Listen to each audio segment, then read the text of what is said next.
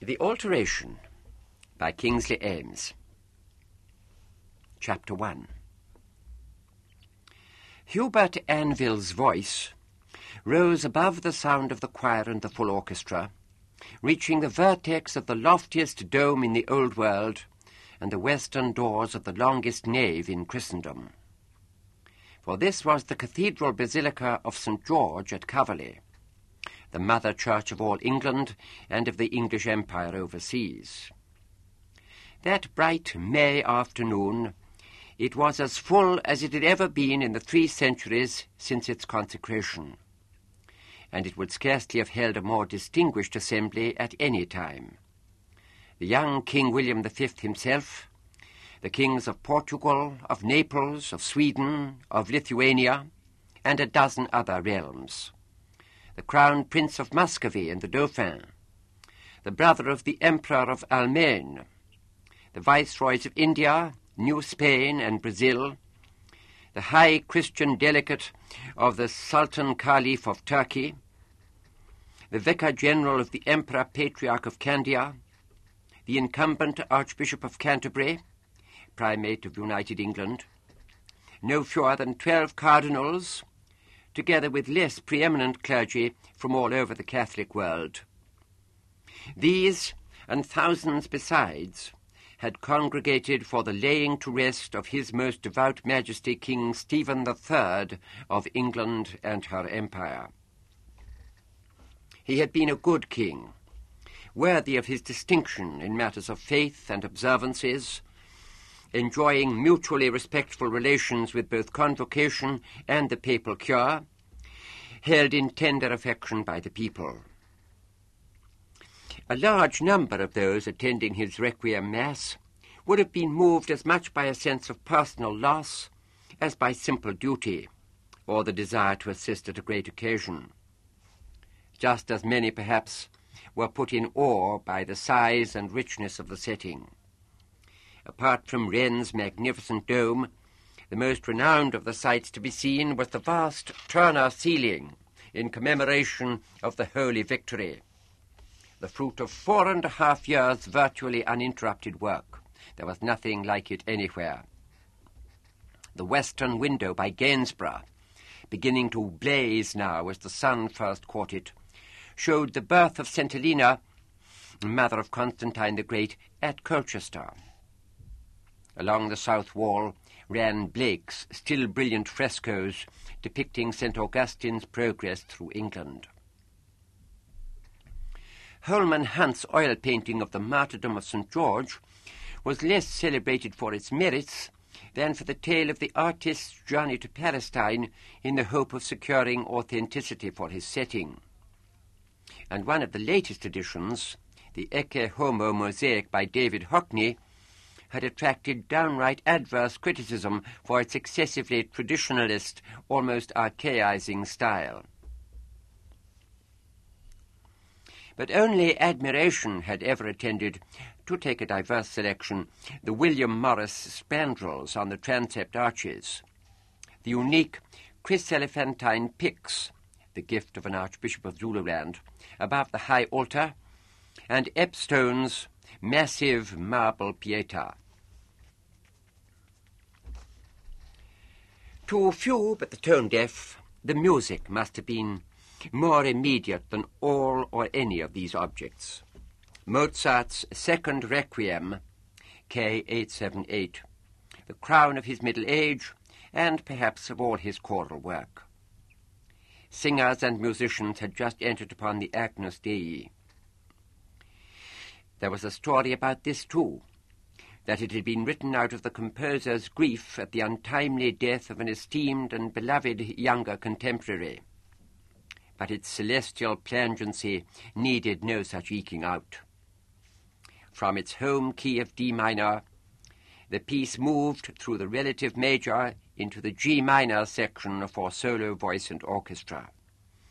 With its long runs and jagged melodic line, it made great demands on the singer. But Hubert Anville was more than equal to them, hitting every note in the middle, moving from top to bottom of the wide tessitura with no loss of tone or power. Throughout the huge congregation all were motionless, and remained so when the section came to a close and the choir was heard again. Some stayed still because they felt they should, rather than from artistic or pious feeling. Two such were the aged representatives of the Holy Office, in their black vestments symbolically piped in scarlet, Monsignor Henricus and Monsignor Laurentius, or, to give them the familiar names by which they were known in their native Almaine and Muscovy, Himmler and Beria. Not far from them, a third man held himself rigid out of a desire not to give the smallest grounds for offence to those many of his neighbours who made no attempt to conceal from him their often hostile curiosity. The archpresbyter of Arnoldstown was the first holder of his office ever to have crossed the threshold of St. George's, and there was some resentment at the admission of a schismatic eminence, in plainer terms, a surpliced heretic, to today's ceremony. At his side, Cornelius van den Haag, New Englander ambassador to the court of St. Giles, had become far too immersed in the music to stir. For Federicus Mirabilis and Lupigradus Via Ventosa, what they were now listening to was a significant part of their entire reason for attendance. Mirabilis's eyes were open, though they saw nothing. Via Ventosa's were lightly shut, with a tear showing at the corner of each. Both men knew Mozart's masterpiece by heart, and had the skill to remove from consciousness the woodwind decorations, the solemn brass chords, the throb of the kettle drums, the surge of the strings. All that the two heeded was Hubert Anville's performance. Neither relaxed or moved until it was complete, until the supremely difficult solo flourish in the coda had been accomplished, until, indeed, the final bar had passed, and at the end of some seconds of total silence, a great rustle and clearing of throats filled the nave. Then Mirabilis turned and looked questioningly at his companion. After wiping away his tears, Via Ventosa nodded his head slightly several times. Outside the basilica, thousands of the people waited in the extensive paved square, formed by its western face, the archiepiscopal palace opposite, and, to the north and south, the chapter house and the offices and residences of the archdeacon, the dean, the vicar choral, and other functionaries. These thousands had come not only from Coverley itself, but from as far away as London, or even cities of the northern shires, most of them by wagon, those who could afford it by rail track or express omnibus.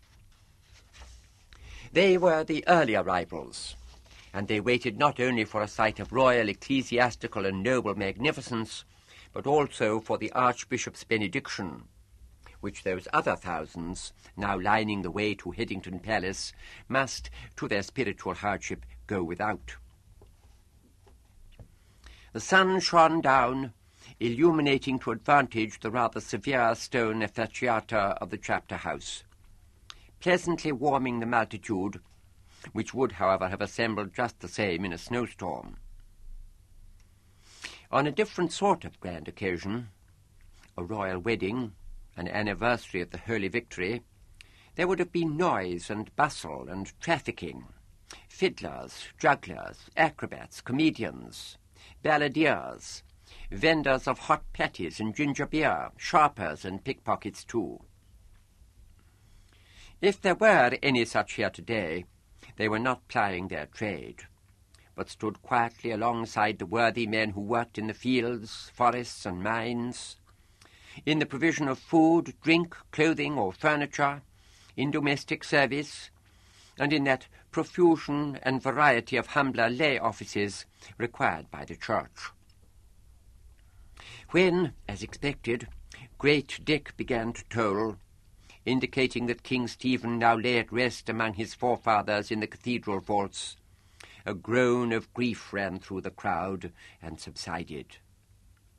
Again they settled down to wait, until the tall bronze doors of the basilica slowly opened.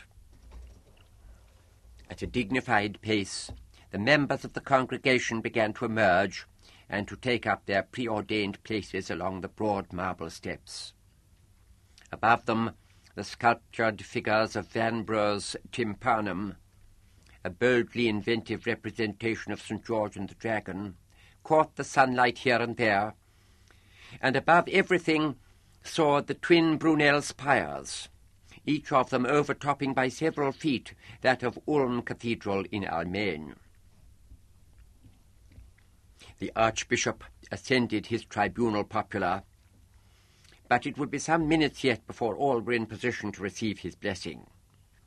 His snow-white vicuna pallium, and beneath it the chasuble of black velvet adorned with gold, were an emblem of the austerity to be seen almost everywhere on this day. The Royal Palatine Guard, in their azure and violet, together with the carmine uniforms and capotes of the papal cohort, provided the only patches of vivid colour. None could be found among the people, nothing but the dullest tones of moleskin, corduroy, or Hessian. The benediction popular, as an established church practice, was a comparatively recent innovation dating back little more than 3 centuries. It was not confined to the English Isles, but flourished also in the Netherlands, in Brunswick-Brandenburg, and in other northern states of Almaine. To the learned, it symbolized the union between the 2 degrees of divine favor, the twice blessed, in the persons of those who had received the benediction devotional at the conclusion of the Mass, and the once blessed, as represented by those who filled the square. And so also the union of the 2 conditions of society. But to the unschooled of the lower degree and the lower condition, it was one of the most important of the very few ways in which grace could be acquired by an act of will, since it was effective upon those in a state of sin. The Archbishop proceeded to deliver his blessing. He spoke in high ecclesiastical Latin, a language unintelligible to the great body of his hearers, despite the theoretical similarity of some of its forms to phrases they heard every day. But this did not matter to them, any more than it mattered to many of those present that His Eminence's voice reached them as a faint murmur, or to very many more that they heard nothing of it whatever. To be present meant to be within sight of the source of benediction. All that was required besides was to think seriously upon Jesus Christ. On these points doctrine was firm. The ceremony reached its end. The Archbishop vacated the tribunal, received the king's obeisance, raised him to his feet, and escorted him to the royal barouche. In continuing silence, there would be no trumpets today, His Majesty took his seat, but the wheels did not turn until His Eminence was settled in the carriage immediately to the rear. The declining sun drew glaring reflections of itself from the gold leaf of both vehicles, fast-shifting points of vari-coloured light from the cut crystal with which they were embellished.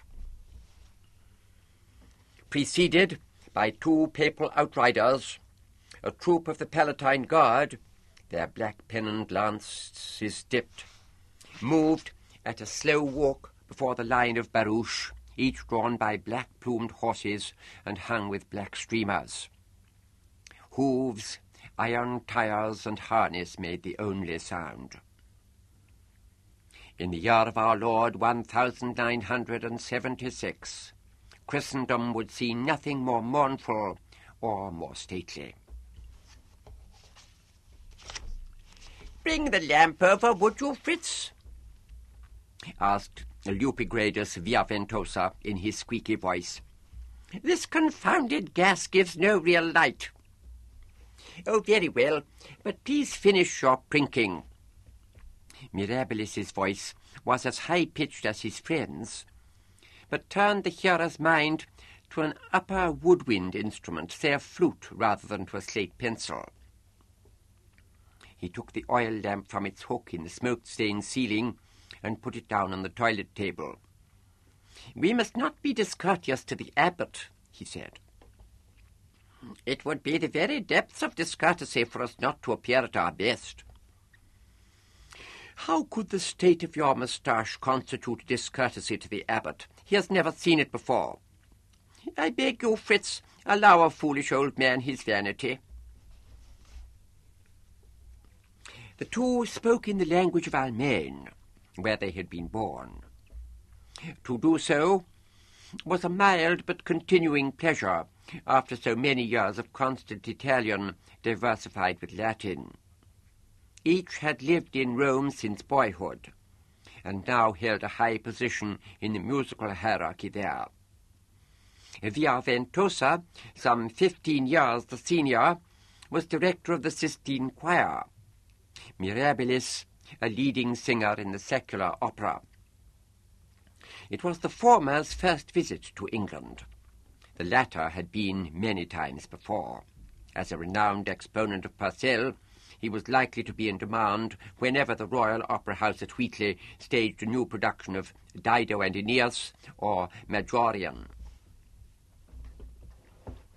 Although it was not a cold evening, both men were glad of the log fire that glowed steadily and cheerfully in the grate between their beds. On the wall above these there hung, in each case, the statutory crucifix and devotional picture, an Annunciation and a St. Jerome with a demented-looking lion. They showed some skill and taste, to be expected in a first-rate bedchamber at the Inn of the 12 Apostles, King Stephen II Street, Coverley. The room was furnished in conservative Great Empire style.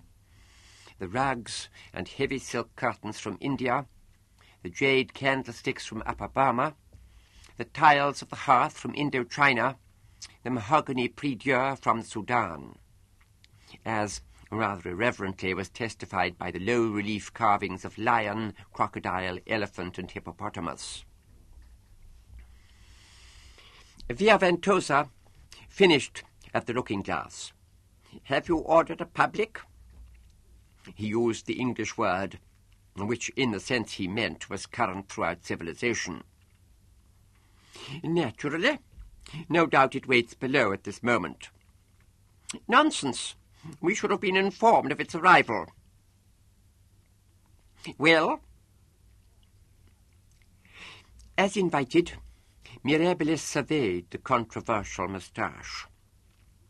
A sparse, fine growth, now darkened with kohl so as to suggest what might sprout from an adolescent's upper lip. Then he took in the frilled lilac shirt, the purple velvet jacket and black breeches, deftly tailored to hide something of their wearer's plumpness, the high-heeled leather boots. "Most commendable," he said. "You do yourself credit." "You also. The wig is a great success after all, and those cuffs are most distinctive, though I might have preferred a little more colour at the throat. Yes, we are no disgrace, either of us, considering what we are." Via Ventosa's ample jowls shook slightly. "My dear Wolfgang," Mirabilis replied, "both of us have had quite long enough to reconcile ourselves to what we are." "Have we? Would a lifetime be enough for that? I'm sorry, Fritz, this is foolish of me, but seeing that boy today brought so much back to me that I'd thought was safely buried." "I understand. I share your feeling." Mirabilis gripped the other by the arm. "But we must try to suppress it." "Yes, of course. You're wiser than I am, Fritz." The whistle of the speaking tube sounded at that moment, and Mirabilis, no less portly than his companion, but light of foot, hurried to answer it. Via Ventosa took the opportunity to dab his eyes with a white lace pocket napkin. "Yes? Oh, thank you most kindly. We will come down at once," said Mirabilis, in the excellent English his studies and visits had brought him. "Die Publik ist hier, mein Lieber." A public, that is to say in full, a public express, was actually the least public of the three modes of powered public transport available, the other two being the express omnibus and the rail track train. All these used the method of propulsion developed by the great inventor Rudolf Diesel. The fuel was petroleum from the wells of northern Mexico, Louisiana, and, in the last few years, the New Spain province of Venezuela. Ignition was achieved merely by compressing petroleum vapor to a certain density without the introduction of a spark. That suffix was vital, for the only practicable known means of producing a spark was an electrical one, and matters electrical were held in general disesteem. They were commonly regarded among the people as strange, fearful, even profane. The gentry smiled at the terms of this view, while not missing its essential truth. Electricity was appallingly dangerous, both as it existed and as it might be developed. No wonder that its exploration had never received official encouragement, nor that persistent rumours told of such exploration by inventors in New England. The vehicle that waited at the portico of the inn was a typical public, squarely and stoutly built, bright with brass at its edgings, handles, and lamps. Via Ventosa and Mirabilis, with the aid of the driver's arm, climbed on the step and were soon settled against the soft leather upholstery. The clockwork motor whirred, the engine began its drumming, and they were off. Even at 40 miles an hour, progress was smooth, thanks not only to the air-filled tires of Malayan rubber, but also to the level stone with which all the main streets of the capital were faced. There was some traffic on this one, other publics, an express omnibus bound for London, several expresses. Mirabilis had never got over his first feeling of amused irritation at the English illogic whereby a public express was called a public, and a privately owned express an express. And, of course, the people's horse-drawn wagons and traps were everywhere. Via Ventosa had strapped down his window and was keenly attending to the buildings they passed. How different, he thought, from Rome and its ordered antiquity. That theatre, its gasoliers extinguished on this day, though bills that promised a presentation of Thomas Kyd's Hamlet were to be seen, was an embarrassing survival of the Franco-Arabesque style that had been all the rage a century earlier. But at least it stood for something different from the lath and canvas structure beside it, a petty shop, and all too evidently a popular swill shop in one. A little farther along, a court tailoring establishment in the latest ornate style, complete with single-window glazing, was separated by no more than a narrow passage from one of the exquisitely vari-coloured brick-built churches for which Middle England was famous. Two elderly clerics emerged from its portal into a passing group of young men whose dingily hued attire proclaimed their social condition. To be sure, they moved apart to let their betters through, but with neither the alacrity nor the air of respect that would have been common form elsewhere. To Via Ventosa, the tiny incident stood for much of what was to be seen and heard of England. Careless, bumptious, over-liberal, negligent of order. At some point between the outskirts of Coverley and of Headington, the public reduced speed and turned off to the left. The quality of the roadway soon deteriorated. Several times the passengers braced themselves or were sent groping for the straps. But it was only a couple of minutes before progress steadied again, and the two were set down outside the main gate of the chapel of St. Cecilia. Not, in fact, a chapel at all, though needless to say it incorporated one, but the choral school that served the cathedral and provided some teaching facilities for students from other parts of England and from the Empire. Mirabilis handed the driver 8p, which was acknowledged with a low bow and more than perfunctory thanks. Inhaling deeply, he caught the sense of the countryside. There was no other building to be seen. But he caught also the hint of petroleum fumes, together with something else acrid and unnatural, something else man-made.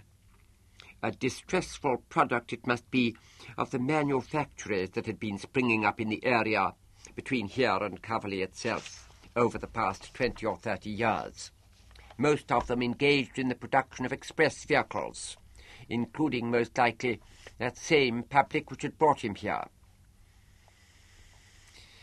It seemed to him that he could recapture in full those odours, normal then to the neighbourhood of any habitation, that had reached his nostrils on his first visit to St. Cecilia's in 1949. Those of tallow fat, bone stock, horses, and humanity. He was 46 years old, and an age was passing.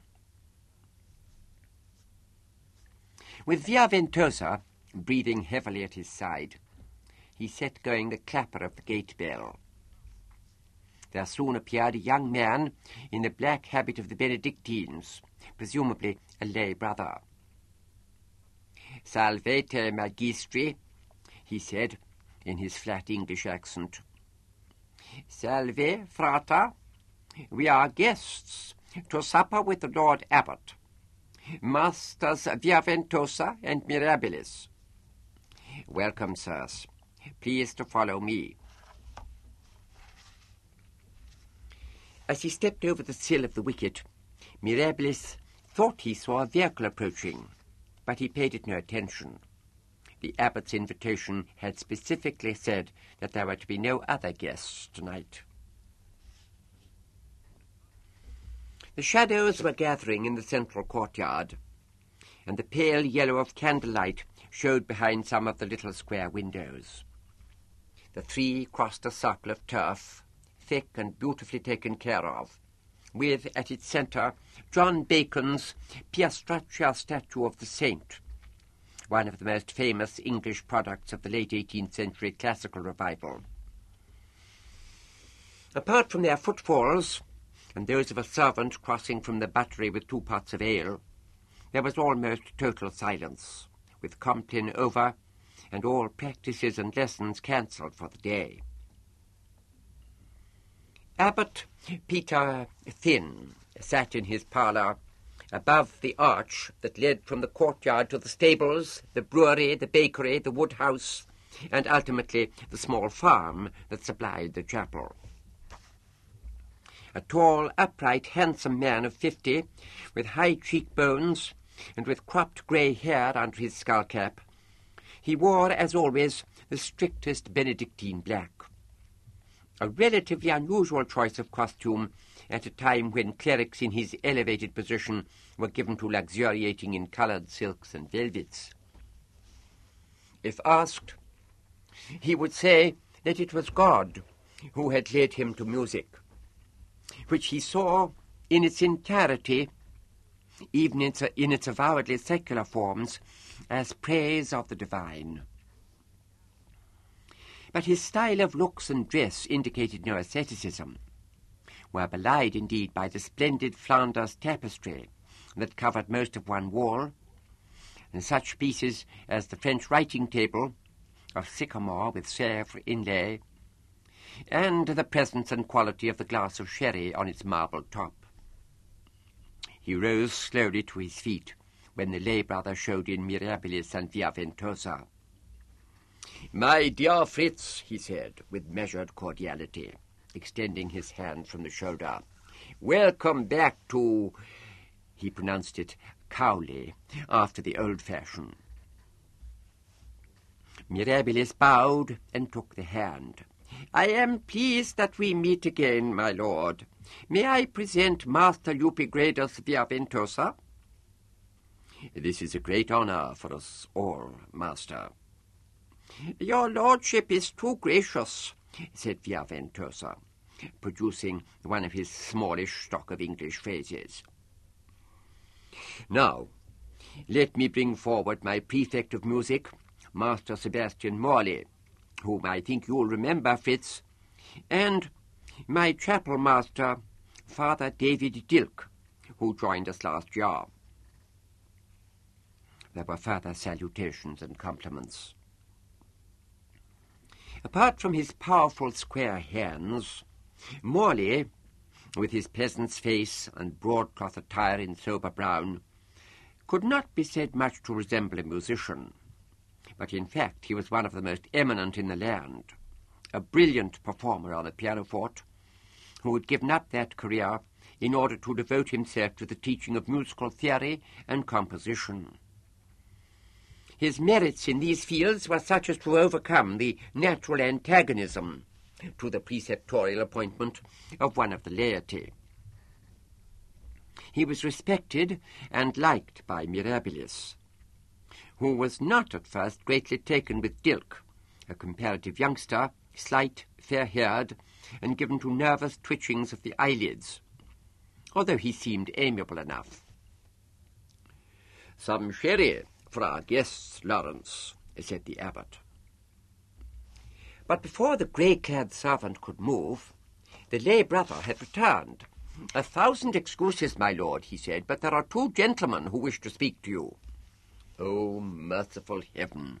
The abbot closed his eyes and lifted both hands in front of him. "Tell them I'm engaged." "They are the New Englander ambassador and the archpresbyter of Arnoldstown, my lord." "Are they so indeed? Well, in that case I suppose I had better not be engaged. Fetch them." "This is surely rather discourteous at such a time," said the abbot, after the brother had gone, "if my expectations are not too high. But I hear very little good of schismatic manners." What he had heard, in fact, proved a poor guide to the behaviour of the 2 New Englanders when they were admitted. The ambassador's unaffected, manly address and direct blue eyes made an immediately good impression, while the archpresbyter showed a quiet dignity that could not have come easily to one of his faith in the present circumstances. "I'll take up as little of your time as is consistent with politeness, my lord," said the ambassador when introductions were complete. "First of all, my excuses. I sent no advance notice of my wish to talk with you, because I was afraid it would be rejected. I reckoned it would be difficult for you to order an ambassador off your doorstep, even one from New England." The abbot gave a slight, brief smile. "Some sherry, Your Excellency." "Thank you, my lord. Now, my request. It wasn't only my official duties that took me this afternoon to St. George's, nor even my personal desire to pay my last respects to your late lamented sovereign. I went for the music, too. May I say, Father Dilk, that the singing was of a quality I expect never to hear surpassed." Dilk blinked a great deal and glanced quickly at the abbot. "That's very kind of you, sir." "No more than just, Father. I was particularly struck, as I'm sure others were." The ambassador, who seemed to know who everyone was, turned his blue eyes on the 2 men from Almaine. "I was particularly struck by the performance of the solo soprano in the Agnus Dei and elsewhere. That young man has a voice from heaven, and he's a musician besides. Splendidly trained, to be sure, but there were things in his performance that nobody but himself could have put there. Isn't that so, Father?" "Oh, yes, Your Excellency, yes." "Forgive me, sir," said Morley in his harsh voice, "but are you yourself a musician?" "I was about to be one, sir, until I discovered my lack of capacity. All that I have now is the most cordial interest. Which brings me to my point at last, my Lord Abbot. I beg the favour of a few minutes' conversation with the genius of St. Cecilia's. Then I'll have something to tell my grandchildren. Something worth telling, too. I say that with surety. I insisted that the archpresbyter should come too, as a favour to him, and also to lend me moral support for my hardihood." "Your request is unusual, Your Excellency," said the abbot after some consideration, "but I can find no sufficient reason to deny it. We still have a little time before the supper bell." He beckoned his servant. "Lawrence, fetch Clerk Anvil here at once. Let him know he's to meet some eminent visitors."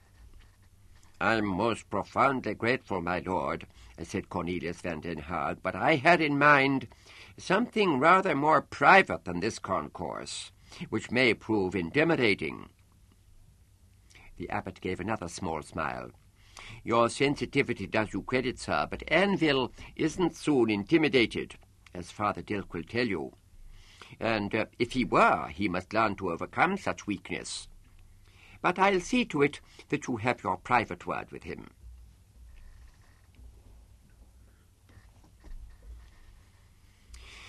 As the abbot had foreseen, Hubert Anvil was not intimidated by his summons. But he was startled, and on arrival overawed. Not so much of either, however, as to restrain him from taking in what he saw and heard. There were 4 strangers in the parlour. 2 were New Englanders, speaking English naturally enough, but far back in the throat.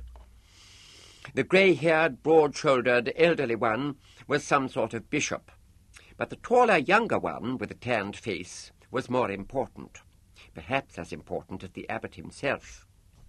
Both wore black with white linen. In this, their clothes resembled his, but in style were strict and quite foreign. Although they tried hard, neither could altogether hide a sense of constraint. The ecclesiastic, indeed, did not want to be here at all.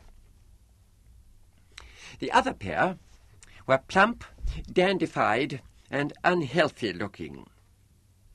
One had moist eyes and an absurd moustache that might almost have been painted or penciled on. His companion, despite his pallor, seemed shrewd and full of life. Their names showed that they came from Rome, their accents that they had not been born there. Well, that was normal and natural. The reason for the high pitch of their voices, if neither normal nor natural, hardly needed to be guessed at. What faintly disconcerted Clerk Anvil was the look each of these 2 gave him when he was brought forward to them, a considering, measuring look. He remembered being in the library at home when a painter had been starting work on a portrait of his father. The man had scrutinized his sitter in something of the same careful but unobtrusive fashion. All 4 of the visitors proceeded to make laudatory remarks about Clerk Anvil's performance in the Requiem that day. He was used to compliments on his singing, in the sense not that he was unmoved by them, but that he had learned how to receive them, and so was able to make part of his mind free to observe that the most considered comments were offered by the shrewd, pale man, and the warmest by the important New Englander. It was with the latter that he found himself standing slightly apart when the abbot took the rest of the company off to admire his tapestry. "May I know your first name, young master?" "Here in this chapel I'm only a clerk, my lord. My Christian name is Hubert." "Now it's my turn to correct you, Hubert. I am nobody's lord. Being the New Englander ambassador means I'm sometimes my excellency, And then sometimes I'm Citizen Cornelius van den Haag. But with you, I reckon I can just be Sir. Very well, sir. Van den Haag sounds like a Netherlander name. And so it is, or was. My ancestors were transported from that country over 400 years ago, along with, but enough of my concerns. Yours are far more interesting. What age have you, Hubert? What age? Oh, 10 years, sir. To the man, as he listened to it earlier, the most distinctive quality of the boy's singing voice had been instantly noticeable, but resistant to definition, hidden somewhere among pairs of antonyms, full-grown yet fresh, under total control yet spontaneous, sweet yet powerful. A close view of the owner of the voice soon suggested a word for this quality: agelessness. Hubert Anville's face, with its full lips, prominent straight nose, and eyes deep set under heavy brows, had no maturing to do. He would grow in height, but presumably he would retain his short neck and the ample rib cage that must help to give his voice that power. Van den Haag felt suddenly protective. Come to think of it, he had felt some such thing in the Basilica, a sense of the vulnerability of art. He said, I want to tell you, while we talk together, that I wasn't paying you empty compliments just now. I meant every word. I knew it at the time, sir. Good. You intend to continue as a singer, I hope, when you're a man. My lord the abbot and Father Dilk would like me to. Master Morley thinks otherwise. And you yourself? I have no opinion, sir, and I need have none for some time yet. But I do want to see something of the world. Rome, of course. Then Vienna, Naples, Salzburg, Barcelona, and further away, India and Indochina. The Bishop of Hanoi told my father that it's like the Garden of Eden there. Well, nobody is better enabled to travel around than a famous singer. I noticed you didn't put anywhere in the New World on your list. Oh, I should have, sir. Mexico, Quebec, New Orleans, and Arnoldstown, of course. The New Englander chuckled, but his eyes were keen. Thank you, my boy. You may not know it, but you're right. That's one place you have to visit. And there are plenty of others in my country. New Amsterdam, Haverford, Wycliffe City. Enough, I mustn't go on. Oh, please do, sir. What's it like in your country? We hear so many strange things of it which can't be true, not all of them. It is beautiful, Hubert, which nobody believes who hasn't seen it. And it is various because it's so extensive. 700 miles from north to south, 400 miles across in places, 3 times France. In the northeast, in winter, everything freezes solid for 3 months. In the south, there are palm trees and lions and swamps and alligators. Hubert's inner eye saw much more than that. There passed before it a series of images drawn from story pamphlets and the drawings in them, from photograms and facsimiles, from talk among his mates. A lake of blue water that stretched to the horizon. A tall mountain isolated on a broad plain. A river crowded with boats of all sizes. A whaling fleet putting to sea. A city of wooden houses. A forest of enormous trees. A party of men in furs hunting a grizzly bear. A blue-uniformed cavalry squadron at the charge. A cluster of strange tents, among which moved dark-haired women with babies on their backs, and a farmhouse all alone in a green hollow. All this was so intense that Hubert missed some of what was being said to him. until a striking word recalled him to it. "Our inventors are the finest in the world. Not long ago, two of them—" Van den Haag stopped, and then earnestly continued, "We have no king, only a first citizen. That man over there is the head of our church, but by his dress and by how he lives, you couldn't tell him from a village pastor.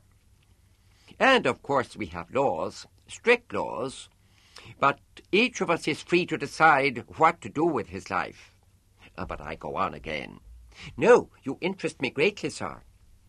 Another time. This place, this chapel, is it your school, or your home, or both? Or what is it to you? Forgive me, but there's nothing like it in my country. We have no need of it. It's my school, sir, and it's as much my home as any school could be. My father and mother live in London, and I often go to them, but the abbot is like a second father to me, and some of my friends are like brothers. And there's my work, and all the life here, and the farm."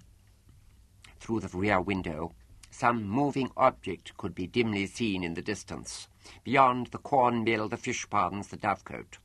A small, whitish, four-legged shape that hurried, steadied itself, hurried again, and disappeared among some bushes. "I think I'm the luckiest person I know," Hubert added. After a pause, Van den Haag said, "My embassy is in London, of course, but I have a house in Coverley. My family and I would very much welcome a visit from you, Hubert.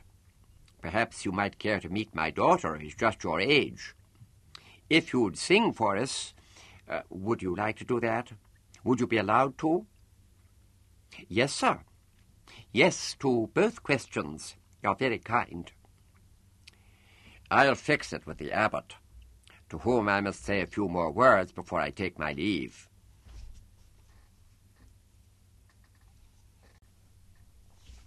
Later that evening, in a small dormitory he shared with 3 other clerks, Hubert Anville was pressed for details of his visit to the abbot's parlour.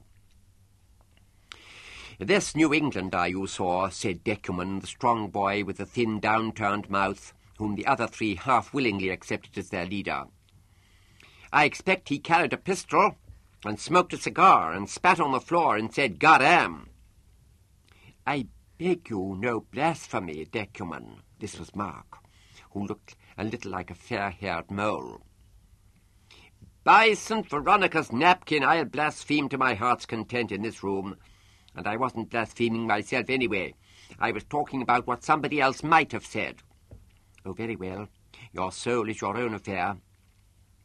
"Let Hubert tell his tale," said the 4th boy, Thomas, the dark, fine-featured, quietly spoken one. Hubert nodded gratefully. "To answer you, Decuman, no, there was nothing of that sort. Do you think anybody would spit on the abbot's floor?" "A New Englander might," said Decuman. "They have bounce enough for anything." "Well, this one didn't. He was a gentleman." "A gentleman, shit." "He was very correct in his talk and manners, and he loves music, and he invited me to his house to meet his daughter." "Now we see, don't we? Little wonder he made himself popular. Hubert dreams of a young miss in a deerskin frock who'll feed him cookies and teach him the lasso and rub noses with him." "And a very pleasant dream it is," said Thomas. "And if the girl needs eyeglasses badly enough, it may come true. Is that a good joke, Decuman?"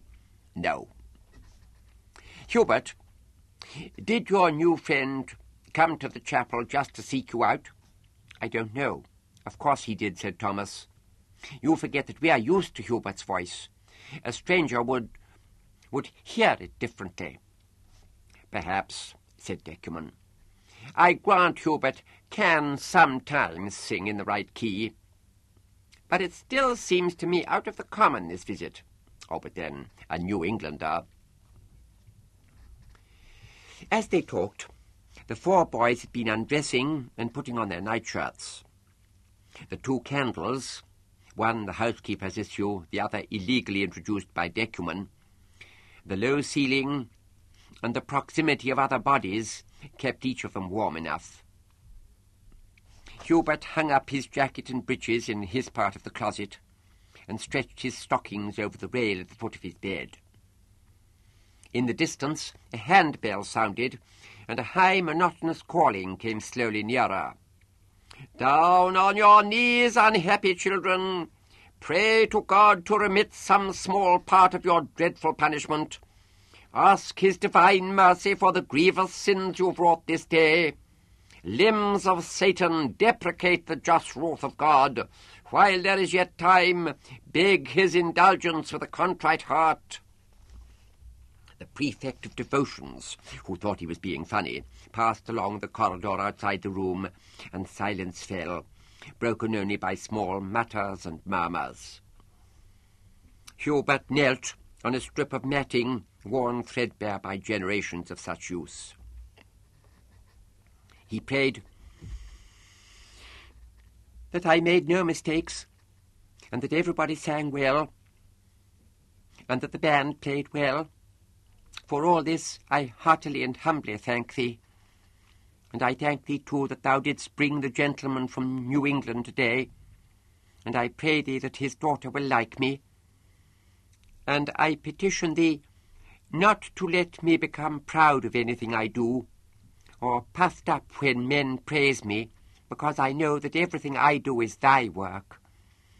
And I ask thy favour and protection for all men in this house, and for all the children too, especially Thomas and Decuman and Mark, and for my father and mother and Antony. And oh, I pray for the peace of the soul of thy servant King Stephen III, and I ask thy favour and protection for myself and for my soul, through Jesus Christ, our Lord. Amen. There was a sigh that seemed to come from everywhere at once, a deeper silence than before, and then again the prefect's bell. "Into your beds, miserable sinners!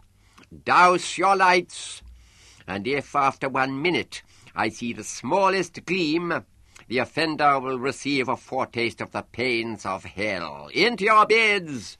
Douse your lights!" Hubert lay under the rough blankets and waited in the dark. What happened next, whether anything happened next, was up to Decuman.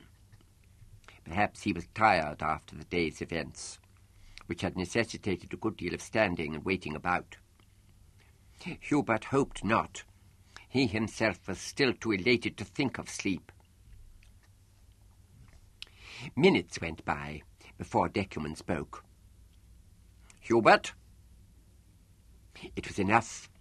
He got out of bed, rummaged sightlessly in the closet, hung the kerchief on its inconspicuous nail so that it covered the squint in the door, and prodded the rolled bolster cover into position along the sill. Done. He was back in bed before Decuman had relit one of the candles with a phosphorus, and the other 2 boys had sat up. "Now, let's see what we have here."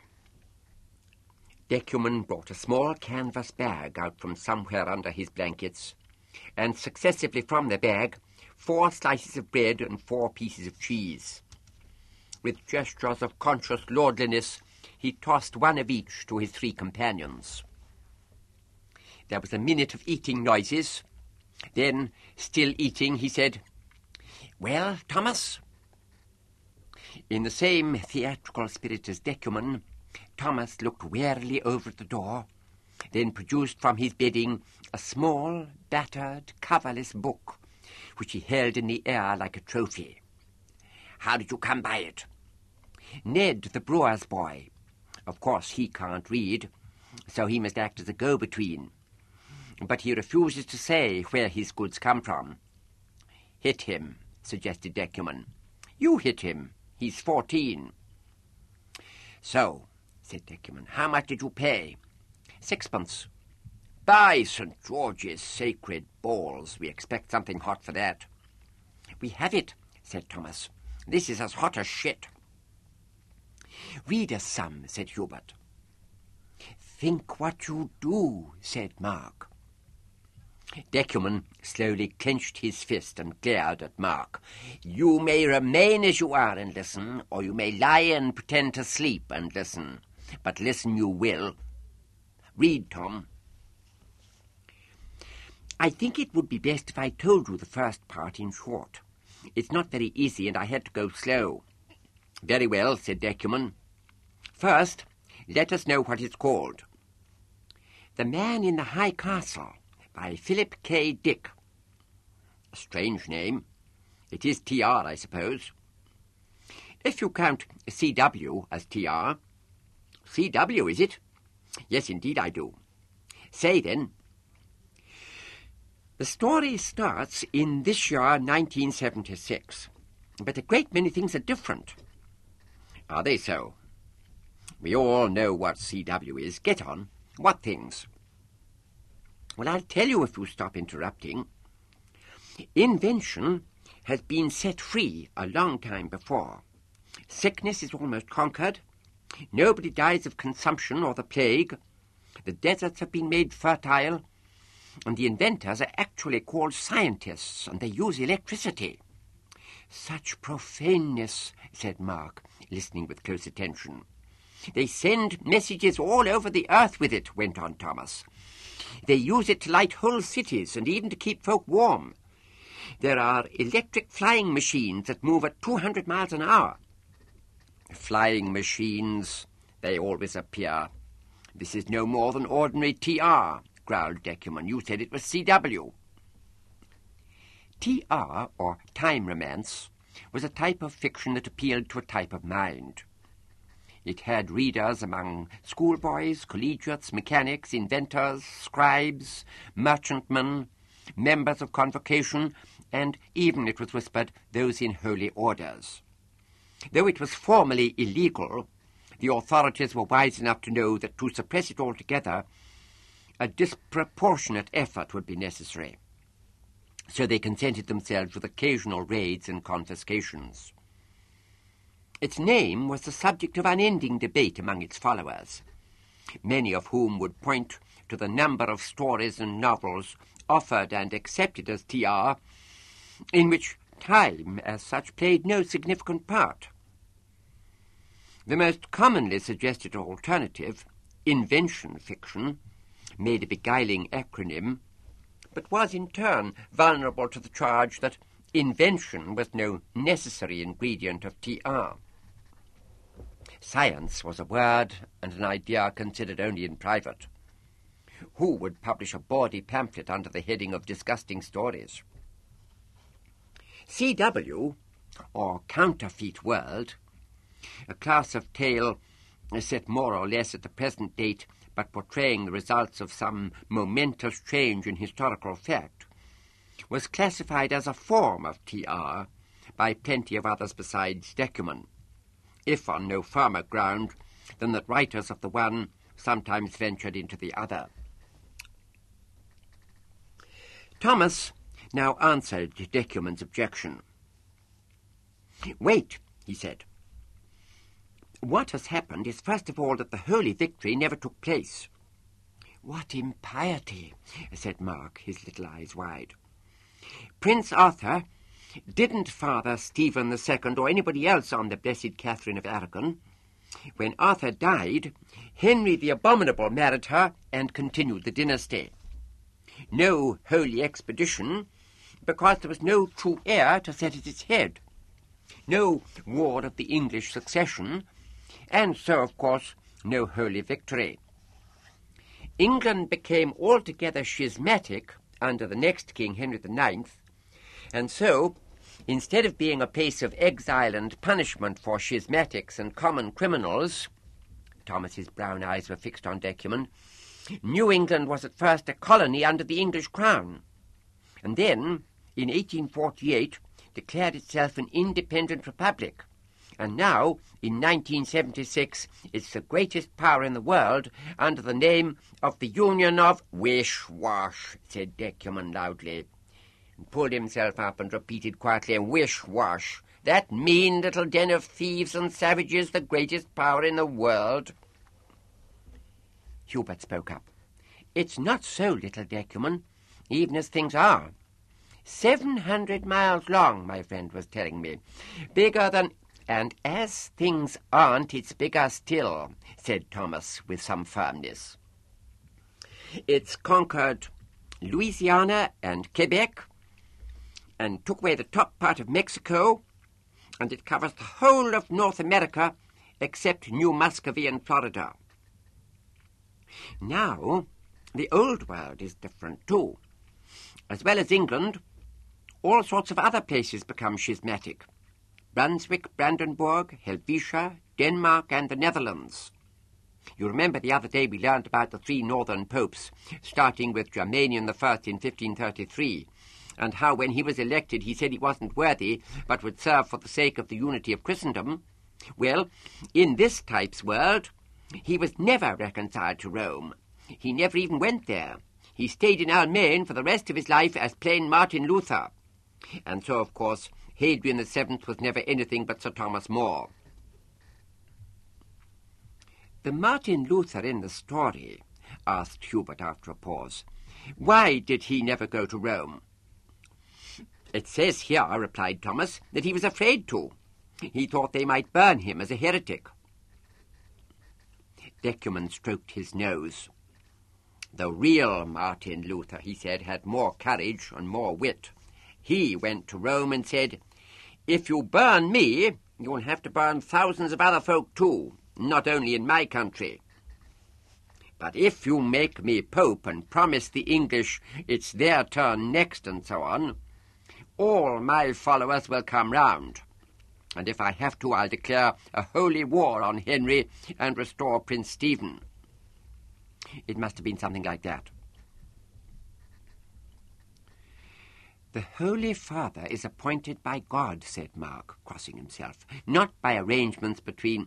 The Holy Father is a man, said Decuman. And so are the members of the College of Cardinals. They plot and scheme like other men. Schismatic? Fuck off, Fox.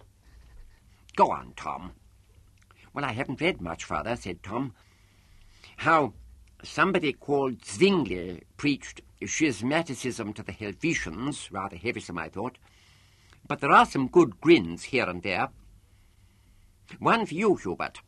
Mozart died in 1799, just after finishing Die Mond der Forschung. But your friend Beethoven lived until 1835 and wrote 20 symphonies. I don't call that a grin, said Hubert. Well, the author enjoys it. Thomas turned a page. Oh, yes, and there's a famous book which proves that mankind is descended from a thing like an ape, and not from Adam and Eve at all. Can you give me the title? The others shook their heads. The Origin of Species. Even Mark joined in the laughter at this, which was quickly shushed by Decuman. Who is the man in the high castle? Asked Hubert. Oh, he hasn't come in yet, said Thomas, but he must be wicked and very powerful. A sorcerer, perhaps.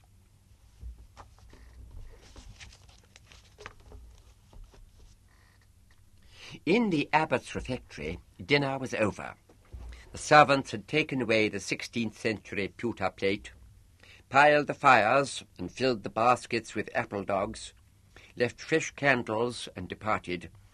Only Lawrence remained on call.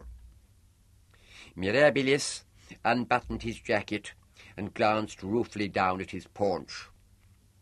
On its inside were rather large amounts of sorrel soup, salmon trout, Gloucestershire lamb, baked with rosemary and served with new potatoes and young carrots, geranium cream, and, inevitably, a Stilton cheese, together with a couple of pints of audit ale. When entertaining foreign visitors, the abbot made rather a point of providing only the best English fare. In a spirit of polite response, Mirabilis passed over the offered claret and malmsey in favour of the walnut cordial that, like the ale, was made on the premises. He sipped and looked into the delicate Waterford glass. "The herb is still a secret?" "I'm afraid so."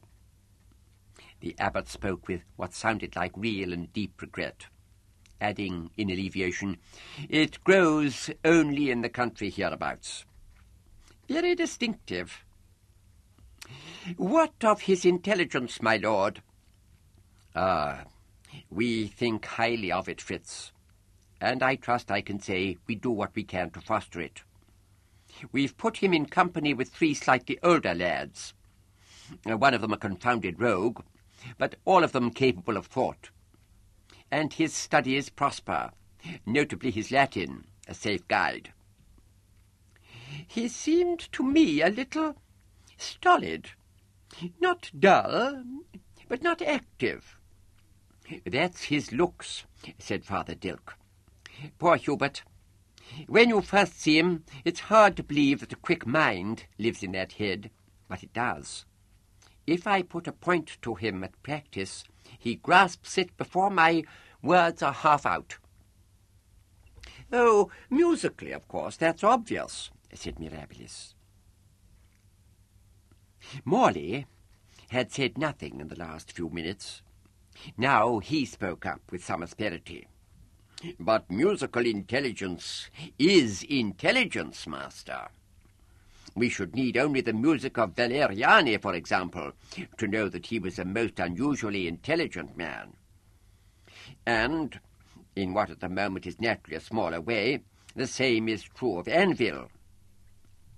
Perhaps nobody has told our distinguished guest that Anvil, apart from possessing a remarkable voice and remarkable powers of execution and interpretation, is also a composer quite out of the common. Later, perhaps, the abbot will permit me to play you 1 or 2 of Anvil's studies for the pianoforte. They will answer all your questions about his intelligence." "This at 10 years old?" 10 or so. He's a prodigy, sir. Could anyone less have come to understand his way from Bach to Wagner in 18 months? "Was hat gesagt?" muttered Ventosa. "Anvil ist ein begabter Komponist," replied Mirabilis. "Nein, wirklich?" "And at the keyboard it's the same, Master Morley?" "In honesty, no, sir. Serviceable and deft enough to guide his compositions, little more. There's no conflict there." "But there's conflict here, yes?" Whether by accident or not, the form of words seemed to fit the fact. Morley looked grim, almost glowering. Dilk faced him, his long fingers pinching repeatedly at the point where his nose met his brows. The abbot's handsome face was watchful, and Ventosa was fairly busy with a bunch of hothouse grapes. "Have you considered this as I asked you to, Sebastian?" asked the abbot. "Yes, my lord." "Say, then, but in short, if you will, it must be decided tonight. I should much prefer it so." Morley nodded. His red complexion looked redder than ever in the light from fire and candles. He said, "Anvil would surely prove a composer of repute, an ornament to Coverley and to England, and with a place in the history of his art. But, and a credit to you, master," said Dilk in a friendly tone. "No, father," replied Morley. "He was there all the time. I was merely the one who found him. Now, if it were to happen that Anvil should continue as a composer, it might be that he would go beyond mere repute. He might one day have taken his place with Weber, Schumann, even Valeriani. I can't give you his chances. I'm not an operator. All I can tell you is that it would have been fully possible. Is that short enough for you, my lord?" "Yes, Sebastian, and thank you," replied the abbot. "But you speak as if the outcome were already resolved." "So it is, my lord." The harshness of Morley's voice was more than usually evident. He gave the two visitors an odd look, one in which hostility was mingled with something like compassion. "Are you quite yourself, old friend?" asked the abbot. "A touch of melancholia, my lord, it's my nature. Forgive me, I beg you." "Why, of course. What have you to say, father?" "Very little out of my own mouth, my lord," replied Father Dilke. "Hubert is the finest boy singer I've ever heard, as regards both musicianly and physical endowment. But my experience is rather limited. Master Morley's word will stand of itself. Mine needs support." Dilke spoke as one stating a fact, and then went on, "And God has seen to it that there are those on hand who can give that support. Master Mirabilis, would you care to repeat to the company what you said to me earlier?" "Gladly, father. Indeed, I'll extend it. I state roundly that I've listened to the work of every singer of mark in Christendom, in most cases several or many times. I couldn't live in Rome for 25 years without doing so. Your clerk Anvil surpasses any other of his condition. He has 6 or 7 superiors who have what only the years and experience can bring, and Wolfgang here has something to add to what I say." "I heard Fritz when he was 10 years old," squeaked Viaventosa, expressing his own sentiments in the terms his friend had coached him in. "And this boy is better. Not much, but he is better. I remember well, and I'm sure." "Thank you, masters," said Dilke after a short silence. The abbot looked grave. "It seems," he said, "it seems to me that we have a possibility on one side and something not so far from a fact on the other." "We'll find that possibility is closed," said Morley, quietly now. "But if it had ever come to fruition, we'd have had something immense. And even if not, a composer belongs to the world and to posterity. A singer, by comparison, can reach only a few, and his voice dies with him, leaving no record behind, except in the words of those who heard him. My regrets, masters, but it's true. It's true." His voice tailed off. Viaventosa had followed part of this. He nodded, frowning, his eyes shut. "But are we faced with a choice?" asked Dilke. "Surely Anvil can be composer and singer by turns." Morley said, "An active career as singer has always, in effect, ruled out serious composition." "But an active career with violin or pianoforte hasn't always." "Conceded. What of it?" "Anvil may be the first exception," said Dilke with a quick glance at the abbot. "Another possibility, eh?" "We need none of your Jesuitries tonight, father." "That'll do." The abbot's troubled look, perhaps it had never been more than a look, was gone. He poured himself some claret with a small flourish. "You've put your case, Sebastian, and I commend you most strongly for your moderation." "Yes, I do. But you could scarcely have argued otherwise. The decision is clear. Anvil goes to the surgeon as soon as the formalities are complete." Morley shrugged his broad shoulders. After a moment he said, "Certain of those formalities may not be simple matters of form. The boy's father is of high condition." "A London merchantman with an older son near marrying age," said Dilke.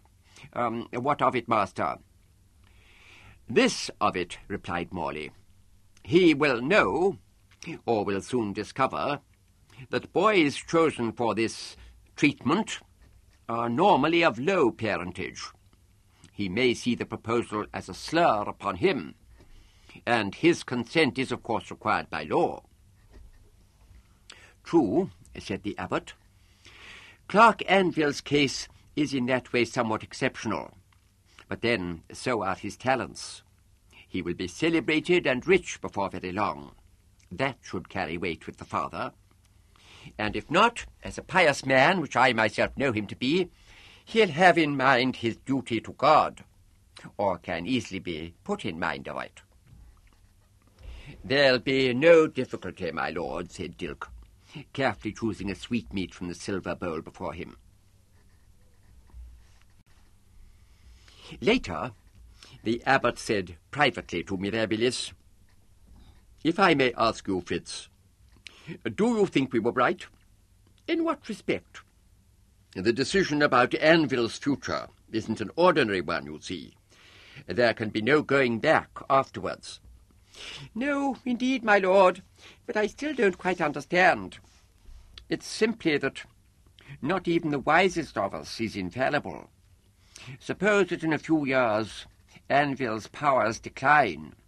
There was such a case.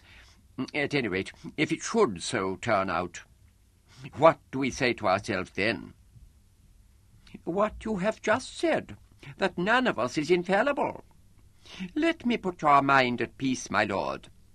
There are these declines you mention, but they are very rare, too rare to be allowed for, and your duty to music and to God is too great. No, whatever should happen, anybody who knows the full truth must see that you are right in your decision." "Thank you, dear Fritz. That's what I wanted to hear." Later yet, Lawrence escorted his master's two guests across the quadrangle to the gate, and assisted them into the small four-wheeled carriage that was waiting there. Mirabilis gave the man a sixpence. He enjoyed over-tipping on his travels, and watched him and his lantern disappear. All St. Cecilia's, all that could be seen, was dark. The driver whipped up his horse, and they moved off between the tall hedgerows. The going was quiet enough for Mirabilis to be able to hear without difficulty the little rapid snorts and sniffs coming from his companion. They held a familiar message, and experience suggested that it should be heeded without undue delay. "A pleasant and distinguished evening," said Mirabilis with an air of contentment. Further sniffs and snorts. "That young priest Dilke, I must confess I didn't care for him at first, but he has more depth than I suspected." "Does something trouble you, Wolfgang?" Parts of marriage must be rather like this, thought Mirabilis. "No, nothing." "Tell old Fritz about it." Via Ventosa was a fat, bewigged shape in the watery moonlight. He squeaked after a moment, "There's a boy asleep somewhere in that place. An ordinary English boy with all his boyish dreams. No doubt he pictures himself journeying to Mexico to win the hand of an emperor's daughter, or rescuing a Christian princess from the Turks. No doubt he does, Wolfgang. And yet steps are about to be taken which will confound those dreams forever. Really, very few English boys can hope to win. Please, Fritz, his youth is to vanish with his manhood and his humanity. He'll be what we are, a gelding, an ox, a wether, a capon, and a singer at the summit of his profession, not as great as Velluti. No one could match Velluti. Shame on you, Wolfgang. Your grandfather could not have heard Velluti. My great-grandfather did, as a young boy, I told you before. Be done with your great-grandfather and with Velluti. We talk of Anville. And I say he'll be admired, deferred to, welcome wherever he wishes to go, above all, possessed of something more valuable than any crown, to have as the centre of his life the delight that comes from the exercise of skill. There are other things more valuable than crowns, and other delights. How can you know? I can't know, but I have ears and eyes, and feeling. I share it, my dear, you know that. Your feeling is too much for yourself at this moment, thought Mirabilis. But what he said in a gentle tone was, "What did you think of the boy's pianoforte studies? Some of those modulations were too violent for me, in spite of what Morley said. Oh, the days are gone when music was supposed to sound pleasant." At St. Cecilia's, the next day was one of leisure. According to Decuman, this was actually a device for extracting more work from the inmates than usual. Morning studies began with a solid 2 hours of Latin, during which, so he said afterwards, the preceptors behaved as if all knowledge of that tongue were about to be removed from their minds the moment the bell sounded, and they must convey everything they could before it struck. Church history was similarly accelerated, with popes, idolaters, martyrs, heretical bishops jostling one another across the scene like characters in an extravaganza. Forenoon choir schooling sternly eschewed anything that could be called music, and set the clerks to struggle with uncouth intervals or eccentric time signatures. But with dinner, the march of instruction halted. Hubert, for instance, was to have the afternoon to himself until his private hour with Master Morley at 5 o'clock. Activity on the dormitory floor was intense but almost silent.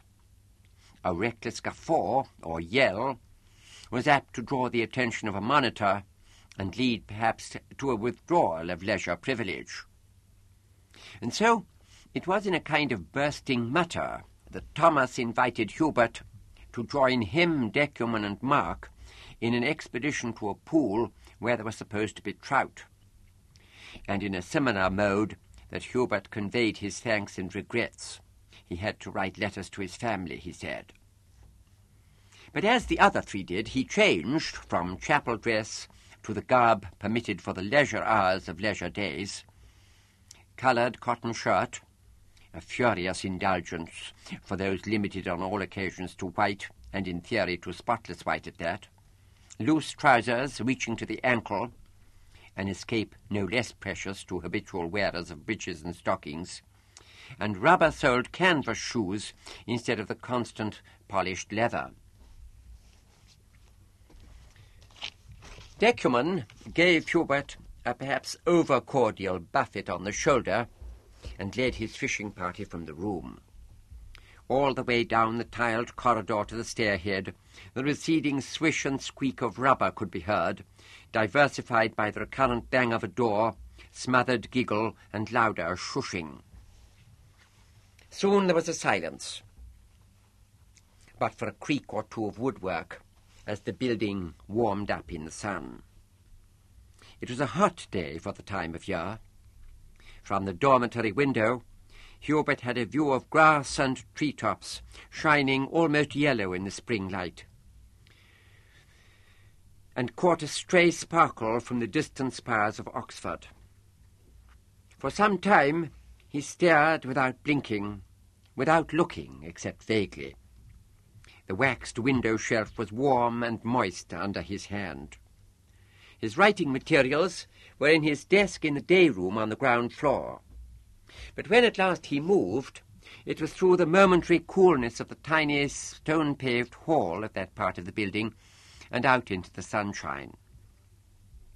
He crossed the courtyard and went through the arch under the abbot's lodging. In the farrier's shop, the ring of beaten metal could be heard.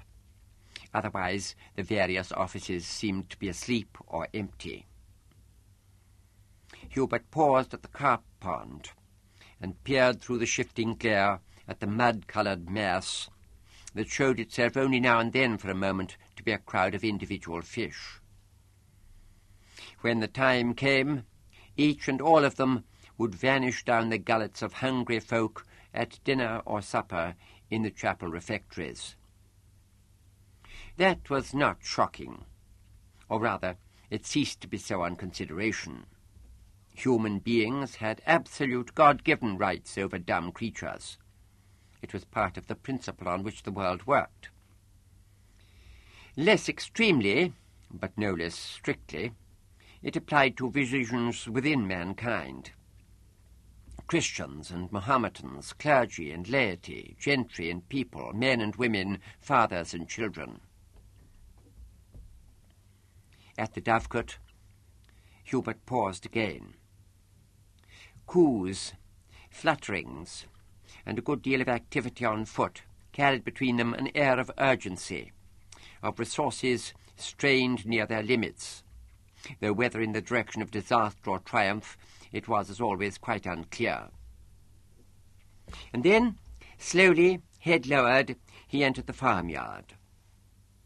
The duck pond here was far less grand than the carp pond, being nothing but a large hole full of dirty water. On the other hand, it had ducks on it and near it, dozens of them, far too many for more than a fraction to benefit from the scraps of bread he'd saved from the refectory. While he was doling these out, Smart, the collie, bounded up to him. The growls he had made meant only that here came somebody of rank and mark, and soon changed into grunting noises that meant that somebody of rank and mark was being affable to somebody less well-placed. After a few moments of this, Hubert heard an uncertain step on the stretch of dried mud between him and the main pasture. He looked up and saw approaching a calf he had become slightly acquainted with over the past few weeks. He had not discovered the animal's sex, was mostly white, with a large black patch on one flank and two smaller ones thrown as if at random onto its face, giving it a clownish look. With many a protestation of friendship, Hubert went up to it step by step. He hadn't reached it when it backed, wheeled away, and trotted onto the grass. But it had let him come at least a yard nearer than last time. If he had been a country lad, he would have known what to offer, a carrot, a handful of hay, as a token of goodwill. Since he was not, goodwill itself and patience would have to serve. But serve they surely must in the end. Calling to Smart to follow, he walked at the same slow pace as before, along the edge of the pasture, and reached the foot of a long, bright slope overgrown with furze and heather. Smart did follow as far as here, but no further, which was quite right because he belonged to the farm. Hubert moved on.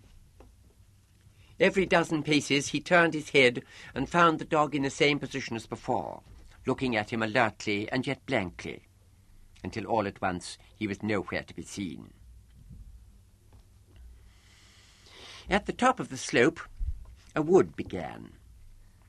It must have been there for a long time, to judge by the trunks of the trees, which were thick and bulging and quite often split, and by the fact that some of the taller ones had spread their boughs so densely as to keep out the sun in patches.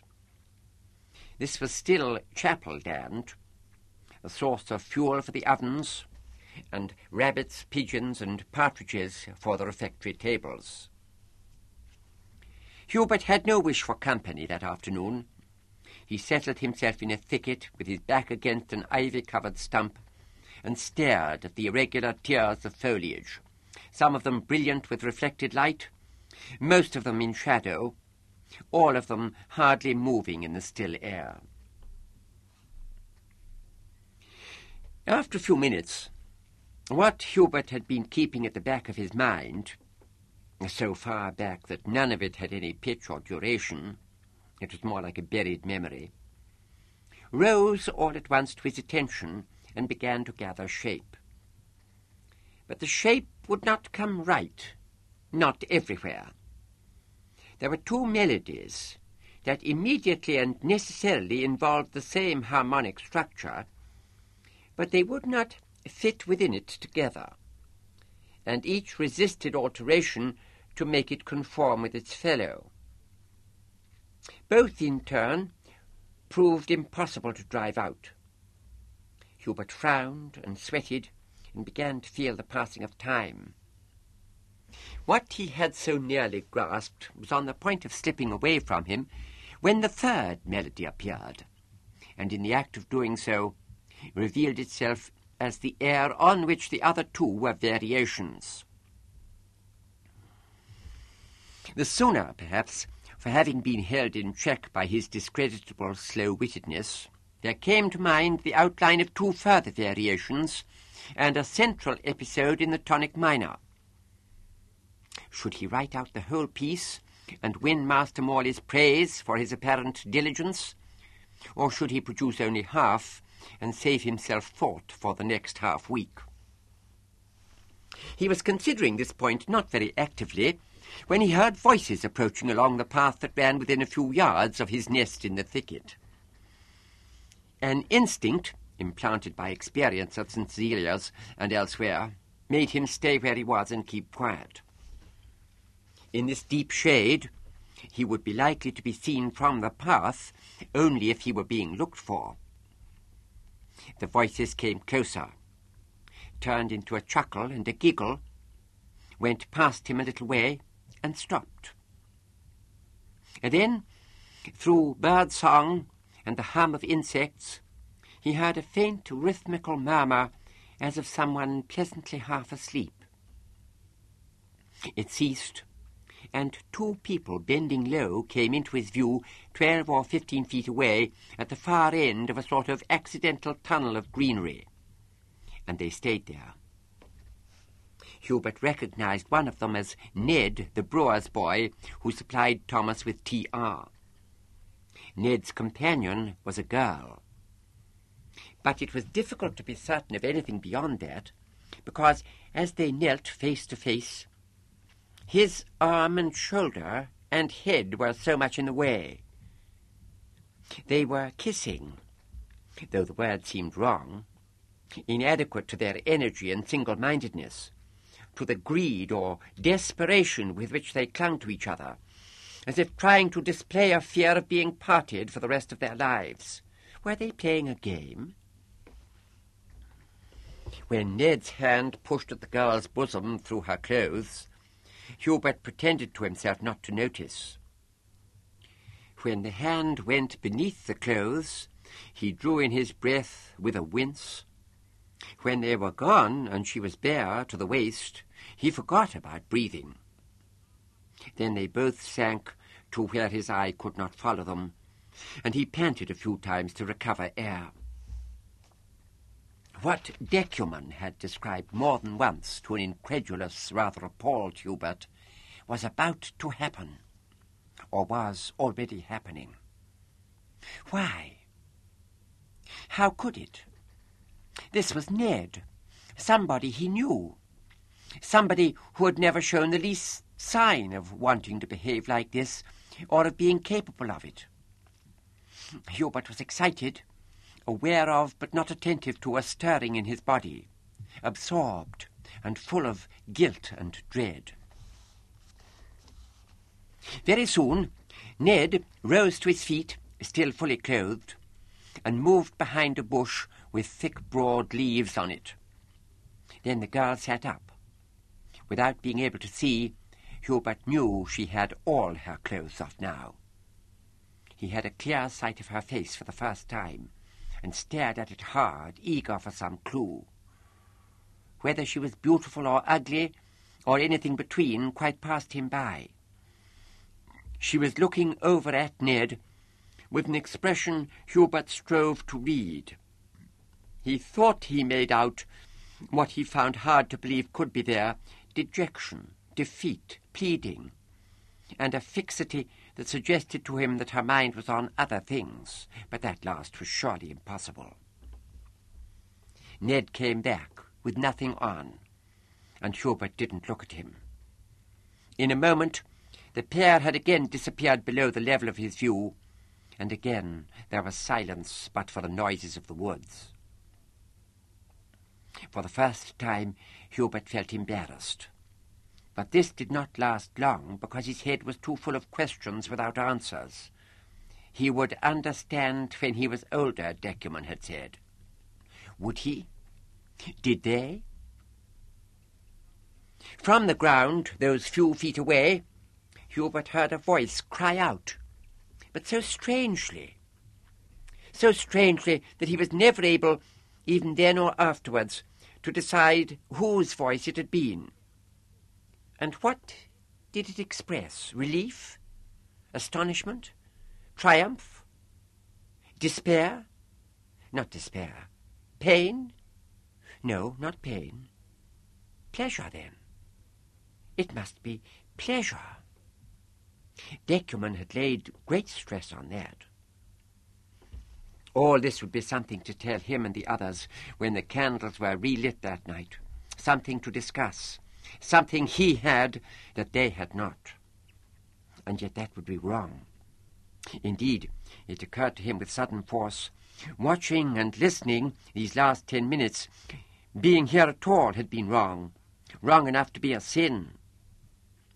He had seen earlier no alternative to remaining hidden, nor did one occur to him now.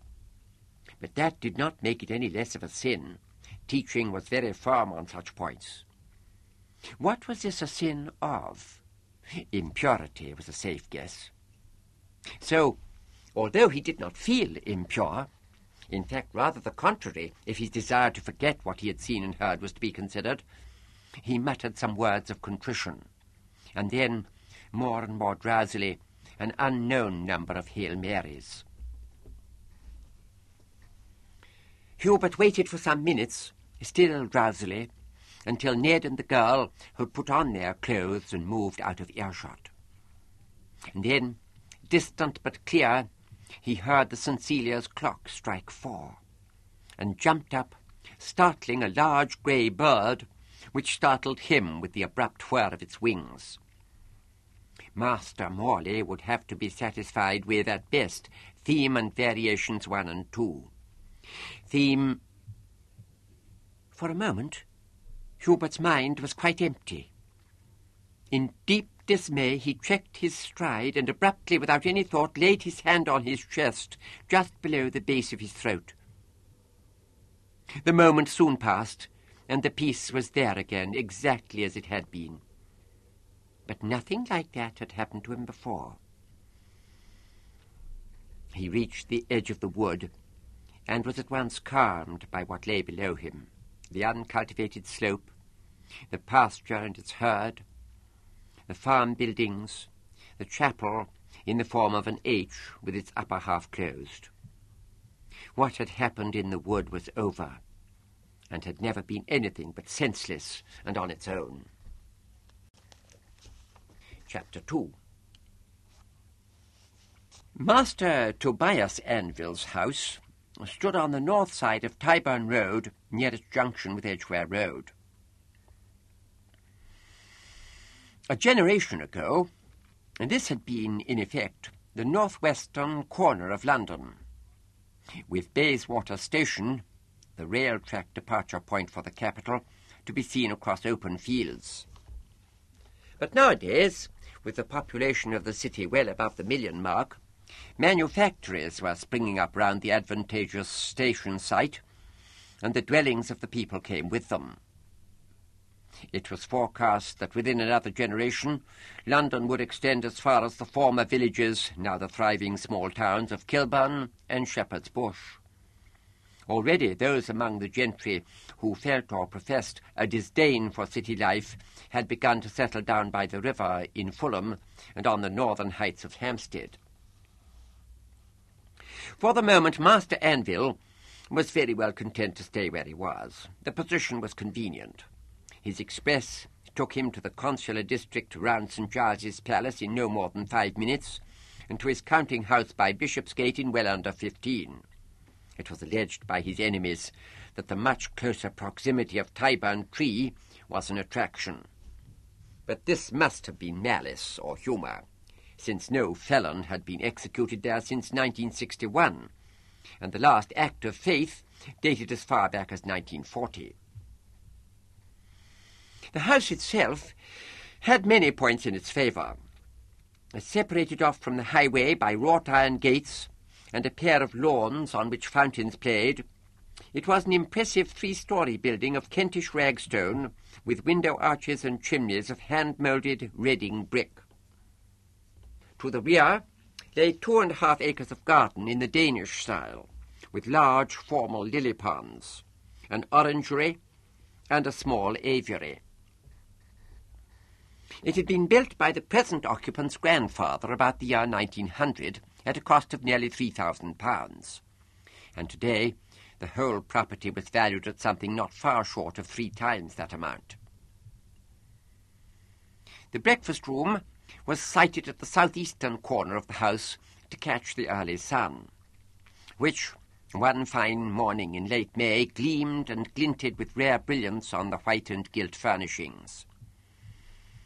The scent of wallflowers and azaleas, fresh cut from the garden an hour before, mingled pleasantly now with the odour of hot bread.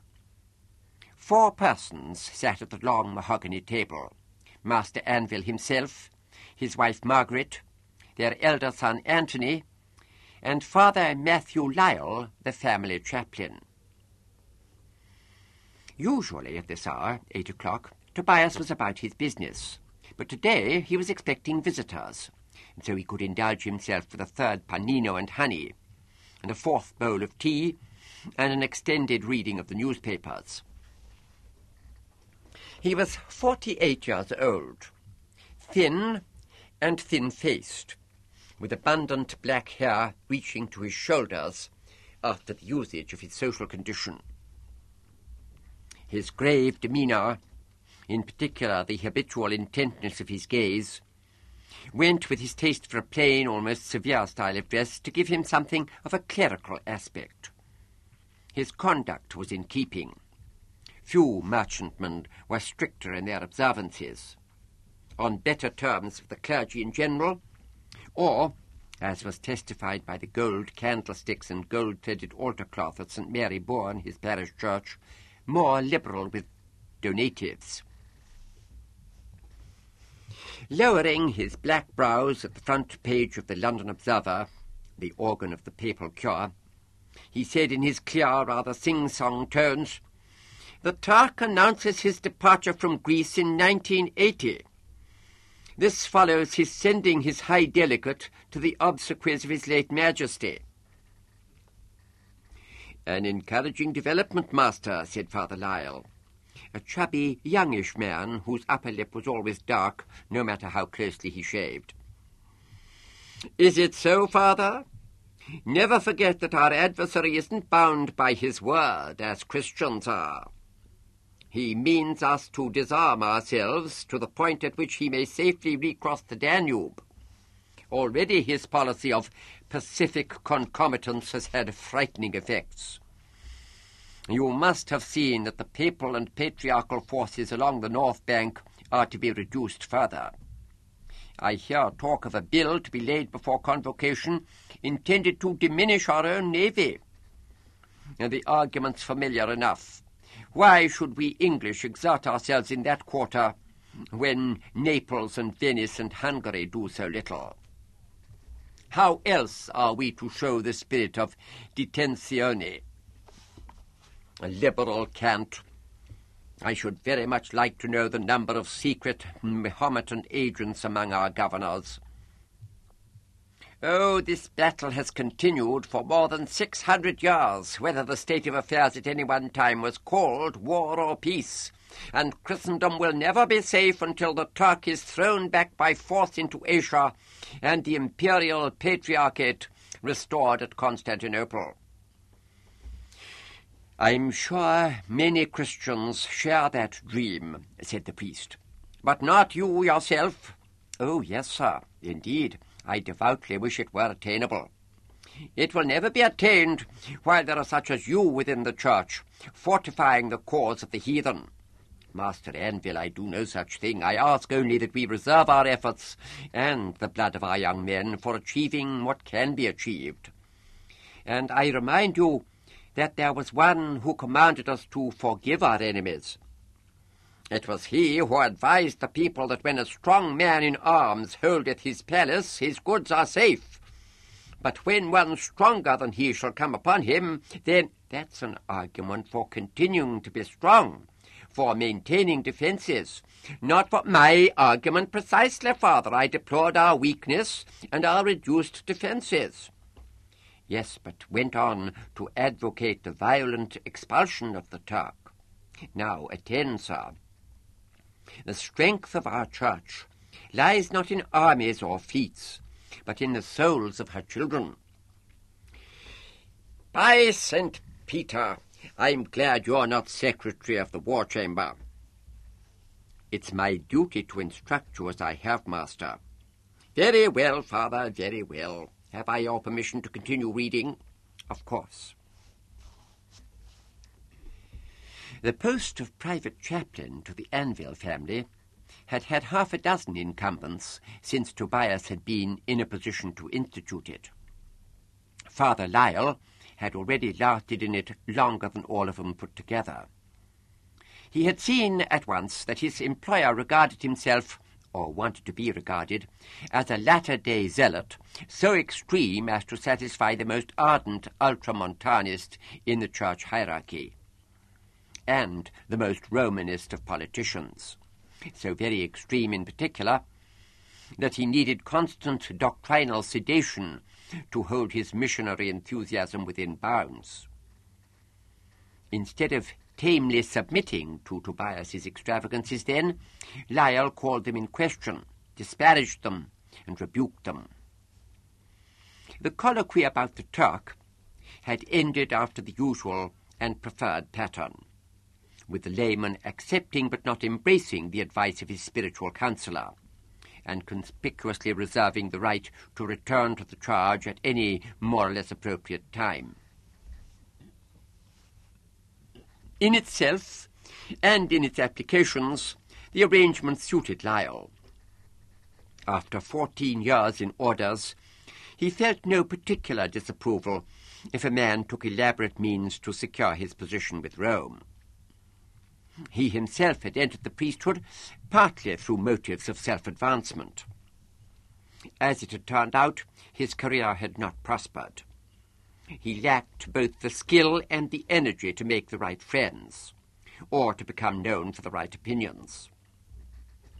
When the Anvil appointment fell vacant, he had recognized it without trouble as an insurance of comfort and security. The duties were not onerous, ministering to the souls of an unremarkable household, acting as social secretary, running the kind of errand for which a servant was deemed unsuitable, keeping Dame Anvil company, and being on hand to abate her husband's fervours. The positive rewards included good food, good wine, and the occupancy of a room above the express house where, thanks to the presence of a separate staircase, young women could be entertained in seclusion.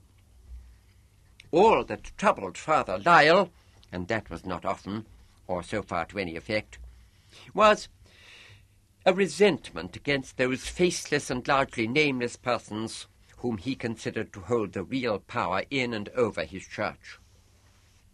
They had not admitted him to their number. More than that, they were not true servants of God. Rather perfunctorily, Tobias had been glancing through the English Gazette, the organ of convocation.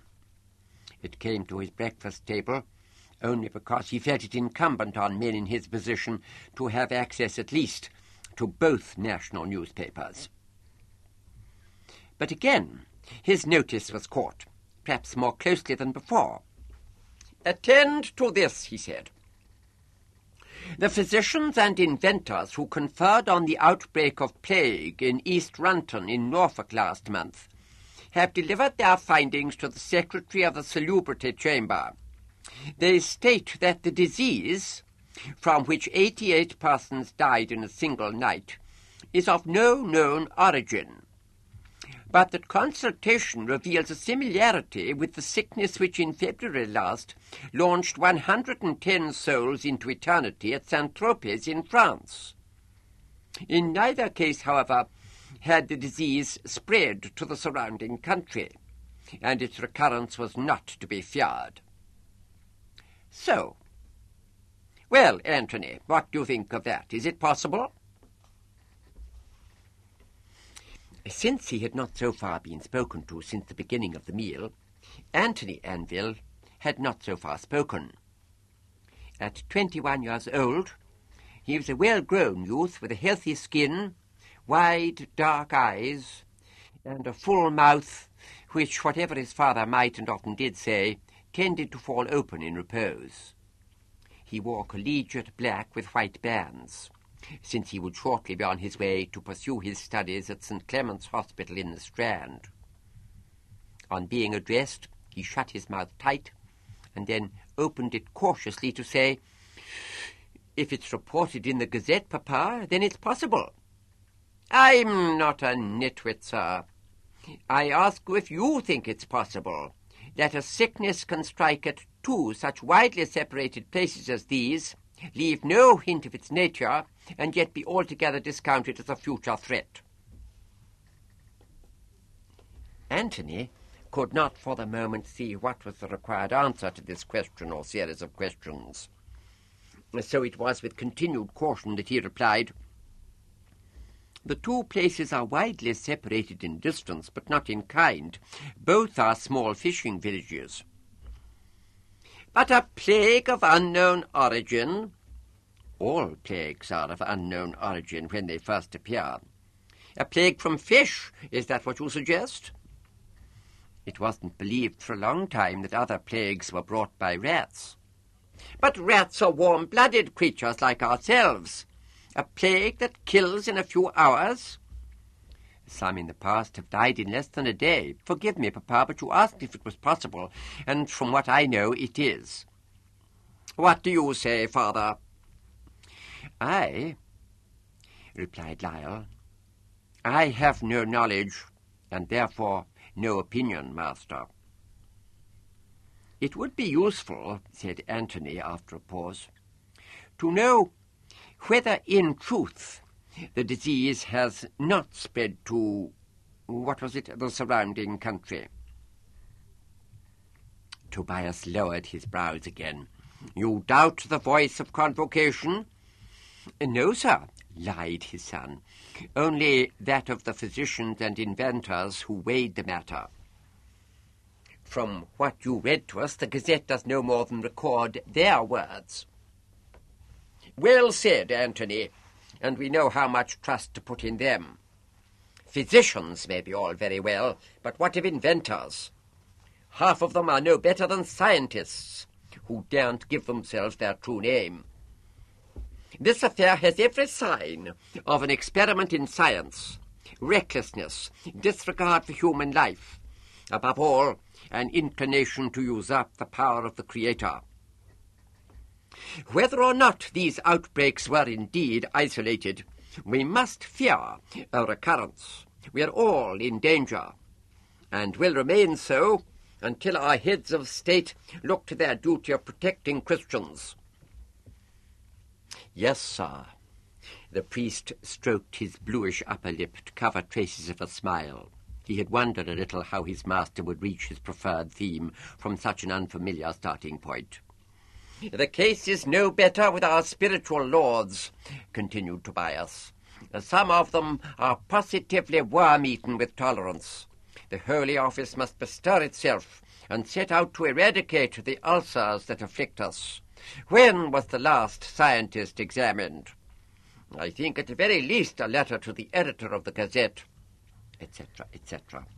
Before long, Master Anvil had finished with science and scientists for the moment, and after grace and a word with Father Lyle, he left the room. Anthony embraced his mother and also departed. The two servants, who had attended all this time in total silence, came forward and began to clear the table. Margaret Anville had likewise said nothing throughout. This was normal, and, in a general sense, so regarded by her. What seemed to be exceptional about her relations with her husband was their intimacy in private. He treated her as she imagined he would a valued friend, telling her of his activities, asking her about her own, sharing little jokes. In the marriage bed itself, he showed her every consideration. Never once had he had his way with her against her will. He was a good man, and she was proud to be his wife. Except in the fullness of her figure, Margaret did not look her 42 years. She had a fine, natural complexion, auburn hair, touched no more than lightly with grey, and excellent teeth. A man might have taken her for a countrywoman, unless he observed the severe set of her mouth and the diffident glance that went oddly with it. When she rose from her chair, her height was noticeable, as was also the richness of her quilted turquoise breakfast gown against the plain black, white, and grey worn by everyone else. As usual, Father Lyle was at the door, and as usual he said respectfully that he would attend her in due course in her sitting-room. But not as usual, she looked up at him as she passed, and found him looking at her in a way that she could have defined only by saying that it was not respectful.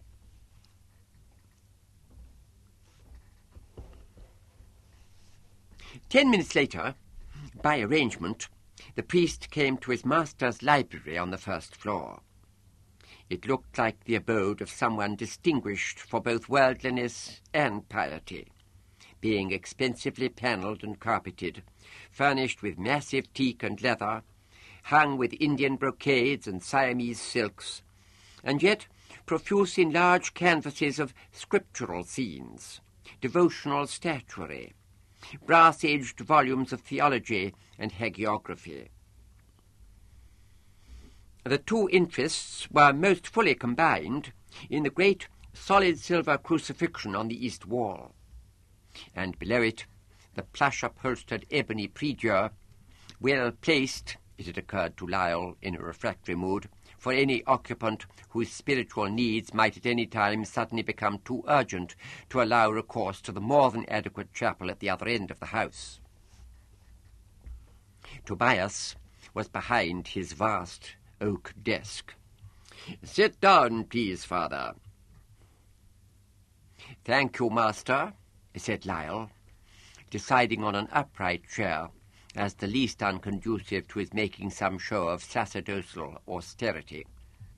"May I know a little more about what you require of me this morning?" "I'll tell you what little more I know myself. I await a visit from the abbot of St. Cecilia's Chapel, whom you've met, and his chapel master, a certain Father Dilk, whom I think you haven't." "No? Well, they don't reveal their purpose, but it must be something that touches Hubert." "Some misdemeanor?" "The natural inference, but I'm inclined to doubt it. A misdemeanor, grave enough to bestir the abbot, would have fetched me there, not him here. Accident or other misfortune he rules out." "He wants something from you then," thought Lyle, but he said only, "And you need me here to perform your usual function, my dear Father Lyle." The momentarily heightened intentness of the glance that came from under those heavy brows suggested that some more than superficial understanding of that function might be common to both men. "Just so, sir," said Father Lyle. "And the abbot specifically requests your presence. Come." A servant appeared, announced the two visitors, and soon brought them in. There were greetings and the necessary introductions. Bowls of chocolate were offered and declined. First, inspecting it carefully, the abbot settled back in one of the deep chairs, and Father Dilk sat on the edge of another. "I hope your journey was tolerable, my lord?" "Oh, better than that, master. Far, far better. These new parlour barouches are really very pleasantly appointed, and the rapid completes the journey well within the hour." "Impressive." "I think so. Let me at once open to the matter of our interview, if I may." The abbot paused long enough to quench thoroughly any doubts he might have had about whether he could assume that it was indeed legitimate for him to go on. "Your son Hubert. He's well and happy and in good favour. And more than that. Yes, more than that. It's a question of his abilities as a singer. Now, you've heard me say many times in the past that these are exceptional, outstanding, prodigious, and the like. Terms of the highest praise, that is, and honestly intended. But lacking in value because they lacked any fair measure or comparison. That has recently been supplied. Hubert simply is the best boy singer in living memory, and one of the best singers of any age to be found anywhere." After a silence, Tobias said, rather mechanically, "The Lord be thanked for his gracious gift." "Amen," said the abbot. "But that's not all I came to tell you. No.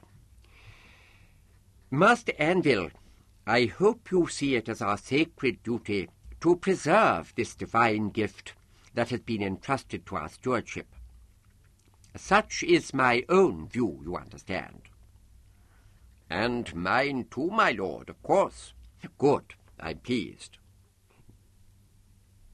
Now, there's only one way whereby to bring it about that the gift we've mentioned shall be preserved. This is what it is. Surgery. An act of alteration. Simple, painless, and without danger. Then, afterwards, a glorious career in the service of music, of God, and of God's holy church. Any other course," said the abbot, looking quite hard at Tobias, "would be a positive disservice thereto. The career I spoke of is assured as certainly as any such matter can be. I tell you altogether openly, master, I would give much to have a son with such an opportunity before him." "You say Hubert's future—" Tobias's voice was less distinct than usual, and he cleared his throat before going on. "You say his future is assured?" "I repeat, as far as it can be. If you'd like details of my information—" No. My lord, suppose for a moment that this surgery is not carried out, what then? Hubert's voice will break, yes. But couldn't he continue then as a male singer, a tenor, or—" The abbot started to turn to Father Dilk, who said rapidly, "There are two answers to that, Master Anvil, sir. One is that a mature treble or soprano of this kind is something rather out of the common these days. There's only a handful of them in all England, and perhaps 150 in the whole world. We at St. Celia's have had none for some time. Most places must make shift with boys of Hubert's age or a couple of years older. But who could count the number of those whom you call male singers?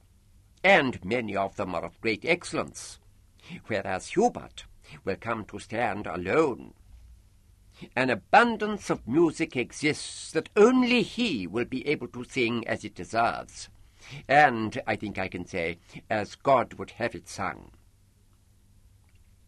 Dilk glanced at the abbot, who nodded approvingly. "Your indulgence, master, but this is my conviction." I understand you, Father. Is that your two answers, or only the first? The second, sir, is that if a voice like Hubert's is allowed to break, it never afterwards recovers its distinction. In my father's time, there was a boy called Ernest Luff. Does the name— I know nothing of these matters, but continue. Luff was a clerk at one of the London churches, where he became famous for his performance in Hear My Prayer, in effect an anthem by Bartley of no great import in itself. All the same, folk would come from Coverley and further, on purpose to hear him. My father used to say he had purity rather than power. Well, later he showed himself a most accomplished musician and sang as a baritone, but he never attained the mark that he— Enough, Father, I take the point. There was silence again. Furtively, Lyle looked from one to the other of the two visitors. The abbot pursed his lips, leaned forward, and said with a smile, "You give your consent, then, master?" "What is this consent?" "Your signature to a simple document authorizing the surgery I spoke of. I have it with me here." "One moment, my lord, if you please. There are some circumstances I must take into account. First, has my son been told anything of what you tell me?" "Not yet. It was I felt that you might care to let him know yourself." "I see. Now, this act of alteration may well be safe enough in itself, but can we be satisfied of its consequences? The chief consequence is not in doubt. I ask if there are any others we should notice. I think, for instance, of the physical health of such a person." "Oh, unimpaired.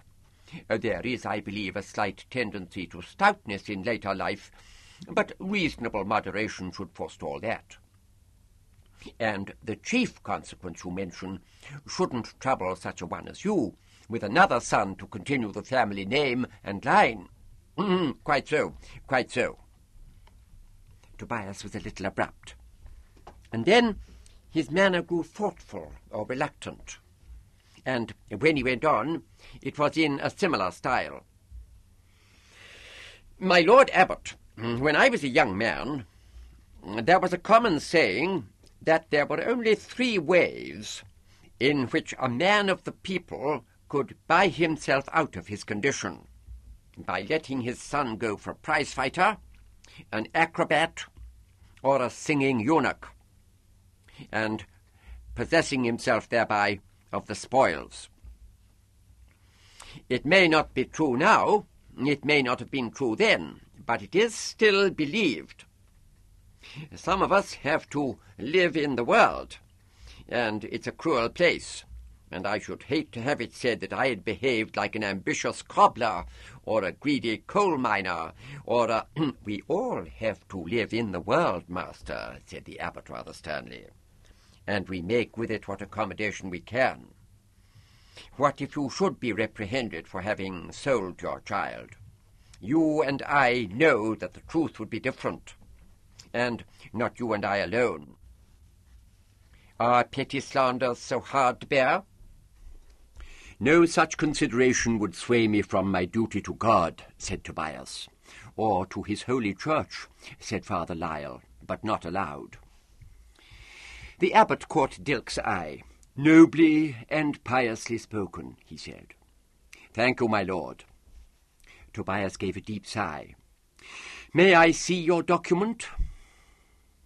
"Most concise, isn't it? 3 clauses only. And there seems to be space here for a second signature. That of the habitual confessor of the family in question, the parish priest, or, as in the present case, private chaplain. A wise and necessary precaution against fraud or folly. That's not needed between you and me, master, but there is the legal requirement. Your Father Lyle will do the office, which is why I asked for his attendance on us here, do you see?" Tobias gave a satisfied nod and picked up an ink stylus from the tray on his desk. "Well, then, wait," said Father Lyle. "What is it, Father?" asked Tobias, frowning. "It's all quite clear." "I won't sign, sir, and I advise you not to either." "Why?" The abbot sat up from the depths of his chair.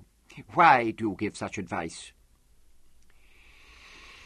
Lyle felt he could not say. He was not sure which of two things was harder to put up with, the abbot's conversational style, with its bland coherence and assumption of severely limited cogitative powers in the hearer, or his recurrent look of pleased surprise as each fresh piece of evidence of his wisdom or moral worth turned up. But between them they were likely to implant in certain minds a hardy seed of revolt. There were other things Lyle felt he could not say, that he intended to enjoy using to the full this unexpected gift of a fragment of power, a small weapon against the Church's self-perpetuating hierarchy. And, by way of a footnote, that the look Dame Anville had sent him at the end of breakfast was an encouragement to any and every sort of assertive behaviour. And he did not say that there might be some sort of natural case against mutilating a child for the greater glory of music or God or his church or anything else whatever, because no such thought occurred to him. So what he did say was, "We have in our hands the mortal life of a child of God, my lord. Are we to dispose of so much of it after such little consideration?" "What further consideration would you have us give, Father?" The abbot sounded honestly puzzled. "I don't know, sir. It's not 5 minutes since I first heard of this proposal. How can I weigh it fairly? I ask for a postponement during which I can consult my conscience. I am advised that time is pressing. But Hubert isn't yet 11 years old. And surely all of us have heard boy trebles of 13 or 14, whose voices were still unimpaired. Must we be so precipitate?" "Father, be so good as to give me credit for knowing something of this matter, which has arisen before in my experience. Those of 13 or 14 have gone beyond the age at which alteration will have the desired effect. By then it's too late. We haven't years to spare, as you seem to imply. But we must have days to spare at least." "Can I be of help, my lord?" asked Dilk. "As one in holy orders, and I hope of good repute, well conversant with the matter in hand," the abbot smiled faintly. "You are all you say, Father, and more besides. But this provision is quite specifically laid down in the relevant act of convocation. The crucial word is habitual attached to confessor. You've never once, I believe, had occasion to confess Master Anville, and Hubert Anville seldom. We must abide by the letter." "Yes, my lord." There was silence once more. Twice in quick succession the window frames shook slightly at the passage of express omnibuses or other large vehicles. The traffic in Tyburn Road was heavy that day. Tobias looked grim, also apprehensive, no doubt at the prospect of again being asked to sign the document and having to cross either his own spiritual guide or the abbot. Lyle was already regretting his hardihood, and would have withdrawn his objections on the spot if offered any reasonably dignified means of escape. But the abbot gave him a cold glance and said, "Would a week be long enough for you to finish consulting your conscience, Father?" "Yes, my lord, I'm sure it would." "Let it be a week, then." Nothing was said of the possibility that at the end of that time Lyle's position would be unchanged, and it might well have seemed to be ruled out by the making of an arrangement that Hubert should visit his home at the weekend to be told what was in store for him. As soon as they were alone, Tobias said to Lyle, in wonder rather than anger, "In Christ's name, Father, what do you mean to do?" "No more than I said, Master Anvil." "Your conscience and so on, how will you deal with it?" "Prayer and meditation are sure to guide me." "A week of that?" "There are other things to be done, Master." "What things?" Rather than have nothing to say, Lyle said, "Naturally, I must consult Dame Anvil." "My wife? Consult my wife?" "Yes, sir." "But—" Tobias spoke as one stating a seldom contested fact. "A woman's opinion on a matter of this kind is of no import whatever." "Hubert is her son, Master." "He's my son too, that's what signifies." "But again, Father, what do you mean to do? Abbot Thynne is a very eminent man. You can't simply defy him." "We shall see." "All too clearly, perhaps. But I don't think you mean to continue to defy him. I think this is some sort of a game. All you mean is to savour the thrill of defiance without any actual risk. Well, let me know when you've had enough of your game. You place me in a most uncomfortable posture." "Good observation, but bad policy," thought the priest, and said, with as much fervour as he could summon, short of sounding ridiculous, "This is no game, Master Anvil." Tobias raised his eyebrows. "Bravely spoken, Father Lyle. Well, I must be about my business. When you're not praying or meditating or consulting my wife, I ask you to bear in mind who it is that employs you." A more than usually smart express, its walnut panels stained a dark crimson, and its front and rear trimmed with placards that bore the initials C.D., Corpus Diplomaticum, was twisting its way along King Stephen II Street in Coverley through the horse-drawn traffic. Its only passenger was Hubert Anvil. He wore chapel dress, with the permitted addition, since he was on extramural precept for the afternoon, of a coloured scarf, and he was sitting well forward with the window down in order to see and be seen. The foot passengers, the other vehicles, the great shops and grand public buildings were all a delight to somebody who lived most of his life within the same stone walls. But Hubert also wanted to be the subject of questioning glances, signs that it was being said or thought of him, "Who's that young boy in the handsome express? How can he be of so much mark? What high mission of church or state is he upon?" Nothing of the sort showed itself, however. There was little to be seen of the gentry, and that only for moments at a time. The tall old man in the vermilion jacket and pink breeches entering a tea-house, the two ladies with bright bonnets and sashes halted at a jeweller's window, none could have reason to spare him a glance. As for the people, they strolled along by the thousand in their greyish or brownish tunics and trews, their glances moving over him with the same indifference that they showed towards everything and everybody, even one another. They betrayed no envy of the attire or adornments of their betters, nor any resentment of the expensive inns and restaurantes they passed and would never enter, or of the displays of fine goods they would never own or consume. Well, after all, they were the people, resigned to their God-appointed lot, too coarse of soul and sense to want what their betters enjoyed as a right. Offer any one of them a bottle of first harvest Chichester, say, instead of his usual mug of swipes, and he would not thank you. That, at any rate, was Hubert's father's view. Hubert himself was less sure that that was an end of the matter. And if it was not, he reflected now, there was something unworthy in his presenting himself as though for admiration, something close to a sin of pride. He sat back against the cushions of the express. After a little, the vehicle turned off, sounding its bell, and causing a drably clad group to scatter out of its path. Hubert forgot his pieties and chuckled at the sight.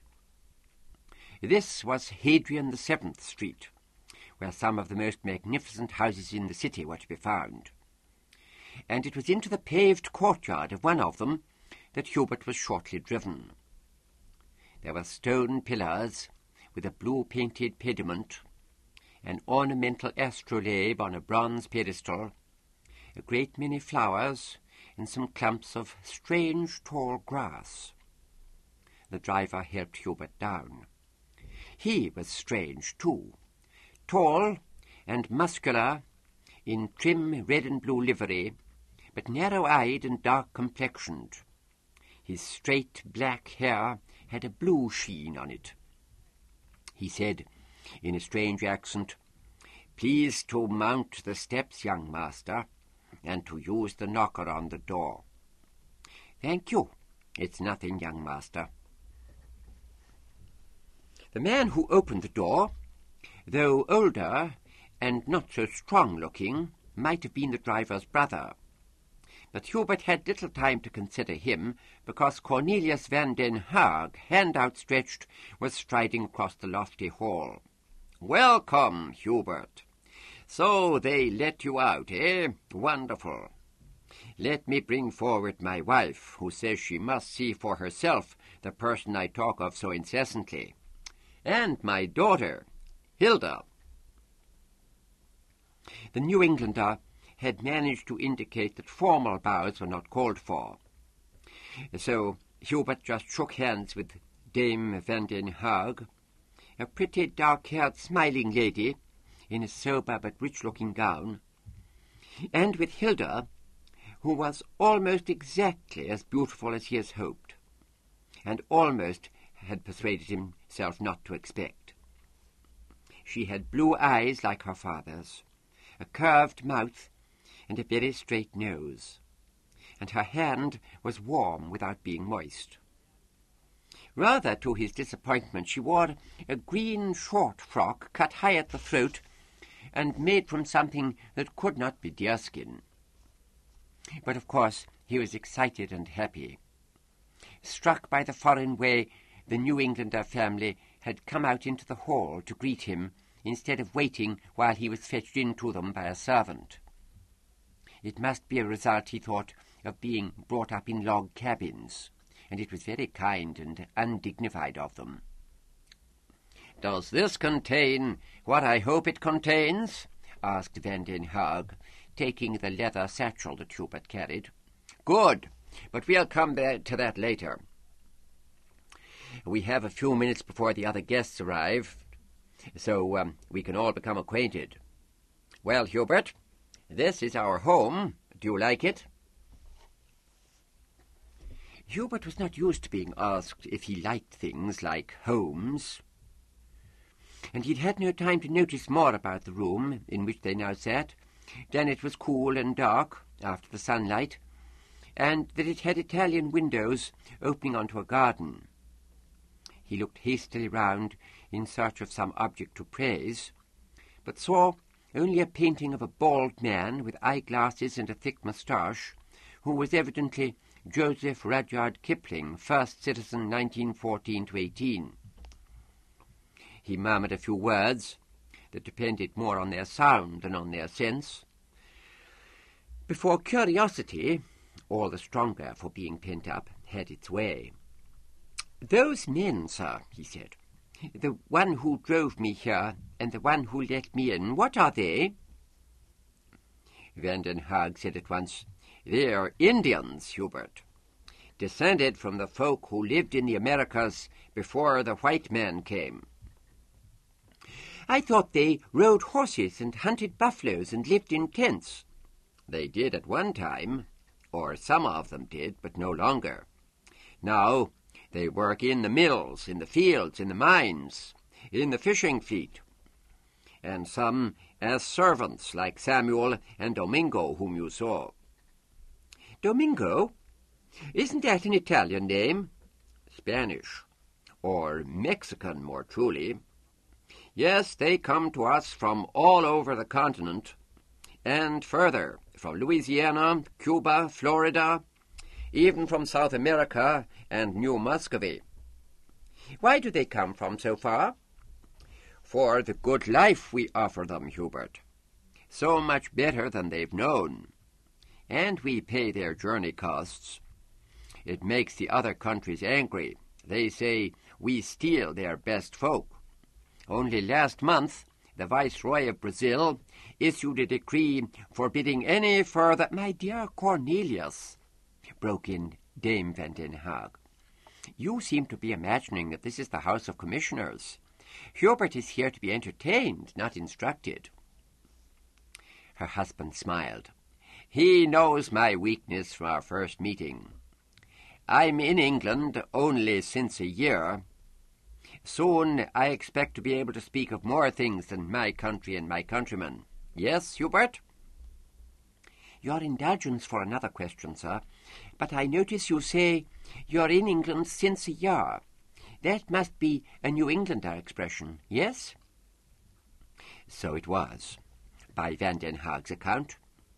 One of a number of ways in which the speech of his nation had been affected by that of its French-speaking neighbour, Louisiana, whose Indians had turned out long ago to be peculiarly well fitted to serve as nursemaids to white children.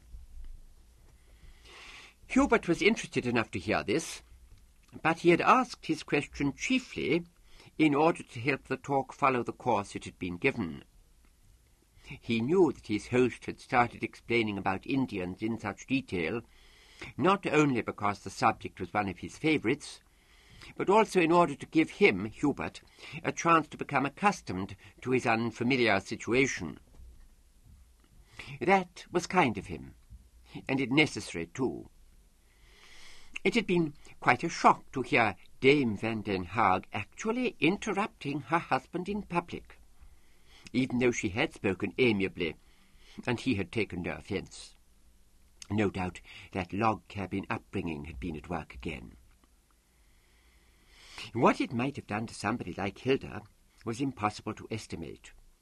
At the moment, her knees raised as she sat on a low stool, her glance neither seeking nor avoiding his, she seemed very much like most girls of her age, only more beautiful. But then she had not said anything yet. Hubert tried to rectify this when the mention of languages led to a discussion of studies. Describing his own on request, he threw in several cunning phrases about different children liking different subjects, some not liking any at all, etc. To no avail. The man and his wife agreed with him, thought his studies remarkable for their scope and volume, declared that nothing of the sort would ever be attempted in their country. The daughter might have echoed all these sentiments inwardly, but all she did was sit as before and look several times at the toes of her slippers. So Hubert fell back on looking at her as often as he dared. Quite soon he had decided that the best thing about her was the way her crisp dark hair grew out of and across her forehead, and the next best thing, the tiny blue veins in her eyelids. At about that time he heard the front door knocker, and the Indian who had opened to him brought in a series of other guests. Some were quite old and very serious, like bishops in lay dress. Some were foreign, with French or Netherlander names and accents. Some were children, and Van den Haag brought each of them forward to Hubert, but did not indicate that he and they should move apart from their elders. That suited him. He stayed at Hilda's side. And then, just after a pale, curly-haired little boy of about 8 had been steered up to him and mercifully steered away again, Hilda turned and looked straight at him for the first time. He immediately said, what he had had ready for the past 10 minutes, "Do you like living in England, Hilda?" "Yes, I do. We were in Naples before, and it's so hot and dirty there." Her voice was wonderfully hoarse, But he couldn't tell her that, so he said what was true enough. "You speak just like an English person." "Why not? I go to school in Coverley, and most of my friends are English." "But you've been here only a year." "That's enough time. My ears are quick." Quick or not, they were thin and slightly pointed, and seemed to Hubert more intricate than most other folks' ears. "Did you learn the language when you were in Naples?" he asked. "Yes, of course, some of it." "Say something to me as they say it there." He was not making conversation. He wanted to hear how her voice sounded with foreign words. He said, "Say, I have a pretty blue frock, just like this green one." "Oh, no. Please, it can't be difficult. I don't want to." He thought from her demeanour that his coaxing pleased her, and that she meant to yield to it in the end. "You've forgotten how to say it." "Yes, I believe I have. Why, oughtn't I?" "If you've forgotten how they speak in Naples, you must surely have forgotten how they speak in New England. How the people there speak, not your father and mother." "Trash. I remember well. We were home after we left Naples, and before we came here." "Well, then, say something as they say it. Anything, whatever you choose." "I don't want to." "If you won't say something, I shan't believe you remember how to." The smile with which Hubert accompanied this had faded by halfway through. "Have you truly only 10 years, young master?" 11 in July, he replied. "But you don't look 10, or 11, said Hilda van den Haag with her eyes wide open. "You look like a little man." "Do I so?" Hubert felt himself flush. In one sense, he didn't understand her, because in his world it was childish looks that were to be scorned. In another, he understood well enough, and to spare. Without any volition, he added, "I'm sorry." "Sorry, trash. How can you be sorry for what isn't your blame? Now I go to help my mother." The help turned out to have to do with the big afternoon table that had been prepared, and in particular with attending to the wants of 1 or 2 of the younger children. As she did this, Hilda looked kind in a serious way, and sweet. Perhaps she really was, thought Hubert, and he tried to find justification for her harsh words to him just now. However she might appear, she must be shy. He had pressed her in a way most boys would not have resented, but a girl well might. He would find her again later, and do what he could to make her like him. Meanwhile, there was the table. Here 2 maidservants stood, not dark of skin, but recognizable as Indians by their eyes and hair. By a procedure unfamiliar to Hubert, guests were served with their preferences and carried their own filled plates and glasses to seats scattered round the room. The fare, once again, was strange. Hubert perforce went by appearance, and found on inquiry that he had chosen a pecan pie, molasses cookies, and Mexican bridal cake, together with a cold drink called Calvina mint tea. All were delicious. He ate and drank in a chair near the Italian windows, next to a thin, dark boy of 12 whose name was Louis, and who, having soon established that Hubert had never visited Asia, told him in some detail about places in that continent. Hubert listened to quite a lot of this, though Louis seemed to have had the bad luck not to have come across much of interest in his travels, and, out of politeness towards his host, who glanced every so often in his direction, made a show of listening to it all. He was content. A careful survey had shown him earlier that there was no one present with the watchful yet withdrawn look he had come to recognize as the sign of a possible new friend or leader. And there was only one girl who appealed to him, and she was still looking after overgrown babies. While the remains of the meal were being cleared, Van den Haag came over. The boys got to their feet. "I see you two have found plenty to talk about," Van den Haag said. "Good. It doesn't always happen that way at these shows. Well now, if you'll give us leave, Louis, I must take Hubert off. We have some preparations to make." "Forgive me, sir," said Hubert a moment later, "but are you sure this is the right occasion? Your guests are here to enjoy the company, and my guests will feel mightily balked if I don't give them what I promised them. Be assured of that, Hubert." "The young children won't enjoy it, will they?" "Any child, young or not so young who does not, will be removed into the garden. I've given instructions. So," Van den Haag's gesture indicated the pianoforte, by which, having mounted a low dais at the far end of the room, they now stood. It was handsomely cased in rosewood. More important to Hubert, it was one of the new 6-octave instruments by Satie of Paris. Master Morley would have approved, and perhaps shown some surprise. "This is a very fine piece, sir." "I'm glad you think well of it, Hubert." Van den Haag handed over the satchel Hubert had brought. "What is your selection to be? You can hardly give us everything you have there." "I thought you might advise me, sir." "No, it must be what you yourself prefer, my boy." "Well, thank you, sir. Then, the little Mozart song, L'Alouette en haut, the Schumann, Nun muss ich fort, and the Valeriani, I miei sospiri, a mixture of the familiar and the less familiar, just so. May I see the Mozart?"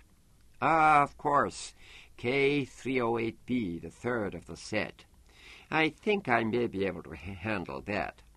"Yes, Hubert, you shouldn't stare so. It isn't very gladdening. I mean to accompany you. I won't disgrace you, I undertake." Hubert's recital was a great success.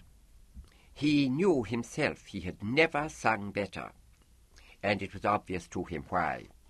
He had never, in the past, had anybody to sing for, as that afternoon he had Hilda. Yet Hilda was nowhere to be seen. Perhaps she was hidden behind someone else. Perhaps she was listening from outside the room. At the end of the Valeriani, he bowed briefly 3 times, waited for the considerable applause to die away, thanked Van den Haag for his accompaniments, which had indeed been deft for a dilettante, and stepped down from the dais to signal the end of his performance.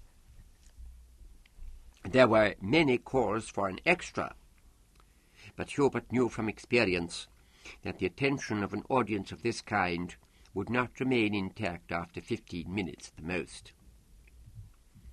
He received personal congratulations from a Polish dignitary, from a priest with a Scandinavian accent, from a member of the Royal Opera House Company, and even from Louis. Not from Hilda. Then suddenly he saw her in the sun at the threshold of the garden doorway, and without thinking he started towards her. Van den Haag was quickly at his side. "Hubert will need to relax himself after his efforts, my dear. Will you kindly conduct him round the garden? And well-minded, nay?" 2 pairs of blue eyes looked into one another for a moment, and then the girl said, "Oh, best. Ja, perhaps." The garden was quite unlike the one behind the house in Tyburn Road. Except for 2 paved walks and a circular area partly surrounded by a clipped hedge of some yellowish shrub, it seemed almost wild, although there was colour enough. Hubert noticed a ground creeper with large purple and white flowers like inverted bells. He said, pointing, "Is that a plant from New England?" Yes, I think so. Hilda spoke with encouraging friendliness. Many of the plants here come from home. Did your father put it there? It must grow quickly. It was there when we came.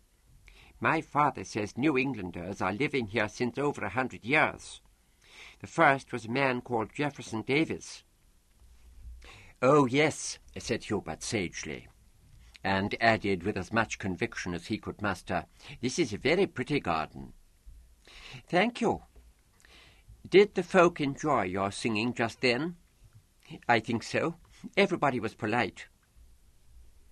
In silence, the boy and girl crossed the circular space, which had nothing at its centre, and left it on the further side through a gap in the hedge.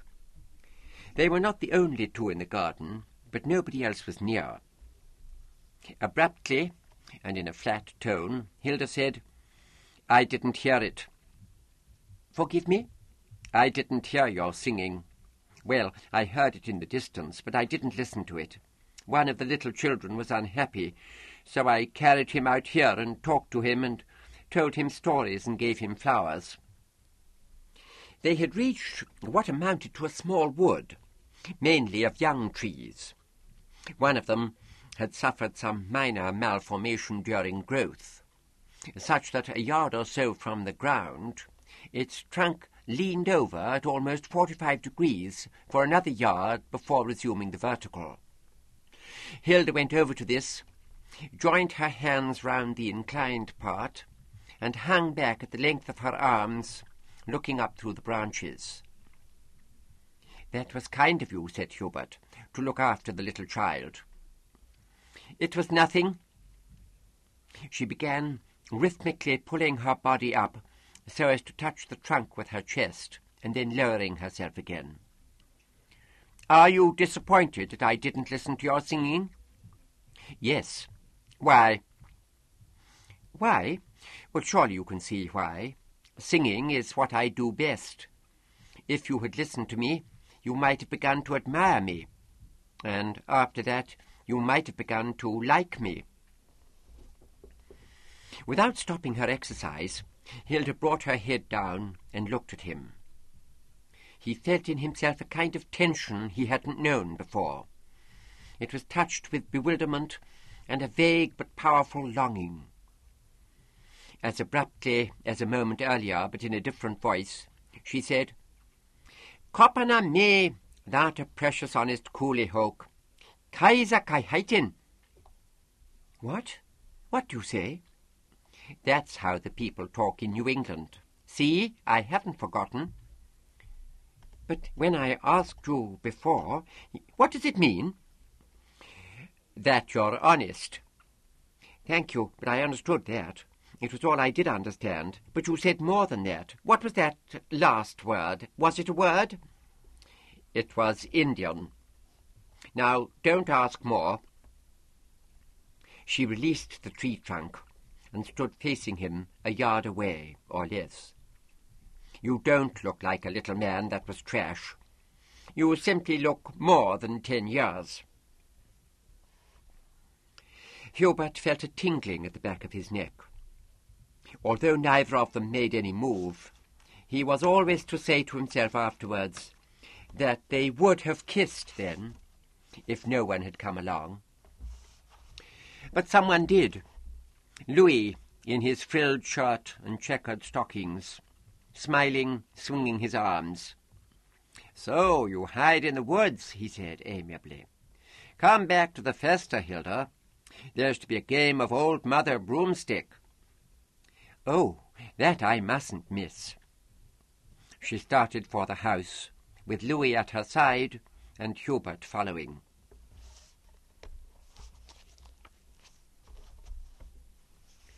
Father Matthew Lyle struck a phosphorus and lit the gas lamp in his room above the express house.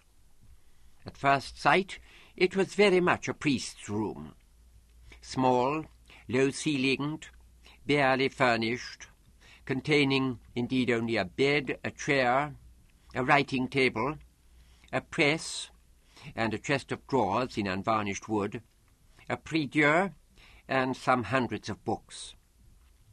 The walls, done over with a dark wash, were bare except for the legally required crucifix and pious picture, in this case a Virgin and Child, identical with millions to be seen throughout Christendom in the habitations of the people. The bed was somewhat larger than one person might have been expected to have a use for, but Father Lyle was a restless sleeper and needed the extra space, or so he would say. The chair was unusually comfortable, but that was no more than the due of a man given to meditation. It was far less obvious that the books, except for a few dozen in unlettered bindings, never left their places on the shelves, and it was not obvious at all that the press hid several suits of decidedly secular clothing, also a couple of bottles of old Geneva, and a store of preventative sheaths. Lyle screwed up his eyes and yawned.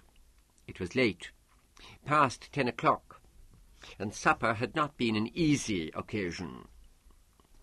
That morning, Dame Anville had responded with a violent display of passion to the news, delivered jointly by her husband and Lyle, that the alteration of her younger son was proposed. At table, Master Anville had addressed her only on indifferent matters, and so she had had to keep her emotions to herself, or rather, had not spoken of them.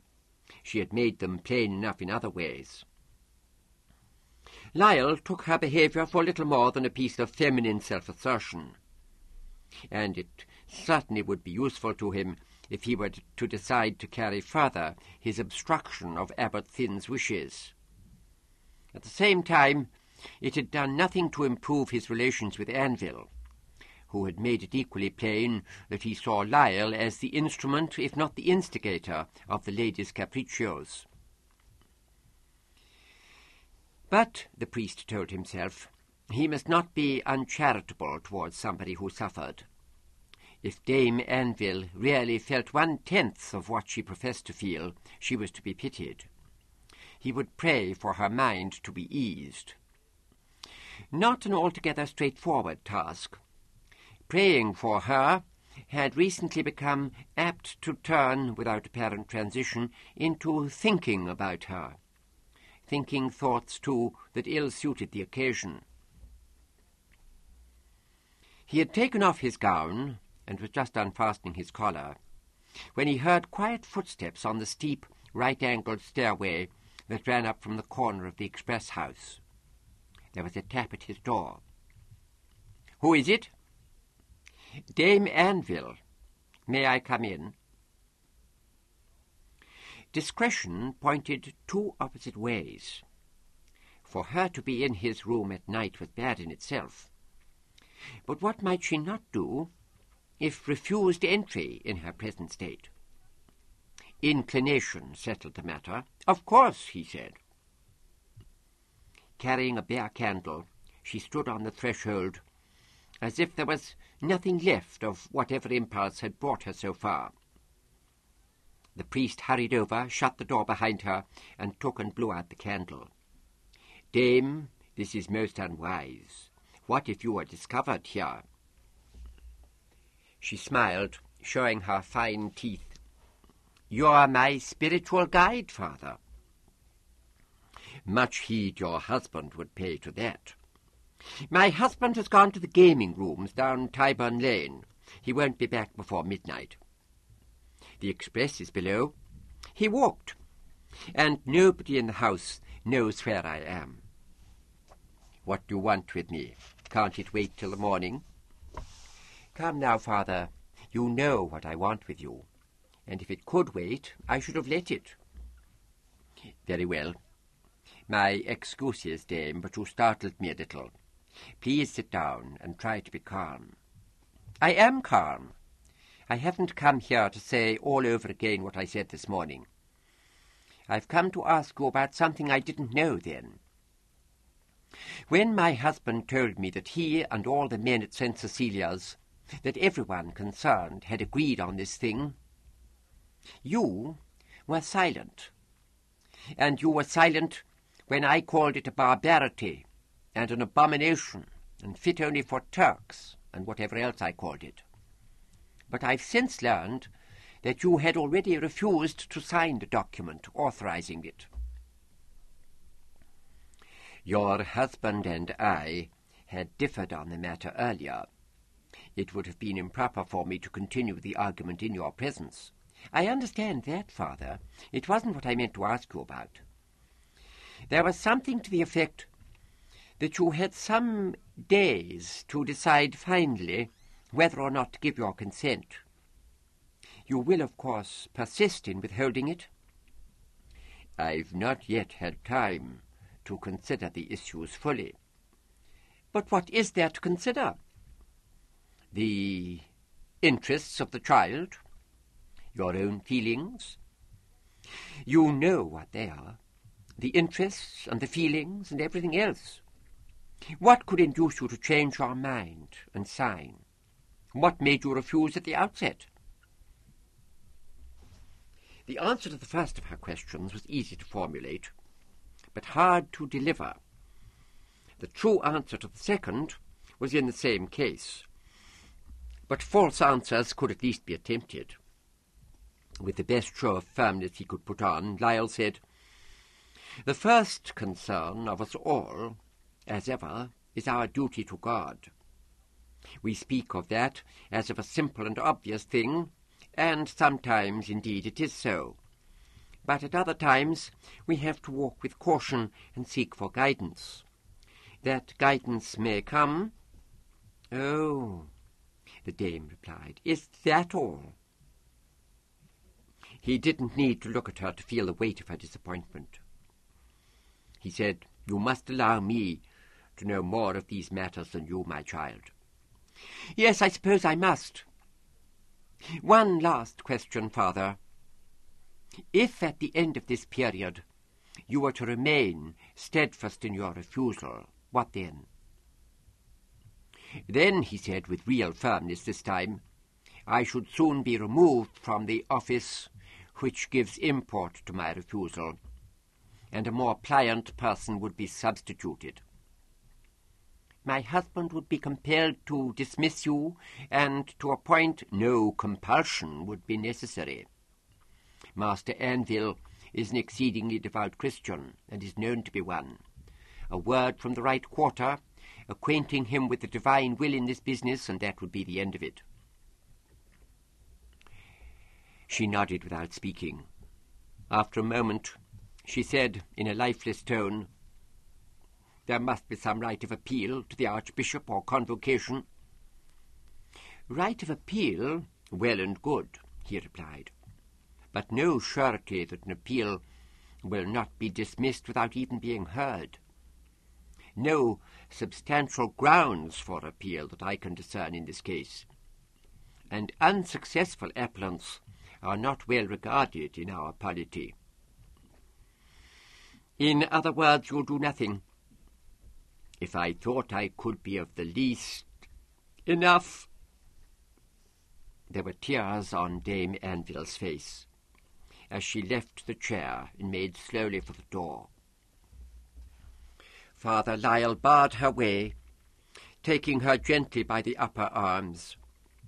She lowered her forehead onto his chest. "My child," he said several times. To begin with, he said it like a priest, but only to begin with. When she lifted her face in one of her brief, timid glances, he kissed her. Her lips shook, then steadied, then responded, then withdrew. "But you're—" "A sinner," he said, smoothing her tears away with his fingertips. "That's nothing so terrible, I promise you. There are plenty of us in the world." Some time later, a voice rose in what sounded like, but was not, a theatrical prelude to a sneeze, followed by what sounded like, but was not, a long cry of grief. "Blessed Lord Jesus, said Margaret Anville without much clarity. "What happened to me then?" Holding her in his arms on the bed, Lyle made an instant deduction, one that called for no great cleverness or insight, merely for some experience of married women of the higher social condition. "It was love," he said. "Love? But love is what we—" He put his mouth on hers. They lay there a few more minutes in the dim light from the lowered gas lamp. The tower clock struck 11. "Father, something troubles me." "I see no bar to your calling me Matthew now." "Yes, Matthew. Something troubles me." "Don't begin to repent just yet. Have your sin out. It will have lasted such a short time." "It isn't the sin," she said urgently, pulling away from him. "God will take care of that. What you think of me is important too." "Of course it is. I think you're beautiful." "Oh, Matthew, do you? But you distract me. What I must say to you is this." For the moment, however, Margaret did not say what she must say, presumably because in one quick movement Lyle had thrown the bed-covers aside, altogether exposing her naked form. Her right hand flew to cover her crotch. Her left forearm went across her breasts. Without touching her, without stirring, Lyle looked her in the eyes. Her head jerked away, then slowly came back till she could glance down at her own body. Another jerk, another return, this time to Lyle's face and away again. After a minute of this, she was looking straight back at him, eye to eye, and her arms were at her sides. "I must make sure you are beautiful." "All of you," said Lyle. "I may have spoken too lightly, out of nothing more than instinct." "Well, if so, it was sound enough. You are entirely beautiful. But your most beautiful part is here." He reached out and stroked her temple and her cheek. She caught his hand, kissed it, and said in a shaky voice, "Nobody has ever looked at me like that before." "You haven't allowed it?" "No, just nobody has ever looked at me." "I'm glad I was the first." "So am I." After putting back the covers and waiting for a moment, he said, "Well?" "Forgive me." "There was something you must say to me, I thought." Oh, yes, but it seems of less import now."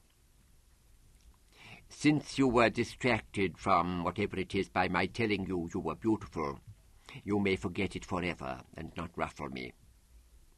No, I must say. Here it is, Matthew.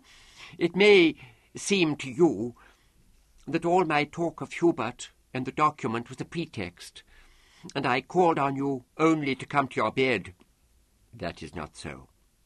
"No, it's not so. But do you believe it's not so?" "I believe it." "Swear that you do. Swear by Almighty God." "I so swear," said the priest, making the sign of the cross as he lay naked on his back. Nor was this a false oath. It was a quarter of an hour or more since he had discarded the view he had just denied. "Now," he said, "is that better?" "Half better. Only half better, because I must talk to you again of Hubert and the document. I must try again to persuade you to help me. And this may make you believe something different but still bad. Matthew, I didn't come to your bed to make it harder for you not to be persuaded." Both manners and policy dictated his answer to that. "No, Margaret, I'm sure you didn't." "Are you? Your voice isn't the same. This time you're thinking. You spoke without thought before. Now you consider whether you've heard the truth or not. Isn't that so, Matthew?" Yes. Lyle had indeed been thinking, to the effect that only a bold and devious woman would have ventured to raise openly the point about persuasion, let alone press it, and that Margaret Anville was not bold, and very likely was not devious either. "Say, then." "I swear by Almighty God that I truly believe that you came to my bed out of no ulterior motive."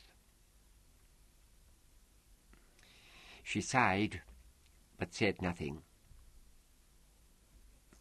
"Where's your persuasion?" he asked after a time. "Here it is, now that you ask. To begin it at once would have been too vulgar. As Hubert's mother, I have a duty to protect him, a duty laid on me by God and nature. But in this world, what can a woman do?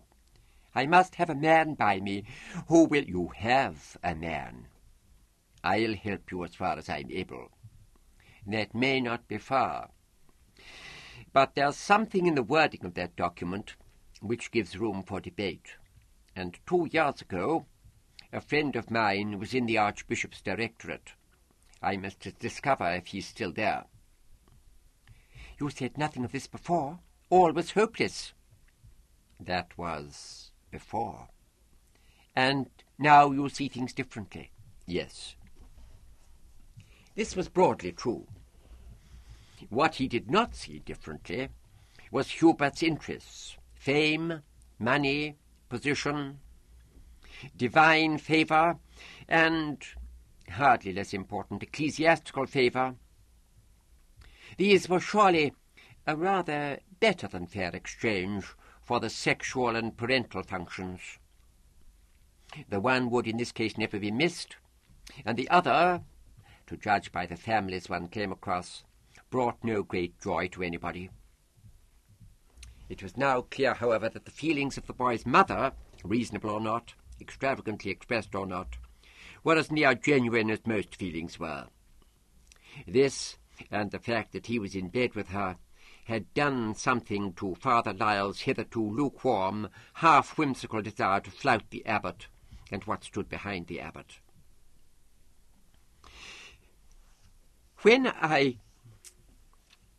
Margaret stopped, and then tried again. "You said it was love, then, you remember?" "Yes, of course." "I don't understand, Father." He waited for her to correct the appellation, but she did not. When he put his arm round her shoulders, she looked nervously into his eyes and away again at once, but turned towards him. "You must be patient, my child," he said. Chapter 3. "Will it hurt?" asked Hubert. Tobias Anville shook his head emphatically. "You will feel nothing. You will be deeply asleep when it takes place, and afterwards soft bandages, soothing ointments, for just a few days. Then you may leave your bed and never think of it again. The surgeons will be the most skilful in the land. I talked to one yesterday, an old friend of mine. In these times, it's not regarded as a serious action. They have so much experience. There's no risk even of pain." "Where does their experience come from, Papa? You told me this was rarely done." "With children it is. It is sometimes necessary with others for their own good." "Their own good?" "And that of the state. You needn't concern yourself with them. Have you any more questions, my boy?" "When will it happen?" "Within a fortnight or so. By then you'll be quite used to the idea." "Yes, Papa, I expect I shall." "Good. Well, Hubert, you may leave me now, and consider what I've said to you. When you've done so, you may find that there are other things you want to ask. Come to me, and I'll answer them." Tobias patted his son's head affectionately and saw him to the library door. Outside, Hubert was at once approached by a servant, no doubt set there for the purpose, and asked to attend his mother in the bower at the end of the garden. He thanked the man, and with lowered head went slowly down the curving staircase, across the hall, through the parlour, and out into the open. He was trying to think, and finding it hard. His father had been at great pains to make himself understood. Hubert believed everything he had been told, but he had not been told anything about the most important part of what was to happen, about how the world would seem to him when he was a man in years. There seemed to be no words for that part, only for what it was like to be living in a country of which nothing was known except its position. Hubert passed the orangery and the aviary, went down the walk between the lily ponds, and reached the bower, a recess in a grassy bank, under a hooped wrought-iron framework entwined with climbing plants. Here his mother sat in a canvas chair, with Father Lyle standing beside her. Not for the first time since arriving home that morning, Hubert was struck by how pretty she looked, how much like his earliest memories of her. Although he had left her barely half an hour before, he put his arms round her neck and kissed her. "Your father told you everything, dearest?" "Yes, Mamma. Everything he could. I followed it." "What did he say?" He sat down at her feet on a three-legged wooden stool. "That I had been chosen by God, and it was a most notable honour, and I must be grateful, and it was for the glory of God and of his holy church, and I should be admired and respected all over the world. But I couldn't have a wife or children. But it wouldn't hurt, being altered. But I—" There were no words again. His mother drew in her breath sharply, as if startled. Father Lyle said in a grating voice, "I'll leave you together." "No, Father, please stay, I beg you." Hubert was glad that the priest, whom he thought amusing and intelligent, had not left. At the moment he would have welcomed the company of almost anyone he knew. But he wondered why the two had arranged beforehand their piece of talk about leaving and staying. Papa said, he found he could go on now, that it was a pity I couldn't have a wife, but that there were very many men without a wife, like priests and monks and friars, and I should be better off than they, because I should never want a wife, and they often do, Papa said. Do you ever want a wife, Father? Yes, Hubert, sometimes. Does it make you unhappy that you mustn't have one? Again, sometimes. But then I remember my promises to God, and I pray to him to comfort me. And then But there are priests and others who are often unhappy, I believe. I knew Papa was right. Another thing he said was that he was very happy with you, Mamma, but that he knew men who were very unhappy with their wives, and they must simply go on being unhappy unless they could have an annulment, and that's only possible for very pious servants of the church. I expect I knew something like that, but I never thought of it before. Oh, and he spoke of the sins of— Go on, Hubert, said Father Lyle gravely. You may say whatever you please to your mother and to me. God won't be angry with you. He spoke of the sins of fornication and adultery. I shall never commit those, and I shall never want to. And wanting to is another sin, isn't it, Father? Yes, my child. What else had Papa to say, dearest? He talked of love, Mamma. He said there were many kinds of love. Love of friends, love of brothers and sisters, love of parents, love of children. I shall be able to love children, the children of others, and there's the love of virtue, and the love of God, the highest kind.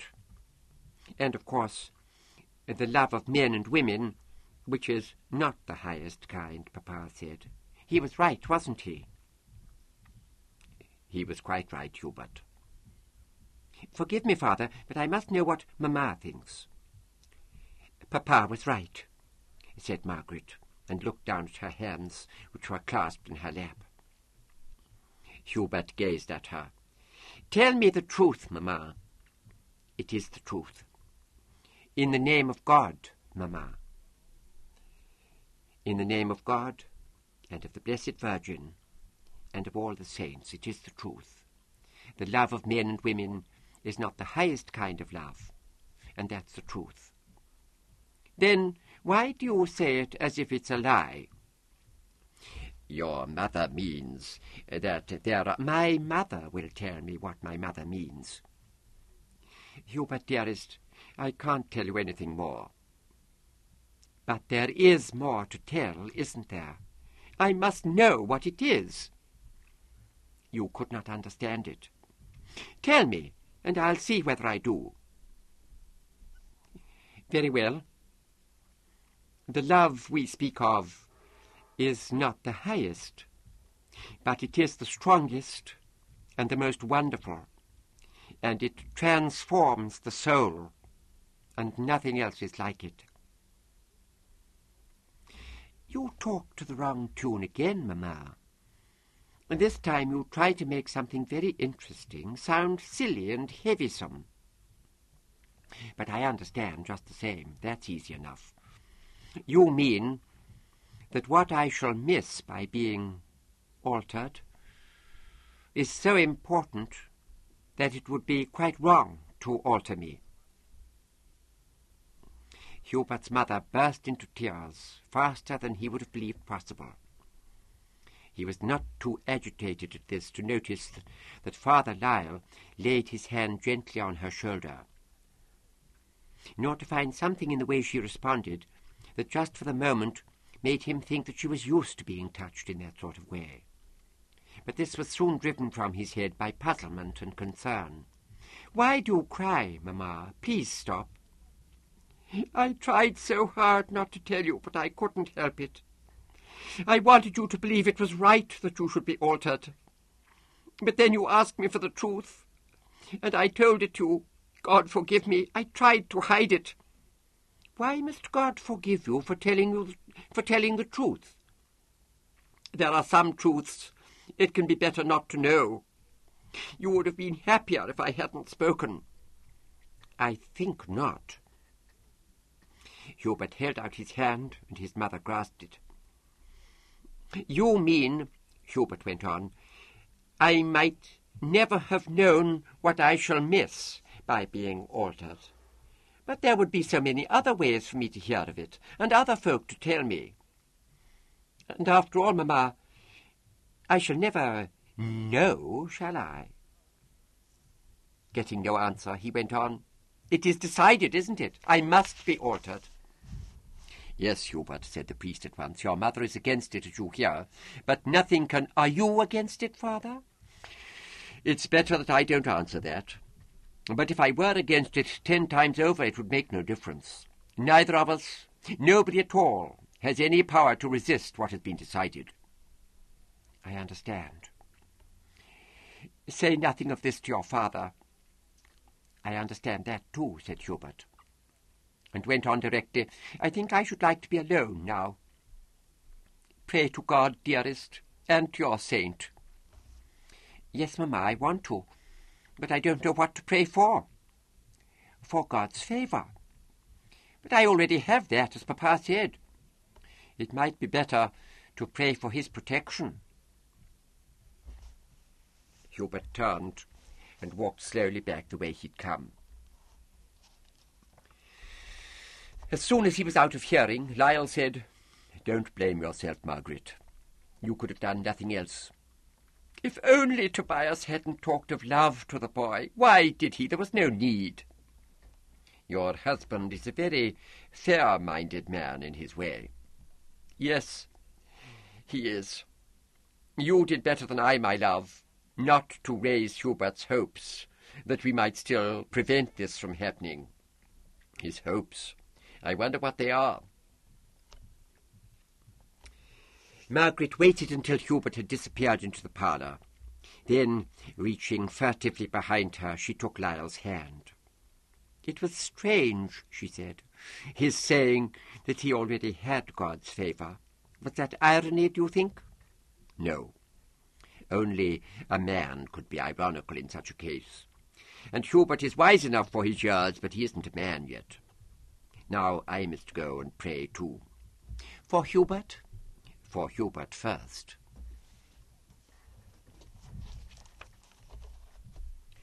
Hubert's prayers were fairly brief, though they took him a little while to deliver.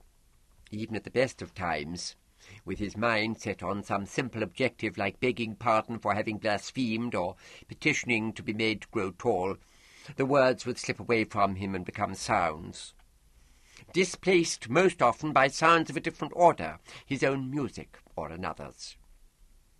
There was no music in his head this afternoon, and, as he felt at the moment, there might never be again. But he could still offer real prayer only piece by piece. He asked God's guardianship against harm, then found himself deprecating the artifices of the devil, who surely had no discoverable part in the matter in hand. He had no sooner pleaded for a stout heart than he began to solicit a serene conscience, not his most pressing requirement. He did rather better with St. Hubert, who had been chosen for him out of a so far vain paternal hope that he would interest himself in hunting, but whom Hubert himself had come to see quite clearly as a grey-bearded, good-hearted old man leading a horse with gentle eyes and a curly tail. What did God's protection mean? It was not to be regarded, he had been taught, as any assurance against physical harm, though not to invoke it on the battlefield or in a region struck by plague would be the direst folly. The more important meaning, as always, had to do with the fortunes of the soul. God answered prayers of this sort in the same way as he rewarded pious meditations and virtuous deeds, by elevating the status of the soul concerned and preparing a place for it among the ranks of the blessed. Neglect of prayers, sinful thought or action, worked to the soul's eventual disadvantage. But in the meantime, while it was on the way to its destination, its owner had no idea of what would happen to it, whether it was secure or in danger, what direction the various agencies bearing upon it had caused it to take. Anyone who knew where his soul was going must be a sort of God himself. Hubert got up from his knees and wandered idly round the small room, gazing at and handling objects of past or present interest. His once beloved dandle monkey in real skin, a totem of carved bone that had belonged to his grandmother as a little girl in India, a pair of child's foils and masks, a tennis racket, a model rail-track tug, and 4 cargo vans, hand-painted in the black and crimson of the Coverley and North England line, a set of Turks and Christians in ebony and ivory, the gift of his rich second cousin, now bailiff of estates to the Bishop of Liverpool, an old-fashioned book cupboard with sliding shelves. His eye passed over St. Lemuel's Travels and The Wind in the Cloisters, slowed down at a collection of Father Bond stories, and rested finally on Lord of the Chalices. But instead of reaching for the volume, he moved to the corner window, which looked out to the south and west, and gave a view of the side entrance to the house. From here, too, he could see the tops of the inn, the Cistercian hospice, and the other buildings on the west side of Edgware Road. The road had been there many times as long as the buildings, since the days when the Romans had linked Dover with St. Albans and Chester. This part of it ran along the firm ground between the valleys of the Tyburn, finally covered over from the Thames up to St. Mary Bourne Parish in 1925, and the Westbourne. Once it had skirted the great Middlesex forest, of which little now remained except the 100 square miles or so between Harrow and the outskirts of Staines. There the wild boar was at some trouble, preserved for the king to hunt. What Hubert had been waiting for happened. The foreshortened figure of his brother Anthony came in at the side gate and passed out of view below. Hubert waited a little longer until he heard a neighbouring door shut, and then moved towards the sound.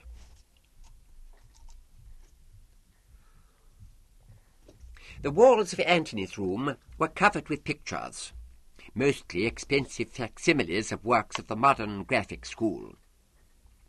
Their subjects, or professed subjects, were orthodox in the extreme, scenes from Holy Writ or the lives of the saints, with here and there one of the more familiar mythological incidents. The treatment of these matters, on the other hand, often seemed inappropriate, even perverse, showing Salome in the back seat of an express omnibus with the head of St. John the Baptist on her lap in a market bag, filling 2/3 of the space, with a caterpillar on one of the roses in St. Elizabeth's apron. The case was different with the large, colourful and popular Adam and Eve by the illustrious Netherlander de Kooning. Here the artist had plainly not tried to furnish anything that might be called a portrayal of our first parents. What he had tried to do with great success could be seen in the relegation of Adam to a dim shape half obscured by grasses, and more positively in the treatment of Eve's flesh at the bosom and other parts. The band of hair above her crotch, or rather above the serviceable poppy that just hid her crotch, was said to have been decisive in inducing the Archbishop of Amsterdam to attach the original under a writ of non permittimus. It was, of course, not known exactly why or how the writ had fallen, but the fact of that fall was enough to cause Master Tobias Anvil to content himself with glowering at the facsimile whenever he saw it, instead of ordering its immediate destruction. Now, as always, Hubert looked at Eve with sly enjoyment and wonder, but that afternoon he quickly looked away again. Anthony had taken off his jacket and bands and was washing at the china basin. He gave an unsmiling glance that was not at all unwelcoming. Without knowing him very well, Hubert liked and trusted his brother enough to feel as little constraint as possible at what was in prospect. He hoped only that Anthony would not do as he sometimes did and say things he'd just thought of and didn't mean. He now said, "May I talk to you a little?" "You may continue to. About your alteration, yes?" Hubert was surprised. "Papa told you?" First, glancing at his brother and away again, Anthony said, "I think he wanted reassurance that the action is as safe and as painless as he'd been led to believe. He must regard my learning more highly than would seem." "Well, I could tell him in conscience what he wanted to hear, as I can you. You'll feel nothing and be in no danger." "But what happens? Oh, I know what the action consists of, and how my voice won't change, and I shan't be able to have children or do what's done to make children." "Did Papa describe to you in full what's done?" "No, but he went on until he could be sure from what I said that I knew enough. Not everything, but enough." Now buttoning a silk shirt, Anthony nodded slowly. "That's his way." "You ask what happens. You mean inside your body?" "Yes, I think so." "It may be easier to describe what, because of your alteration, will not happen. Elements in your blood, we call conductors, would in time cause your voice to become deeper, hair to grow on your face and body, and your private parts to render you capable of mating. These elements come from what will be removed from you. And the same elements would keep me thin and healthy, unless I ate too much. Why do you say that? The other day at the chapel, I saw two men who'd been altered. They were fat, and they didn't seem well. They... Yes? Hubert had remembered how the two had looked at him, and he understood now that they had been considering him as someone intended to share their condition. Understood, too, what the abbot must have wanted from them that evening. But there was no reason to explain this to Anthony. So he went on, just that they seemed sickly, unsound. Not that's no consequence of their alteration. Their fatness may indeed have come from overeating. It must be a temptation to them. Why? My dear Hubert, do please forgive me, and sit down. Now, may I tell you anything more? Yes, Anthony, if you will. I want to know about mating. You said you knew enough. Enough for Papa, not for me. Very well. Say how I can... Well, what happens? I said that about the alteration, didn't I? This is not so different. I've been told what goes where, and that something comes, and that the something will make a baby. But what I don't understand is why, why folk do it, why they want to do it. I see that they must, if the human race shall continue, which is God's will. But then, as everybody knows, they'll mate, even when they must wish as hard as they can that there'll be no baby. True. Anthony looked up from the drawer full of cravattas he was turning over. It's an instinct from our nature, and wonderfully strong. It doesn't touch our reason, so we can't talk of why as we do in other matters. Consider that we eat, because if we fail to, we die. But it isn't that makes us eat. It's hunger, a feeling in us. Is this like hunger? A feeling in us that makes us uncomfortable, like thirst? Well, does it grow until we can think of nothing else? No. I shall never understand. I'm sorry, my dear, but I might as easily explain the colour red to a blind man. So it appears, Rupert replied. We might do better with what else I have to ask, if you're not tired of questions. Of course not. Say then. You've done it, haven't you, Anthony? You've mated. Let's be straight. You've fucked a girl. I'll say nothing to Papa, by Our Lady's crown. See you keep your oath. Yes, I have. So, try to explain to me how it is. Anthony had been carefully tying a pale green cravatta at the looking-glass on his toilet table. Now he stopped doing this and turned to face his brother. Isn't it best that I don't? He asked gently. It's a part of life that you can never meet with. Well, then I must discover as much as I can from one who has met with it. In heaven's name, why? It could only... I want to know where I'm placed, as far as I can. I beg you, dear Anthony. If you must. Simply, it's the most intense pleasure the human body can feel. Pleasure?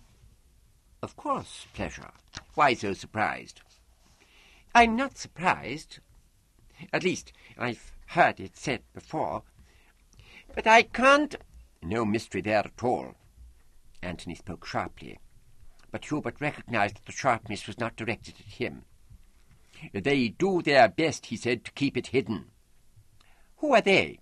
everyone in our polity, the priests, the accursed friars and monks, though they see to it that they're in no ignorance themselves, the preceptors, even the surgeons, all those set in authority over us, the whole of church and state in every land throughout the world. Hubert said nothing, not wanting to prolong this unhelpful digression. They conduct a tyranny and call it the kingdom of God on earth. Oh, let it go. There's one place they can never reach. That pleasure is safe. Does it happen all the time, the pleasure? During the... There is some, all the time, but the big pleasure's at the end, when, as you said, something comes. How long does it last? A few seconds. Oh, it seems much longer. It seems to last for an indefinite time. I see. Anthony was brushing his hair. Let me try again, he said. What's your favourite food? Chocolate ice cream, said Hubert without hesitation. Can you imagine, then, an ice cream so wonderful that it made you call aloud? I think so. And it's like that down there? Yes. Now, imagine, you've played with yourself down there, haven't you? Oh, yes. And you like girls. You want to kiss them. Yes. Well, think of kissing a girl while it feels like playing with yourself, but it's like the wonderful ice cream. I must have done something like that before, many times. But it's so vague. I can't really think of a girl when I do that. And I can't think of that when I see a girl. Even a very pretty one. I can't bring them together. You must try harder, if you want what you tell me you want. Now Anthony's manner changed, as if he was moving from what he thought he should say to what he really wanted to say. He went on, but there are other things that are wonderful. A woman's body, a woman's skin, is the most delightful thing to touch that was ever made. Look at Eve in that painting there. Yes, said Hubert, not doing as invited. That should give you a notion. And yet, all this is only a kind of beginning. Something strange, something unique takes place. The soul is transformed? Who said so? I forget. I must have found it in a book. It's meaningless to me. How can what we know nothing of be transformed? No. I speak of the entirely physical, or the superphysical, a state of bodily cognizance compared with which all other states are, how can I put it, unsubstantial and heavisome and bloodless. The man and the woman are so close that nothing else exists for them, and they become almost one creature. They are closer to each other than they can ever be to God. Anthony paused, his dark eyes apparently vacant, his mouth a little open. Perhaps, he said, you think I blaspheme. No, I don't think that. What if I do blaspheme? They blaspheme the name of man and woman. And while we live, man and woman compose the world. After another pause, Hubert said, Thank you, Anthony. For what service? For doing as much as you could to answer my questions. Mind this, said Anthony in his sharp tone. Resign yourself to what must happen. Whatever you think or feel or discover, you're to suffer alteration. They'll see to that. You can do nothing. Then his manner changed once more. my poor Hubert. Think of your blessings. Papa said you ought to be famous, and consider that to lose what you've never had is only half a loss. And if it signifies, I'll be with you whenever you want me. It signifies, my dear. Hubert went over and kissed his brother on the cheek, and the two held each other for a moment. Soon afterwards they parted. Anthony had an appointment with a girl, clearly, and Hubert went back to his room. He felt that at one point in their conversation he had been only a phrase or so away from the understanding he sought, but he could no longer remember which, and now he doubted whether that feeling had been valid. He could have wished that Anthony had spent a little longer on trying to find helpful details and comparisons. But again, it was impossible to imagine what could have been helpful. Red was the colour of blood and fire, and not of trees or the sky, of the dress of soldiers and cardinals, and not of monks or servants. Think of the sun, not the sea, an organ, not a choir, hard work, not indolence. Yes, but what was it like to look at something red? To know nothing whatever of women or girls, and to know of them what a 10-year-old boy might know, were different as blindness and total colour blindness. He went over in his mind the best part of what Anthony had said, with additions of his own. Kissing a girl, kissing Hilda van den Haag. He had forgotten how it had felt to be about to kiss her, and he had to imagine it. Kissing Hilda with no clothes on, while it felt like playing with himself, but like the wonderful ice cream, and she behaved like a very friendly cat. That would have to do for now, and perhaps parts of it were right. Anthony had said very little that could be judged true or false. Indeed, only one such remark stayed in Hubert's mind. This was the statement that there was nothing that he, Hubert, could do to avoid alteration. And it was false.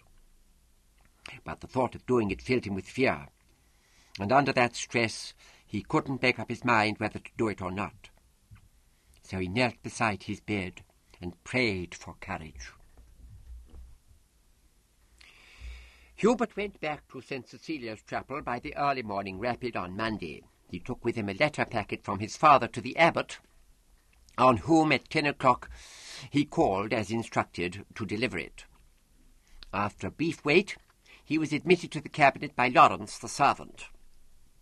At once the abbot dismissed his secretary, to whom he had been dictating, and sent Lawrence off to fetch Father Dilk, and in a kind voice asked Hubert to sit down. Then he opened and read the letter. At one point the habitual gravity of his expression grew deeper. At last he looked up. "Well, Clerk Enville?" "Hubert, your father lets me know that you fully understand what is to befall you." "Yes, my lord." "Do you also understand that it is a sign of God's special favour for you to be able to serve him in this way, and that you must be grateful?" "My father used almost those exact words, my lord." "And you understand them?" "Yes, my lord." "And you believe them? You recognize God's favour, and you are grateful?" "I think so, my lord." "It's not enough to think so, Hubert," said the abbot still kindly. "He who only thinks he's grateful feels gratitude with only half a heart." "I'm sorry, my lord. I mean—" "Yes?" "I know it's glorious to have God's favour, and I'm as grateful for it as I can be, but I can't prevent myself from wishing it had taken another form." "You'd choose among God's gifts?" "Oh, no, my lord, not that. I try all I can not to wish what I wish, but it's too hard for me." The abbot looked sad. He had not yet answered when there was a knock at the door, and Father Dilk came in. After bowing to the abbot with a very serious face, he gave Hubert an affectionate smile, and laid his hand on his shoulder instead of just motioning to him to sit down again. "God bless you, Hubert." "May he bless you besides, Father." "I came as soon as I could, my lord." "Naturally. Consider this for a moment, if you will." Father Dilk took and quickly read the proffered letter from Tobias Anvil. His face changed in the reading more markedly than the abbot's had done. "This is unfortunate," he said. "Or worse." "Oh, I think not, sir. Master Anvil's course is clear and easy." "We'll confer upon it later. Our excuse is, Hubert, we speak of a matter that doesn't touch you in the least degree. Now, Father, it appears that Hubert, while, what shall I say, sensible of what it signifies to be elected for God's service by the means we all know, finds it difficult to respond contentedly to everything that this will entail. Is my account fair, Hubert?" "Yes, my lord. But may I ask a question?" "Of course." "Isn't it quite certain that I'm to be altered?" "Quite certain," said the abbot steadily. "Then how can it matter what my feeling is? If I said I'd sooner be beheaded, what difference would it make?" The abbot's steadiness hardened into sternness. "Creature of God, what is at stake here is not your feeling, but your immortal soul. Its salvation might depend on whether you go to be altered in gladness, in free and joyful acceptance of God's will, or with contumacy of spirit and mundane vexation. Give your counsel, Father." Dilk blinked his eyes for some moments before he spoke, and then he said, "My dear Hubert, you know that my Lord Abbot and I love you and wish you nothing but good. Were there anything in what has been designed that might not tend to your welfare in this world and the next, you would find none more implacable in opposition to it than my lord and me. The action in itself is harmless. A part of your body will be gone, and the animal that is in all of us must shrink from that. But reason tells us it is not to be feared. Your celibacy will be absolute. Is that such a sacrifice? At least it's not a rare one. Every year, thousands of young folk in England alone vow themselves to celibacy of their own free will. And in their case, what is it?" "Forgive me, Father," said Hubert, "but I find there a substantial difference. A monk does indeed become a monk of his own free will. He chooses to. My celibacy is to be necessitated." "But you are a child." The abbot was patient. "A child has no competence to choose, except whether or not to commit a sin. Such is the only choice he may make. You know that, Hubert." "Yes, my lord, I know it."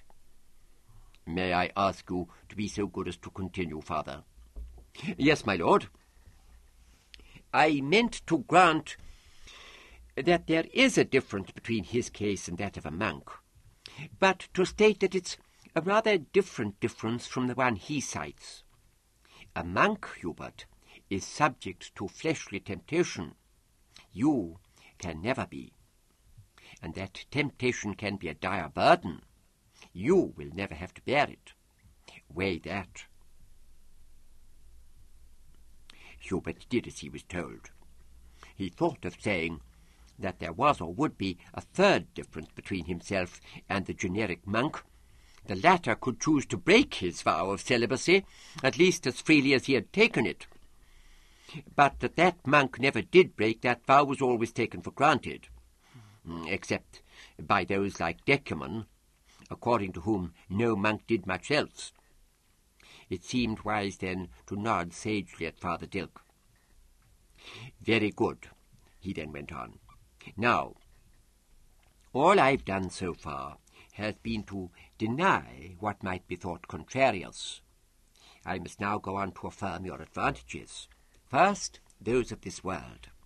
In your altered state, but only in that state, you will become one of the foremost singers of this century, one the like of whom hasn't been known to anyone now living. Can you conceive of a more precious gift? Hubert could without difficulty, but had no reason to think he could ever attain it, and so this time he shook his head. And you will use your gift directly to the greater glory of God. That is to be given a second gift, no less rare if not rarer than the first, and infinitely more precious. Do you believe that God rewards those who glorify him? Yes, Father, said Hubert, and meant it. And do you then accept to perform his will joyfully and gratefully? Yes, Father. Hubert meant that too, but would not have cared to affirm that he would still be meaning it the day after. The abbot gave Dilk a nod of considerable approval. Let us pray, he said. The two clerics and the boy knelt down on the scrubbed oak boards. There were no elegances here in the cabinet. All made the sign of the cross. In nomine Patris et Filii et Spiritus Sancti. Repeat after me, Hubert, said Dilk. Most loving and merciful God, hear thou the voice of thy child. Most loving and merciful God, hear thou the voice of thy child. Implant thou in my mind and heart the full meaning of thy grace. After one or two more clauses, Hubert's attention had wandered, but not into the void. It was firmly fixed on the thought that he must now, after all, submit to what was required of him by authority. To have refused to pray would have been terribly difficult. But to have failed to refuse meant that any scheme of defiance would amount to breaking a promise to God, and that was not only dangerous but dishonourable. Well, this way was easier. It meant an end to the search for something he would not recognize if it were put into his hand. And surely God would cherish one who kept faith with him. Sitque tecum benedictio Domini, said the abbot. Amen, said Hubert.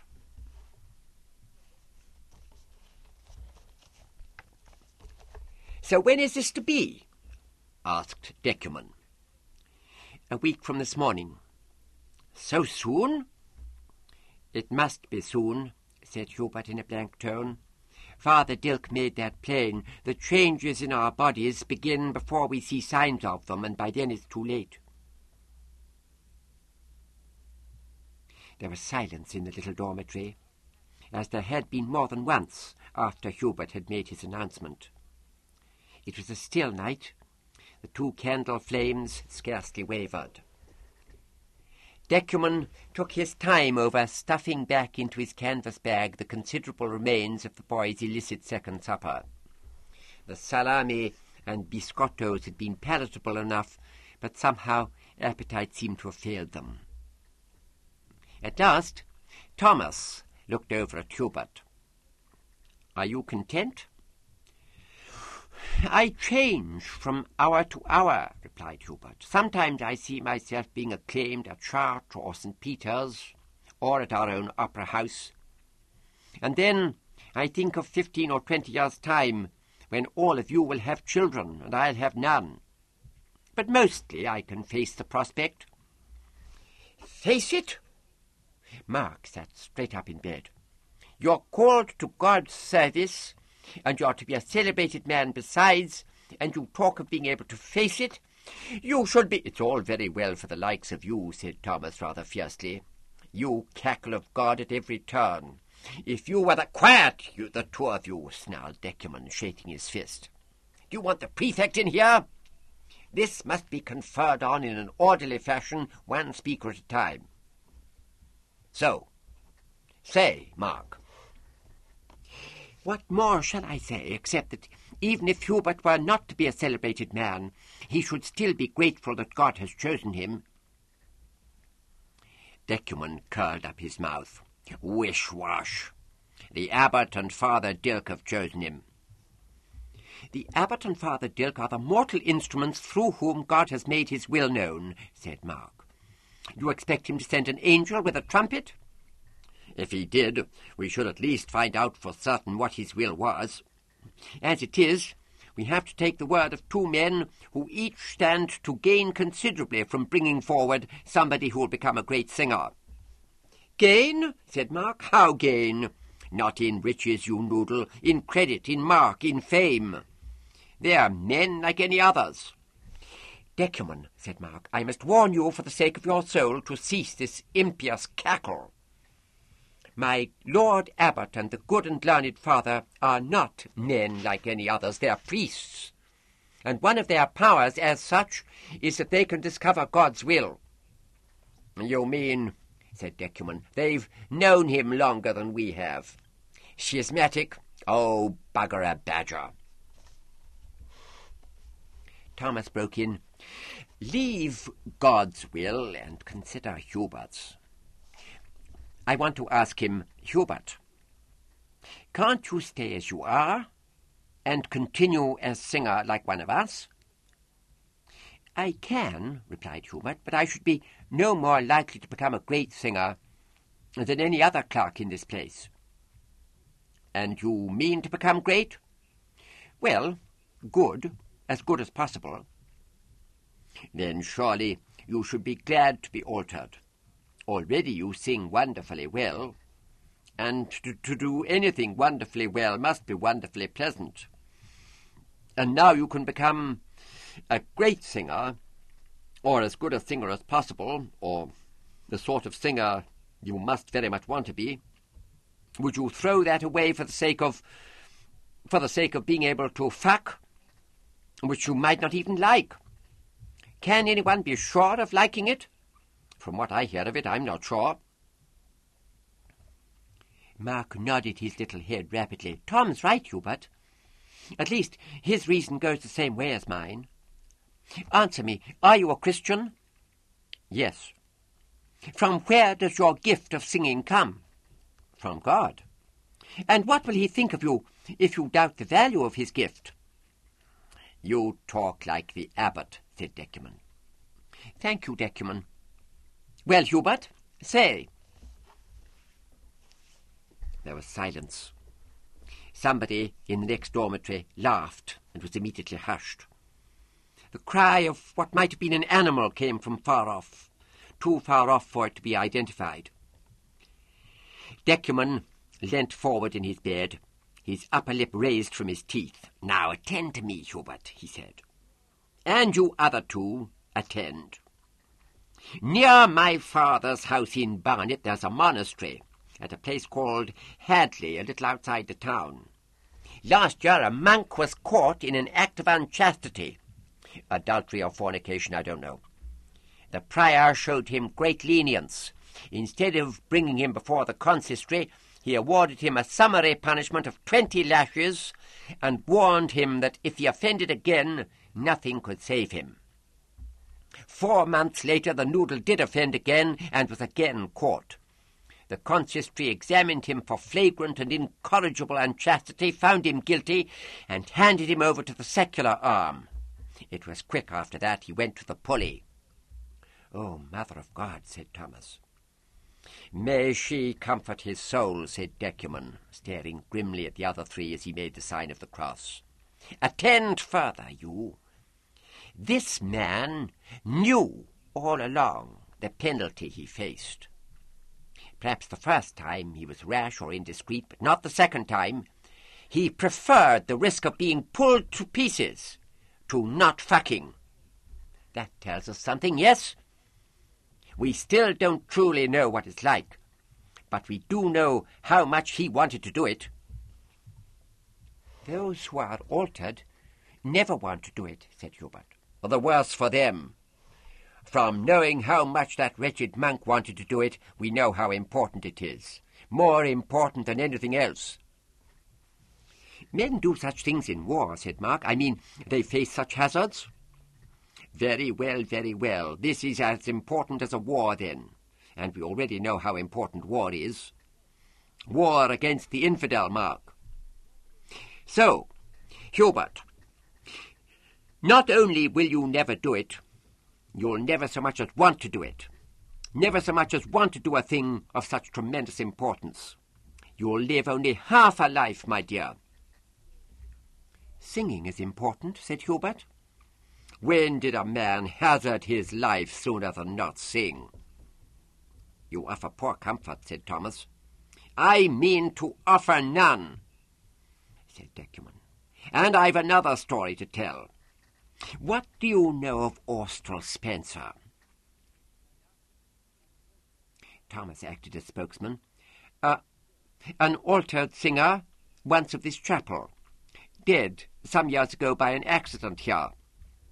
Dead in 1964, said Decuman, with a nod of something like satisfaction.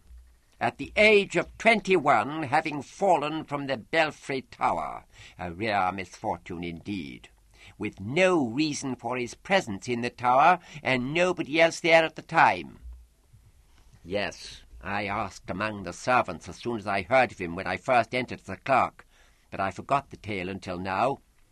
Austral Spencer committed the unforgivable sin, the other three gasped, and Mark crossed himself, because he so much regretted that he'd been altered. You guess, said Thomas. I know. He left a letter to the abbot, but not in a packet. He must have wanted everyone to hear. Someone saw the letter and told someone who told the buttery boy who told me for a halfpenny. Austral Spencer said that his alteration had been in vain. His voice had fallen off and he could no longer find high notes with any surety. He was about to lose his post, or that was what he thought. That was what he wrote to the abbot. He was fit for no other function, and he had given away his manhood for nothing. What should he do but kill himself, Hubert? That was only one man, said Thomas, before Hubert could speak. He might have been mad, or the only one we know of, said Decuman. And after a pause he went on. Now for more discomfort. Granted that your voice does hold, Hubert, what would you be at 21, 31, 41? Not merely a man who has never fucked. Not merely a man with no wife and no children. There are plenty of such, and it's no shame to them. You would not be a man at all, but a human ox. Those you met would be respectful to your face, but behind your back, what would they say? What would they think of you? Wait, there's one thing you might not have heard. Now, an altered man doesn't change as he grows up. He gets no hair on his face, his complexion stays the same like a boy's, and, of course, his voice stays like a boy's, yes, or a woman's. What you might not have heard, Hubert, I only heard it from somebody my brother brought to the house, who keeps doubtful company in Rome. Well, it seems there are certain oddities who, instead of just chasing after boys or other men, chase eunuchs, because they are men who look and speak like boys or women. How that's desirable I can't tell, but to these types it is. And so, Hubert, even friendship would be difficult for you. Any man you deal with might be an oddity of this sort, or be said to be, behind your back. Be quiet, Decuman, said Thomas. Hubert is helpless. He must be altered. Therefore all you do is... I defy that notion. Decuman's expression now resembled a gargoyle's. There are a dozen things he can do. Hubert, you can appeal to the Cardinal Archbishop. You can look for sanctuary. You could even tell the abbot you've changed your mind and just see what happens. Or you can run away to North England or West England. You can hide in the woods about the farm and we'll bring you food. You can fight whatever happens at last. You must fight. This is the devil's counsel, Hubert, said Mark. No, said Decuman. It's the counsel of almost everybody and everything we really understand, whether we feel we understand or not.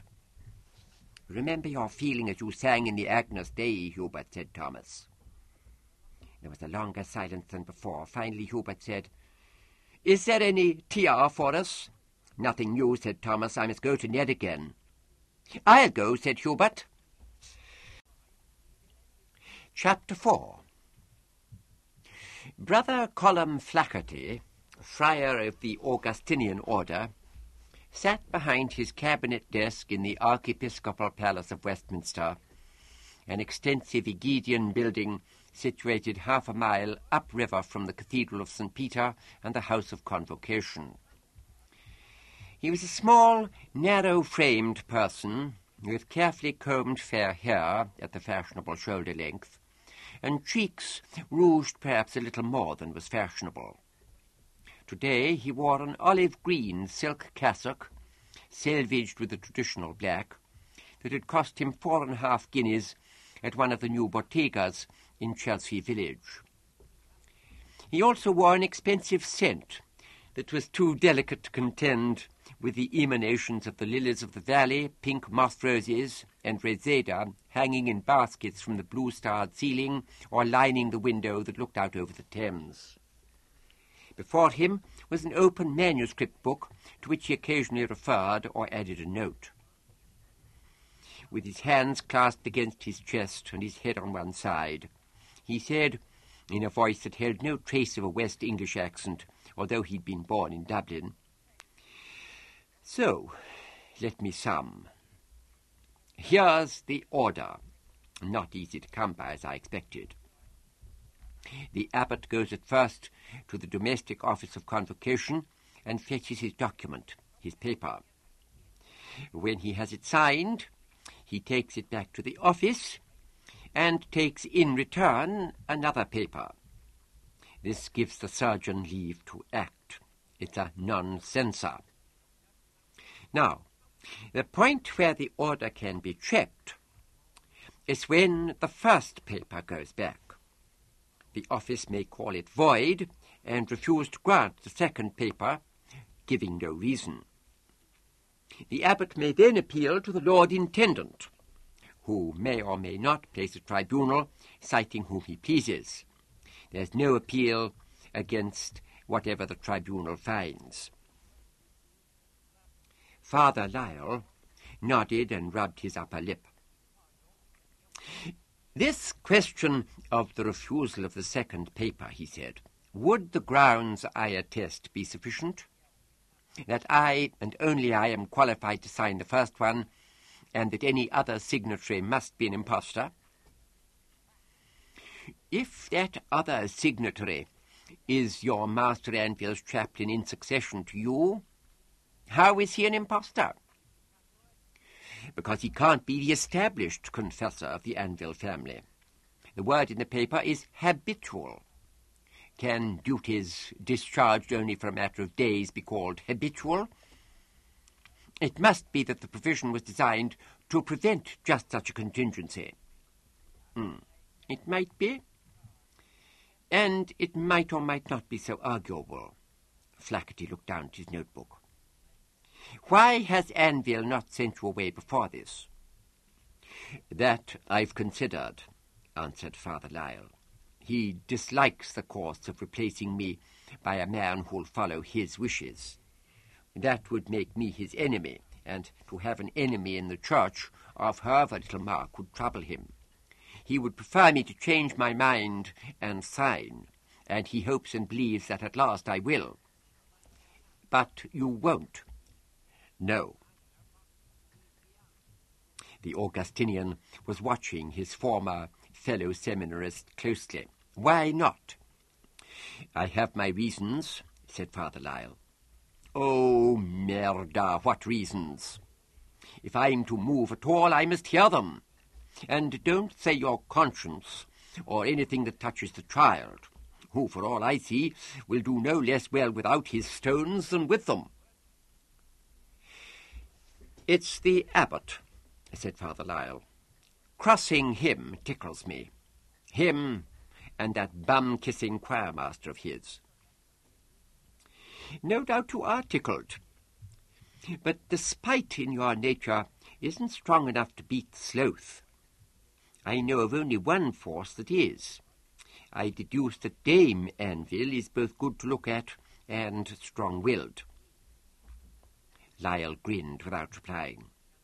"And given to whims and conceits, or she'd simply be glad at the chance for her son, no? Come on and tell me the whole tale, Matthew. We've plenty of yards in common." "The lady's past experience of men has been small and disappointing. I catch. But as things now are, she's set on not having the boy, denied that part of his future. You must indeed have pleased her. It's more than that, Colum. She loves me. Well, so she should. No, I mean something more serious. She talks of her soul being transformed, said Lyle in a neutral tone. I hope you rebuke the blasphemy as often as you hear it, and the dire use of words. What scrawler does she read? She means what she says. Tanto peggio. And what of it? It's this love that the boy must not miss, not the carnal pleasure alone. She must give you a part of the latter, if you're used to letting her sing such airs.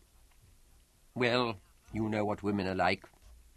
I hear tell, said Flaherty, polishing against his cassock the fine emerald on his left ring finger.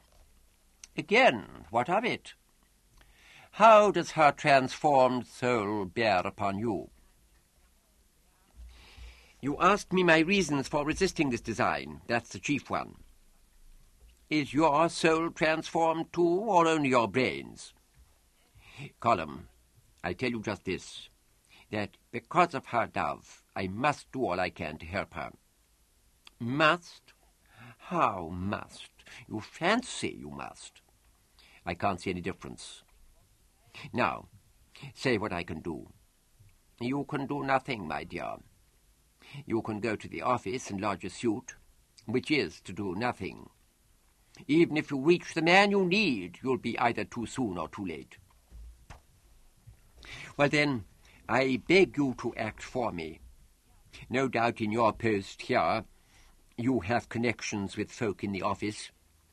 Some, of no great rank or mark. Great enough to cause the abbot's first paper to be called void? Perhaps. The abbot on his side is of a certain rank and mark, and has his own connections. And lately they down there aren't best pleased with us up here. There was a sharp knock recently over a vacant canonry, when the Lord Intendant's choice was barred by His Eminence. There are always such things. I believe you. But will you do what you can?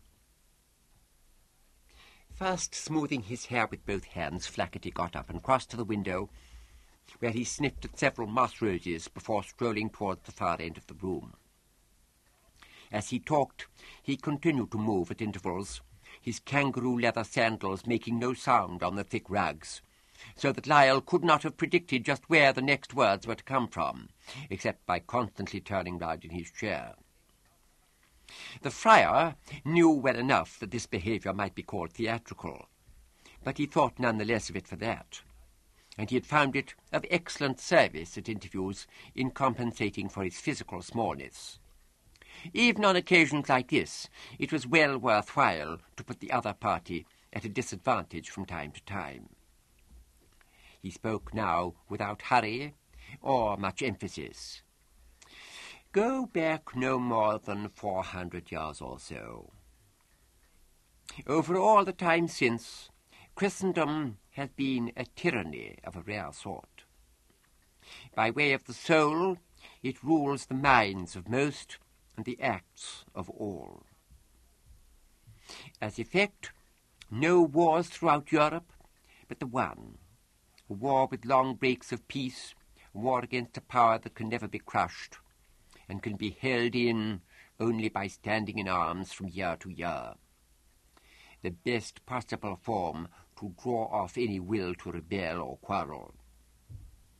And in the last 50 years, Christendom has finally drugged a power much more awful than the Turk could ever be, one that now lives on as it can in New England, among boors and savages, the power of science, God be praised. Amen, said Lyle automatically. Amen to amen. It was a close thing. A little longer, and science would have abolished God and brought our world to ruin. You don't mean abolish, said Father Lyle. You mean take attention from, leave on one side. I mean abolish. I mean deny. I mean disprove. Come, Matthew. I must rebuke your blasphemy column and call upon you to abnegate it at once. Again, must. You may say what you please. You never showed much reverence, and I suppose your work here has... Let me show you some now.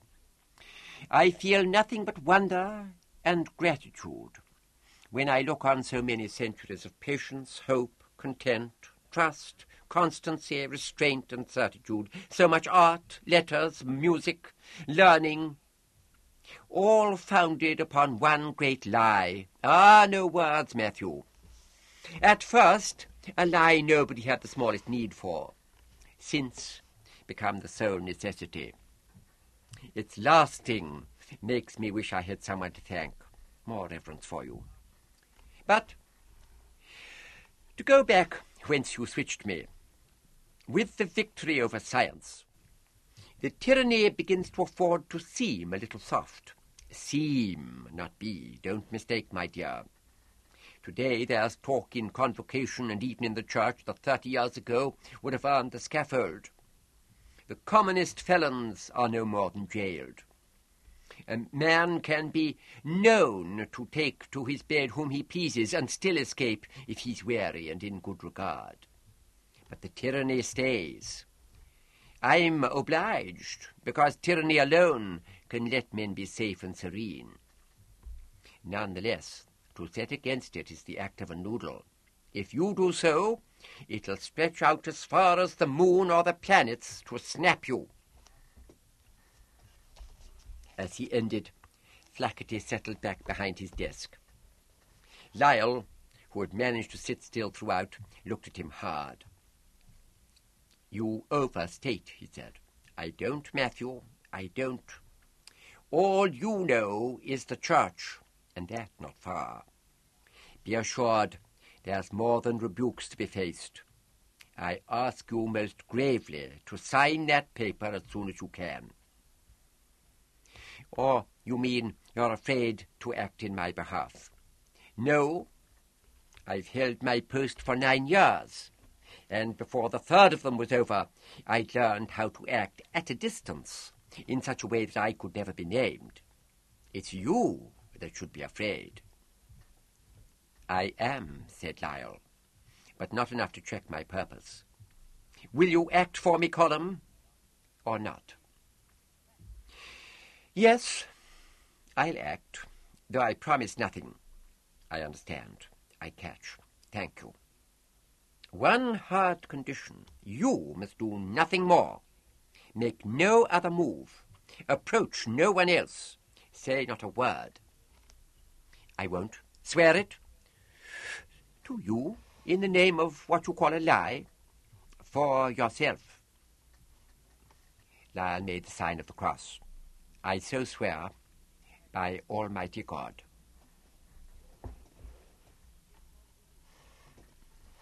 When his friend had gone, Brother Flaherty at once took a key from the ring at his waist and unlocked one of the bottom drawers of his desk. Opening it caused the ignition of gas jets in its asbestos-lined interior. With a neat movement, he ripped from the manuscript book his notes on the Lyle matter and dropped them among the flames. As soon as there was nothing more to burn, he shut the drawer, thereby releasing a stream of compressed air. This blew the ashes through a fine wire mesh, so that when the tray underneath came to be removed for emptying, nothing would be left of the ashes but a grey powder.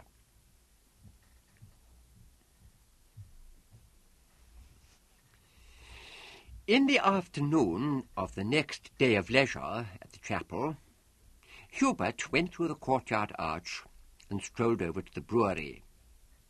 From it came a steady but intermittent creaking noise. One door stood open. Hubert peered round it and saw Ned, in his usual brown work shirt and trews, a dirty handkerchief knotted at his throat, his hand on what was evidently a pump handle. After a few minutes, it had become clear that the brewer himself, unless in hiding or unconscious behind one of the coppers, was either on another floor of the building or altogether absent. Hubert stepped inside. Ned nodded morosely at him and went on pumping. He gave off a powerful odour, or mixture of several, that was not actually unpleasant. His height, muscular arms, and slight moustache made him seem older than 14. "Where's your master?" asked Hubert. Ned grunted and screwed up his face in such a way as to suggest that they were in no danger of being interrupted, but that he was perfectly indifferent to this state of affairs. "What you doing?" "Water. Got to go atop or come down again." "I see. Have you any of those books?" "Ah, no." When Hubert brought out and displayed 2 threepenny bits, the other, without the least change of demeanour, stopped his pumping at once and led the way to a metal ladder bolted to the wall. Up they went through a cutout in a wooden floor that supported a pair of large tuns, and finally to a space under the roof where there was a tank and a pile of sacks. From beneath the corner of this pile, Ned produced something that had to be called a book, though it was very near returning to its constituent parts. Hubert looked at the crumpled title page, "The Orc Awakes" by J.B. Harris. "6pence," said Ned. With no delay or objection, Hubert handed over his 2 coins. It seemed that Ned was surprised enough at this to show some momentary approval. His mouth twitched, and he nodded several times as he released the book. "Ned, would you tell me something?" "What would you know?" Hubert said quickly, "What happens when you fuck? What do you do?" "You don't hear nothing to that of me, you don't." The boy's tone was startled but not hostile. "Nor speak and rue wasn't never my proceeding. No, that prefect would hear." "Don't tell me who or where or when, just what, no more. Nothing for the prefect to hear." "Find another, little sir. Ask another, eh?" "I ask you. But I lose my time. You can tell me nothing. You haven't done it. Well, I win my 6pence back off Thomas. He wagered you had." "By Christ that I have," said Ned angrily. "Here it is now. I grapples her, and I near kiss her bloody mouth off the face of her, and I gropes the cunt of her till her's all stewed and ready, see? Then I haves the clouts off her, and I lays the fusby on her back, and I shove my pen all the way up her fanny artful, and I bang and bang, see?" For a moment longer he appeared to Hubert angrier than ever, the corners of his mouth drawn tightly back as he puffed out the words, "I goes on at her cruel till my knobs start to whack her tripes, and her cry me mercy, see? Then I feel a start to... Christ, I could..." Hubert, who had been watching his face, caught sight of the distension at the crotch of his trews just before Ned snatched at it and squeezed it, wincing loudly as if in pain. His body was bent at the waist. Within a couple of seconds, Hubert had reached the top of the ladder and begun going down it as fast as he could. He heard Ned run across the floor above him. "Ah, would you? Let the fucking prefect hear, would you? I'll stop your mouth, I will. Tear your fucking head off, I will, little sir. I gets my hands to you, you wish you never been born, I swear to Christ." With his pursuer close behind and still shouting, Hubert reached the ground and ran for the doorway. He was through it, but he would be caught in seconds.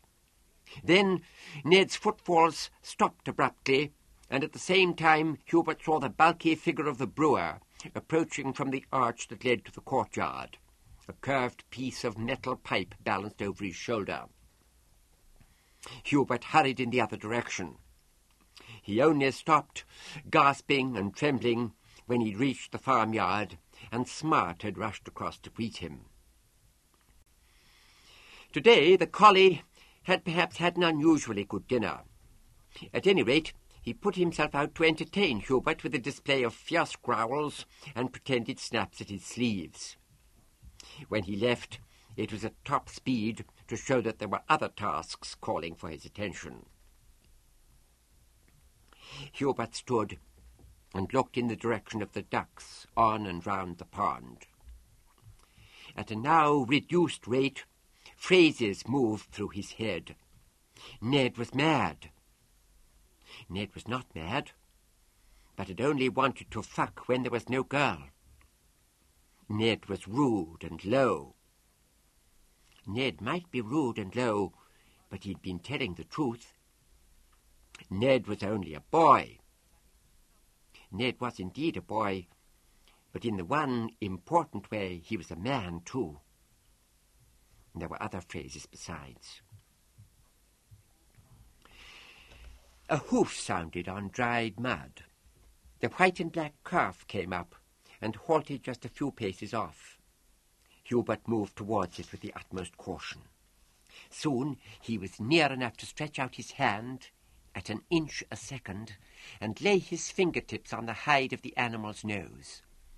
It shifted its footing, but did not turn or edge away. By degrees he moved further until he was standing at its shoulders with his hand on the back of its neck. There was an interval while he sent a hurried prayer to St. Francis to see to it that no duck should quack too loudly or make a flurry in the pond. And then, after a gentle blowing through its nostrils and a few shakes of its head, the calf pressed its cheek against his chest. He lowered his own cheek onto its neck. A minute or so later, a questioning moo was heard from the pasture. As if by prearrangement, Hubert straightened himself, and the calf trotted off. Contentedly, he watched it out of sight. Only now did Hubert remember the auk awakes. He must have dropped it somewhere in the brewery. Well, there was no going back for it. Should he walk on up to the woods? No. If he did, he would have to think about what he had seen there the previous week, to compare that with what he had seen just now, and as much as he had understood of what he had just been told. And from all this, to try to imagine himself in Ned's case. And he shied away from such a task. He would go instead to the study room and write out the little improvisazione he had thought of coming up in the rapid. While the clock was striking 5, he carried the completed manuscript across the corner of the quadrangle to the small concert chamber where composition was usually taught. The ceiling and 4 wall panels had been painted with scenes from the life of St. Cecilia, including what was now known to be her unhistorical martyrdom in the year 230. The artist was supposed to have been a mid-18th century prefect of music at the chapel, and although it was also supposed, or at least hoped, that he'd been a better musician than artist, most folk enjoyed what he'd painted. Hubert did. As he mounted the low platform and sat down at one of the 2 pianofortes there, he gave the figure of the saint's husband, known to generations of clerks as the tipsy Roman, an affectionate glance. Raising the lid of the instrument, he began to play the Prometheus variations, Beethoven's last complete keyboard work. It would never do to be caught tinkling some trash of one's own. Presently, Master Morley hurried in, his footfalls heavy on the wide elm boards. Hubert stopped playing and stood up. "My excuses, Clerk Enville. The organer kept me at the oratory. Now, what have you for me today?" "Here, master." At his work desk, to one side of the platform, Morley turned over the sheets of music paper at a fair speed to start with, and then more slowly. Twice he went to the nearer pianoforte and, sitting down, played some short passages. Halfway through a second study of the manuscript, he spoke in a voice that was as heavy as his tread. "How long was this in the writing, Anvil?" "In the writing down, master, no more than—" My question was ill-drawn. "How long in the composing?" "It's hard for me to tell, master. 6 minutes or 7. "It'll be that long in the playing." "Forgive me, master. Of course it was much longer in the composing." Morley stared past Hubert at one of the wall paintings. "Anvil," he said at last, "I know you meant 6 or 7 minutes in the composing. What did you mean by composing?" My mind was those minutes in going through it. Or—" Hubert hesitated, but the prefect still stared. "Or it was those minutes going through my mind." "You tell me it came to you from somewhere else?" The voice was at its harshest now. No, master, it was inside my head already when I looked." "Very well. These F naturals here," Morley pointed with a stubby finger, "and again near the end." "Oh, yes." Hubert sang a short phrase. "Why did you have your hands in front of you then?" "Did I so? I expect because it's the clarinet. I was—" "What clarinet, Anvil? This is a keyboard piece." "Yes, master, but I heard that voice as a clarinet." "And the other voices, too. You heard them as flutes and violas and horns and so forth?" "No, sir. 2 oboes, 2 clarinets, and 2 bassoons." "So this here is a keyboard transcription of a wind sextet movement that you haven't put on paper?" "Yes, master." "Are all your keyboard pieces transcriptions of non-existent originals?" "Oh, no, master. The theme and variations was for pianoforte." "Indeed. Now, at last to these F naturals. The key is G major, and elsewhere, here for example, we find the F sharp we expect. Well, there are different places, master. When I protest that the leading note of G major is F sharp, what's your answer?" "That where I've written F natural, nothing but F natural is possible." Morley was silent for nearly a minute. Then he said, "They let me know you go soon to be altered." "Yes, master." "I'm sorry to hear it. Oh, it means an eminent career for you, and I wish you well. But it also means an end to your activities as composer." "Oh, surely not, sir." "As surely as can be. Name me 6 pieces of any kind that a singer of the least eminence has written." You see, consideration will show that a singer's life is too much lived with others, too remunerating in other ways than financial, simply too full to allow of composition. So I'm a little dismal because you're by far the best pupil I've ever had. But in any case, I must lose you soon as pupil. Soon I'll be able to teach you nothing more." "You are too gracious, master." Again Morley stared at the painting. "Why is it, Anvil, do you think, that St. Cecilia is the patron saint of the blind as well as of music?" Anything Hubert might have had to say to this was never heard, because just then Lawrence came into the concert chamber and up to the 2 on the platform.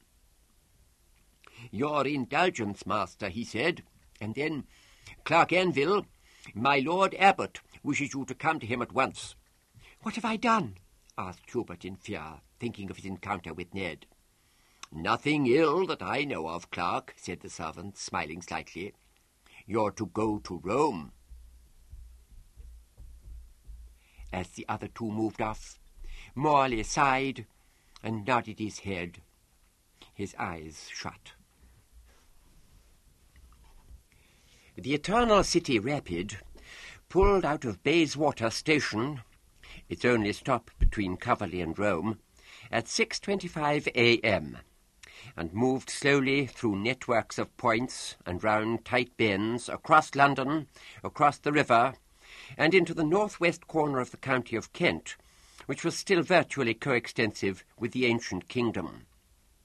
There the track straightened itself, changing direction only in the longest and shallowest of curves, its continuously welded rails on their cushioned sleepers, moving through natural obstacles and not round them, the work of the great Harrison.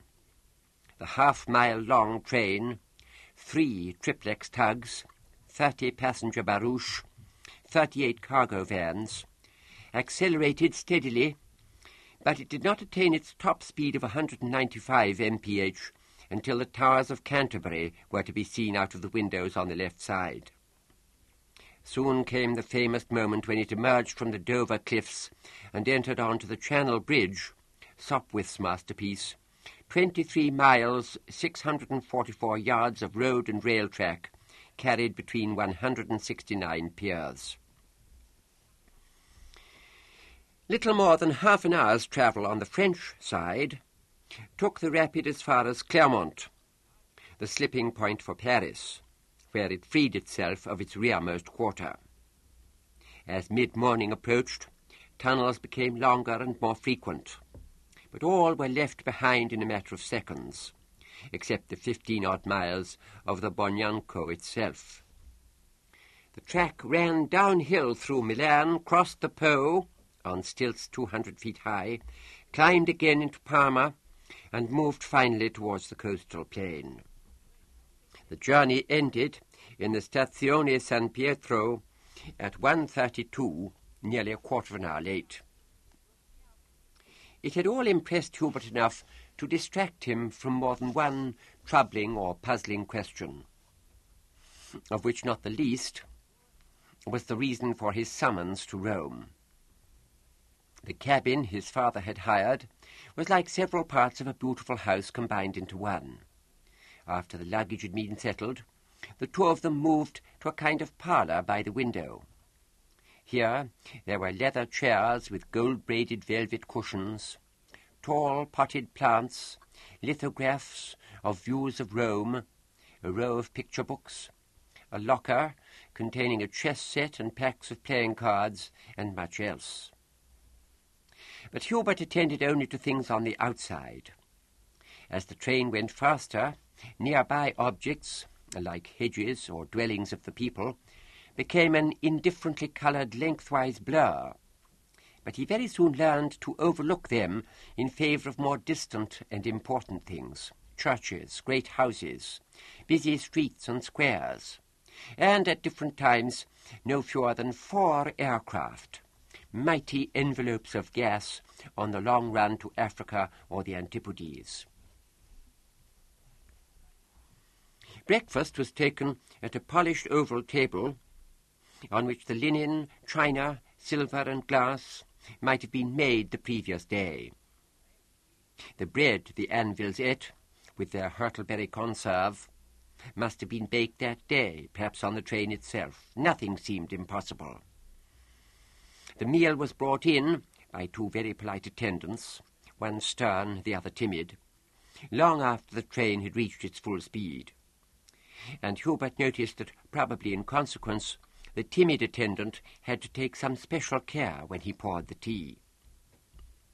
The remnants being cleared away, something like a luxurious bedchamber offered itself in the form of couches shaded by silk screens. But Hubert stayed by the window to see what he had never seen before. The passage over the Alps was like flying in a dream. The always startling burst into bright sunshine, the huge, steady leap between tiers of mountains, and its abrupt cessation in the darkness of the next tunnel. When the streams and rivers began, they had changed their colour from brown or grey to blue, green, or turquoise. The countryside was the same as that in the background of some very old paintings that Hubert could remember seeing on a visit to the Royal Gallery in Coverley. The sloping fields, the thin dark trees, even the small clouds on their own in the sky. Then, after slowing so gradually that the process could only be seen, not felt, the train came into Rome, where every building that was not a church looked like a palace, and stopped without the slightest jar. On the pavement beside the track, the Anvilles were soon joined by one of the family servants carrying their slender overnight baggage. The man had, of course, travelled in the narrow cabin allotted his kind at the rear of the barouche. Hubert thought he had never seen so many folk at once. Droves of pilgrims, clerics in ones and twos, officials with their staffs, men of affairs like his father, all making their way through crowds of vendors who pressed on them fruit, flowers, patties, flasks of wine, gewgaws, facsimiles of paintings, and cheap-looking religious objects. After a short pause at the post of inspection, there was more of the same in the square outside, together with a great concourse of wheeled traffic. Every vehicle seemed to make twice as much noise as its English counterpart, just as every Roman shouted instead of talking. The air was hot and damp. Hubert felt relieved when, after only a couple of minutes, a public was secured. Hunger, fatigue, confusion, and anxiety weighed upon him. The first two yielded in due time to the excellent dinner provided by the Schola Saxonum, where rooms had been reserved for them. But in other respects he was still uncomfortable when at 10 minutes to 4 that afternoon he and his father approached the Vatican Palace on the north side of St. Peter's Square. 9 great windows, each with a decorated half-dome above it, dominated the facciata of the building. The one in the centre, distinguished by a balcony and an abundance of high-relief sculpture. It must be from here that the Holy Father gave his addresses to the multitude. Below the windows ran a gallery, and below that, at ground level, an arcade, both of plain stone. The main gate, 30 feet high, and flanked by massive granite pillars, was at the end nearer the basilica. Next to it was an incongruously modern and undignified structure, a sort of wooden hut with a flat roof. Here, Anville Senior presented himself to a cheerful young monk, produced an identifying document, and was evidently found to be expected. The monk nodded to the carmine-uniformed guard, who, with shouldered fusil, stood directly at the gate, and the guard opened the wicket. Hubert was stepping over the sill when he noticed a third man who seemed to be stationed at the entrance with an eye to visitors. He was in plain clothes, dark blue jacket and straw-coloured breeches, but he wore them as if they had been chosen for him. Inside, there was only one way to go, down the wide path that curved to and fro between masses of trees and shrubs, growing so close together that within a dozen paces the palace itself could be seen only in stray glimpses. And there was no sound except bird song, some of it unfamiliar. The surface of the path consisted of flat-topped stones about the size of a crown piece, none regular in shape, but each perfectly fitted with its neighbours, no two apparently alike in colour, any that the sun caught glinting as if wet. On either side, now and then overgrown in parts by stray foliage, and often a good deal weathered, there stood, at 5-yard intervals, classical statues in marble or bronze, portrait busts on stone pedestals, sections of column with spiral bands of carving, fragments of colossi that included a huge sandalled foot, irregularly shorn off above the ankle. Once the path divided to accommodate an inactive fountain in a basin of some matte black substance. Further on, it led straight through the considerable remains of what Hubert took to be a very ancient pagan temple, its walls, floor, and low ceiling covered with designs he could not interpret.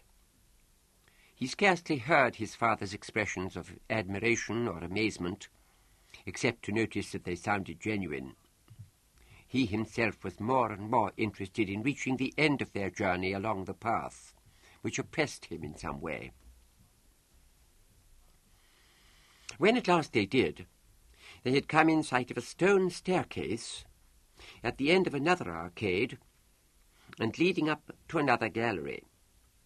From the foot of the staircase, a functionary with a curved sword and a splendid purple sash beckoned the new arrivals by holding out his hand and gently curling the fingers up in his palm. They followed him down the gallery, past a series of shut doors, one of which, smaller than the others, had bars across it.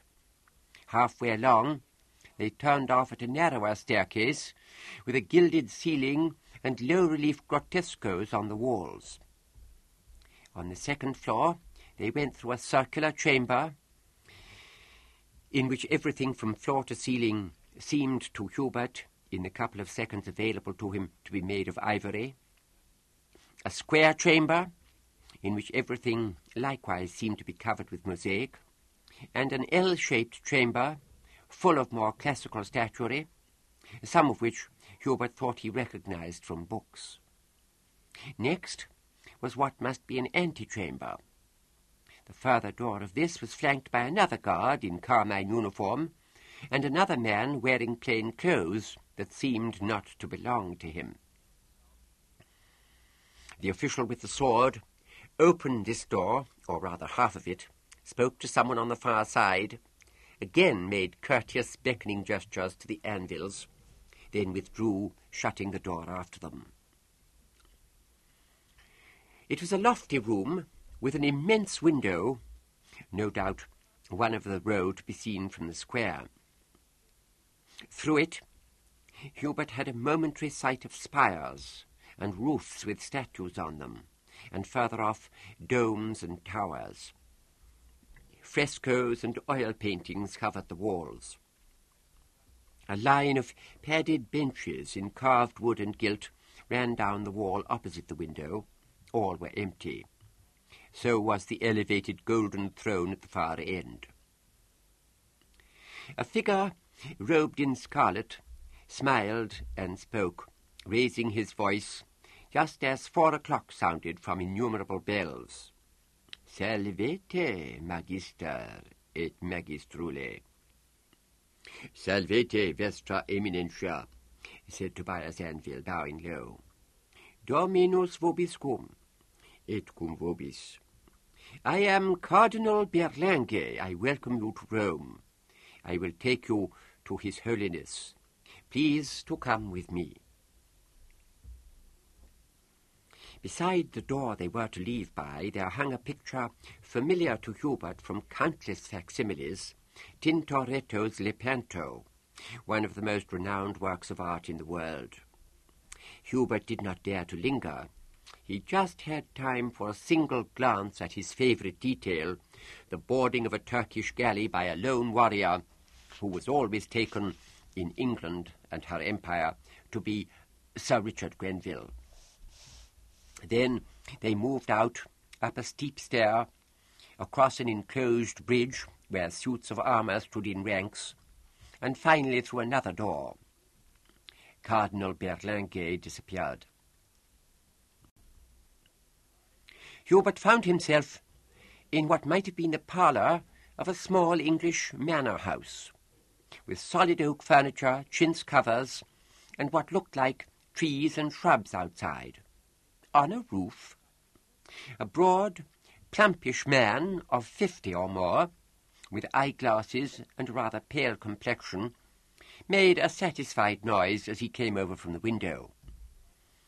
He was wearing the kind of dark grey suit that any lay visitor to the Anvil house might wear. Hubert looked about for the Pope, but his father had gone down on one knee and bowed his head, so he hastened to do the same. He kissed a plain ring with a gold cross on it, felt a hand laid on his own bowed head, and heard some words in Latin spoken. They were not spoken clearly, and he did not understand them all, but they calmed him. "Ah, now please make yourselves comfortable, the pair of you. You'll find that's a good chair, Master Anvil. And, Hubert, lad, you settle yourself down next to us. Our excuses for receiving you thus meanly apparelled. We are so often required to appear swaddled like a babe that we've come to take advantage of every private moment. Rome will be so hot in these months.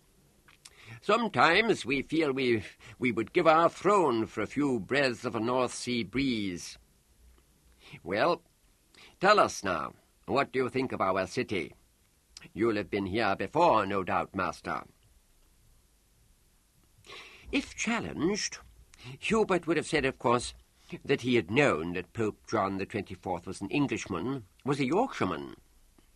But knowledge was different from being faced with the fact. He willed himself to believe that this pleasant, homely-looking person was indeed God's representative on earth, and also the most powerful man alive. His father was answering the question. "A number of times, Your Holiness. It still fills me with extreme awe. So much to be aware of. Republican Rome, Imperial Rome, Medieval Rome, Modern Rome, and above all, there is that. For us, there's almost too much. It's more than 8 years since our coronation, and we still couldn't truly say we knew the place. And it's not like home. Take our church, for instance." The Pope moved his dark head to one side, presumably to indicate St. Peter's. "You must have remarked the outside of it on your way here, Hubert. How did it impress you?" "We saw the inside of it too, Your Holiness," said Hubert, surprised by how easy it was to sound natural. "It impressed me very greatly." "So it should, lad, so it should, considering in whose sanctified name it stands. We meant in what way did it impress you as a piece of architecture? Did it match your expectations?"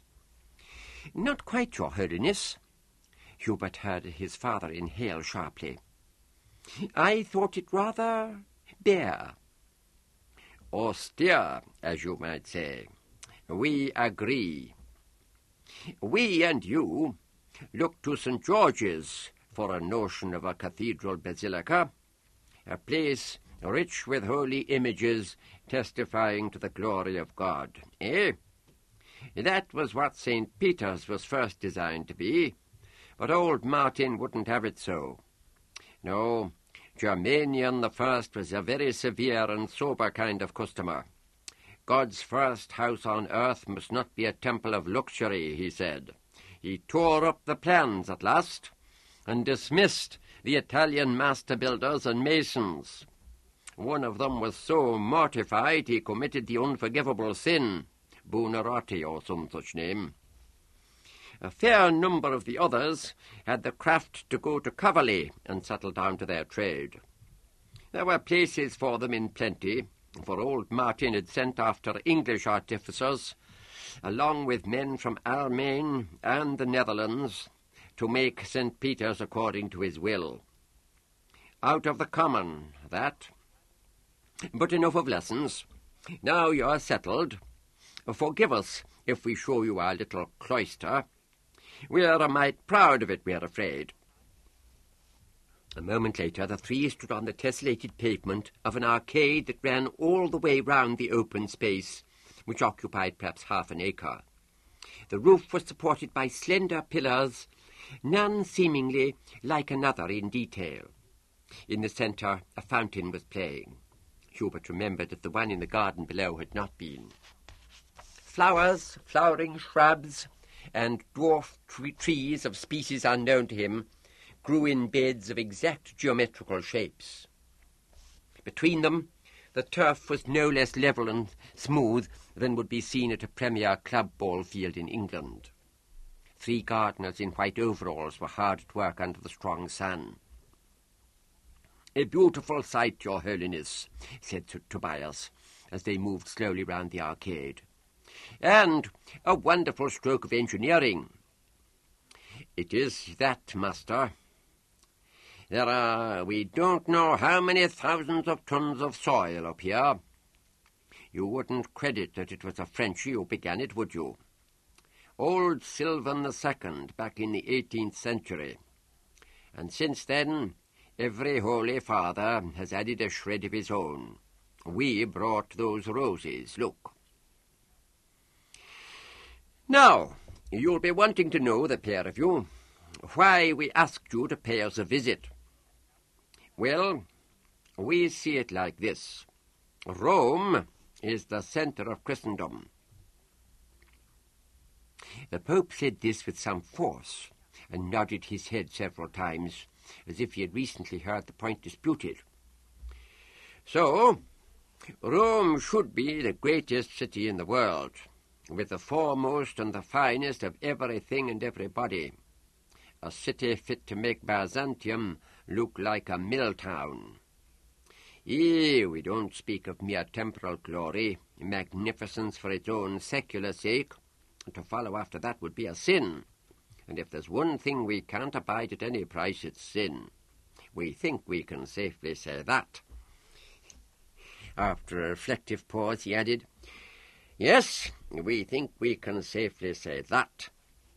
What we design is all in God's praise and in adoration of his holy name.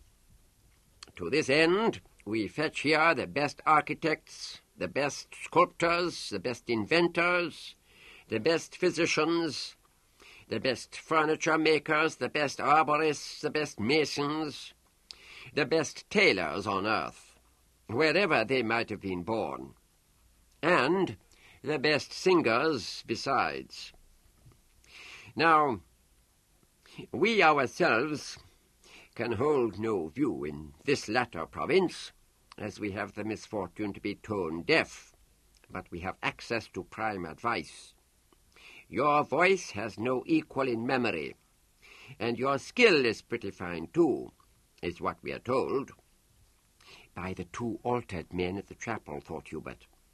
We called you to Rome, Hubert, on purpose to offer you a post as principal soprano in the choir of our church here.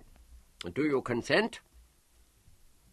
Tobias Anvil checked his stride. "Your Holiness, what an honour! I'm overwhelmed. I can think of nothing more."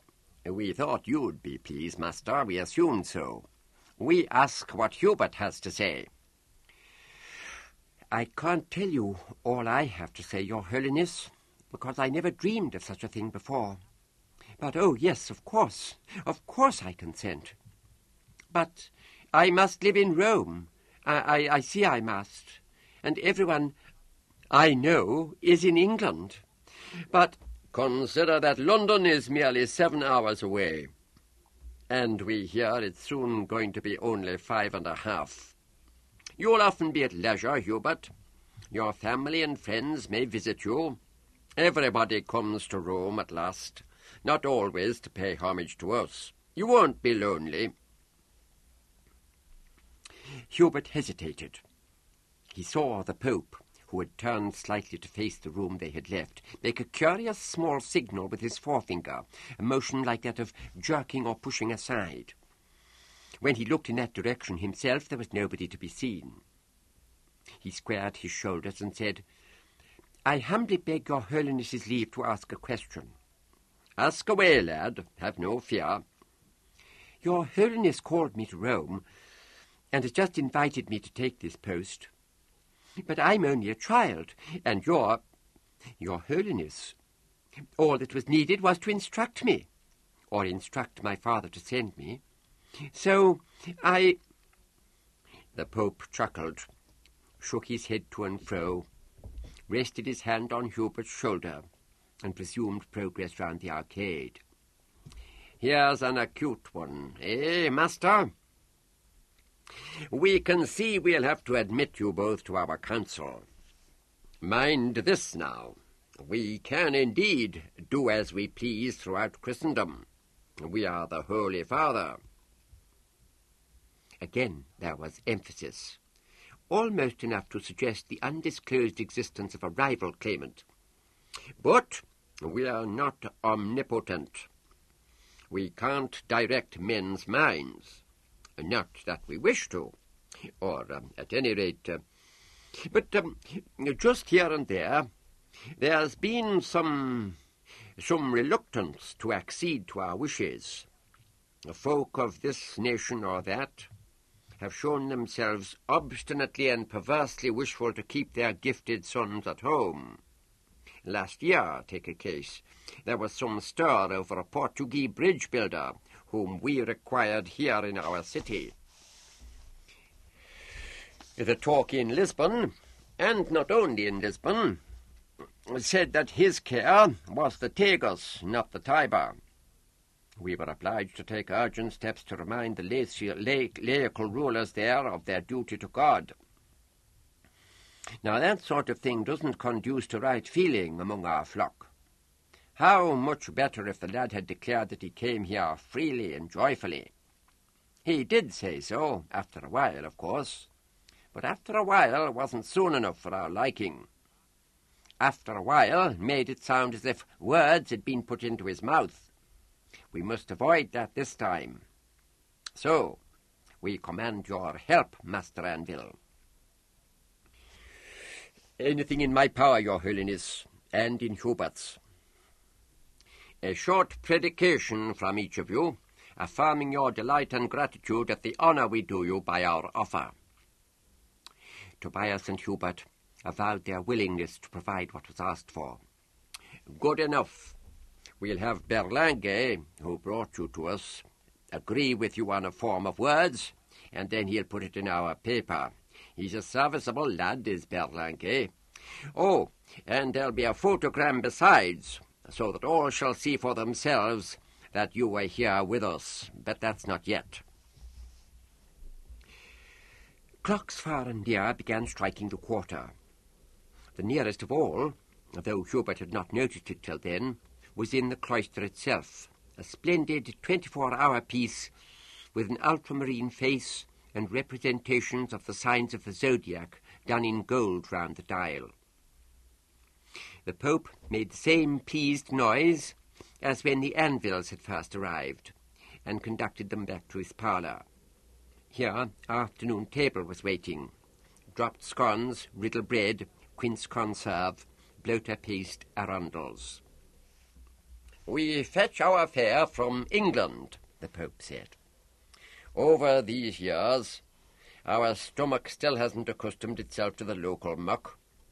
Benedictus, benedicat. We mean, that's what it is. Our vicar at York is well situated to serve our taste, and he's kind enough to send us whatever we need. Shall we be, Mother?" The Pope picked up the teapot, an ample affair painted with very luxuriant white roses. "Well, we are happy our business is settled. Now we and you can take our time. We don't mean to make you scramble, Hubert. You will have concerns to settle in England before you return here to live. We don't expect you back in Rome before the end of the month or later. Meanwhile, you must be watchful you don't grow too flushed with your fame. 2 accounts of you in our paper in 2 days, and no doubt the English ones will copy." Hubert's bewilderment, already considerable, sharpened a little. "2 accounts in your paper, Your Holiness?" "Aye, lad. There was one this morning. We didn't want to keep your arrival a secret, did we? Just that today we were to receive in private audience a foremost chorister from England and his reputable father. That's what we told Berlange to say. Of course, we don't know quite how it came out in the lingo, but such was the drift. And then, tomorrow, your and your father's predications, as we and you agreed. Now, Master Anvil, it's all too seldom we have a chance to receive a lay visitor from England. These clerics are too set on the Church's concerns to pay much regard to any others. How is it in England now, Master, among the people as well as the gentry? Tobias spoke up, and the Pope showed many signs of listening until Cardinal Berlinghe reappeared, when the three men conferred on the matter of the predications. This took only a very short time, because His Eminence had seemed to know in advance just what the two Anvils would have wanted to say. He had even brought with him documents already prepared. Next, a photographist was brought in. His part in the proceedings went on longer, even though all that was wanted was a picture of the Pope standing with his hand on Hubert's head and smiling down at him, while Hubert looked up at the Pope. It was the expression on Hubert's face that proved difficult to get right. "Look grateful, lad," the Pope kept saying. "Look honoured."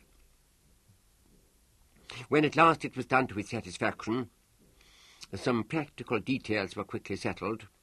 His Holiness conferred his benediction upon father and son, and the two were ceremoniously shown out, emerging into the piazza as the 3 quarters began to sound. Immediately, a swarthy young man, with the dress and bearing of a servant, came up to them. "Salve, Magister." "Salve, amici." "Maestro Anvil, per piacere." "Ecco, signore." And with great deference the man handed over a sealed packet. Tobias broke it open and ran his eyes over the deckled sheet of paper it contained. He lowered his black eyebrows and said, "Attend, Hubert." "Honoured sir, I had recently in Coverley the pleasure of becoming acquainted with your excellent son. I read today in Observator Romanus that your honoured self and he are to have an audience with His Holiness the Pope. I should estimate it a great favour if afterwards you and he would call upon me in my lodging. I send this by my valetto Giulio, who will conduct you to me if you are so minded. The distance is no more than a few minutes on foot. With the profound respects of your servant in God, honoured Sir, Federicus Mirabilis." "Well, my son?" While Giulio, hands behind back, politely kept his eyes turned away, Hubert explained to his father as much as he could explain. He was surprised at first when his father's frown was quickly displaced by a look of amiable tolerance. And then he reflected that good humour was to be expected in someone who, now that the Pope's wish had been revealed, must be feeling rather like a boy being given the largest slice of his favourite cake that he'd ever seen. "What a pleasant and courteous offer." "Buono, andiamo." Giulio led them across a corner of the piazza and into a narrow street, empty of vehicles but full of strolling foot passengers, and hung with artisans' and traders' signs. Hubert saw little of anybody or anything. He was too intent on the strange thought of living his life in this city. In time he would own a house in it, furnish the place after his own wishes, keep servants, entertain friends, speak the language, visit England and no doubt many other places, but always return here as to his home. Most likely this was where he would die and be buried. Yes, that was how it would be. He did not start to notice his surroundings until he was crossing a cobbled yard and entering a squat marble portico.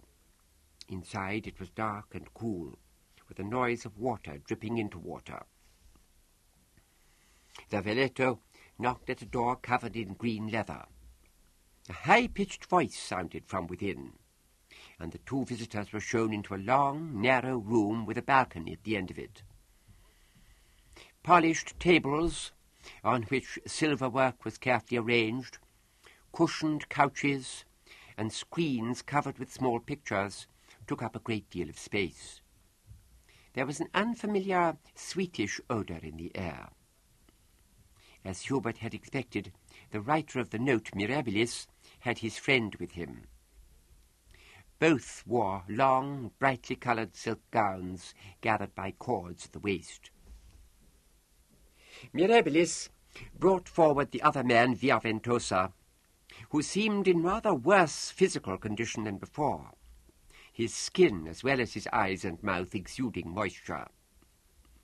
Bows were exchanged. Tobias declined refreshment, but accepted a seat, though not quite fully, in the sense that he stayed on its edge. His answers to questions about the journey from England, his experience of Rome and so forth, were brief if civil. There was not much left now of the geniality with which he had agreed to come here. His glance moved round the room in restless jerks. After a little, Mirabilis turned to Hubert. "You have seen the Holy Father, then, my dear. May I know his purpose? Such audiences are somewhat out of the common."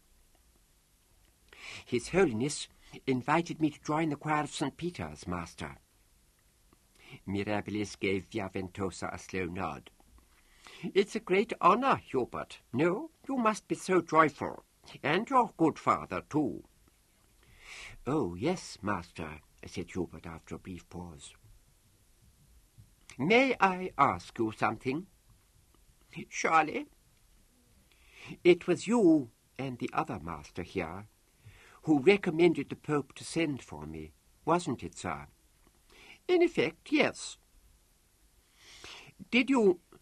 Was it part of the reason you were in Coverley, to hear me sing in the Requiem?" "Not part, the whole reason. Yes, Hubert. You're of great mark already for one of your years." "Master, when you came to the chapel, did you confer on me with the abbot?" "Yes, and also with your other preceptors." "Did you tell them the Pope had sent you?" "No, I wasn't asked." "I see." Hubert hesitated again. "What did you tell them?" "That your voice and your musician's qualities were of the finest." "And therefore I must be altered." "That did not—" Meanwhile Tobias had been fidgeting, rubbing his face and twisting his feet from the ankle. Now he broke in abruptly. "What was your authority, sir?" "I must be clear, Master Anvil. My lord the abbot asked Via Ventosa and me to tell our opinion of your son's gifts, and for that we had the authority of our experience. To what use his lordship puts our information is not in our control. Exactly the same holds for our commission from the Holy Father." "I understand." "Thank you, Master.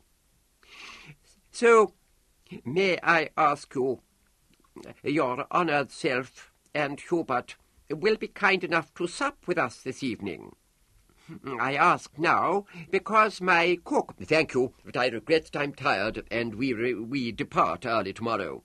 "Just an hour or so. There's so much to talk of touching Hubert's future. We can arrange his—" "I regret—"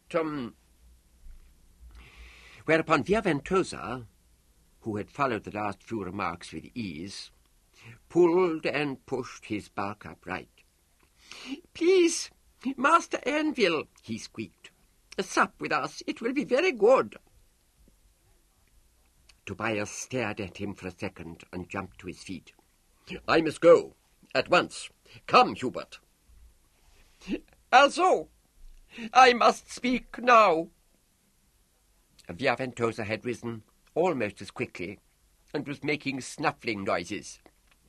"I say to you, no Änderung, altering.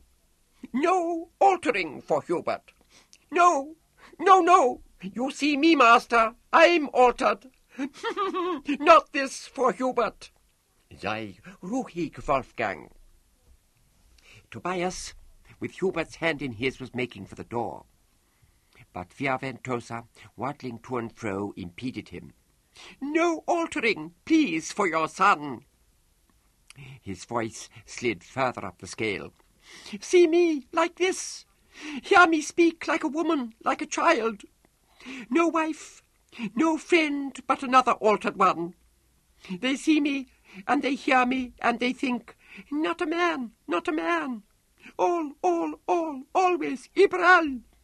He went on, louder, weeping freely, as Mirabilis tried to pull him away. See, my face, no hair. He made a contemptuous wiping gesture across his fuzzy upper lip. They laugh. I don't see them, but I know. They laugh, or they... And he imitated the act of vomiting. Thank you, master. Your son will be like me, not a man. Hubert must not be altered for the love of God. The green leather door slammed. Hubert saw that there was more in his father's expression than embarrassment or revulsion. He was about to ask him not to hold his hand so tightly, when something amazing happened. In a yard outside a house in Rome, while hundreds of people passed and others in ones and twos stopped to watch, Master Tobias Anvil of the London Chamber of Merchantry knelt down on the cobbles in his 30-shilling breeches and clasped his son in his arms. What is it, Papa? God aid me.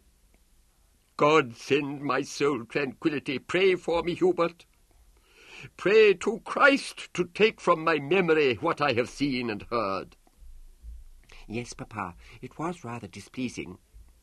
Tobias's embrace grew tighter. Oh, Christ, I pray thee to take away from this child, thy child, that sight and those words. Oh, Hubert, how should I bear it that you should become such a creature as that? He's old, Papa, and he's silly, and he was piling it up, surely you could see. And he'd most likely have looked the same whether he'd been altered or not, or much the same. The other was very different, not only in his looks. Releasing his son, Tobias sat back on his heels. He made no move to stand up, heedless or even unaware of the small talkative crowd that had gathered only a few yards off. He seemed calmer when he said, What can ever make me able to drive that voice from my ears? I must find a priest tonight to pray with me.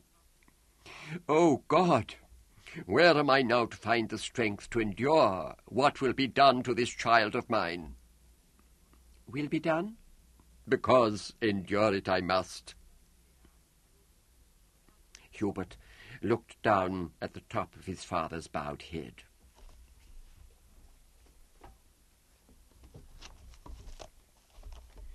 After supper that night, as arranged earlier, Sebastian Morley and Father Dilk attended Abbot Thynne in his parlour. He offered them brown sherry, which Morley accepted and Dilk declined. Then he picked up a strip of newspaper from the marble top of his writing table. His face was grave. He said, This comes to me from my old friend Ayar at New College. As professor of dogmatic theology, he must see the Observator Romanus daily. It reaches him every afternoon. My new Latin is not of the best, I admit to you, but the core of the matter is clear. His Holiness will by now have received, Hubert and his father, on purpose to confer on Hubert's future. And tomorrow we'll read that Hubert, with his father's more than willing sanction, is shortly to take up a high post in one of the choirs there, probably that of St. Peter's. Morley sounded unconcerned, almost bored. The Vicar of Christ, he went on, is a diplomatist. This is his means of countering the complaint that he considers too little of the wishes of those he calls to Rome. Nobody will be deceived, but the form's important. Dilk stood gazing towards the tapestry, his hands clasped in front of him. He said heavily, "So, Hubert is lost to us." "I'm sorry for you, father," said Morley in the same tone as before, "but Hubert has been lost to us for some time." "Why must His Holiness do this?" The abbot seemed not to have heard the last remark. He was as near anger as the other two had ever seen him. "It's acknowledged that he has no ear for music. No, he has an excellent ear for what folk tell him of the best performers in any craft. Anvil's going to the Vatican was inevitable as soon as the Pope heard of him. I knew it was only a question of time, and when you told me, my lord, that Mirabilis and Via Ventosa were to attend our late king's funeral, I knew the time was here. Why does an opera singer come from Rome to attend a requiem mass in England? Why does an elderly chapel master make his first visit to our country on the same occasion? And how is it that two such men, even though foremost in their function, gain entry to St. George's among princes and spiritual lords? Because they do the Pope the same service as they do you, my lord." "Sebastian, you said nothing of this." "I feared I might have said too much when the two came here to sup, and had to plead melancholia. Oh, I was bitter then, but no more. And then I said nothing later, because I could see no purpose in speaking." "Did you make the same surmise, father?" Dilk hesitated, blinking rapidly and avoiding Morley's eye. "I was perplexed for a little, my lord, but then my attention was diverted to matters of more immediacy." "I suppose I must believe it," said the abbot after a pause. "I thought, hearing that Mirabilis was in Coverley, I thought to renew an old friendship, and at the same time to grasp what appeared to be a heaven-sent opportunity to hear two such competent advisers. It grieves me that Fritz played such a part before me, before us all." Morley gave a short laugh. "What would you have had him do, my lord? Tell us of his commission from the Pope, or refuse to answer your inquiry?" "It might have been more honourable in him to decline my invitation." "And disappoint you, sir, and deny himself an evening in your company and at your table? For what good? Nothing would be changed. No, Mirabilis is no worse than most of us, and he has more wit than many. He sees that in our world a man does what he's told, goes where he's sent, answers what he's asked, and after seeing that, one is free." There was a longer pause. A bell pealed.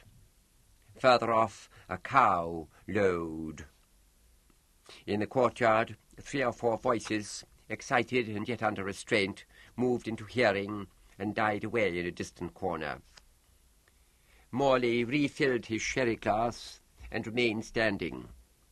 As gently as he could, he said, "At any rate, my lord, this removes one difficulty. Anvil's alteration is no longer any concern of yours." "How not so?" "It attaches to the Pope now. Since he must have Anvil, let him have, too, the task of rendering him fit to carry out his duties. It would be a remarkable obstacle that His Holiness couldn't surmount." "He shall not have Anvil. I'll take steps to prevent him." "Steps? What steps, my lord?" "I'll form a design. More of that later. However it may fall out, at least Hubert is not to be altered in Rome. It is not to be thought of." Morley said, with some pity and more exasperation, "My lord, the foremost surgeons alive are in Rome." "I don't doubt it, Sebastian. This isn't a question of surgeons, but of Hubert's feeling.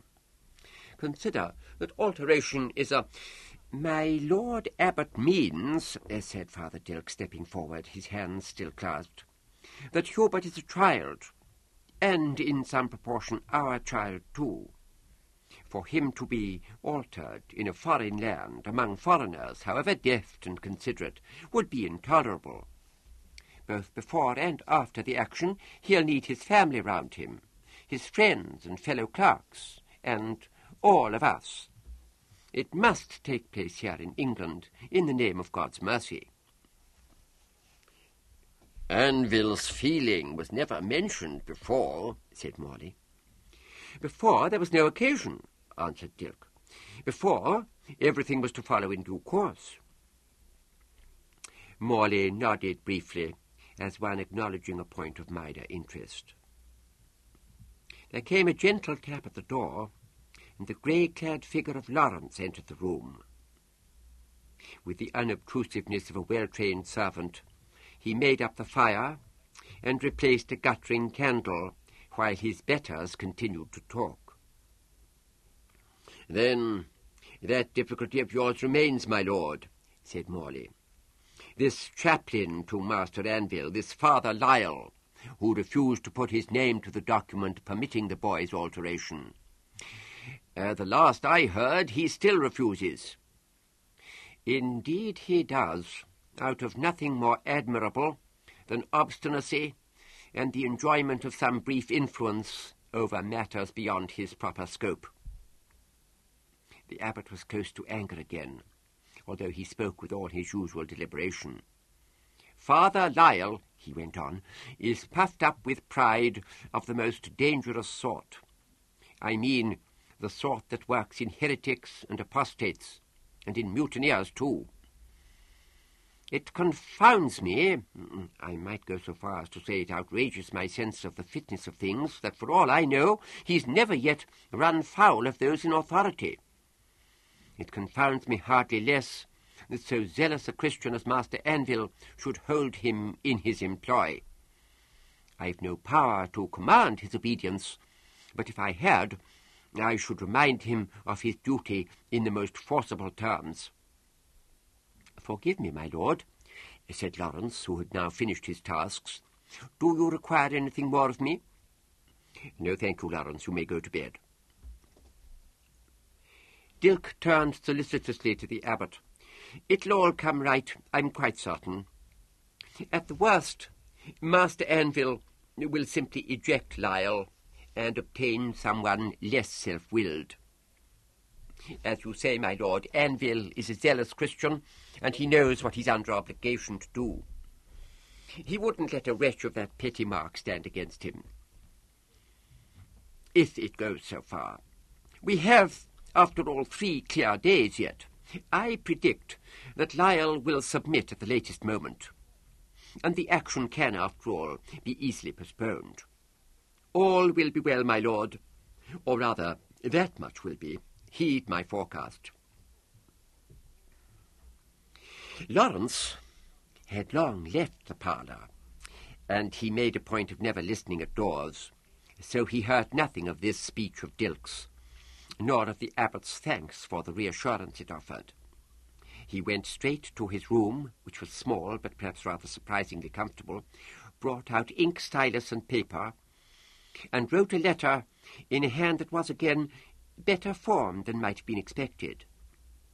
After addressing the cover to the Lord Stansgate, the Holy Office, the Broad Arrow Tower, London, he sealed the packet, put on his hat, walked over to the stables, took out the horse that went with his position as the abbot's principal servant, and rode through the moonlight across to Coverley rail track station, arriving there in plenty of time to put his letter on the midnight rapid.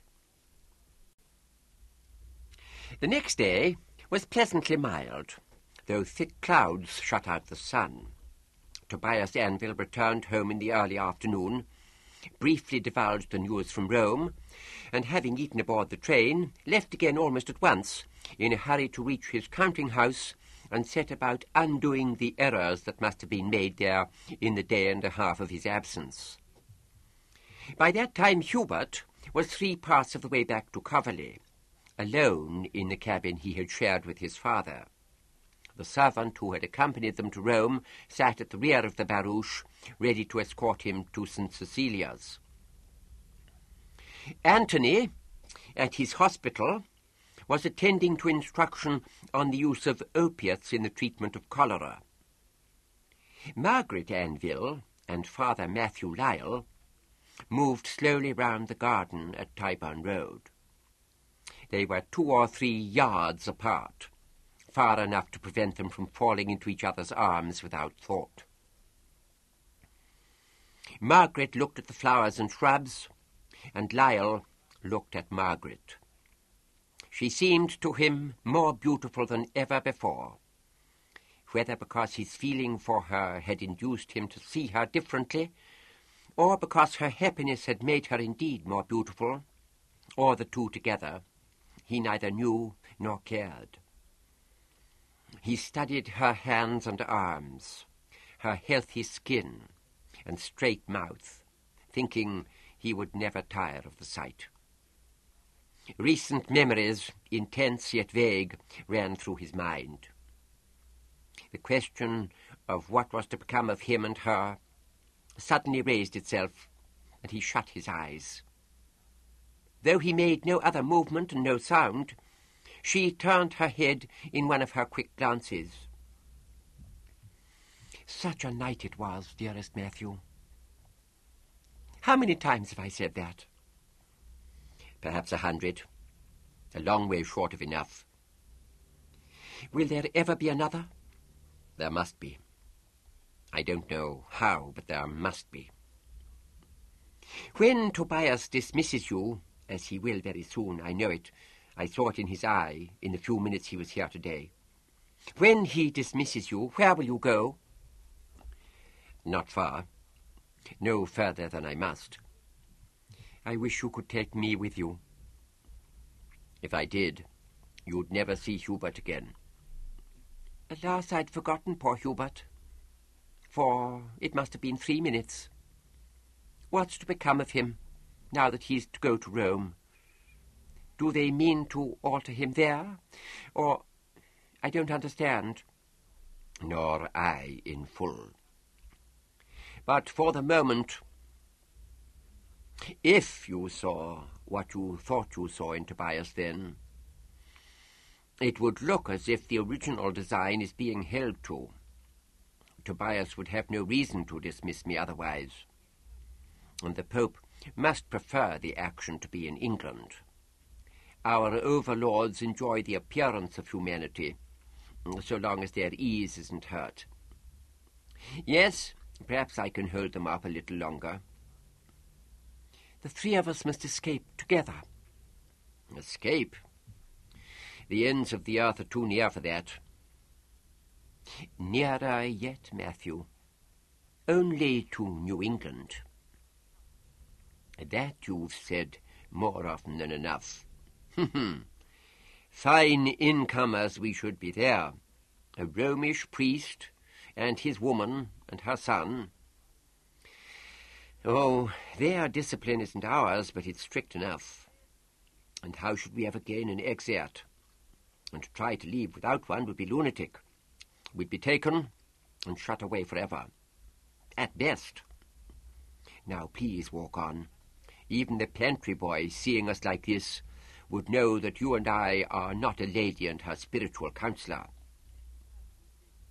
Which puts me in mind.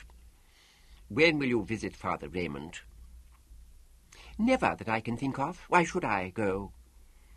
He'll call on me to repent and to cease from sinning. I can't repent, and I won't cease from sinning.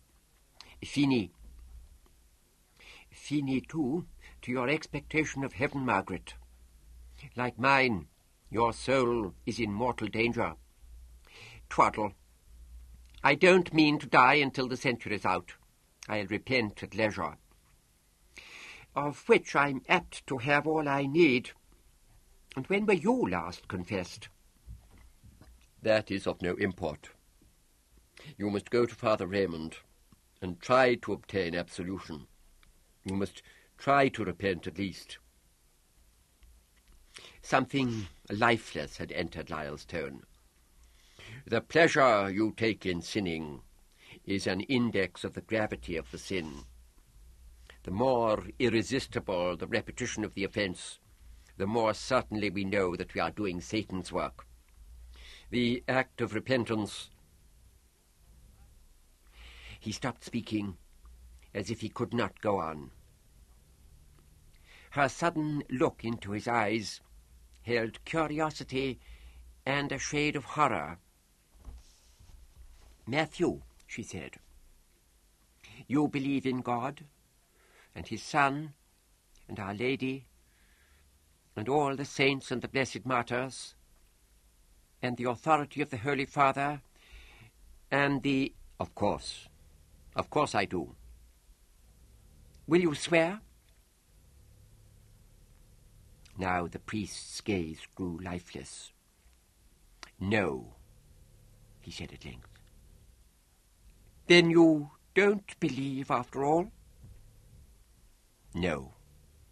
I used to, quite unquestioningly and unheedingly, until the other day." "What happened the other day?"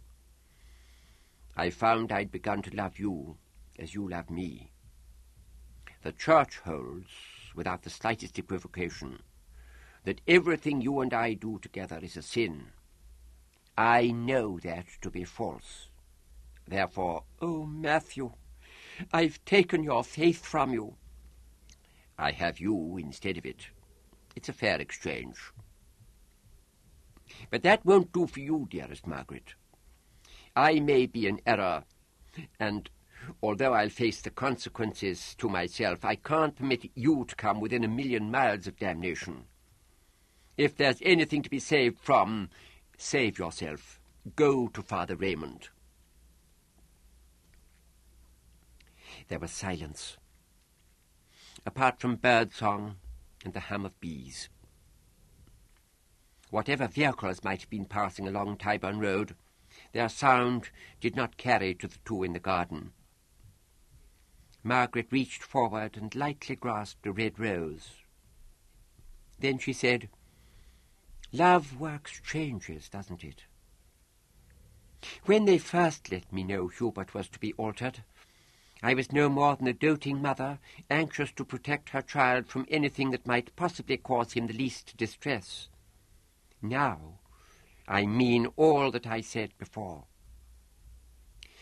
"I know, and I understand, and my feeling is the same as yours." She looked at him, not in passing as she usually did, but steadily. Her breathing quickened. "Matthew." "No, Margaret." "Yes. Nothing would bring Tobias back early from his counting-house after being away from it yesterday and this morning. Go to your room.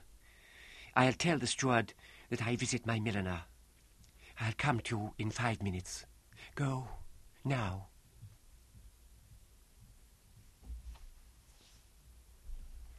Lyell went to his room. As he stood motionless by the bed, his body was filled with an excitement that was also the deepest calm he had ever known. After a minute, there was a knock at the door. He was mildly surprised. "Come." 2 strangers entered. They were men in their 30s, dressed in black jacket and breeches, both garments piped in scarlet.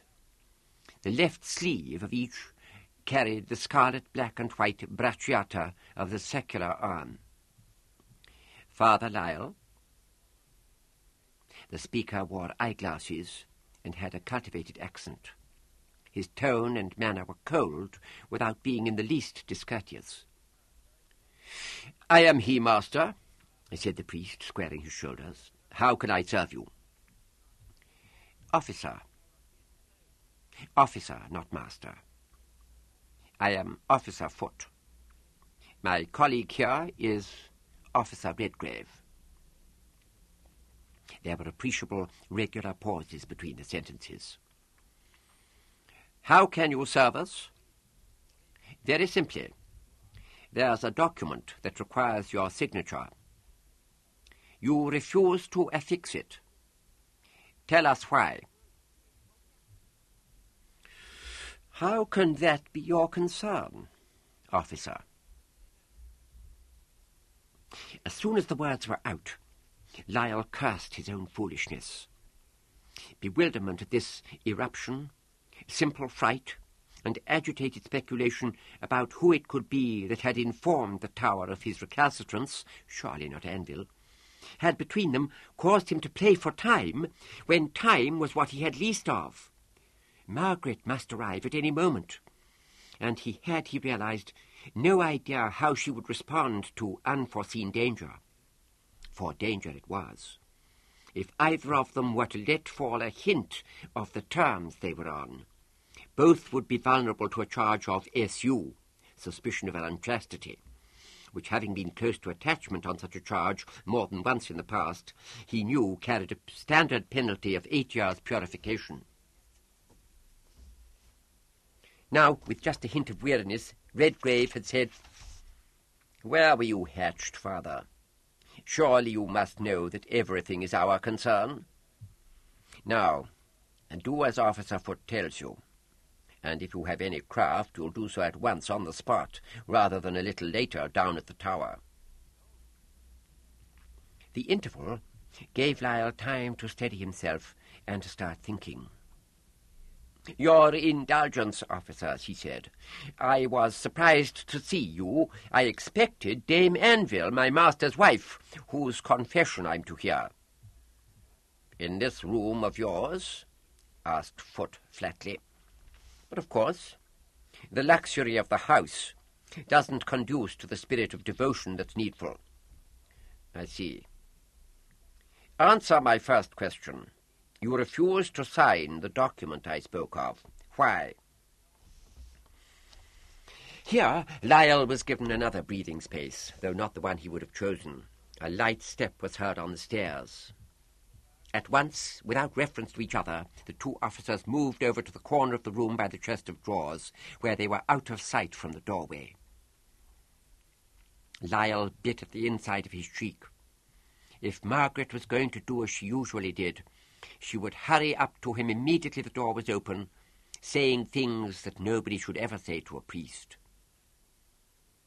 The door opened, and she appeared.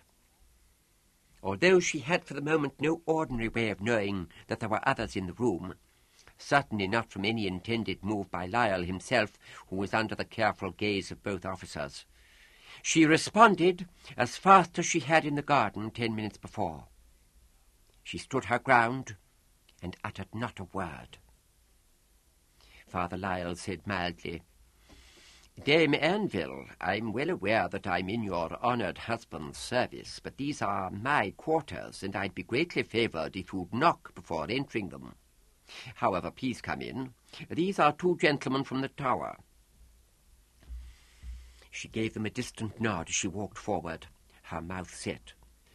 "I, Father Lyle, should be greatly favoured if you'd refrain from admonishing me in the hearing of strangers. That's no way for anybody high or low to conduct himself." "My excuses, dame. Perhaps you'll attend me in my sitting-room when your business here is done. Good day, gentlemen." The door shut behind her. Redgrave looked sidelong at Foote, who shut his eyes briefly in negation.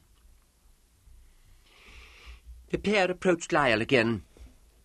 He almost groaned aloud with the effort of not showing the smallest sign of relief at Margaret's successful departure, which he had done his best to round off with a shrug and a shake of the head. Officer Foote came and stood legs apart, hands behind back, a yard from him.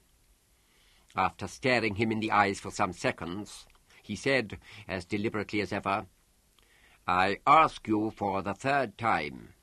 You refuse your signature. Why?" Lyle was no longer frightened. Relief still had hold of him, accompanied by a sense of triumph and, more than either, love. Until just now, he had supposed it impossible that his feeling for Margaret could grow, but in that moment it had, and this woman loved him. He was possessed by elation, though he had room also for the thought that here in front of him was about as good a representative as he would find of everything he most disliked in the world he had been born into. The priest had come to a very dangerous mood. Trying to match the other's tone, Lyle said, "I choose to. No more than that." "I must have more than that. Your reason for so choosing." "I choose not to give it." "Give it here and now, or elsewhere later." "Your indulgence, officer, but I can't take you seriously. How, in the name of St. Peter, can why I act as I do be of import?" "If it was on the orders of certain unlawful—" said Redgrave, before Foote interrupted him. "It is only my first question, Father." "Still one too many. Now, I'll make a compact with you. You give me your reason for wanting to know my reason, and I'll consider giving you my reason." Redgrave sighed noisily. "We don't make compacts, Father. Have you learned so little in your life? Then I've nothing to tell you. You first defy the wishes of your superiors, the Lord Abbot of St. Cecilia's Chapel and Master Anvil, and now you defy the Holy Office," said Foote. "If you say so." "Don't be a nitwit, Father," said Redgrave, screwing up his face. "You ask to go to the Tower." Lyle had not even reached the point of dismissing this threat as idle. He simply disregarded it. "Fuck a fox, the pair of you," he said without warmth. "You're mean of spirit. None who was not would lower himself to do your tasks, even so slight a one as this present errand. You're false, claiming to serve a just and merciful God, and at the same time proud to wear the colour of blood on your dress. And you're dull and dismal, you're enemies of all wit. Hope at best to be laughed at, officers, with your pretty armlets, like some gewgaw from a boy's motley box. Now, take yourselves back to your beloved tower and leave me to my work." Foote had listened to this with close attention and total impassivity, restraining his companion's several attempts to interrupt it, one of them physical. "Is there more?" he now asked. "You may have more." "No, we have enough." "Enough to attach you," shouted Redgrave. "Upon what inculpation?" Foote said this, betraying very slight surprise, and he went on, "It's an offence to cast a servant of the state or the church into obloquy and disrepute, and, uttered in public, a 10th part of what we've just heard would surely fetch an inculpation. But all this was said in private." "But his gross defiance, his refusal to—" "Our commission was only to ask questions, not to compel replies." "But the type outfaces our threat to remove him." A silent message passed from Foote to Redgrave, and the latter at once stopped protesting. Foote addressed Lyle. "Your conduct has been noted. That concludes our dealings." Trying to hide his puzzlement, Lyle said, "For the moment, the Holy Office has no more to say to you on this count." The two moved off without a word of farewell, though Redgrave looked over his shoulder with something like contempt as they reached the door. Lyle groaned and rubbed his forehead, and then turned to the long, narrow window that faced Tyburn Road. At the edge of the footway stood a black express, its varnished panels trimmed out in scarlet.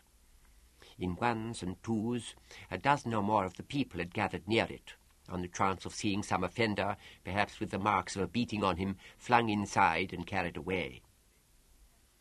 Foot and Redgrave came into Lyall's view, walking down the drive from the express house.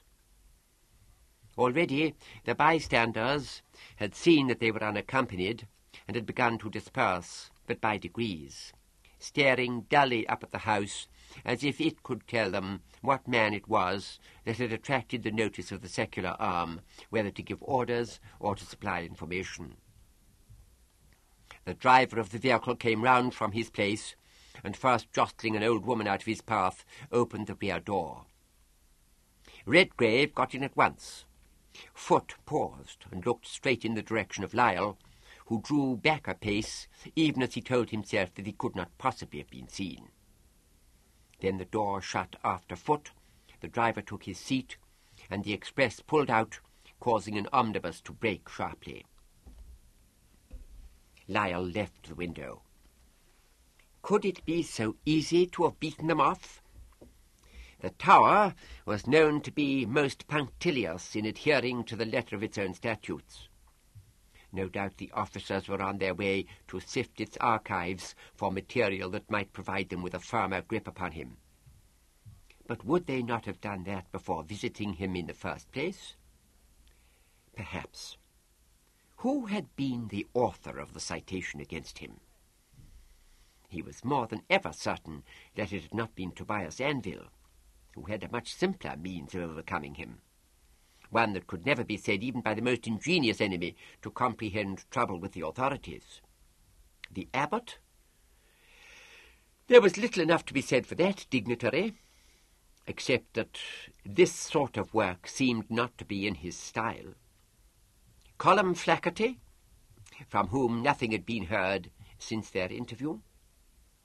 Not at all impossible, but why? There was no more time for questions when Margaret came back into the room. They stood with their arms round each other and did not move. I saw them go. Outraged dignity, like Winifred the Queen Mother herself. What did they want? Blessed are the keen of apprehension, for they shall arouse desire. Those two, they tried to cow me, and I remained uncowed. Will they return? Not in the next hour. Not for long enough, if ever. They made me afraid. I'll take your fear away. I promise to. I can take no other fear away, but this I can, and only I. Chapter 5. In the dormitory at St. Cecilia's, Hubert finished folding a coloured shirt and tucked it carefully away in his valigia, watched by Thomas and Mark. Thomas said, in the customary after-douse-lights undertone, "You should go to the woods. You could find a hollow, wrap yourself in a blanket and not be cold. We'd bring you food." Hubert shook his head firmly. "You'd be missed, and then seen, then followed. I won't have you suffer penance for me. My way's best. Tell us where you mean to go." "As before, Tom, I won't have you lie or be held sinfully obstinate on my account." "Then why do you go at last, after not going at first? Because of fucking? Say, Hubert." "No, because of something Master Morley told me about myself just before I was summoned to Rome. That's as much as I'll say." "But weren't you tempted at all by what the Pope offered you?" "Oh, yes, greatly, but not enough, and so my mind was made up. If something of that mark didn't signify, nothing would." "I beg you not to defy the will of the Holy Father, which is also God's will," this was Mark, "in the name of your saint, in Our Lady's name, in Christ's name." Without speaking, Hubert again shook his head. "You think you can continue as a runaway forever?" "A few months will be enough, Mark. Perhaps only a few weeks, until I'm too old to be altered, and save my voice. Fool! Apostate! Silence, Mark, said Thomas in a hiss. And then he turned and reached under his pillow. Before you fasten those straps, I don't know if you'll have time to do much reading. Hubert glanced at the almost intact cover of the book. Galliard by Keith Roberts. It's C.W. It's what would have happened if the schismatics' attempt to abduct Elizabeth Tudor had succeeded and they'd reared her as one of themselves. Flying machines, said Hubert. No, but electricity. Wonderful, thank you, Tom. Now you must be away. Thomas carefully opened the door, listened, and nodded to Hubert, who picked up his valigia. Stay a moment.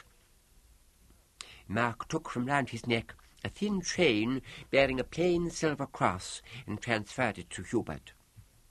God give you his protection wherever you go. Thank you, Mark, said Hubert, and paused. He wanted to kiss Thomas, and would not have drawn back from kissing Mark, as he would then have been obliged to, but he didn't dare, and shook hands with them instead. I'll see you both again, that I know. Goodbye. Be lucky, said Thomas. Hubert went out.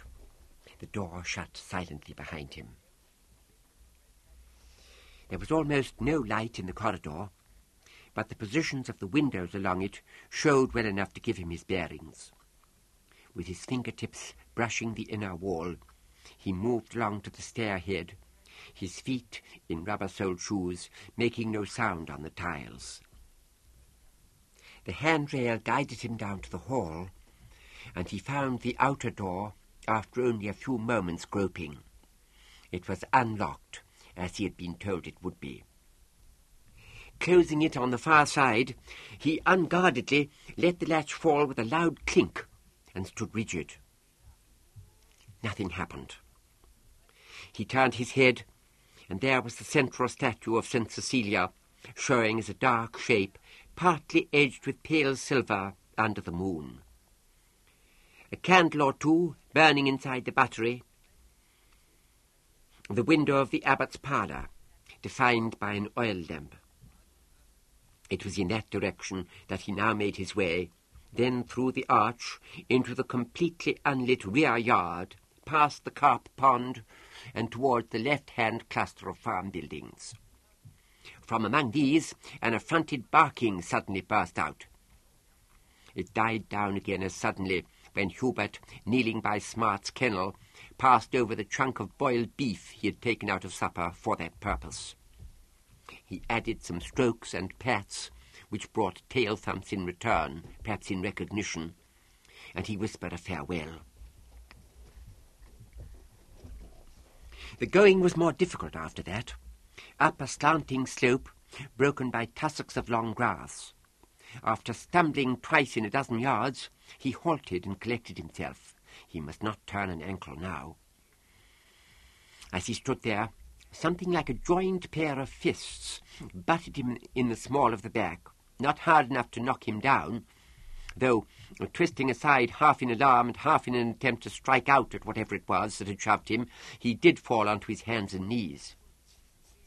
There was a grunt, a quick footfall or two, and a snapping of stems, but by the time he was up again, there was nothing to be seen.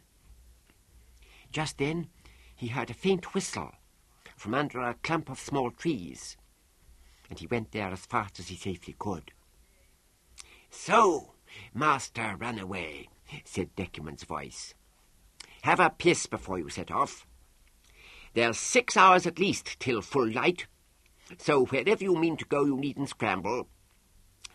If a constable questions you, you act like a noodle.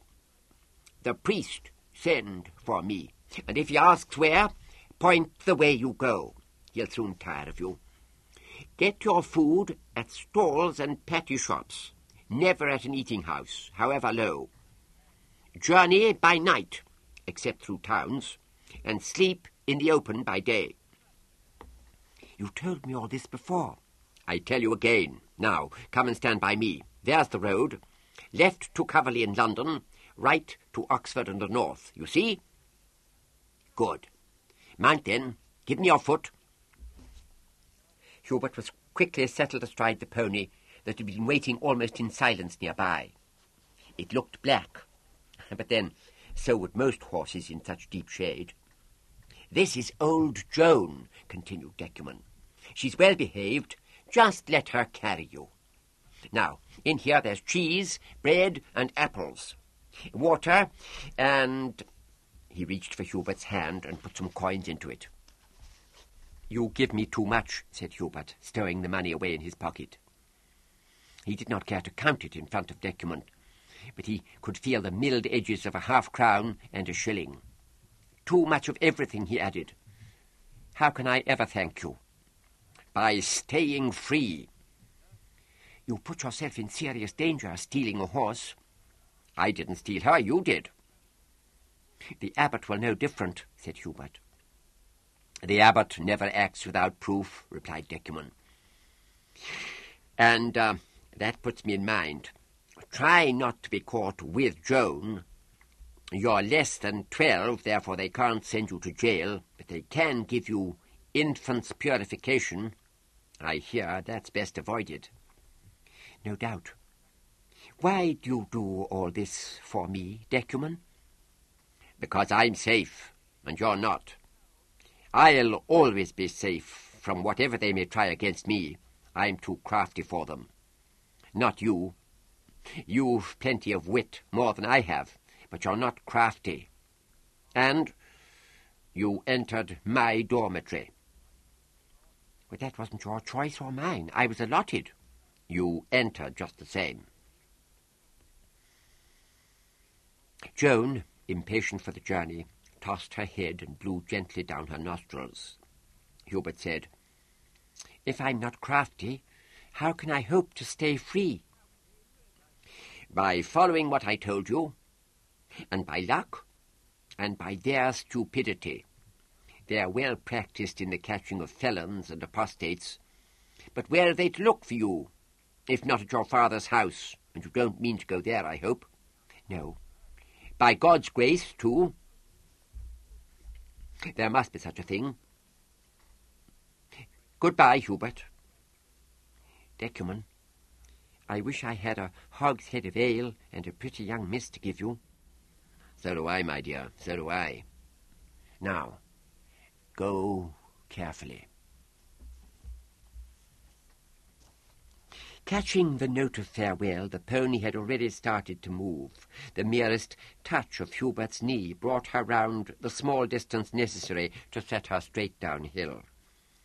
She stepped as carefully as Decuman could have wished, but without fuss or hesitation, and Hubert looked forward to an easy ride. Everything was in place, the provision bag, the water flask, his valigia, with its carrying strap handily looped over the pommel in front of him.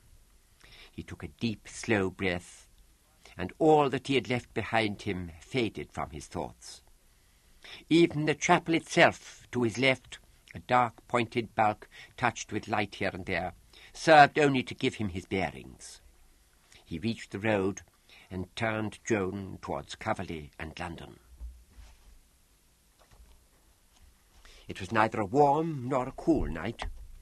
When the breeze touched his cheek, it felt to be of exactly the same temperature as himself. Patches of shadow passed briefly over him and slid away down the road ahead. He looked into the sky and saw thin rags of cloud twisting about over the face of the moon with a speed and violence whose soundlessness seemed the more unnatural for the multitude of sounds, soft but clear, that came from close by. The groan of leather, the regular thud of hoofs, Joan's occasional snorts, the scurrying of some small creature through the grasses near the road, the indignant shriek of an Athene's owl, with further off the notes of a bell in Coverley, the muffled beat of a manufactory machine, and, rapidly approaching from behind, the unmistakable noise of a vehicle engine.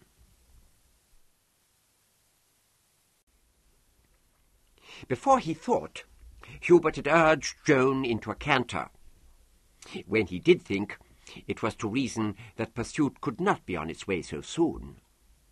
And then, as the noise grew nearer and lamplight began to illuminate his surroundings, to reason further that he must have been seen by now and had better behave like someone with no cause for fear. He pulled the pony back to a walk, and a moment later halted her against the hedge, patting her neck and telling her gently that she was not a green young filly who would shy at anything a little out of the way. As it happened, Joan had been to market scores of times. She felt perfectly indifferent towards all forms of transport, and did nothing more than toss her head when the express, as it proved to be, came drumming past. As before, the head-tossing showed impatience. But when Hubert indicated that they should move on again, she stood her ground for some seconds, evidently to mark her disapproval of the abrupt and unjust ending of an enjoyable scamper. By the time the rear lamps of the express had disappeared, other lights, fixed ones, were in clear view, and it was not long before boy and horse made an upward turn onto the stone facing of the street that led to the centre of the capital. It was bright with gasadiers on poles and gantries. Hubert held off the impulse to wheel aside into the protective darkness of one alley or another. He had calculated earlier, and now told himself again, that to do so would be the act of a nitwit. The side thoroughfares were long since under curfew, and patrolled by the constabulary. Anyone found in them without a valid transient, which even Decuman's resources could not have secured, would be attached at once. Far better to stay in the light with the honest folk. Hubert pulled down the peak of his cap, tried to look as tall as he could in the saddle, and quietly rehearsed the rumbling bass voice he would use if accosted. There seemed, however, to be no likelihood of that for the moment.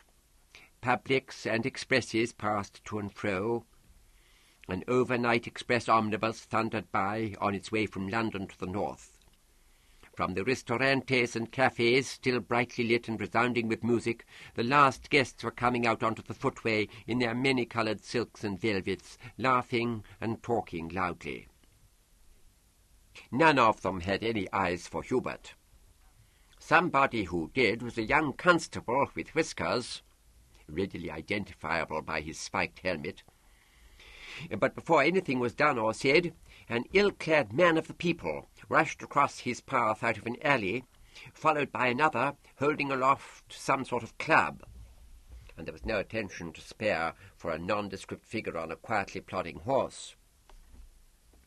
Hubert took a further deep breath.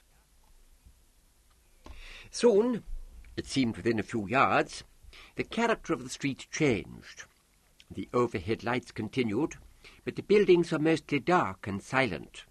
Shops, theatres, extravaganza houses, concert halls.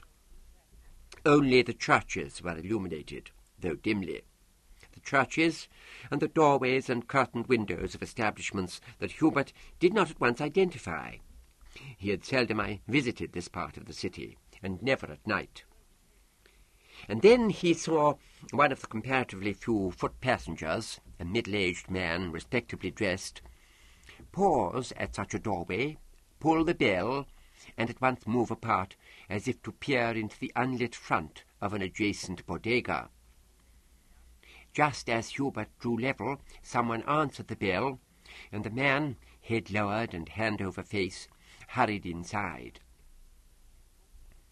At the same time there drifted across a snatch of music, not of the sort heard earlier. It came to a cadence, and was followed by applause and by shouts of approval that had a curious growling undertone to them. Hubert understood, and said to himself that he must tell, but he hoped never to see Decuman again. Here was the turning. Hubert leaned to his left, and Joan followed, or went with the movement. 200 yards away was safety and shelter too. Small drops of rain had begun to touch his face, and swirled slowly under the gaslight. There was nobody to be seen, and no sound came from any of the houses he passed. None either from the house whose courtyard he entered, but a lamp was burning over the doorway. Halted close by, he took the water flask and drained it.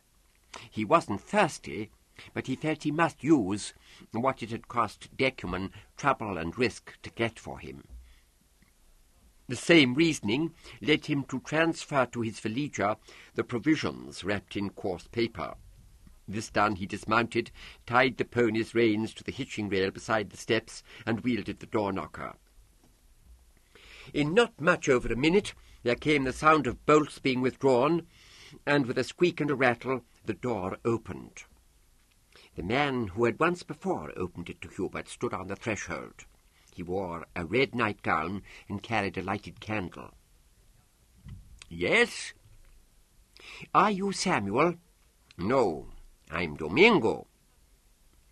The man held the candle flame forward, and his puzzled expression gave way to a smile, though his eyes were still alert. "I know you, young master. You come here before, to afternoon table, and you sung after." "Yes, Domingo. I give you my humblest excuses for disturbing you at this hour, but I'm in danger. I come to ask for the protection of the ambassador." "His Excellency is not here." "Where is he?"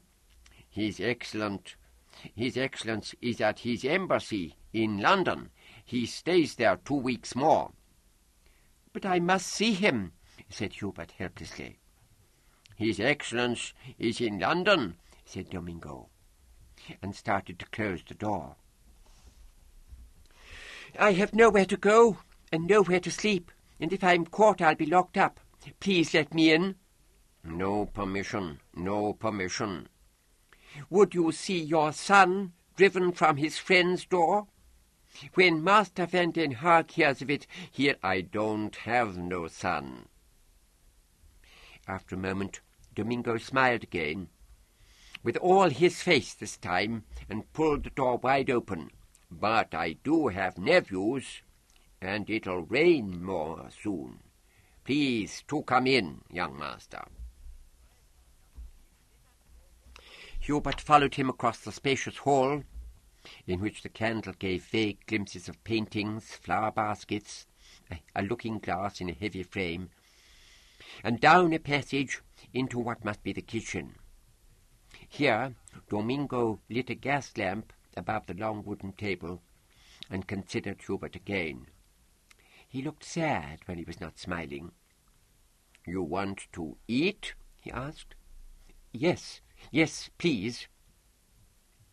Hubert had taken care to sup well that evening, but policy, as well as inclination, required acceptance of any offer of food.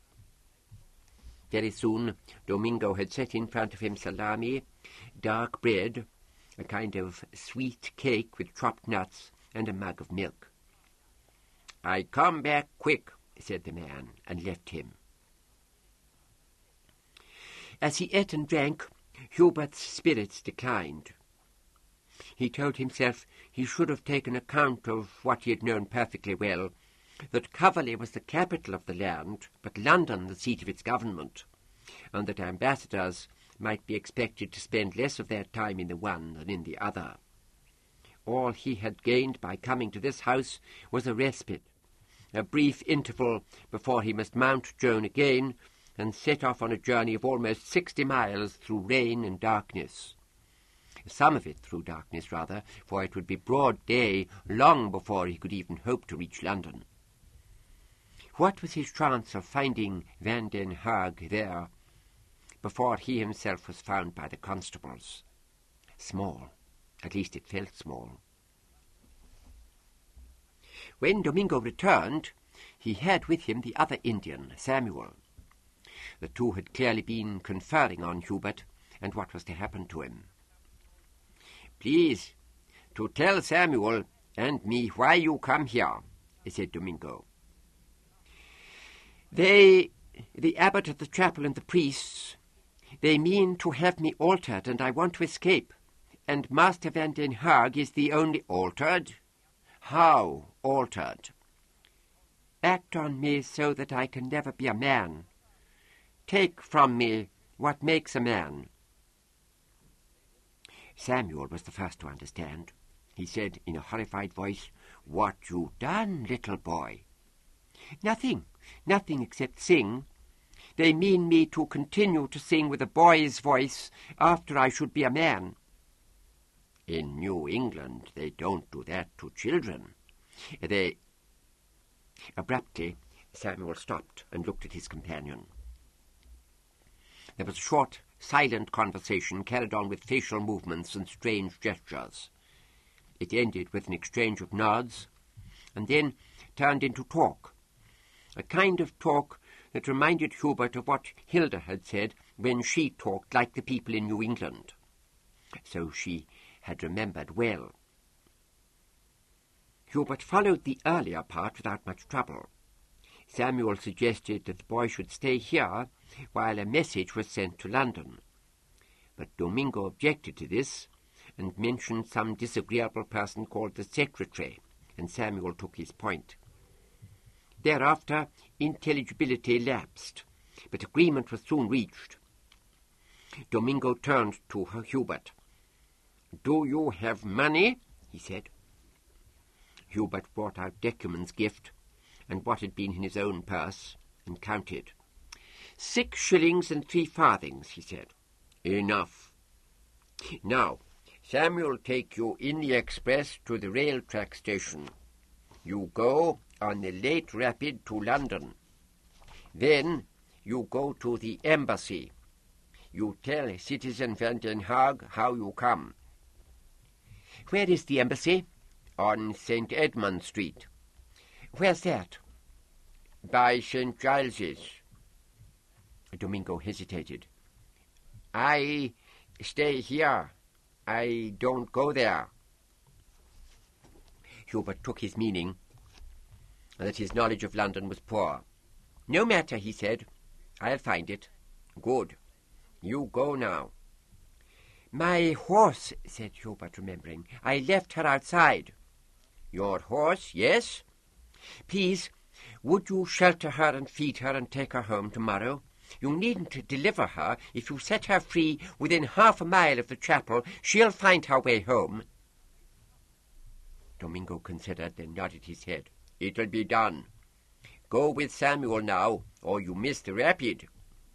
"Thank you, Domingo." "It's nothing, young master." "Oh, but it isn't nothing. You've been good to me out of no need. I'll pray for you." To Hubert's surprise, the man looked stern for a moment, even angry. When this passed, he gave another nod and a faint smile, then murmured something and went out by the door that led to the hall. Samuel, now holding a lighted lantern, signed that Hubert was to follow him, and moved away in the other direction through a still room where shelves of preserves and cordials were fleetingly to be seen, and at last into the open. The rain was blowing more strongly, but seemed no thicker. Samuel locked up after them, and then set off again along the side of the building to what proved to be the express house. Hubert looked on in wonder when Samuel pulled down a lever set in the wall, and with a hiss of escaping compressed air, a long door swung slowly upwards and outwards. When it had come to rest in a horizontal position, the Indian motioned towards the express, the same that had carried Hubert the previous week, or its twin. "May I sit by you, Samuel?" "Surely." Hubert watched while the man lit the lamps at front and rear, and then, having climbed in beside him, started the engine with the clockwork motor, shifted the gear arm, and let in the gland. The express moved slowly into a short lane that brought it to the street, where it gathered speed. Raindrops swirled against the wind guard, and although the swabbers were in action, Hubert found it hard to see out, and soon lost his bearings. "Will it disturb you if I talk?" "No."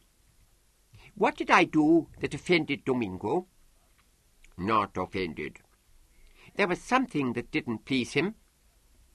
Ah, now, see, little boy, we think a man saying his prayers, that's his own matter.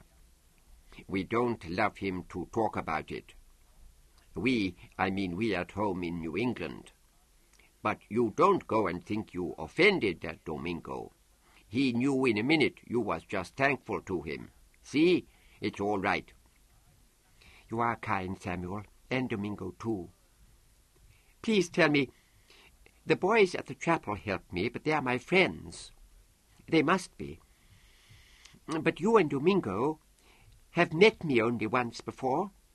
He hardly saw me, and yet you're both so kind, out of no need, as I said. Why? Same idea, religion. Hear this between you and me. We, at home, we hate your Pope and your monks and your priests. Domingo parts from Mexico and comes to New England. The Archbishop of El Paso, he says Domingo isn't a Christian no more. What is it he done? Excommunicated him? Say so. He wants Domingo to go to hell. That don't make Domingo go to hell, but that Archbishop, he don't know that. Goddamn popeling. So, you come to hide from the priests, we help you. And see, at home, anybody runs away any time, and we help him. Do many folk run away in New England? Indians, they do. Now, pardon, this piece of road I go mighty careful. Hubert took this hint and said no more on the subject. Somewhere in the distance he noticed an irregular patch of light that might have been the station. He half listened to the hammering of the engine and the swish of the rubber tires through the rain. His curiosity was again at work, but it was a full 2 minutes before he yielded to it. Samuel, whom do they alter in New England? Huh? When I told you the priests meant to alter me, you said they didn't do it to children there. That shows they do it to some others. I don't remember, young master.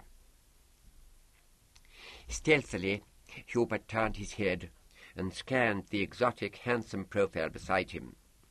He could not make out much detail, and his experience of reading characters from faces had been necessarily brief. But he thought he could read a firm self-respect, some obstinacy, and a distinct trace of the sadness that he had noticed in Domingo, a look of long-remembered disappointment. But there was humour, too. Hubert said abruptly, I won't let the secretary know anything. Samuel gave a faint smile, but his voice was not merry when he spoke. A man sins too much with women. They alter him. A man sins in other ways, ways of not being pure. They alter him. A man? Surely not any man. Surely a priest. A pastor. No, any man. Like my brother. Now, I take you to the train. The station was crowded with travellers, taking advantage of the cheap fares payable late at night. Hubert's half-price journey tab cost him 10 minutes' wait in a line and threepence farthing. Most of the folk were pilgrims, in bands of 50 or 100, bound for Rome, for Jerusalem, a destination unattainable for over 30 years before the Sultan Caliph, as part of his policy of detenzione, had reopened it to Christians in 1968, for the tomb of St. James of Compostela in Spain, for the shrine of St. Thomas Becket in Canterbury, the richest in northern Europe. With Samuel at his side, Hubert walked up the pavement beside the train, past the mail vans being filled with the familiar grey sacks, past the loaded cargo vans, to the passenger barouche. Samuel found Hubert a passage seat in a people's barouche, opposite a friendly-looking old woman who carried on her lap a closed basket of chirping and rustling small birds. He asked her please to tend to this young stable lad on his way to visit his sick mother in London.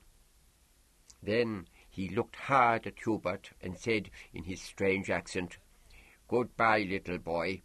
I hope your God take care of you." He was gone before Hubert could reply. After a time, a shrill bell rang, doors slammed, the barouche shuddered gently, and the journey started. The man next to Hubert, a hireling by the look of him, curled himself up on the wooden bench and began to snore almost at once. Dirty children ran up and down the passage. A game of dice on the bench behind aroused increasing emotions. Somewhere further back, a blurred voice sang very slowly and unsteadily, and with copious ornamentation, a song from an extravaganza of the 30s. But despite all these and other distractions, despite having meant to share his provisions with the old woman and to encourage her to talk about her family, Hubert fell asleep almost as soon as the train was out of the station. He dreamed he was on Joan's back again, and the ground under her feet was so soft, or her gait so smooth, that the saddle did not move at all, except forwards in a straight line. In the end, she stopped. He woke to find that it was the train that had stopped, and half the other passengers were already on their feet. The old woman asked him if he needed help in making his way to where his mother lived. Her speech was uncouth, but her meaning was as plain as her good intentions. Hubert thanked her and told her he would have no difficulty. Nor would he was confident. Instead of taking an express omnibus to the St. Giles's neighbourhood and searching for St. Edmund's Street on foot, an exercise he hadn't been looking forward to, he would do what had been in his mind when he woke, and be carried straight to the embassy by public. The drivers of London publics were famous all over Christendom for knowing their city down to its remotest alley. Each had to pass the civil constabulary's rigorous probation in such knowledge before being granted his charter. This obvious course had not occurred to Hubert earlier, because travelling in this fashion was not expected in an unaccompanied child, even a child of the higher degree. Beside the long arcade on the east side of the station stood a long file of publics, showing, as well as their road lamps, the green light indicating that they were vacant. Instinct and a touch of chill in the air kept Hubert in the shelter of the arcade, while the couple of dozen folk waiting at the head of the file were accommodated and driven away. And then, after a quick glance to and fro, he hurried across to the vehicle that stood at the front. The driver turned and saw him, but instead of opening his window on its pivot to hear instructions, as would have been customary, the man scowled fiercely and jerked his thumb and first two fingers downwards in the go-to-hell gesture. Hubert understood at once. His cap, trousers, and corduroy jerkin effectively disguised him as one of the people. An advantage at most points in his travels, but not so here. He had, of course, been taken for a beggar or a tout. So he reached into his pocket, found a shilling, and held it up. The public man's expression showed surprise, and then thought. After a moment, he swung the pane of glass aside. "Aye? Well? Take me to the New Englander Embassy in St. Edmund Street," said Hubert authoritatively. More thought. "What do you want there, then?" "The ambassador requires me to visit him." "Oh, does he so? Oh, well, that'll do, young master. 1 shilling. It was scandalous overcharging, but Hubert had no choice. "I accept." "I take you," said the driver, thus sealing the contract, and doused his green light. Very soon the public had entered Tyburn Road and was passing the Anvil House. It was in darkness, as was nearly every other building. The gasoliers still burned, illuminating stretches of empty footway. An express, moving slowly and in a series of irregular swerves, was the only vehicle Hubert saw. And then, to his surprise, the public turned left into Apostle Andrew Street. He knew that St. Giles's lay in the opposite direction. "Why do we go here, driver?" "Excuses, young master. I must get me more fuel. Only a minute to it." As he spoke, the driver took them left again, away from the gaslight, down a narrow alley which, after more turns, ended in a small cobbled yard. The road lamps showed soot-stained brick walls, 2 pairs of wooden doors, a shed with a broken window. "Is this the place?" asked Hubert doubtfully. "Oh, yes," said the driver, cutting off his engine. "I got to wake him now. Not more nor a minute to it." The man leaned forward and opened some compartment in front of him. There followed a rustling noise as of thin paper. Hubert sat and peered without success and wondered. He knew nothing of the kind of place where publics took in their fuel, but this one did seem to him rather remote. At last the driver left his seat and walked across to one of the sets of doors. But instead of knocking, he put his hand to his chest, swayed, and called hoarsely, "Young master, I'm that sick. Here, give me your arm, for Mary's sake." Hubert jumped down onto the cobbles. He noticed the moon was shining again, and that a dog was barking somewhere on the far side of the yard. He reached the driver, who at once straightened himself, seized him, and slapped over his mouth and nose a piece of damp cloth with a smell like that of flowers that had been cut too long. It made his body begin to feel light and empty. There was a humming or droning sound, and the skin on his cheeks and the back of his neck first tingled, then slackened, then went numb. He remembered that he had never asked the old woman in the train what birds she carried in her basket.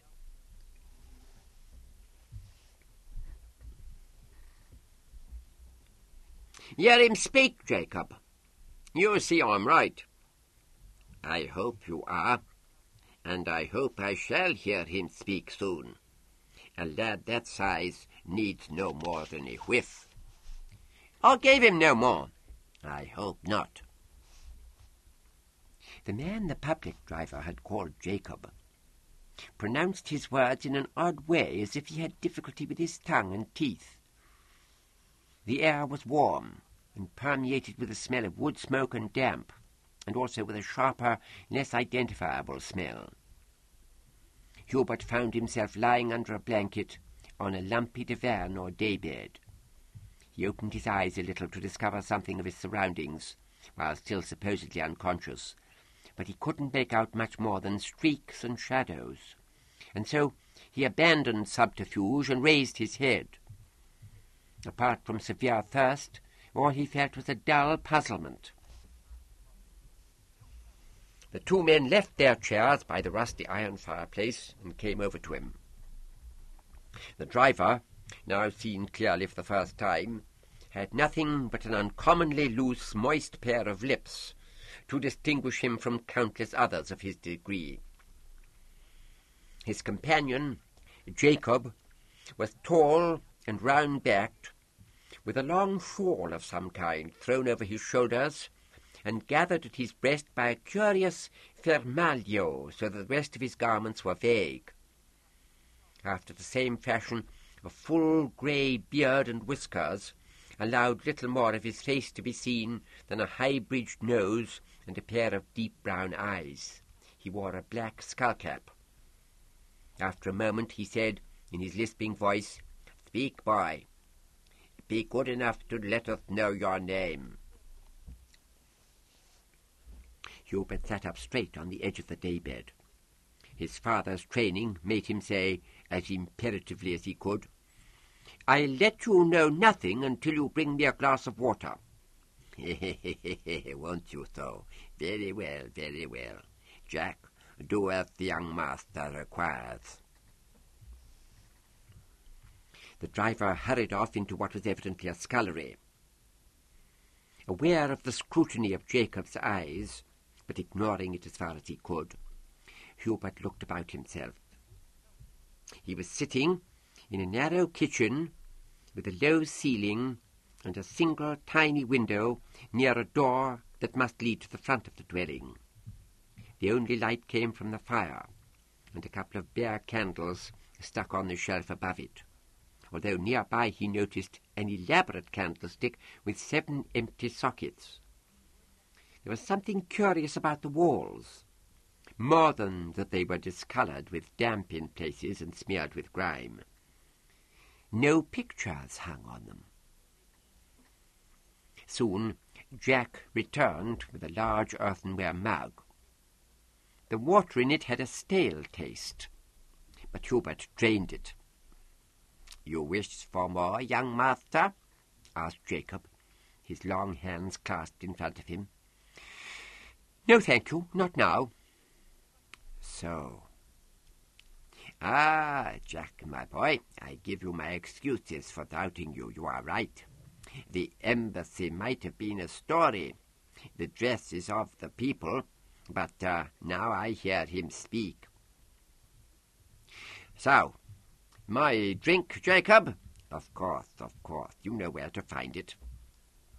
Jack nodded eagerly, reached into a cupboard or other receptacle on the further side of the chair he'd sat in, and brought out a tin mug and a bottle labelled "Fine English Brandy, Cordon Bleu." Dreamily, Hubert remembered the blazing brandy that had crowned the family pudding the previous St. Lucy's Day, its flames symbolizing, so his father had said, the baptism of fire prophesied for the earliest followers of our Lord. But Jacob was speaking again. "Now, young master, you merit an explanation. It's all very simple. My good friend Jack here and I are in commerce together. Every time he goes out at night and takes up in his public some likely one of the gentry, an old person, a sick person, or this time a very young person, sir, he gives him that opiate of his and brings him to me. Then we send to the person's family, and we ask for quite a small sum, maybe £20, maybe more, in return for the person's being set free unharmed. We hold to our word. If the money comes, well and good. If it doesn't, the person is harmed and set free. But that is rare. That is rare indeed. Isn't it very simple, sir?" "Too much so." Hubert tried to maintain his air of superiority. "How simple is it when the constables come looking?" "About the same, yes. The constables in these parts. We see to it that they like us a great deal, so they don't look too ghostly. If the person himself and his family come looking, they never find this place. Do you know just where you are, sir? No. And if they did find it, we wouldn't be here. Everybody in these parts likes us a great deal, you see." And so on and so forth. It's all simple. Now, I'm sure your father will have the wit to pay the money as soon as he can. And don't think to scream or call for help now, young master. Some folk might hear you, but they won't come to Jacob's house for that. And if you continue, then I'll hurt you, I'm afraid." "But you don't know who my father is, or where he lives." "No, sir, but you will tell me when I ask you." "You will, there, no error," said Jack, draining his mug and refilling it. He went on genially. "You know more than 2 ways it can happen. He asks you the once, and you tells him quick, or he asks you and asks you and asks you till you tell him. Simple it is indeed. There's that iron in the fire there. You wouldn't much care to, Jacob raised his hand in a solemn gesture like a priest's. "Enough, Jack. Leave your drink And take that public of yours to the garage. It's in the way, you see. The constables don't like that. Go, my boy. Hurriedly again, Jack reached over his chair and put his mug down on the cupboard, and then went out of the room by the further door. To his great surprise, Hubert at once felt a faint but unmistakable sense of affinity with Jacob, a much reduced version of what he would have felt when Mark left him alone with Thomas, a sense that the time had come for any confidences or confessions. Perhaps Jacob felt the same. At any rate, his glance now was directly questioning. Hubert began at the one obvious point. "Don't you wonder that I dress like a child of the people?" "It's no interest of mine, young master." "Attend, Jacob. I'm a runaway from my school and from the priests, from my father, too. If you send me back to him, he'll punish me severely and hand me over to the priests, and they'll punish me more and lock me up." What have you done?" "Been disobedient and now run away. A sin and a crime. I'm at risk of infant's purification. Please keep me here. I'll work for you." "That's a pity. Sinner and criminal. Disfavored by both church and state. That's a pity." Jacob's stoop-shouldered figure moved slowly up the room in the direction of the little window. Under this, and along the adjacent half-wall, there ran, Hubert noticed for the first time, a narrow ledge on which lay a row of small objects. Some of them, a painted paper fan, a balance and a set of weights, some finger rings and necklaces, a china doll, a silver stylus holder, were easy enough to identify. Others were not, or were containers with no certain contents. Jacob touched or momentarily picked up each one, muttering gently to himself, or to them, or to both, like a man on some rural task, a farmhand feeding hens, a shepherd greeting as well as numbering his flock. Hubert sank back on the daybed. Nothing painful or frightening or of any importance could happen until Jack returned. Whatever Jacob had been doing came to an end now. He turned aside to a battered press of unvarnished wood and took from it a small box, from which in turn he took a rough, russet-coloured cylinder, 5 or 6 inches long. Putting one end of this in his mouth, he struck a phosphorus and held it the other. When a thin cloud of greyish smoke appeared, one of the unfamiliar smells in the room was explained. Hubert felt a mild instinctive disgust. Tobacco smoking was the practice of New Englanders and other low persons. A gentleman would as soon think of indulging in it as of eating with his fingers or appearing drunk at Mass, a thought, however, to keep to oneself. Puffing smoke with signs of satisfaction, Jacob walked back, stood above Hubert, and gazed down at him. After a pause, he drew his shawl away from his left sleeve, revealing a small yellow star sewn to it. He said quietly, "You know what this is, young master?" "Yes." "Yes, you know what it is. And you know what it means?" "Yes." "No, you don't know what it means. Oh, maybe you know it must be there by law. Maybe you know it means I may not own land, or fight the devilish Turk, or serve the king or any of his ministers. Maybe. But to know all of what it means, you must have led my life, or the life of one of my tribe. You understand that, sir?" Jacob was not talking quite so quietly now. It could never be said, thought Hubert, that a man's eyes could blaze, or it could be said only by writers of T.R. who need have no care for the truth. All that could be said with truth was that eyes could be bright in colour, and bright because there was enough moisture on their surface to reflect everything else that was bright, and prominent because that was how they were, and prominent because the skin round them was stretched. But however true that all was, it still fell short. Ask yourself, where goes the money that comes from the families, Jacob was saying. Not into any part of my house, that you can tell. When I got my first 100, and then my second, and my third, I had brave ideas, you see.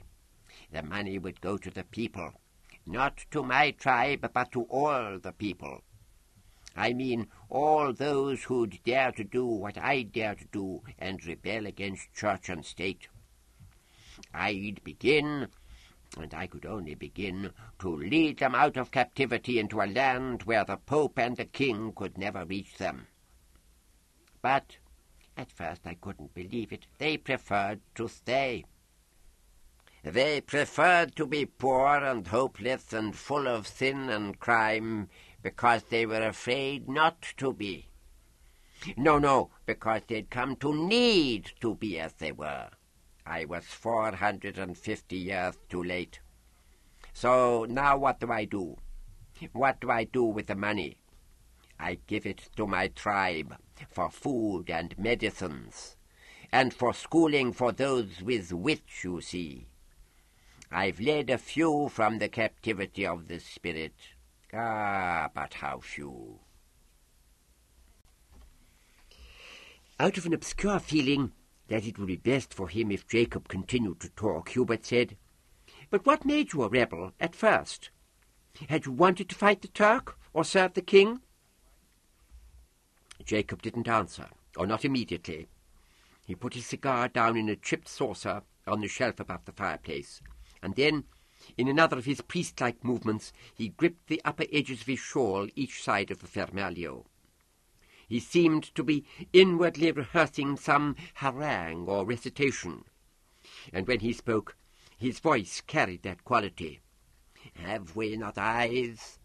Have we not hands, organs, proportions, senses, affections, passions, fed with the same meat, slaked with the same draughts, subject to the same diseases, healed with the same physic, warmed and cooled by the same summer and winter as you are? If you prick us, do we not bleed? If you tickle us, do we not laugh? If you envenom us, do we not die? And if you wrong us, shall we not revenge? If we are like you?" Hubert said into the renewed silence, "I still don't see—" "You know those words? You know who wrote those words?" "No." "No. Your priests burnt his playhouse and his books, and would have burnt him besides, but for the king, whom he'd once made to laugh." "Laugh? What was his name?" "So, instead, you know what they did, those priests? They attached his goods and excommunicated him and transported him to New England. There you may see his plays." "In New England?" "Yes, in New England. So, then—" Hubert shook his head without speaking. A log clattered out of the fire, which had sunk low. Cigar in mouth, Jacob put the log back with a pair of tongs and added others from a basket beside the grate. And then, settling his shawl about him, he squatted down on his heels, picked up a pair of bellows, and went to work with them, his attention evidently concentrated on the task. The bellows sounded cracked, but the wood must have been dry. Anyway, quite soon a flame appeared and grew. Hubert wondered what time of night it was, where he was to sleep, what was to come. He sat forward and drew a shivering breath. "I'm cold. May I move nearer the fire?" Yes, yes, child." Settled in the chair Jack had occupied, Hubert said, "Just now you talked of captivity. What of my captivity here?" "What of it indeed?" "According to yourself, you began with brave ideas. You'd save not only your tribe, but other folk too. Have you quite forgotten those ideas?" "Long ago, long ago." "You'd send me into captivity of the body to help others out of captivity of the spirit?" The fire in front of Jacob had now become a blaze. "Why not?" "God forgive me." "For what, young master?" Hubert's right hand darted out and shoved at the back of Jacob's neck. With his left, he threw the contents of Jack's mug, about a gill of strong spirits, into the heart of the flames. There was a puffing, roaring noise, and a bright flash as the brandy ignited. Jacob screamed. Within 3 seconds, Hubert was in the scullery. He found the outside door at once, drew the bolts, turned the key, and kept it in his hand. While he was doing this, he heard slow, heavy, irregular footfalls from the kitchen and smelt a terrible odour. He opened the door, slammed it after him, turned the key the other way, threw it over his shoulder, and was off into the darkness.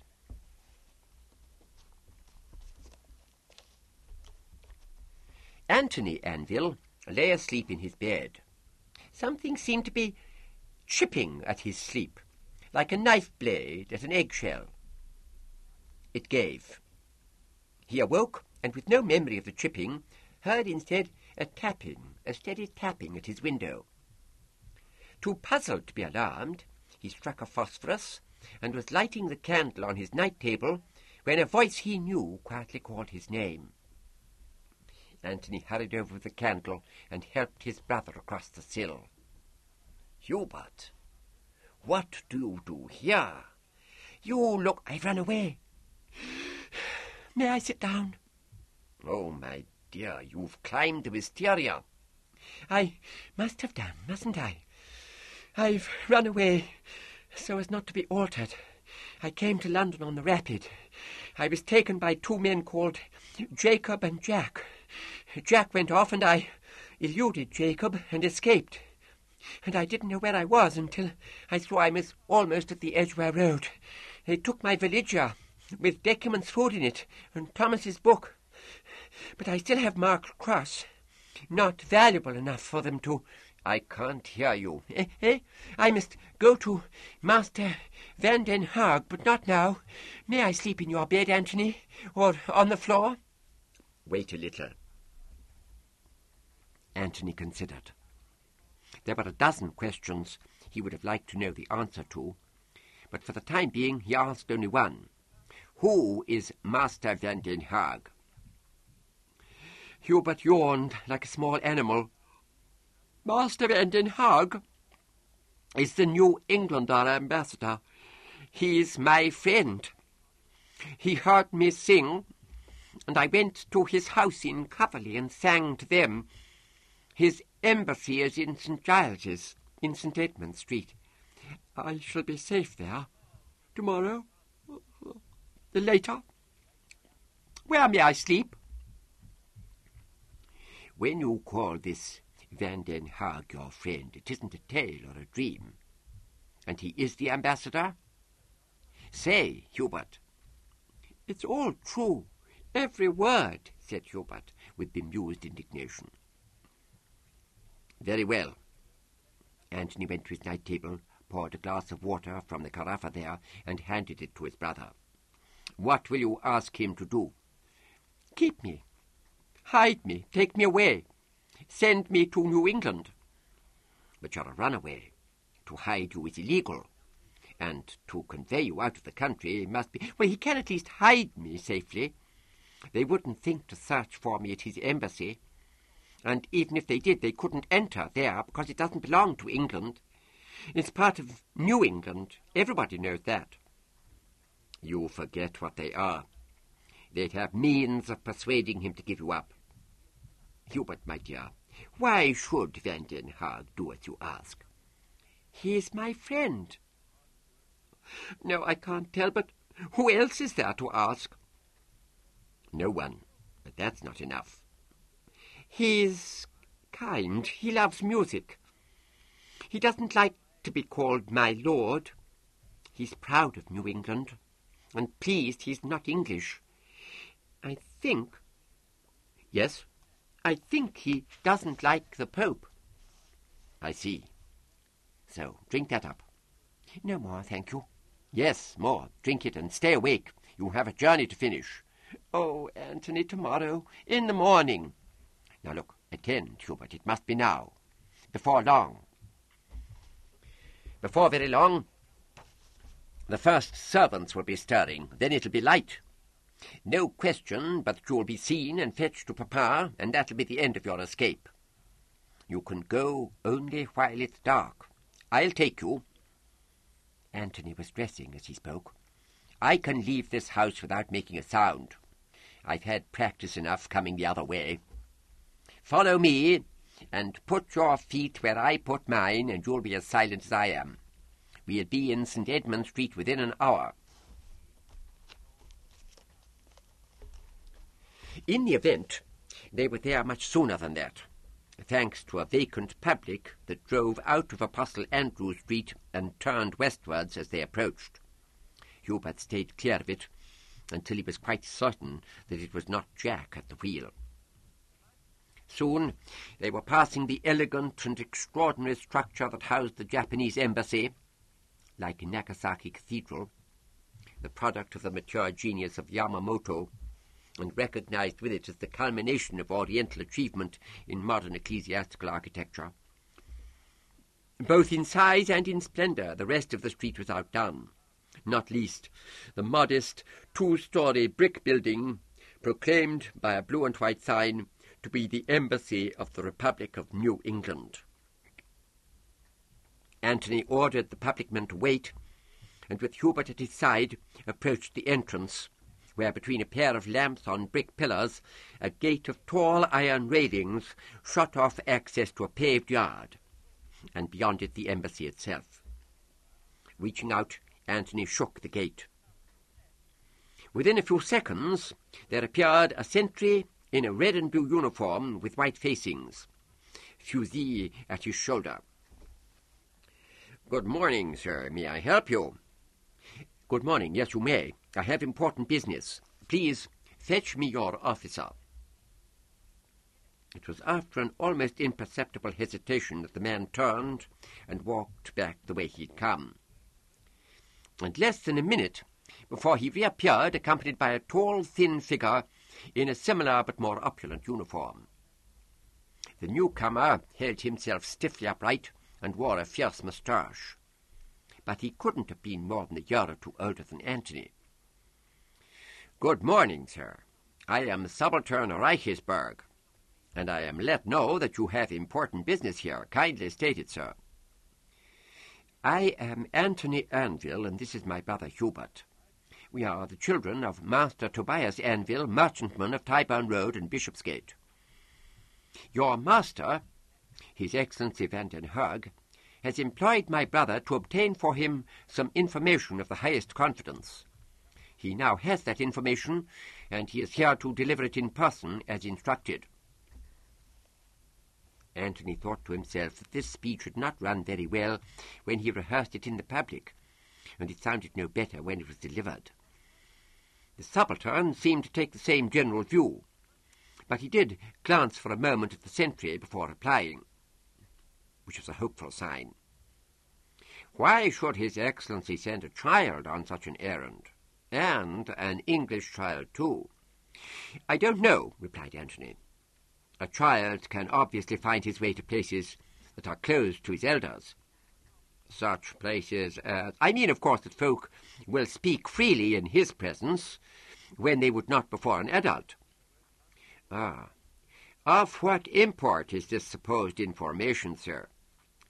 "Considerable, I suppose, given these circumstances. It must touch nothing less than the well-being of your country. Have you no documents at all?" Antony had foreseen this question.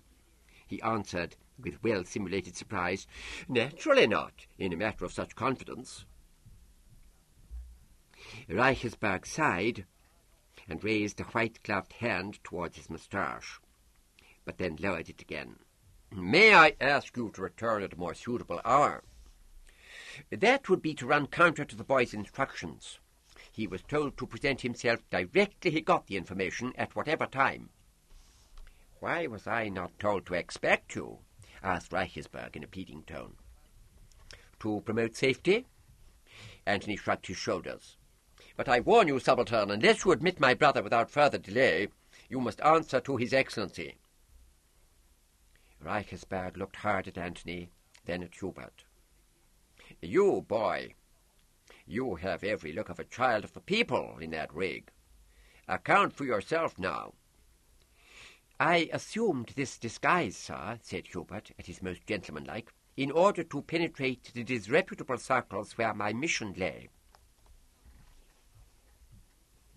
There was a pause. The sentry shuffled his feet on the pavement, rolled his eyes a little, and drew his index finger to and fro under his nose. Antony raised his head and looked at the top of the lofty staff, from which, its colours indistinguishable, the flag of New England fluttered. "God damn," said Reichersberg without much emotion. "Open up, Paddy." So Hubert stepped onto the soil of the only nation in Christendom into which the Pope's servants could not enter at will and of right. There was delay while the subaltern aroused a succession of household functionaries, each of whom had to go through his own cycle of disbelief, followed by grudging acceptance. But before very long, Hubert's arrival had been officially recognized. As much to the point, a bedchamber was put at his disposal, pending his introduction to the ambassador at a later stage. The brothers kissed and took their leave of each other. Reichersberg escorted Antony to the street. "Well, have you fooled me, sir? I can't undo now what I've done." "Some particulars are not as stated, but His Excellency will surely approve your decision, and so your professional honour is safe." "That was never at risk. I'm concerned only with my powers of judgment." "Thank you, sir. Good day." It was indeed almost day when Antony, back in Tyburn Road, paid off his public and approached the house. Not frontally, but to avoid inquisitive eyes, up the Express House Drive in the first place. He had reached the corner of the building when he heard a loud but muffled groan from indoors, from the Express House itself. A few seconds later, he was bending over a man who lay in a very uncomfortable attitude at the foot of the staircase. Antony did not at once recognize him, because the lower half of his face was covered with a large gag secured by tapes.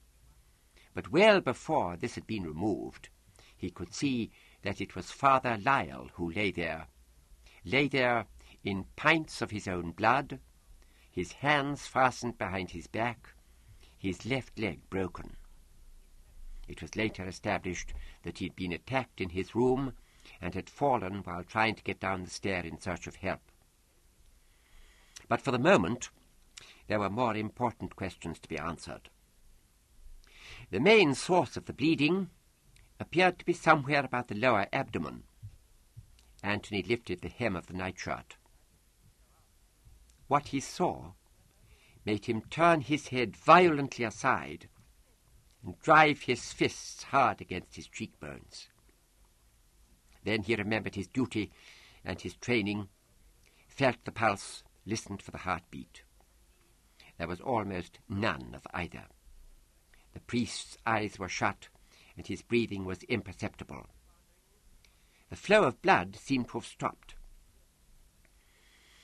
Antony was as sure as he could be that death was unavoidable and imminent, but training had something to say about that too.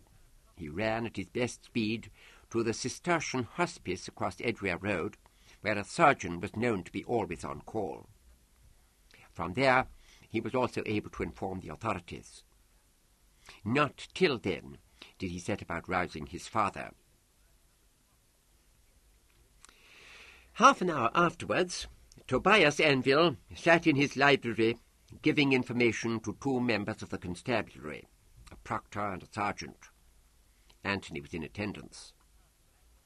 The proctor, a heavy man with a massive head and neck, said slowly, as he slowly made a note, "Very good, master. You never once inferred that he was given to offences against chastity?" "Certainly not." This was true enough. Tobias had gone to some trouble to avoid finding himself compelled to infer such a thing. "If I had," he said, "I should have dismissed him from his post in my household." "Your servants brought no word of that sort?" "No." "Why do you pursue this line of inquiry, Proctor?" "I must first pursue the obvious, master. The crime declares itself as an act of jealousy and revenge on the part of a rival, perhaps a husband. As witness the mutilations." Over the past nights, Margaret Anvil had slept better than at any time since she was a young girl. She had not stirred when her husband, sent for by Anthony, left her side. It was no more than a minute since she had suddenly awoken, and at the same time had become aware of some unusual and untoward agitation in the house. Immediately filled with fear, she had put on a breakfast gown and gone to find her maid, who told her that Father Lyle had suffered an accident, and who could or would tell her nothing more. Hearing voices from the library, she entered it without knocking for the first time in her life, just at the right moment to catch the whole of the proctor's last sentence. "What mutilations?" she asked in a steady, unexcited voice. "There has been a terrible mishap, my dear." Tobias had left his seat in concern. "Father Lyle is dead. These men are—" "What mutilations?" The proctor was not only a slow speaker, he was also slow to adapt himself to the unexpected or unfamiliar. So he said, as he would have said to a superior, to a state official, to a magistrate, "Certain organs were removed." "What organs?" Nobody spoke. Anthony hurried over to his mother, not knowing quite why he did so. Margaret screamed. Soon she was weeping too, but she continued to scream at intervals. Her hands moved in the air and over her head and body to no purpose. Someone, Anthony, put his arm round her, caught her hands and gripped them. The constabulary sergeant said an urgent word or two to the proctor and half bundled him from the room. Margaret did not take in their going, nor when at last she looked up, the fact that they had gone. This was understandable, if only because a couple of seconds after she did look up, Tobias hit her across the side of the face with an open hand but with a stiff arm, so that she lurched and fell to the floor, her head missing a corner of the oak desk by about an inch. "Harlot!" he said in his clear tones. "Designing adulteress! Hell and all its flames receive you!" Anthony made the sign of the cross. "The sword of Michael stand between my mother and any harm."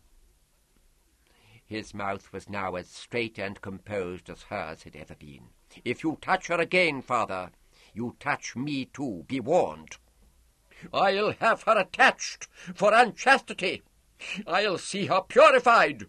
I'll—" "Twaddle," said Anthony, helping Margaret to her feet. "You'll do nothing. Firstly, because there are no facts. Secondly, because you're a man of mark, and wherever you go, to St. Marybourne, to Bishopsgate, to your gaming rooms, you prize your dignity. and thirdly, because you will never allow yourself to become involved in any disturbance that touches the church in the smallest degree. Let me take you to your room, Mamma. I'll turn her out of doors. It's my right. Then, as before, you turn me out too. Hubert will stay with me. Hubert would go with his mother if he had the choice. For the first time that morning, Tobias looked Anthony straight in the eye. Is there nothing to be said in my favour? Nothing at all? Of course there's something, Papa, though less than you think. For instance, it's not in your favour that what hurts you most is damaged pride. But we'll talk later.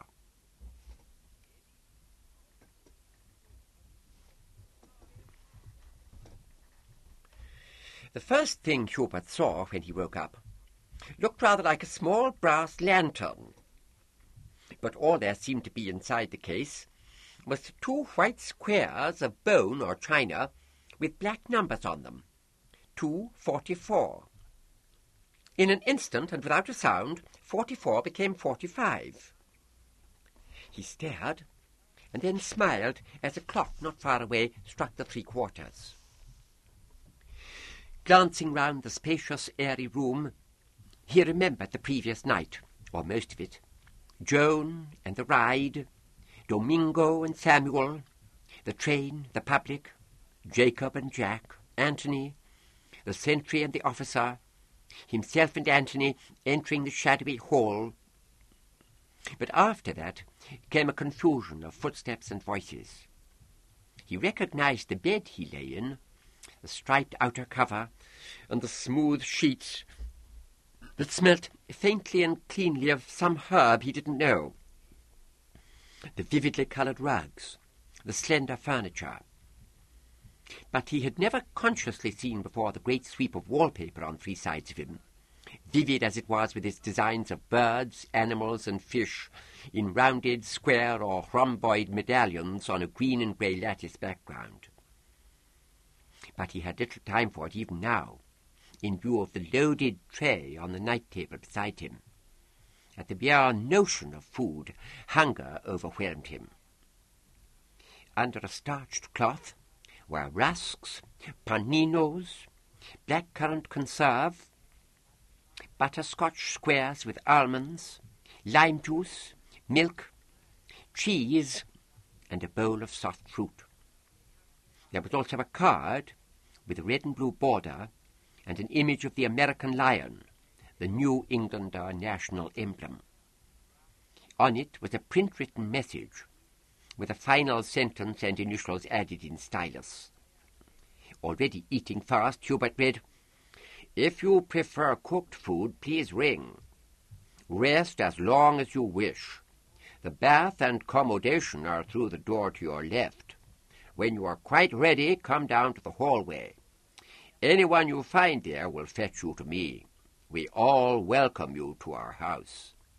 Signed, C.V.D.H.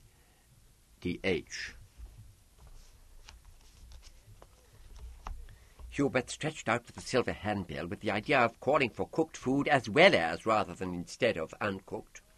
And then he changed his mind. The cooking, he thought, would take time, and his desire to see Van den Haag and tell him his story was urgent enough even to overcome his greed. In 5 minutes he had cleared the tray of everything but the cheese. How queer to offer it for breakfast. He got out of bed to look for his clothes, failed to find them, and found instead laid out on a linen chest a complete set of new garments. Underdress, drawers, stockings, a shirt of pale yellow silk, a darker yellow stock, black velvet jacket and breeches, black shoes with cut-steel clasps, and, not least, a pocket napkin edged with yellow lace. Whoever had done this was acute as well as kind. He went into the next room and used accommodation, a grand affair with a seat of dark foreign wood, hickory. Next he drew a hot bath, came across at the basin a tooth cleaner still in its transparent paper. He used that, and took off the blue cotton nightshirt that an unknown benefactor, a servant lad probably, had supplied him. Lying in the warm water, he felt for a moment completely refreshed and safe. Safe for the first time since deciding to run away. Safe not forever, but for the small distance he could see into the future. No agent of what he had run away from could reach him here. He had a friend who could and would absolutely prevent it. The returning thought of that friend brought him to his feet and out of the bath. He dried himself on a towel big enough to dry a horse, and was soon dressed. As he had come to expect by now, there was a new hairbrush and comb on the toilet table in the bedchamber. Before leaving, he knelt by the bed and prayed, with special mention of Decuman, Thomas, Mark, Domingo, Samuel, and Antony, and a plea to St. Hubert to intercede for him in the matter of Jacob. He also begged pardon for involuntary remissness in attendance at services of the church. The hall, though not large, was full of marble. Floor, columns, portrait busts, and urns containing sheaves of the tall grass that he had noticed on his first visit to the house in Coverley. He had barely reached the foot of the stairs when an elderly Indian in livery came up and took him to a small room somewhere at the rear of the building. Here he settled down to wait for some time, but in fact it wasn't 2 minutes before the heavy white door opened and Van den Haag came in, preceded by his wife. Hubert hadn't expected to see her, or not at this stage, but even if he had, he most likely would not have been able to do otherwise than he did, which was to hold his hands up to her and burst into tears. At once she went down on her knees, put her arms round him and stroked his head. She made soothing noises, and Van den Haag told him over and over again that everything was in order and there was no cause to be troubled. He had no idea how long this went on, but when it was over, he was sitting in a splendid chair of gold-painted wood, and the man and woman were close to him on either side. "My excuses," he said, and blew his nose into the pocket napkin, blessing again whoever had fetched it. "I should never have had to do it if you weren't so good."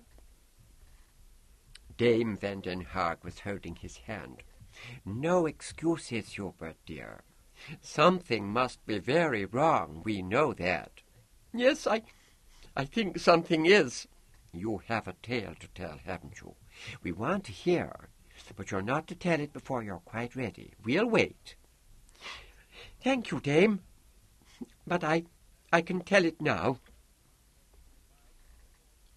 Hubert told it.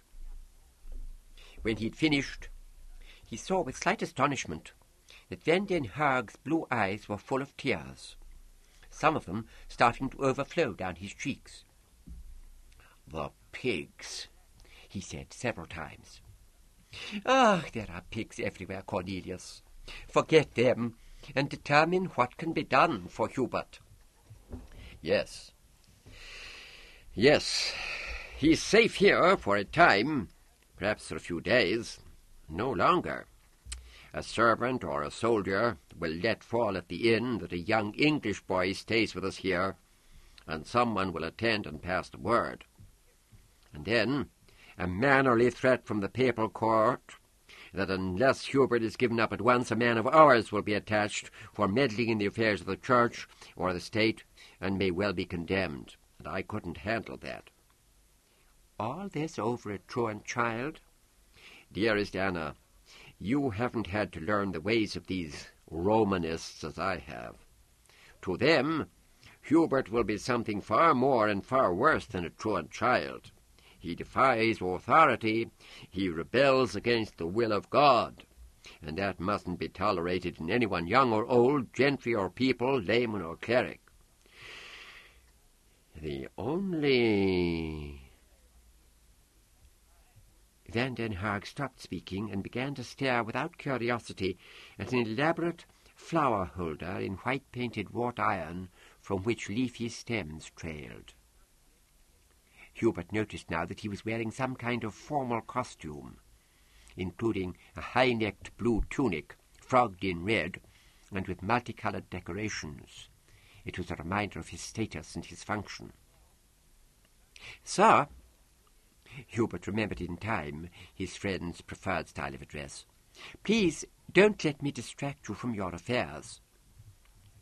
"No, no," said Van den Haag, absently adjusting at his breast the miniature gold likeness of some heraldic bird.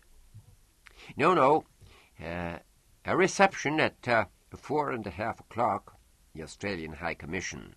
I may be late if I wish."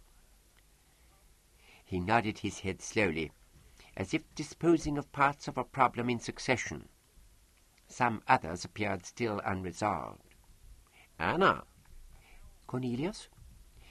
"Anna, kindly take Hubert up to your sitting-room and give him tea and show him photographs. Hilda's studies will be finished shortly, and she'll come along to you.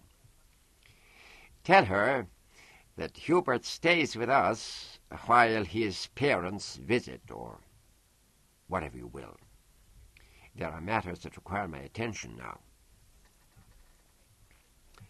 Hubert clearly saw a path between the pair, a short series of unvoiced messages, such as his mother and father never exchanged.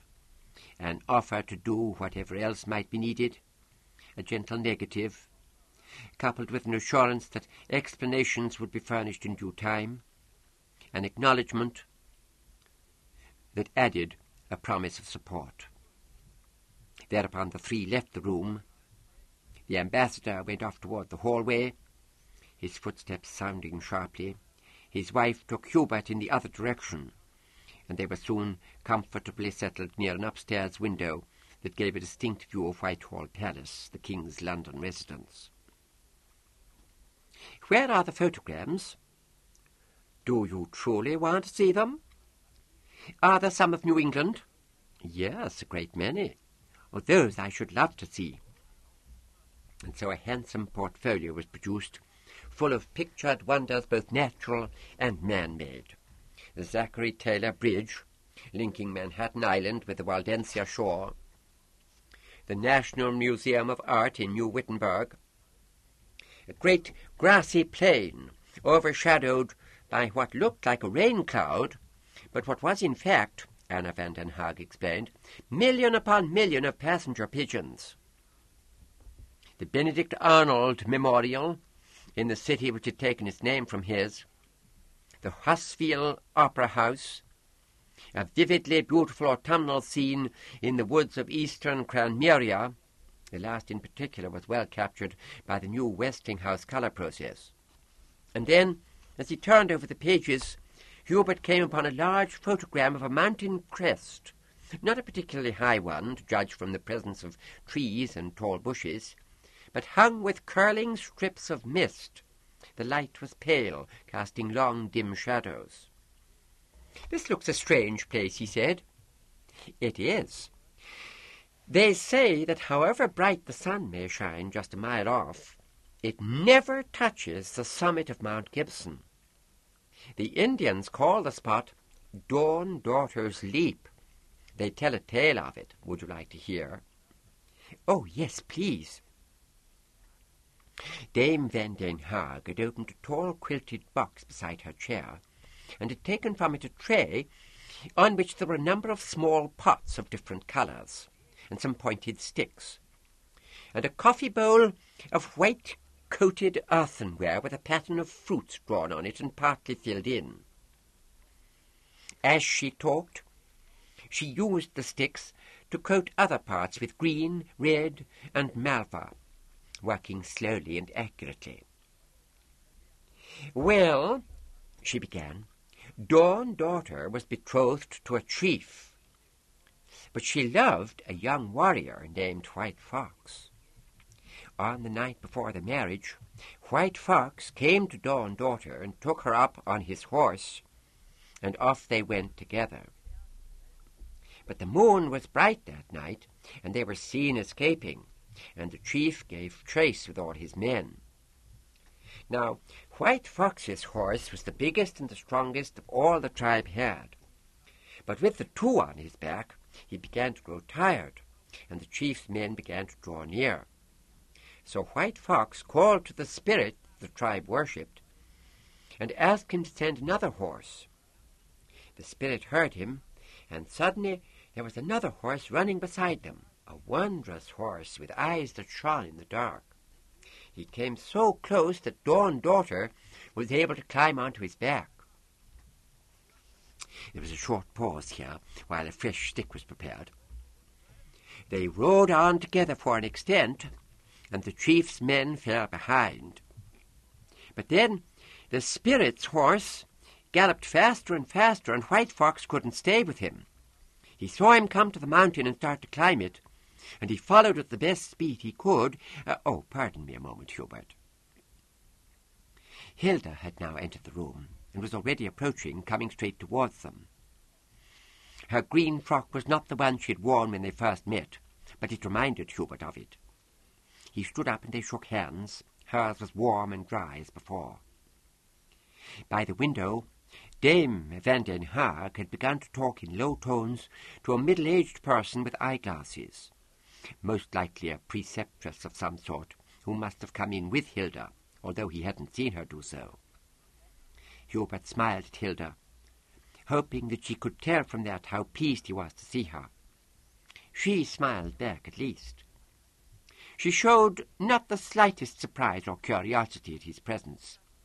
He guessed that embassy life taught one to expect what others would find unexpected. "Your honoured mother was showing me the photograms," he said. She reached down to the sofa and turned the open portfolio round towards her. "Oh, yes, Dawn Daughter's Leap," she said in her hoarse voice. How could he have forgotten that voice? She went down on her bare knees with something of a bump, and while still looking closely at the photogram of the mountain top, she lifted the corner of the page as if about to turn on. Hubert knelt quickly beside her. "How does the tale end? The tale of Dawn Daughter and White Fox? I heard only part." "My mother will finish it for you. She knows it best." "Your mother's occupied," he said, hoping she would continue to be. He couldn't have told why he so much wanted to hear the rest of the story from Hilda. "How much did you hear yet?" "They had just reached the foot of the mountain," Hubert replied. "Oh, now—" She put her elbows on the edge of the sofa, clasped her hands, and looked down at the portfolio. "Well, they went on up. I suppose a god's horse can go anywhere, but the real horse must have found it tough. I was there that time, the time Paps made the photogram.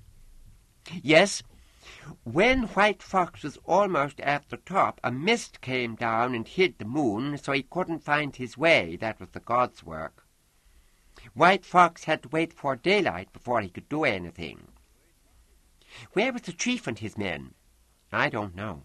So White Fox went right to the top and found there was a cliff below him. Just here, she pointed. It doesn't show in the photogram it's a cliff, but it is. At the edge of the cliff were 4 hoof marks in the rock. They don't show either in this, but they're there. I saw them. Real hoof marks? In rock? Well, they surely looked real, she said with reluctant conviction. And then she hurried on in the business-like tone that she'd been using earlier. The horse had taken a leap into the sky, where the god was waiting for Dawn Daughter. He had seen her and loved her when he sent the horse. And when she came to him, he was so mightily glad he forgot to take the mist away, and so it's still there. What did White Fox do? I don't know.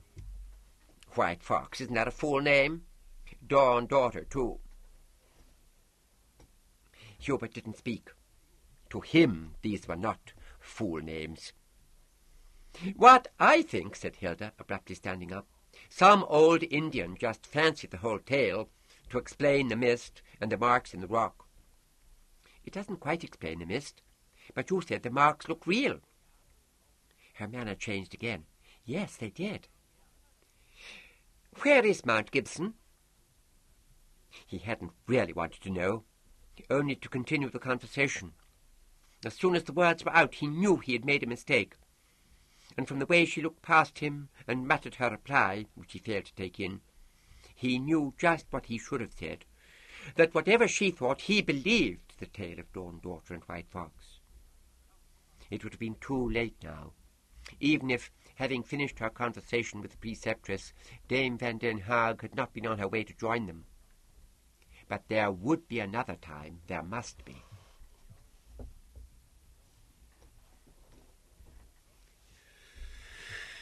The next morning, Abbot Peter Finn sat in his parlour over a breakfast he had hardly touched. Normally he ate this meal in the refectory. He found it a useful occasion for meeting those in his charge before the day's work began, and offering any necessary words of encouragement and advice. But in his present mood, the mood that had fallen upon him more than 24 hours earlier, when the news had been brought of Hubert's disappearance, the notion of company was distasteful to him. Within his reach lay 2 books delivered not long before from Blackwell's bookshop in Oxford. A new commentary on the De Existentiae Natura of Monsignor Jean-Paul Sartre, the French Jesuit, and an analysis of Count William Walton's church music. The abbot had eagerly looked forward to the arrival of both these volumes, but as yet he hadn't had the heart to open either. There was a knock at the door. "Yes?" he said rather sharply. Father Dilke came in, bowed, and said, "Good morning, my lord. I trust your lordship slept well?" "No, of course not. What is it, father?" "I have a little news, my lord." At once the abbot's demeanour altered. "Sit down, father. Forgive me for speaking as I did. What news?"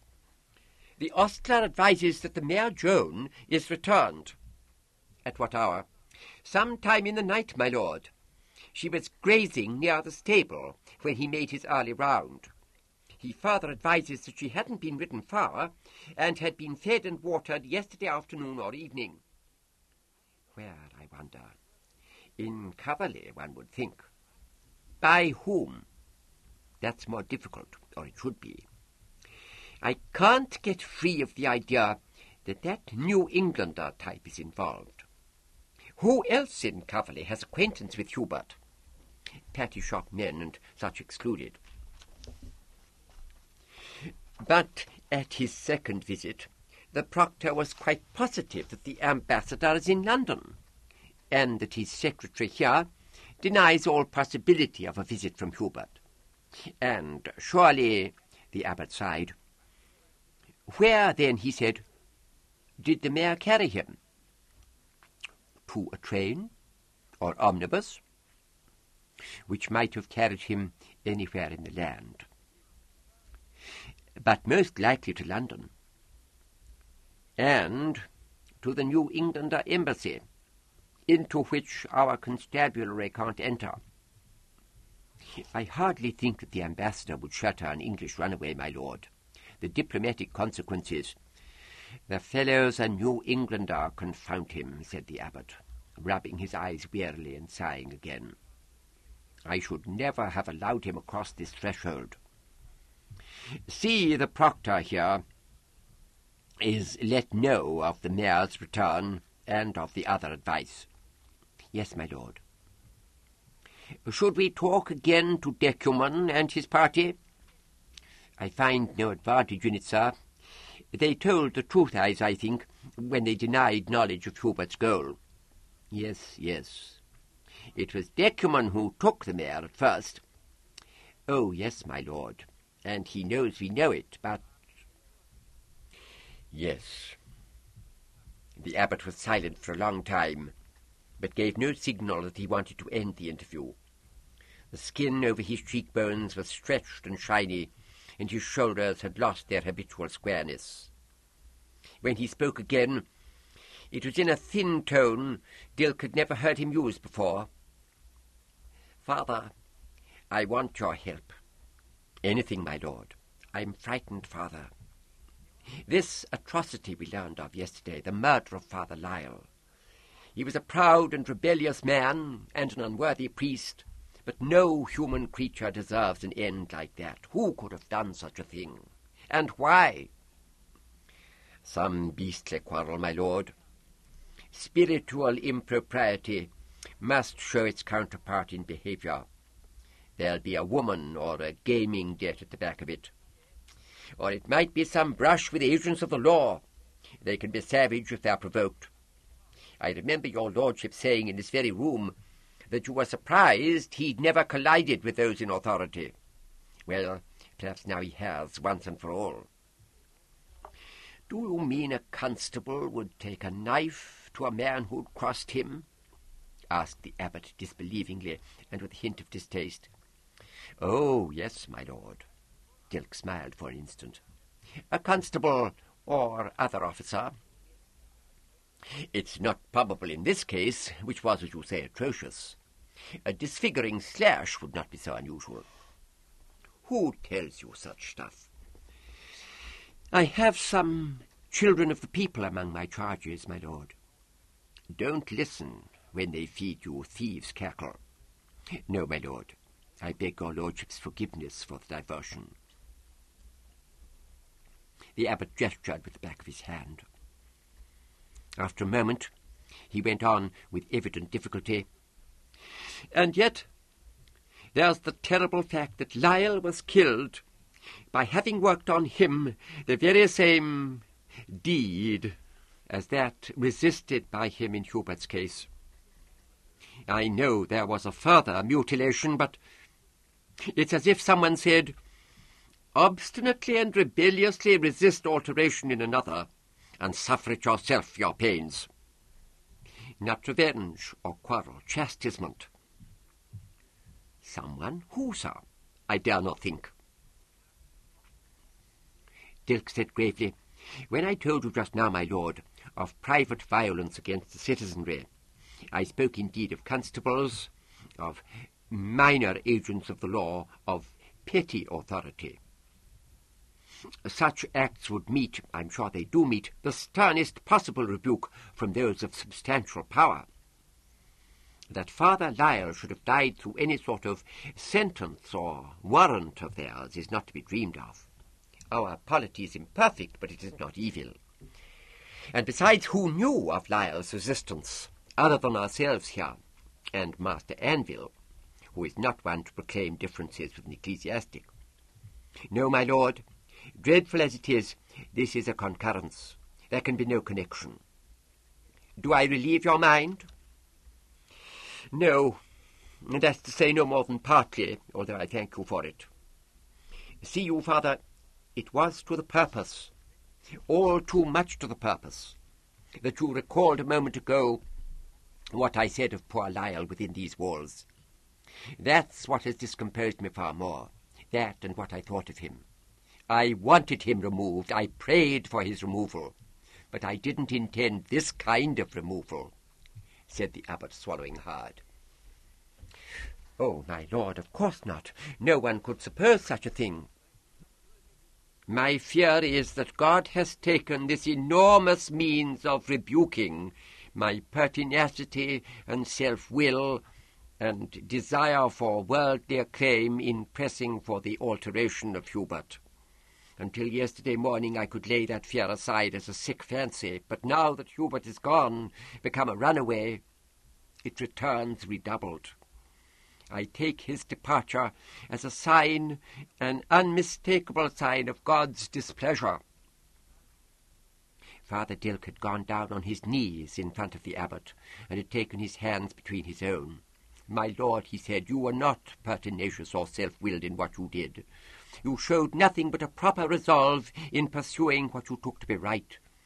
And your design was not worldly acclaim, but the renown of this chapel, Hubert's welfare, and the greater glory of God. Believe me, my lord, I know you, and I speak out of that knowledge. The abbot gave another sigh, but this one had no impatience or fatigue in it. Thank you, David. You're a good friend.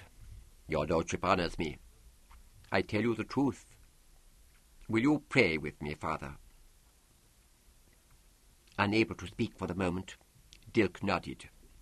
The two knelt down side by side on the abbot's beauvais carpet. Together they made the sign of the cross.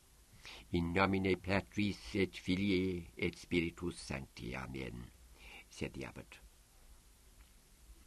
Most loving and merciful God, said Dilk a little unsteadily, hear thou the voice of thy servant. O God, I humbly petition thee to remit thy justified wrath at my sins, and to forgive me, and to send me comfort, if in my thoughts or prayers I betrayed peevishness or animosity, that what in all good faith I took to be the stubbornness of that Father Lyle, whom thou hast taken lately to thyself. And I crave thee most reverently that thou have mercy on his soul, and at the last day number him among thine own. Amen. And I further humbly petition thee to take thy most especial care of the temporal and spiritual well-being of thy child Hubert Anvil, wherever he may be and wherever he may go. Enter into his heart and mind, O Lord, and send him the desire to return here among those who care for him. Or, if that is not thy purpose, bring it about in thine own way, that he forsake the path of rebellion and outlawry, and be brought at last to serve thy will. Amen. Give ear, I beseech thee, O Lord. Just then Lawrence arrived outside the parlour door, on his way to remove the abbot's breakfast dishes. He had already raised his hand to knock, when he caught from within the familiar sound of a voice in prayer. To stay and listen would in such a case have been not only a breach of established procedure, but also an act of profanation, and Lawrence was a very devout man. In addition, he had a warm personal attachment to his master. So he went back the way he had come, mounted to his bedroom, and himself knelt down. He prayed to God to answer whatever petition the honoured and pious abbot might have put forward. And then he supplicated for the personal intervention of St. James the Apostle in his behalf. His Honour Joshua Pellew, Archpresbyter of Arnoldstown, came out of the main entrance of the New Englander Embassy and moved at a dignified pace between two lines of guards standing with presented fusils. With him were his chaplain, Pastor Allen Williams, his Indian servant Abraham, the ambassador and ambassadress, a couple of senior diplomatic officials, and somewhere near the middle of the party, a small, brown-complexioned figure burdened with baggage, evidently a page of some sort. The group passed through the opened gates, and with due deliberation boarded a pair of expresses drawn up beside the footway. The man, who had for some hours been sweeping that part of the street, ran his eyes over those outside the gates, and went on sweeping, having been told to keep watch for a child of the English gentry, and not having seen one. He was a very stupid man, selected for this duty because his superior, always short of non-stupid subordinates, had considered it most unlikely that a boy of 10 could have made his way so far without assistance. More unlikely still that if he had, he would have been allowed in, and unlikeliest of all, that once in, he would come out by the front door. The back of the building was being watched by a slightly less stupid man. One after the other, the expresses pulled out and travelled at a moderate speed towards the palace, in front of which they turned right, and then, after a quarter of a mile, they turned left into St. Osyth Street, and were soon moving over Westminster Bridge. This, though extensively repaired and rebuilt in 1853, was still in all essentials Leibelai's caisson-founded structure of a century earlier, and was one of the sights of London. The vehicles on it this afternoon were as many as ever. since all cross-river traffic not using London Bridge had to go this way. The new Temple Bridge would not be open until 1978. On the south bank of the Thames, it was only a short run to Da Nang Station, named to commemorate the victory over the French in 1815, whereby the whole of Indochina had passed under the English crown. But before entering the station yard, the two expresses drew in and stopped for nearly 10 minutes.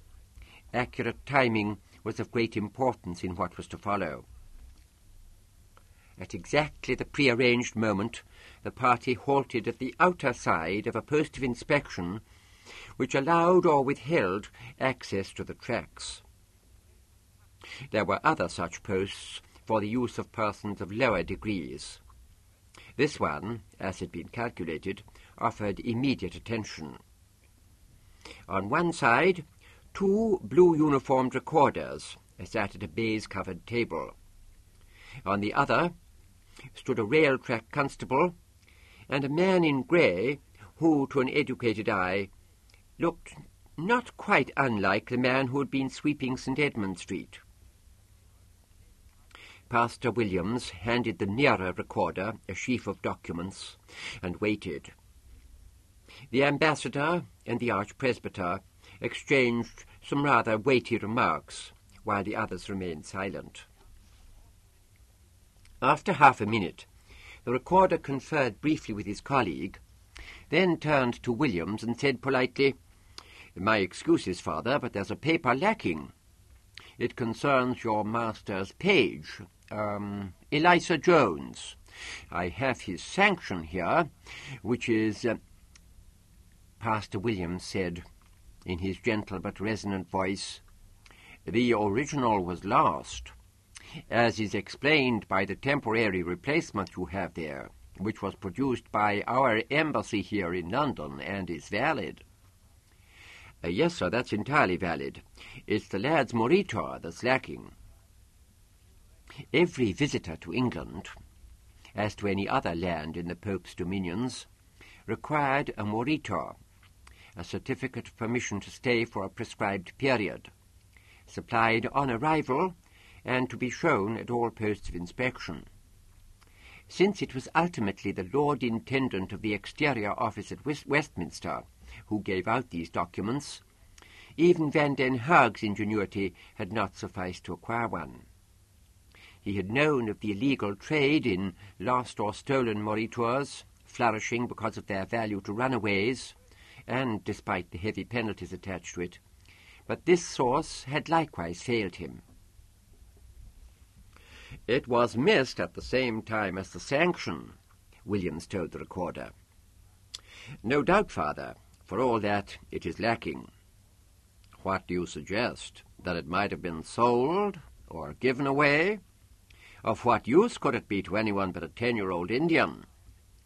"I suggest nothing, Father. I simply have plain orders that all exterior travellers passing this post are bound to lay before me a moritor." At an eye blink from Van den Haag, Joshua Pellew intervened. He spoke without overt impatience. "What is this delay? Our train departs at any moment. I am the Archpresbyter of Arnoldstown, R.N.E., visiting England at the personal invitation of His Majesty the King. My affairs make it imperative that no check be placed on my progress." "My humble excuses, my lord. Meanwhile, the man in grey had moved over to the recorder's table. He was quite intelligent and observant enough to have uncovered the deception being attempted if he had known of its possibility, but his superior had considered it not merely most unlikely, but too unlikely to be regarded, and had spared him the burden of having yet one more would-be fugitive from London to keep an eye open for. After a long look round the waiting group, designed to do little more than to emphasize his own true mark and their lack of it, the man in grey gave the recorder a tiny nod. At once, stamps thudded into ink pads and onto papers. Brief stylus entries were made in prescribed places. The documents were bundled together and handed back to Pastor Williams. The travellers were wished a fair journey.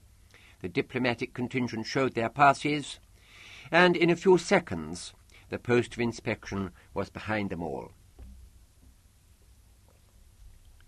Van den Haag betrayed relief at not having had to intervene himself.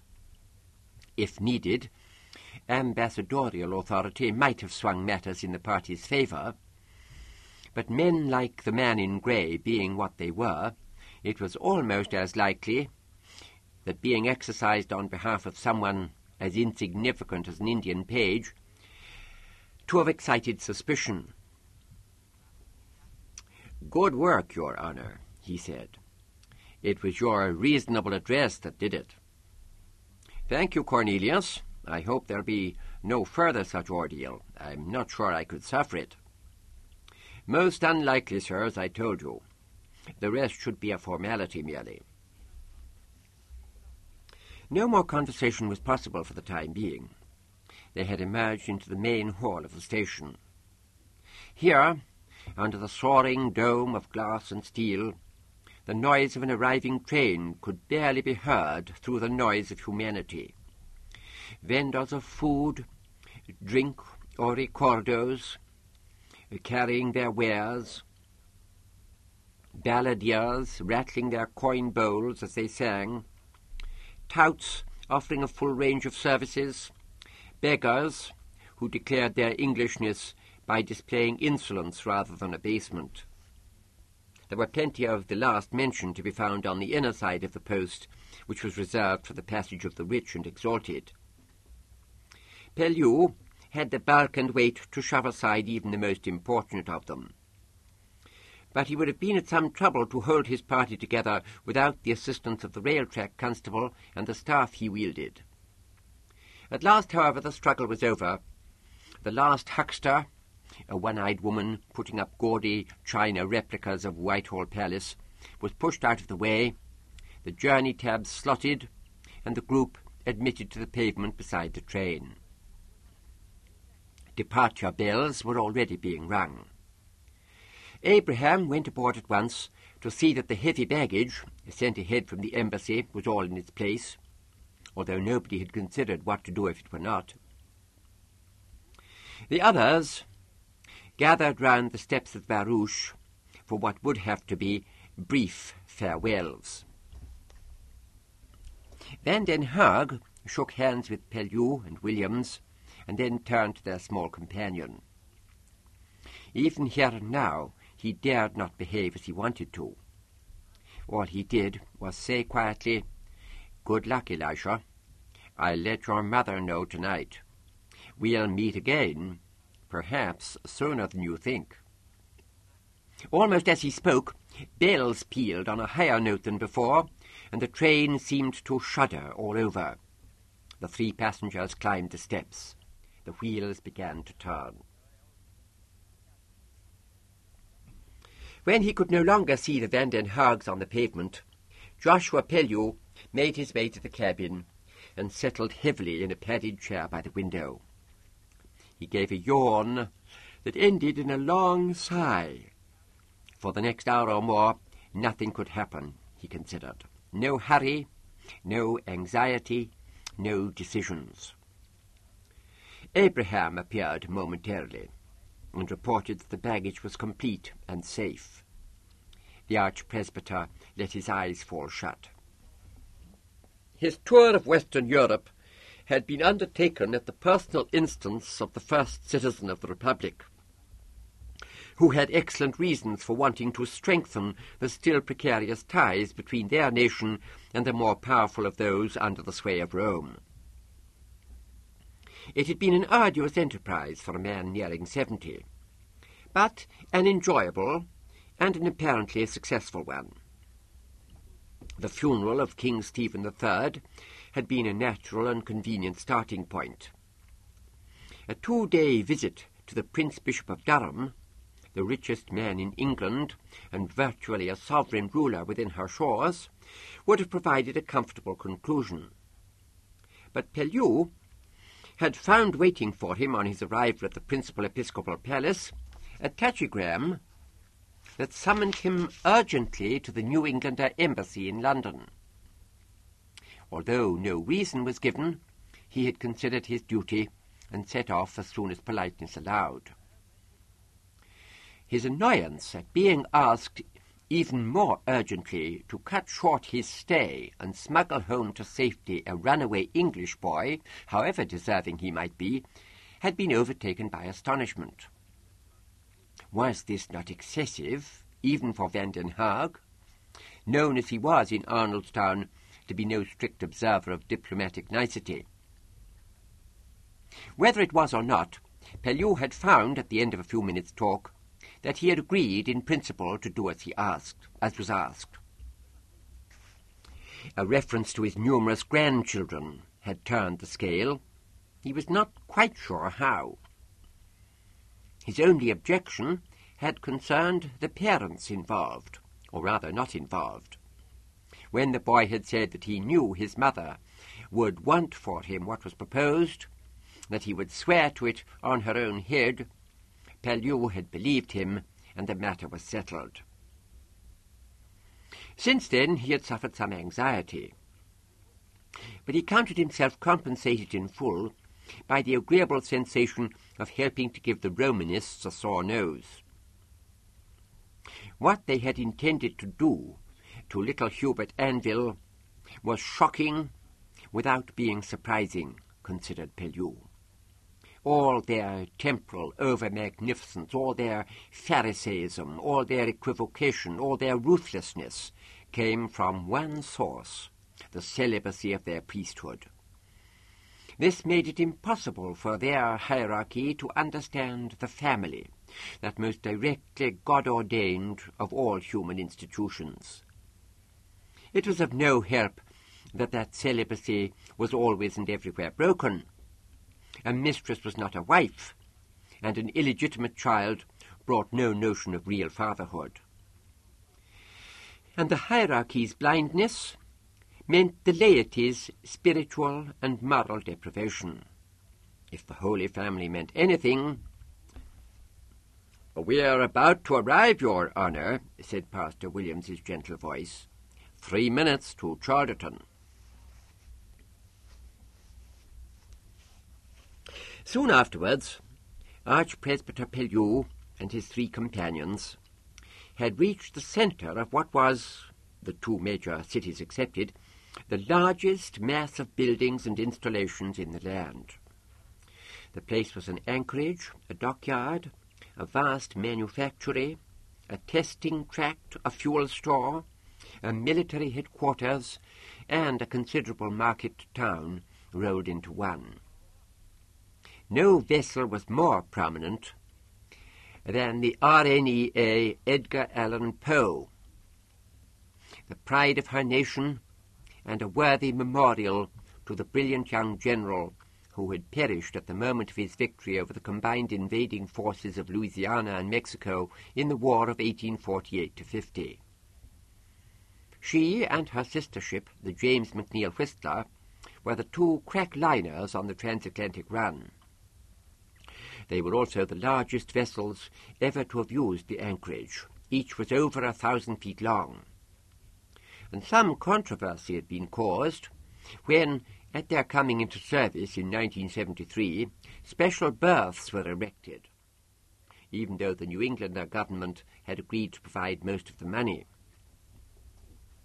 Pastor Williams looked up at the great silvery length of Edgar Allan Poe and almost caught his breath. He had travelled in her on the outward journey, but it seemed to him that 1,000 crossings in such a craft would not abate his wonder. When his turn came, he climbed the gangway, and once past the rail, was possessed by a new sensation, a joyful relief at being home again. The very plainness of the furnishings was a refreshment after all the mannered elaboration he had seen the previous fortnight. The crew's voices, careless, almost rough, sounded like a favourite song to one who had had his fill of the clipped, over-precise English accent. When the purser, a solid-looking Calvinian with a wind-burnt complexion, welcomed the group aboard, Williams astonished him slightly with a spirited handshake. The sleeping quarters, reserved by tachygram, were more than adequate. A double apartment for the archpresbyter alone, another communicating with it for Williams and Hubert. Abraham and an anchorage porter brought in the baggage and made their exits. The pastor crossed to the porthole and looked out. Passengers were still coming up the gangway, at the foot of which stood an English soldier with fixed bayonetta and a blue-clad recorder. Neither showed the least interest in the documents proffered them, merely waving their owners on, just as they had done when the archpresbyter's party presented themselves. Williams turned from the porthole. "Well, Hubert, we are safe now." "Altogether safe?" "Surely. We stand on New Englander soil. The English, or papal authorities, may no more board this aircraft than a ship of ours at sea." Williams brought out his pocket watch, which was a miniature version of the clock Hubert had seen at the embassy. The squares showed 5:33. "We rise off at 6 o'clock, the pastor continued. "The time set for our descent at Arnoldstown port is 2 tomorrow afternoon, but winds can advance or retard us." After a pause, Hubert said, "That's very quick." He was sitting on the cot assigned to him with his knees drawn up. "The craft can touch 160 miles an hour through the air. But soon, quite soon, that'll be nothing. Would you like to learn a secret?" "Yes, Father." "Pastor, I think I may safely tell you this, since we've intrinsically left England. 3 years ago, at a place in our state of Waldensia, 2 scientists, the Smith brothers, launched a flying machine, one that lifts itself by means of wings, not gas." "I understand, Pastor." "It carried only 1 man and barely touched 90 miles an hour, but that was no more than the beginning. By 1980, a speed of 200 is promised, and more later, much more. Air travel will be transformed." This information did not arouse the wonder or enthusiasm that Williams had expected. It was in a seemingly listless tone that Hubert said, "Where's Abraham?" "About his affairs, I reckon. Why do you ask?" "Oh, no reason, Pastor. He seems a good man, a very kind man." "Indeed, he is a good man, and a kind man, for an Indian." "Your indulgence, I don't understand." "We expect less from him," said Pastor Williams, settling his compact, middle-sized frame on his own cot. "You see, Hubert, God created the Indians and ourselves for 2 different purposes and in 2 different ways, and he proclaimed this by making them a different color from us. This is something everyone must accept. When you come to New England, you must accept it, so let me expound it now."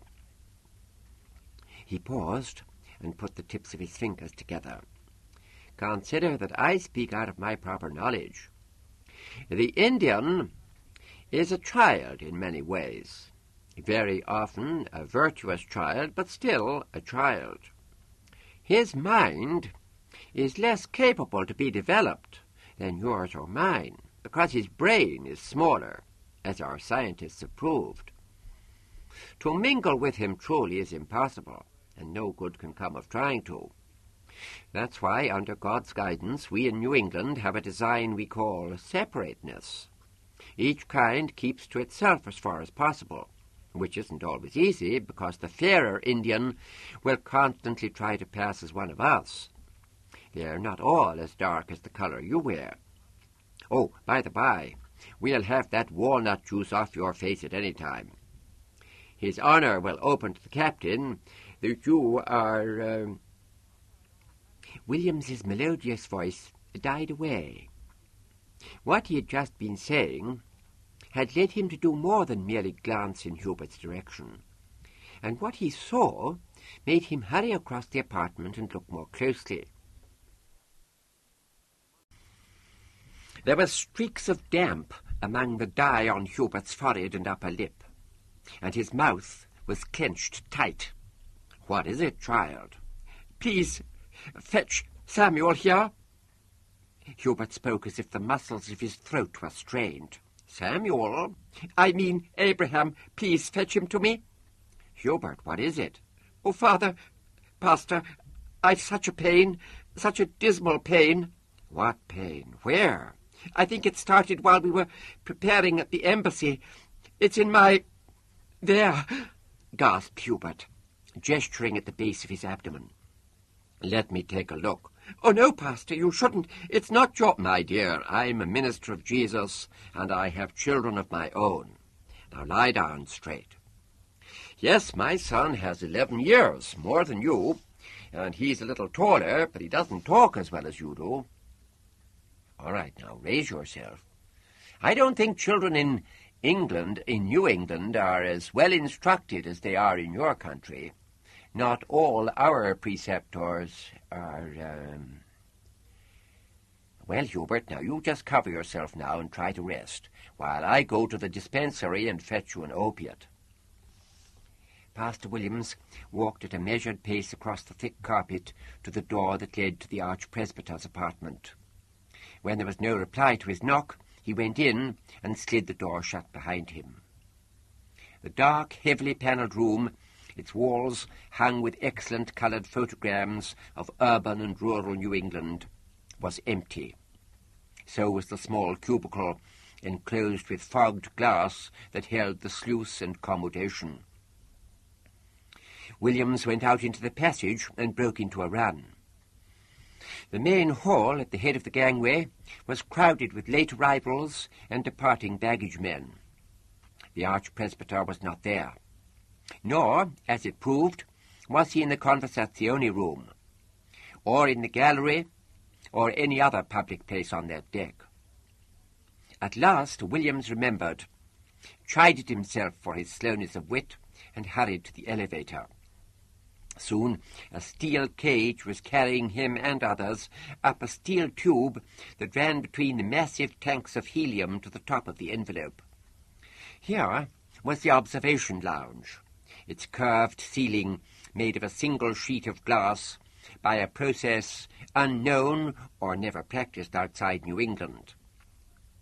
For the amusement and possible edification of passengers, 2 fair-sized and several smaller telescopes were available, together with star maps, appropriate chairs, and curtaining systems to exclude unwanted interior light. On the voyage out, Archpresbyter Pellew had spent most of the hours of darkness gazing at the heavens, and had more than once returned to this room when, as now, there was nothing to be seen from it but daytime sky. It was under this roof that he heard Williams's stammered report. Within 3 minutes, they and the ship's surgeon, a fair-haired young man with a slow Cranmerian voice and quick eyes, were standing round the cot where Hubert lay. While left alone, he had managed to wipe off most of the dye from his face and hands. He was sweating freely now. The surgeon inspected the reddened swelling with its hard and soft regions, asked a couple of questions, spoke some words of reassurance, then took the 2 clergymen off with him into the next-door apartment, where he immediately pulled the bell and motioned to the others to sit down. "We have 14 minutes before rise-off, which should be quite enough," said the surgeon, writing on a tablet as he talked. "The boy must leave the ship and be taken to a hospital aground here. I'll see to that. He needs an action I haven't the skill to perform. One of his testicles has become turned over, and its blood provision is thereby cut off.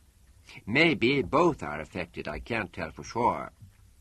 This occurs now and then among those of his age, it seems by chance, or as if by chance, and suddenly, as in this case. Enter! The uniformed man, who had been told to do so, did so, was given 2 leaves of manuscript and some spoken instructions, and withdrew.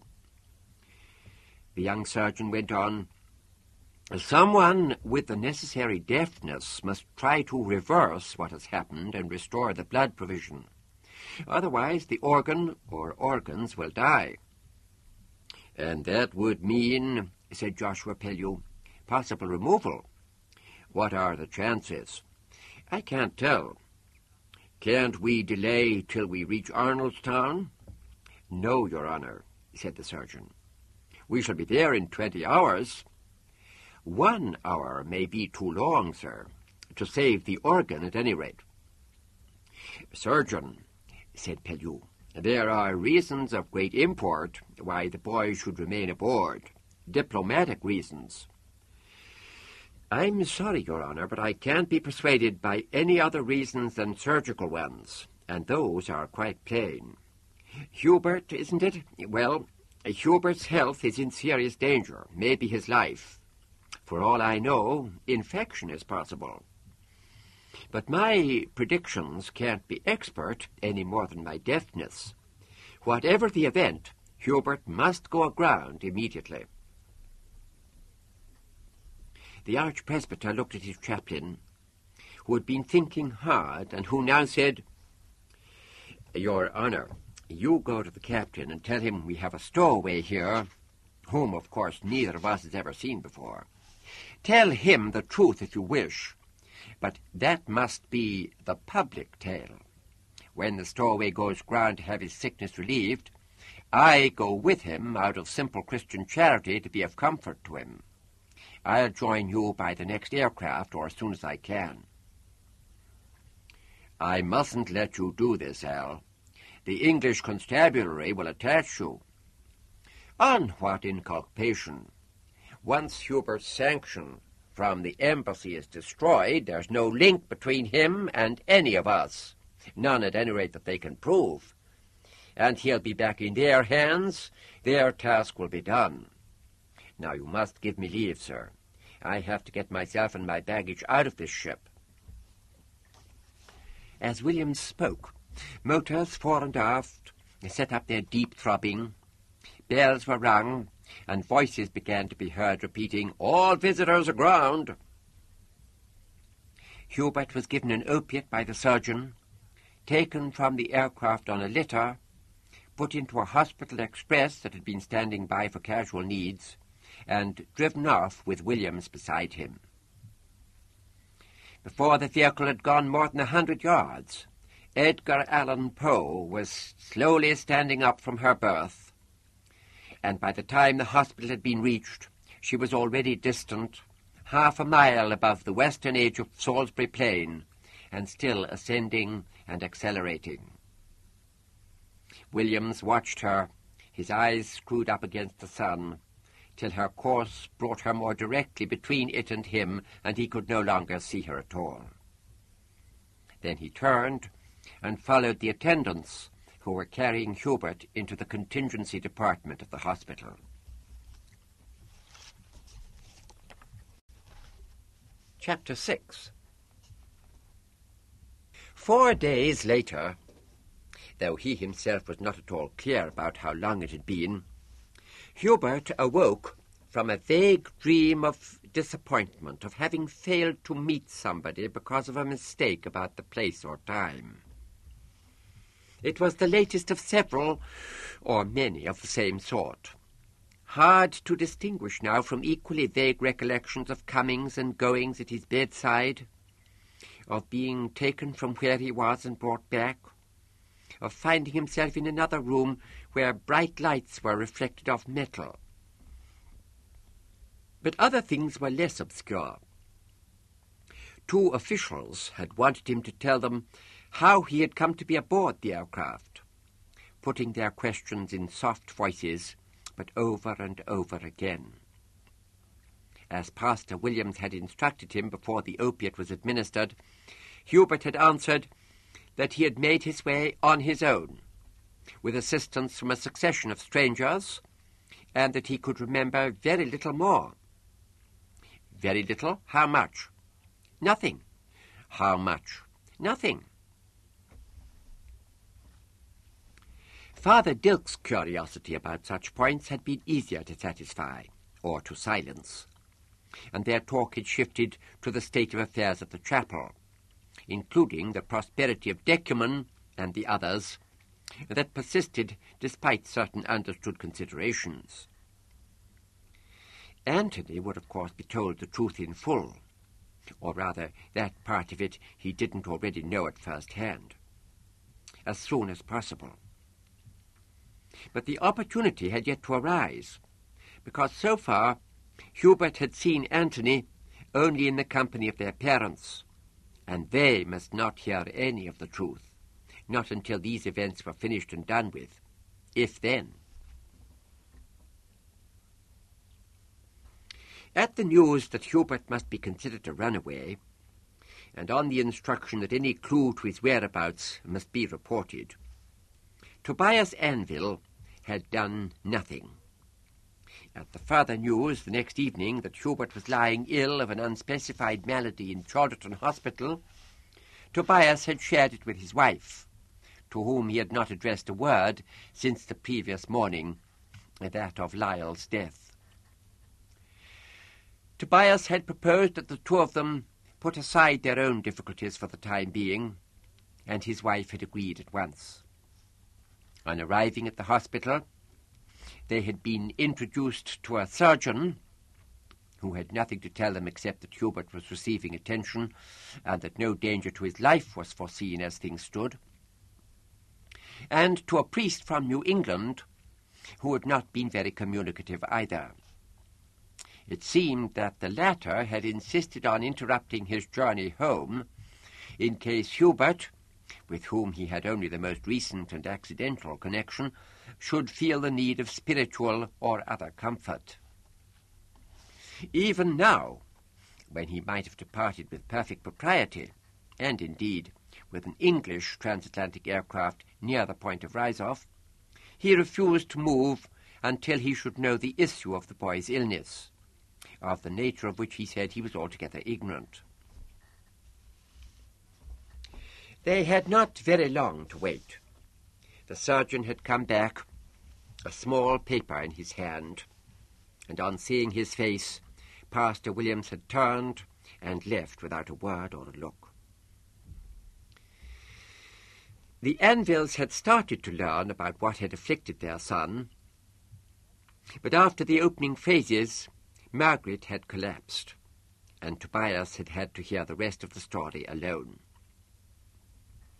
The name of it is torsion, master, in this case bilateral, which is somewhat unusual. I penetrated the scrotum and tried to untwist the cords, but with no success in the result. The swelling has increased, and one testicle begins to be necrosed, to die, and the other must follow. That process would spread unless checked. I must be ready to remove them both. "Is there anything different to be done?" asked Tobias. "Believe me, master, I'd do it if there were." "Very well. Would you sign this document, sir? It authorizes the action." Tobias had taken out his pocket stylus. "You'll need a priest's signature besides," he had said, in a voice that made the surgeon look at him suddenly. "No, this is a casualty, master." "Thank you. My deep regrets. However, with God's help, your son's health will soon be fully restored." Amen. Hubert had not been told every detail of this, but as on a previous occasion, his father had seen to it that he understood the essentials. Once again, he went over them listlessly in his mind. The division where he lay was neither crowded nor noisy, but there was enough to distract him from his thoughts. The neat, rapid movements of the nursing nuns, the shuffling progress of an aged vendor of eggs and fruit, the bell and the shaken bowl of a mendicant friar. And then, through the double doors at the further end of the division, Antony appeared. Hubert felt pleased. They greeted each other, and Antony asked after Hubert's condition, a shade perfunctorily. It seemed he had a point to come to, and explaining that he couldn't stay long, he soon came to it. "There's something I must let you know." He looked rather grim. "About me?" "No, my dear, not about you. About Mamma. When she came to you here with Papa and me, did you see anything you found curious or unaccustomed?" "Yes," said Hubert promptly. "She was sad at what had had to be done to me, but there was more. There was more in her mind than me. And Papa looked at her constantly, but she wouldn't look at him." "Yes," replied Antony. "This isn't agreeable, but you must hear it, Hubert. If you don't, you'll be doubtful and distressed, and you may cause hurt. Oh, Antony, say, for Jesus' sake." Antony took his brother's hand and brought his face close. Mamma and Father Lyle mated together. Then Father Lyle was murdered. I found him dying when I came home after taking you to the embassy." "Oh, Mother of God!" "As you say. When Papa tells you of this, as he'll have to at last, be sure to seem to hear something altogether new." "Yes, Antony." "There's more," said Antony, tightening his grip. "Father Lyle wasn't only murdered. He'd been altered besides. That was the more that Mamma thought of when she was here." "What a dreadful concurrence." Hubert was mildly surprised at how flat the words sounded. And then her son. Not a concurrence, not merely coincident. He tried to obstruct your alteration. Perhaps Mamma persuaded him. That ran him foul of church and state, and so the pigs murdered him by altering him and seeing to it that he bled to death, as a piece of instruction and purification. I had no doubt that they were vile, but I thought that the law at least— How do you know, Antony?" "I know. I know without having to be let know. But the rest I saw. When Mamma was told of what had been done, she screamed and wept. She confessed by her actions that, well, that about herself and Father Lyle. Papa saw it too, and abused her. And so, when she was here, she wouldn't look at him, and he looked at her because he was— Yes, I see. How could Mamma do that with Father Lyle? You'll understand when you've considered it. You mustn't hate her, Hubert." "I don't. I grieve for her." Neither spoke for a time. Irritably, Antony tossed a farthing into the friar's bowl and hushed his blessing. Then Hubert said, "What will Papa do? Will he turn her out of doors?" "No. Our father isn't a bad man, simply one too much given to self-love. This may even improve him. Well, now you see why I had to let you know." "Yes, I do," replied Hubert. "Thank you." "Are you troubled? Greatly troubled?"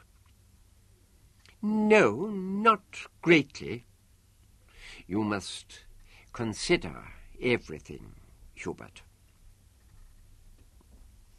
Hubert promised he would, and after Antony had gone, tried to do so, to consider everything. That began with his mother. She had suffered what anyone could have recognized as a cruel loss, and it was no more than the truth that he grieved for her. But as he lay there, he found that the thought of that loss was being pushed aside, not forever, not for long, by other thoughts, ones that would not go away. He believed, he would have had to say, he believed that his mother had done to her what Ned had done to his girl in the woods, or she could never have borne 2 children, and that to have had it done to her by Father Lyle had somehow been wonderful enough to make her betray herself to her husband on learning that that would never happen again. He believed those things, but not in the way he believed her words to him in the bower concerning the love of man and woman. From them he could imagine how she felt, even though he now knew that she had been founding them on a love in every way forbidden. He could reconcile that with all the many things he knew about her, her smile, her step, her handling of a needle or a bowl of tea. To believe both in the same way, to be able to consider both at once, was as difficult as it would be to understand how the same part of a man's mind or body could make Ned talk and behave as he had in the brewery, and make de Koning paint his picture of Eve. He, Hubert, was going to find that too much for him. He would never fit the pieces together, just as he would never decide what he really felt about having been altered. He saw for a moment that he would never have to do either. The sight of 2 lovers kissing, news of a friend's marriage, a successful performance in church or opera house, the smile of a pretty woman, contemptuous stares and whispers as he passed, going among children, praise from an admired colleague, clumsy or malicious inquiries about what it was like to be as he was, suddenly aroused memories of St. Cecilia's, of the night of his escape, of any part of the time when he had been as others were. Such small events would bring up one question or the other for a time, leave unaltered his state of confusion or apathy on the point, and then be forgotten as he went on with his life. Perhaps that was how everyone found themselves going about matters. Nothing ever measured or settled or understood, not even when they came to die. After all, mankind was in a state of sin. But what about God? It must be his will that things had turned out as they had. Indeed, more obviously so than seemed common. That meant that he must be praised for having put an end to all rebellion on the part of his child. The grave young monk, who had twice at least visited Hubert's bedside, had been positive that it was not required of the sick to pray on their knees, that prayers offered when possible in a pious attitude, face to the ceiling, legs extended and together, hands joined, were fully valid. And so Hubert now turned onto his back and made the sign of the cross under the covers. In silence, barely moving his lips, he praised God for a time and thanked him for his favour. And then he turned to others. He petitioned that God should show his mother mercy and send her comfort, and that he should soften his father's heart towards her, that he should not be angry with those who had helped him when he was a runaway.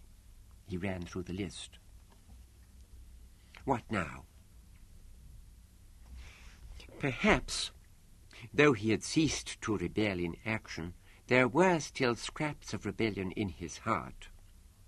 He prayed for their removal, and after that, for resignation. Let him be patient whatever might befall. Let him not be cast down, nor puffed up. Yet Hubert realized suddenly that he had stopped praying for some seconds or minutes. Instead, he had been putting his mind into the undirected state in which music that must be his because it was nobody else's, might be found there. There was none, which was unexpected after so long an interval. He had not thought of music in this way since before his journey to Rome. This might be a result of the action. The surgeon had warned him not to hope to be altogether well at once. To exercise his abilities, then, he would hear through the Prometheus variations. This went well enough for a few minutes, but at about the halfway point, immediately before the section in triple time, he was forced to stop, because he couldn't remember how to go on. The harmonic sequence stayed in his head as firmly as ever, but the flow of the notes had been checked. At this vexatious moment, one of the nuns, little Sister Ho from Indochina, came bustling up, all smiles as usual, and presented him with a letter packet. On the front, his name. Nothing more. This was written in a hand that he thought he recognized. On the red and blue bordered card inside, the same hand had written, "My wife and I are below. We know your true state. Hilda is with us. She believes you to be recovering from a stomach ailment. May any or all of us come to visit you for a few minutes? Signed, C.VDH." Hubert found that he couldn't decide at once. He wanted very much to see his friends, but he was afraid that doing so might cause him to feel sad. The thought that they had come nearly 100 miles to visit him made up his mind. He sent Sister Ho to fetch the three, and he put the card away out of sight. Very soon they were with him. Dame Van den Haag kissed him on the cheek and squeezed his shoulder to know that she would have embraced him more warmly in private. The ambassador gave him a steady glance and a firm handshake. Hilda stayed near the end of his bed, but smiled and nodded cheerfully. She was dressed for travelling, in a coat of some short reddish-brown fur and a pointed hat of the same material. "How do you do, Hubert?" asked Van den Haag. "Very well, sir. They tell me I may go home at the week's end." "Good. I was grieved to hear of your sickness." "Yes, it came at an unfortunate time." "When I think of the immensity of the chance that brought it about, I'm reduced to silence. Just then, and just that. It's as if, I don't know, maybe a man shouldn't speculate. Well, that's an end of the matter." "Yes, sir. I'm heartily grateful for all you did, and for all the risks you ran." "It's nothing, Hubert." Van den Haag, by the look in his eyes and the way he spoke, had been trying to tell Hubert of his sorrow at what had happened. Now bitterness had entered his tone for a moment. But he quickly roused himself and asked about the hospital, the nuns, the food. His wife had questions too. Hilda was silent, gripping the bed rail, leaning back and pulling herself upright after a fashion Hubert had seen before. But she still smiled at him now and then. Quite soon, Van den Haag took out his watch and said they must think of going. "Oh, but, sir, it's only a minute since you arrived, and to have come so far for so little." "Ah, but we have another reason, Hubert. We would still have come without it, but we have an aircraft to take to New England." "How long will you stay, sir?" "For a long time, I think. I'll be back here next month for a few days, but my office is ended. Our first citizen has displaced me." "Not for what you did on my behalf. asked Hubert, in two sorts of distress. No, no. Well, only partly. I'd offended the English authorities a couple of times before, and this was just the finale. They knew of your visit to me in Coverley. You were discovered in the aircraft department of a New Englander just come from my embassy, and although it seems they've learned nothing of the process that took you from one place to the other, that was enough for them. Yes, the suspect and the guilty are the same to a Romanist. My excuses, Hubert. I should never have asked you. I should never have allowed you. Dame Van den Haag laid her hand on Hubert's head. Peace, Hubert, she said. We are honored that you trusted us and asked our help. It was only an evil dispensation that exposed us. And, in private, my husband was never a happy ambassador. For that, a man has to love ceremony, and he doesn't. But to be displaced, he's talked already of resigning. No, Cornelius? And we miss our country. But isn't your first citizen angry? Maybe, maybe, said Van den Haag, smiling. He may swell up with rage until he bursts for me. Oh, it's quite true, Hubert. I'm altogether too much a schismatic for this function. So are most of my countrymen. It amounts to a national weakness. Half Hubert's distress had been half relieved. What function will you take to, sir? He asked now. I'll build a concert hall, and you shall come and sing in it. We must go, Anna. Yes, Hubert, I will, and you shall. I'll write to you at St. Cecilia's. Well, I reckon even in England a father can kiss his son, and so... He bent and kissed Hubert, and his wife did the same. Goodbye, my dear. The Lord protect you. He turned to Hilda and said severely, 2 minutes, maid. Yeah, perhaps. When they were alone, Hubert said awkwardly, Your father and mother are very gracious folk. Hilda came a little nearer and leaned her hip against the side of the bed. She spoke not fast, but with great determination, as if she had taken a wager to finish what she had to say, however it was received. She said, We have a farm in Latimeria with 200 Indians on it. Sometimes in the evening we go to their huts and see them dance and play. There are cows and pigs and hens. Paps has me help in the dairy. And horses. I have one to myself named Springer. I mean, when I'm there, he's mine. He's all black, but for a white stocking on his far hind. Some of the tracks in the hills are rough, but he never stumbles, not Springer. It's good that we are done with England and Naples. We can be at the farm much more. Do you love horses? Yes, but maybe you love cities more than farms. She looked at him frowning, and then said, businesslike as before, Would you come to our farm? Yes, but the sun shines all day long and we swim in the lake. We bring fruit and cookies to eat there, and we light a fire and make hot chocolate because the water's all melted ice and snow from the mountain. I give you this. And with hasty movements she took from the pocket of her coat and passed to him a plain cross enamelled blue. Not the same blue as her eyes, but blue. Oh, Hilda, said Hubert, how pretty. You must have paid shillings for it. No, nothing. It was mine.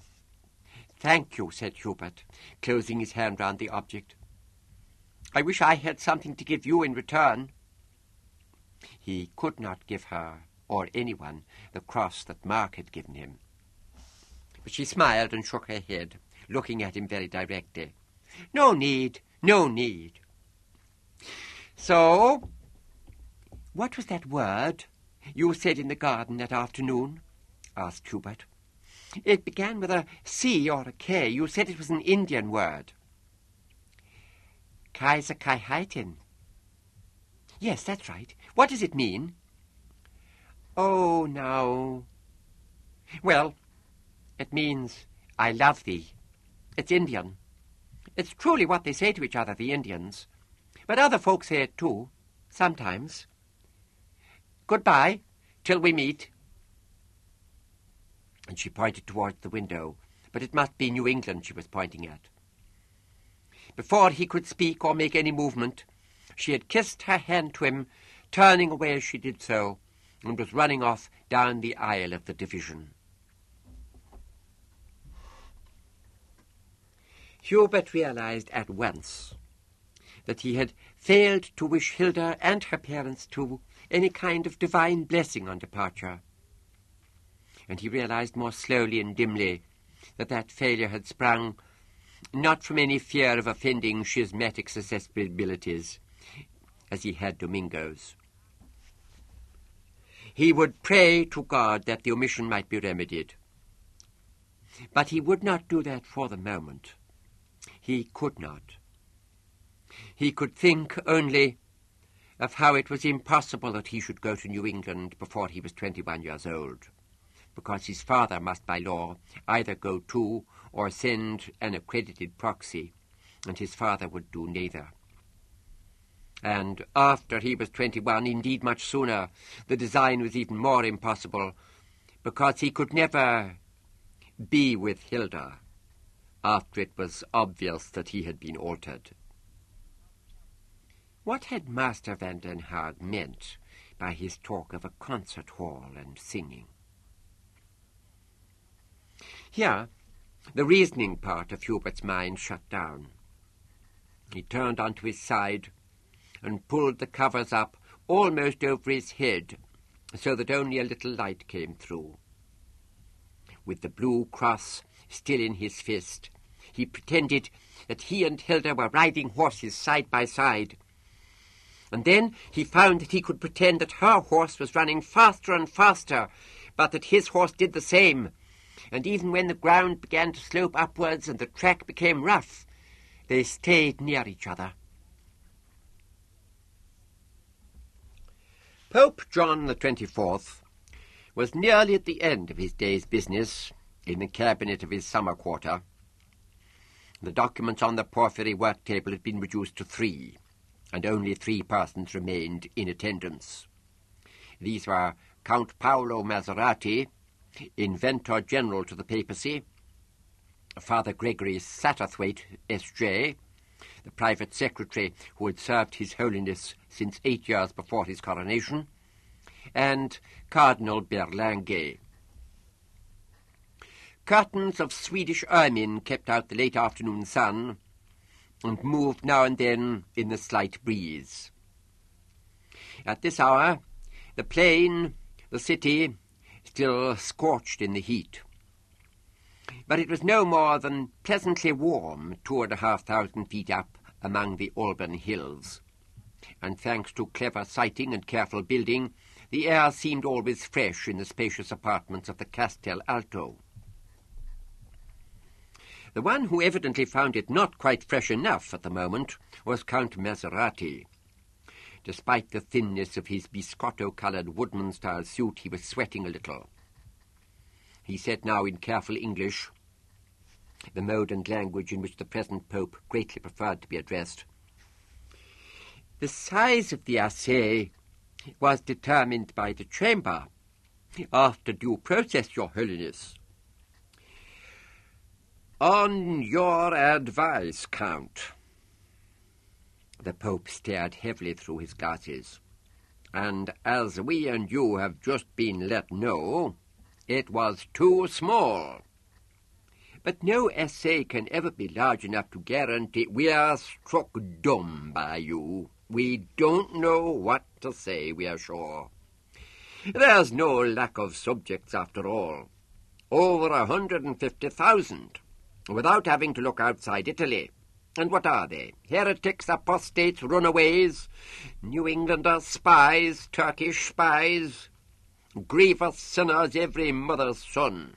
They mean to defy our authority, Count. Do you understand? They are bad folk. Yes, Your Holiness, said Maserati with conviction. And what do? You take 200 of them, a measly 200, and have them fornicate their heads off in between doses of Crick's Conductor. What a shocking fate. What do they care if they do lose their fertility? They're inside again at the year's end, and they'll never need it there. Why did you not take 2,000, 4,000? Then the deformities must have appeared. Would have been 10 or 20 times more likely to appear, eh? Our facilities would not have allowed so many, Your Holiness. Maserati spoke with less conviction than before. Fuck your facilities. If they lack anything, it's your blame, and you know it. You are the Inventor General, we believe. There was silence, but for the faint sound of cicadas. Frowning, the Pope stared at the nearest wall. It was 50 feet away, and like those adjacent to it was hung from top to bottom with olive-green velvet. The purpose of this was to rest the eye and to conceal from it the beautiful travertine stone of which the room was built. The ceiling, painted with an awe-inspiring creation by Tiepolo, was likewise hidden by an immense sheet of white linen. No object was visible, not even a clock or a candlestick, that might show signs of more than the absolute minimum in the way of craftsmanship. Not an inch of floor showed between the plain rugs. The table bore a thin but opaque cloth, and the chairs were of some black-painted wood with tied-on cushions covered in white silk. It was not, so he often said, that John the 24th disliked art, simply that he saw enough of it at other times to make its absence refreshing when he was at work. Throughout the rest of the building, as throughout the Vatican palaces, except for the various cabinets there, art flourished unchecked.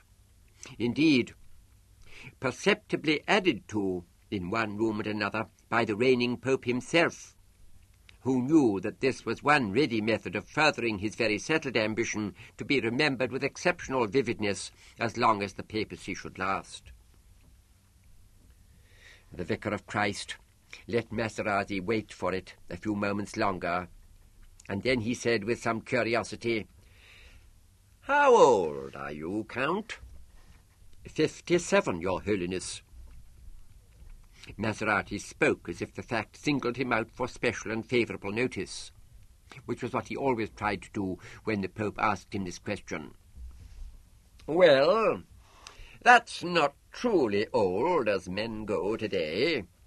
Some reach the zenith of their powers at such an age," the Pope was 54, "and then again some begin to decline. Do you feel that you begin to decline?" "No, Your Holiness." "Another error of half this proportion, and out go you. Further than that door into the bargain." "Yes, Your Holiness," said Maserati, trying this time to hide his relief. Here Cardinal Berlinghe broke in. His English was not nearly as good as the Count's, but then it didn't need to be. He had got his red hat 2 years earlier than the Pope, and was second only to him in power. "May I speak?" "Oh, we suppose so," said the Pope impatiently. "There are 2 matters still to be conferred upon." "I will be short. Now, consider these numbers. The children we expect in the year is 8,000 and some more. The children who are born is 6,000 and some more. This is just the denatalità." "Fall in the birth rate," supplied the Jesuit. "Yes, which we want. Exact. The deformed children is 1 percentum and some more. This is almost 70. Corsica is 3,300 square miles and some more. This is one deformed child in 47 square miles and some more. This is nearly the same as the English island of Jersey. This morning I studied it. Is this so bad?" The Jesuit, a pale, thin-lipped man of 50, said without expression, "The design was to run at first for 10 years. What do you say to 10 deformed children in Jersey, Your Eminence, and some more?" "It is not so good," agreed Berlinghe, nodding seriously. "But I ask, is it so bad?" "Well, be buggered." The Pope sounded incredulous. "Here you are, 2 grown men, and you talk of Jersey, where all they do is farm or idle. We and you don't intend to work our design only in such parts, leave alone dirty little savage places like Corsica. Consider not the square miles, but the number of folk. There are almost 1,200,000 in London. If Crick's conductor goes into the drinking water there, in 10 years we have—" The point of his stylus moved quickly over the tablet in front of him. "We have almost 3,000 children with this particular deformity, and in all England over 100,000. Cardinal Berlinghe spread his hands. "But, yes, it is so bad. There'd be ill feeling among our flock, and if there's one thing we can't abide, it's that. There'd be talk of divine displeasure, special pilgrimages to us, and all manner of nuisance. And don't forget the matter of safety. Aye, that's what we said, safety. Do you think that no one in Corsica, even in Corsica, has remarked, or will ever remark, that the year of the deformities was also the year when officers were uncommonly interested in records touching births, and when the births themselves were uncommonly few?" "Shoot them," said Berlinghe. "Why, you go too fast, our lad. We're all for a bit of shooting when it's needed, but to shoot the guilty folk means finding them, and finding them means questioning, and questioning means a further threat to safety. We won't have it. Do you hear? Crick's conductor must not be applied again as it now stands." The Pope turned to Father Satterswade. "Have London let Crick know, and order him to continue his trials. No, fetch him here to us.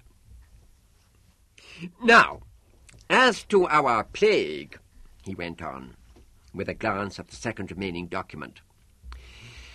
"As to our plague, we need say very little to you.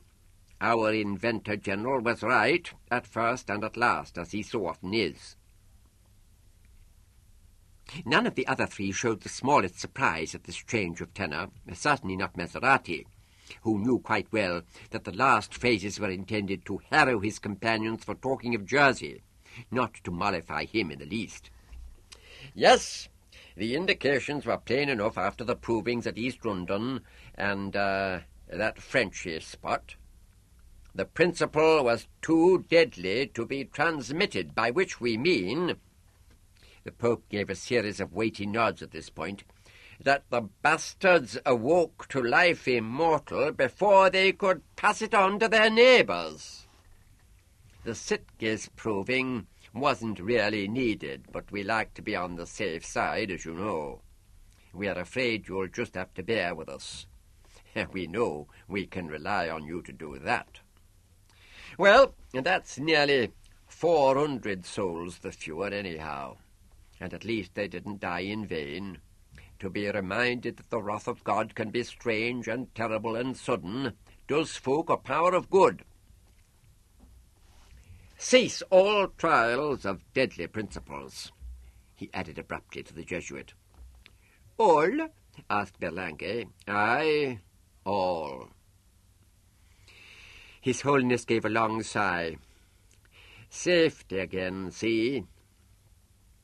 If we were a canny-sod in a village on the coast, and we learned of these incidents, do you know what we'd do?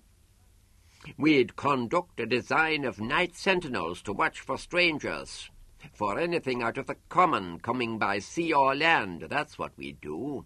And then I said we were wrong to publish these things. Worse to let rumour do its work. No. Now, we graciously thank the honoured Inventor General for his attendance and give him our blessing. There was more silence when Maserati had taken his leave. The Pope, neatly brushed, head lowered, gazed at the final paper on the tablecloth before him. His expression now was very grim indeed. Berlinghe and Satterthwaite exchanged looks of foreboding. "It's all too slow," said the Pope finally. "Try this, try that, try the other damned thing. Give it time and it'll sort itself out. But time's what we and you are short of. Time runs out. We blame these medical inventors. Forever on the go, saving life, extending life, protecting life, and we don't know what all. Are you aware, Father Satterthwaite," he demanded with an air of a challenge, "that at this pace there'll be 80 million folk in England by the year of our Lord 2000? "Yes, Your Holiness," said the Jesuit, who was well enough aware, having himself supplied this figure to his master. "Too many to feed." "Too many to rule," said Berlinghe. "There's naught else for it," said the Pope. "War," said Berlinghe. "If we could only have it our way, it'd be simplicity itself. The English clobbering the bloody Frenchies. That's how it ought to go. But it can't be done. We'd have to intervene quickly and decisively, or else our authority would be weakened. And to our way of thinking, that's out of the question. Ah, well, fetch us the Secretary of the War Chamber, the Captain General, the High Admiral, the Superintendent of Aircraft, and the Commandantes in the active sphere, by the week's end, Father. It'll be a right cordial to give old Abdul a sore nose. We are afraid we don't take kindly to Mohammedans, all those wives, and disputing our authority as the Almighty's vice-regent. He wouldn't much care to have Bulgaria pinched off him, wouldn't our Abdul? Not but what he won't live to thank us at last. After all, he has an excess of folk himself, or will have inside a generation. But we must admit we'd as soon there was some other way." This theme was resumed when, Berlinghe having departed to his own Costello down the valley, the Pope and his secretary stood on the long terrace that overlooked the plain and, in the furthest distance, the Tyrrhenian Sea. Only a little nearer, it seemed, from there lay Rome, still bright in the declining sun, with tints of honey, pale rose, sienna, and terracotta.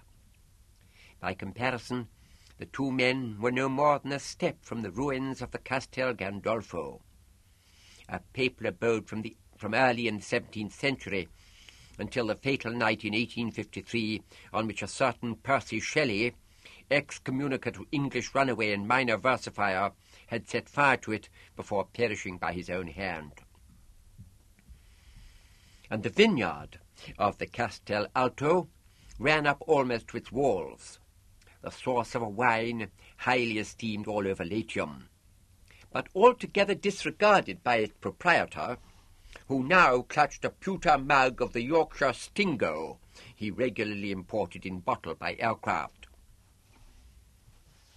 "It's a cruel shame, Gregg, truly it is," said the Pope, munching his lips together as he drank. "All those men doomed to die. In the cause of Christ, we know. It's the wrong way on, look. The folk to go for are the females. Now what we mean, 100 females and 1 male. Suppositional limit to pregnancies in any given stretch of time, 100. 100 males and 1 female. Suppositional limit to pregnancies in any given stretch of time, 1. Our word. If only we could put the women in the field, like in that book of Burgess's. Interesting lad, Burgess. It's a mortal pity he had to go and...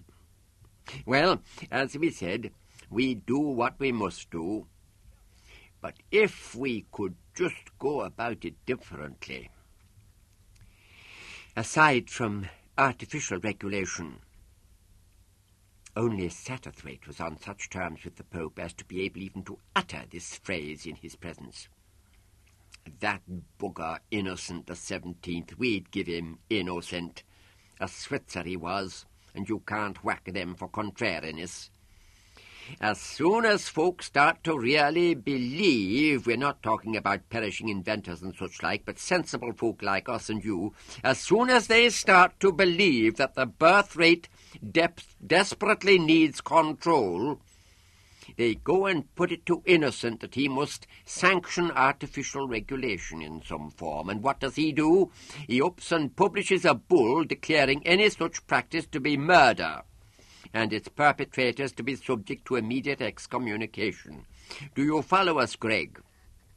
Oh, yes, Your Holiness, said the Jesuit, understating the case in the sense that after all these years he was ahead of the Pope as well. Good. Now, you see where that lands us, and all the supreme pontiffs between us and Innocent. To revoke a bull of an import like that, even to moot it, would lay any Holy Father open to a charge of heresy. At the very best, he must abdicate. Well, we say any, we mean any who's not so powerful that he hasn't a single enemy or rival in the whole sacred college. In other words, more powerful than us, which we flatter ourselves is saying something. Yes, friend Berlange and his merry men would be at us like a pair of wolves, like a pack of wolves, and we'd have a council on our hands before we knew where we were. We've not the slightest intention of landing up like our unfortunate predecessor and namesake in 14, whatever it was, thank you very much. That's that. And, as you may have heard us mention before, the only other design is to tacitly condone artificial regulation, to turn a blind eye, like Nelson at Lipari, and that would be just as fatal. Mortal sin flourishing unrebuked by the Vicar of Christ, don't make us laugh. See, it's already flourishing as much as we dare permit, from Iceland to Cape Town. The Pope lifted his mug, and a manservant hurried forward to pour a fresh bottle of Stingo. Father Satterthwaite declined an offer of more white wine. Well, Greg, we and you mustn't take on. There are bright spots. One comes up tonight when young Hubertus Incus commences in Rome. A notable occasion. I thought that music wasn't among your Holiness's keenest pleasures. You know bloody well it isn't. But appearing in the character of the foremost of all lovers of art is, you know that too. And this time there'll be a mite added. Now and then our thoughts will turn to Abbot Thin, once the lad's principal. He's a right gawkish Thin. Someone lets him know, he'd never have guessed it himself, that we require Hubertus in our city, and what does he do? He goes and petitions his Cardinal Archbishop to intercede for him with the king. We ask you, what could the king have done, a mere babe, new to the post, not even crowned yet? His father might have made a good show, but the Pope shook his head slowly. No more than a show. As it is, of course, young William hears not a word of the matter, and how does Thin suppose a man's given Canterbury under an English pope?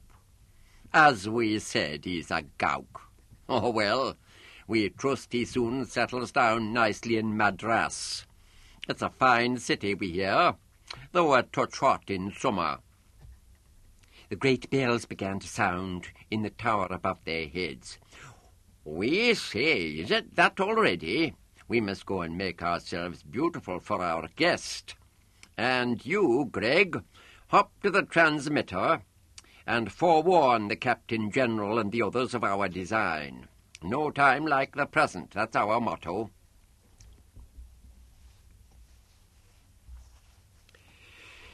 Over 15 years afterwards, in the first week of December, a new production of Valeriani's L'Arlechinata was put on at the Teatro Nuovo dell'Opera.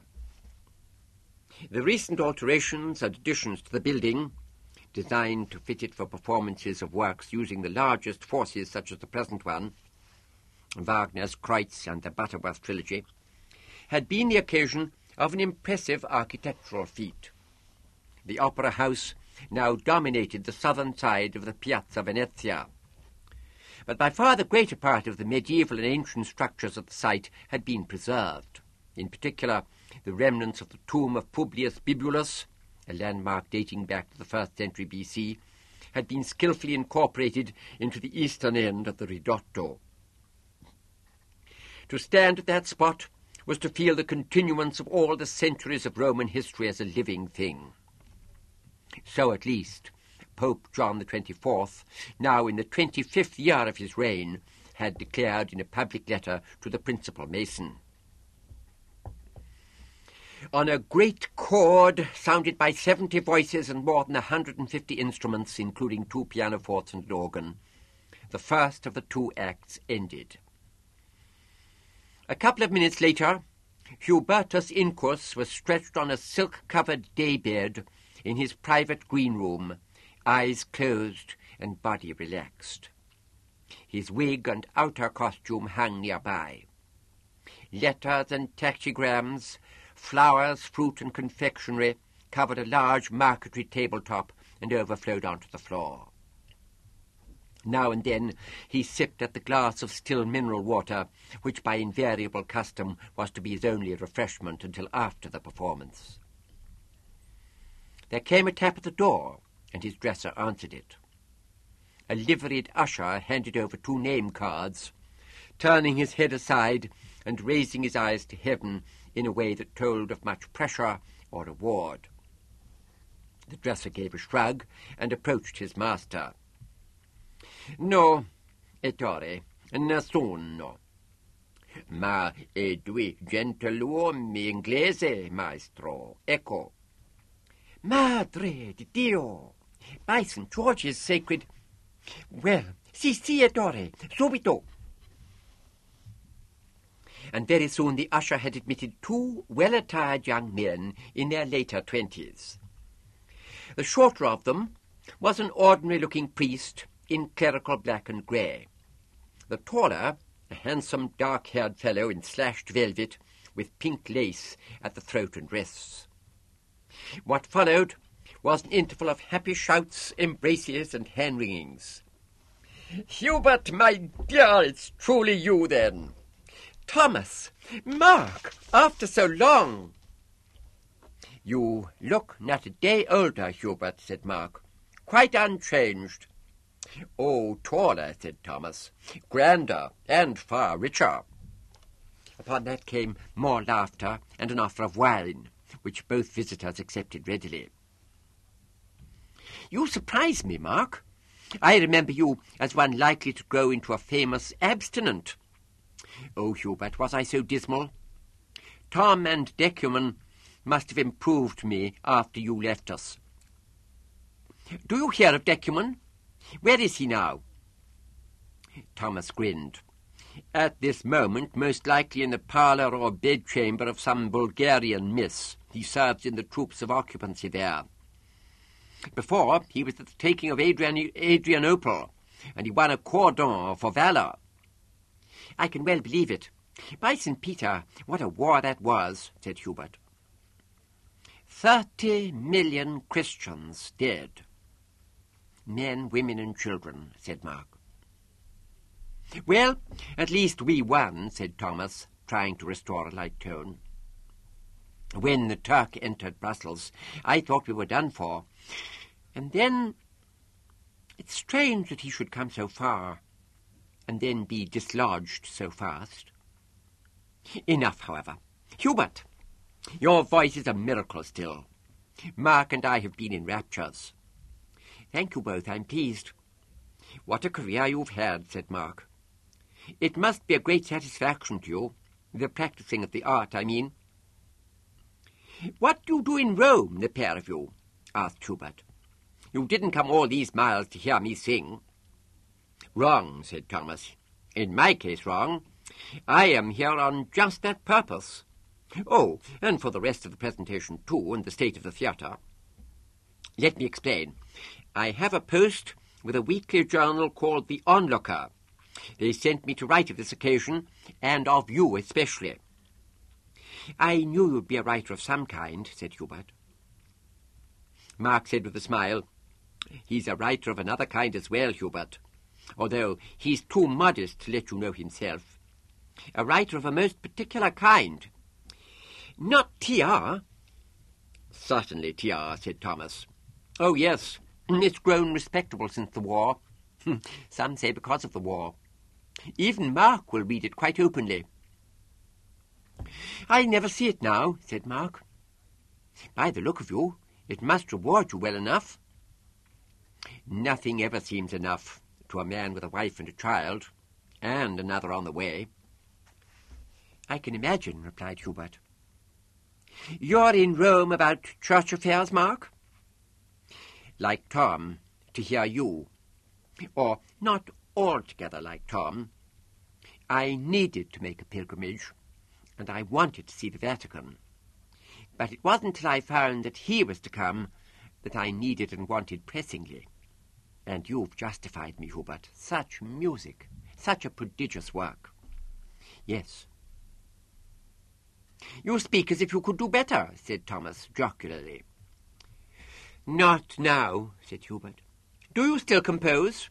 Old Master Morley asked me, if ever I saw you, to ask you that. No, replied Hubert. Tell him he was right. There's never time. Oh, don't mistake me, of course. This is a prodigious work. But some of that is in its size. Too much. Valeriani couldn't or wouldn't see that what he must do was simply abandon the whole system of... Well, we'll leave you now, my dear, said Thomas, breaking the silence. Will you sup with us later? Yes, replied Hubert. Wonderful, but I must be host. Come back here afterwards, and we'll go in my express. When the time came, Hubertus Incus moved in front of the long glass to be dressed. His eye fell on the reflection of the 2 crosses he wore round his neck. One of them was Mark's gift. He would produce it at supper, and tell of all that had happened from when he received it till his capture aboard the Edgar Allan Poe. To talk of it as a simple capture was easiest and best. The other cross, the blue one, would probably excite inquiry. He would say, as usual, that it was his mother's gift. That, too, was easiest and best. His wig was fitted, his paint was freshened. He was ready. Soon he stood in the wings, about to launch Che e Migliore. By common consent, the aria of Valeriani's that made the heaviest demands on skill and musicianship. The double basses began their pedal, and he advanced onto the stage. 2 corpulent old men sat in the second row of the royal tier. Neither moved so much as a finger until the voice had ceased, and the great auditory was filled with applause that quite blotted out the orchestral postlude. Then they turned to each other. Tears covered the face of the older of the 2, who nodded his head slowly. Deo gratia, said Via Ventosa. Amen, said Mirabilis. That is the end of The Alteration by Kingsley Ames.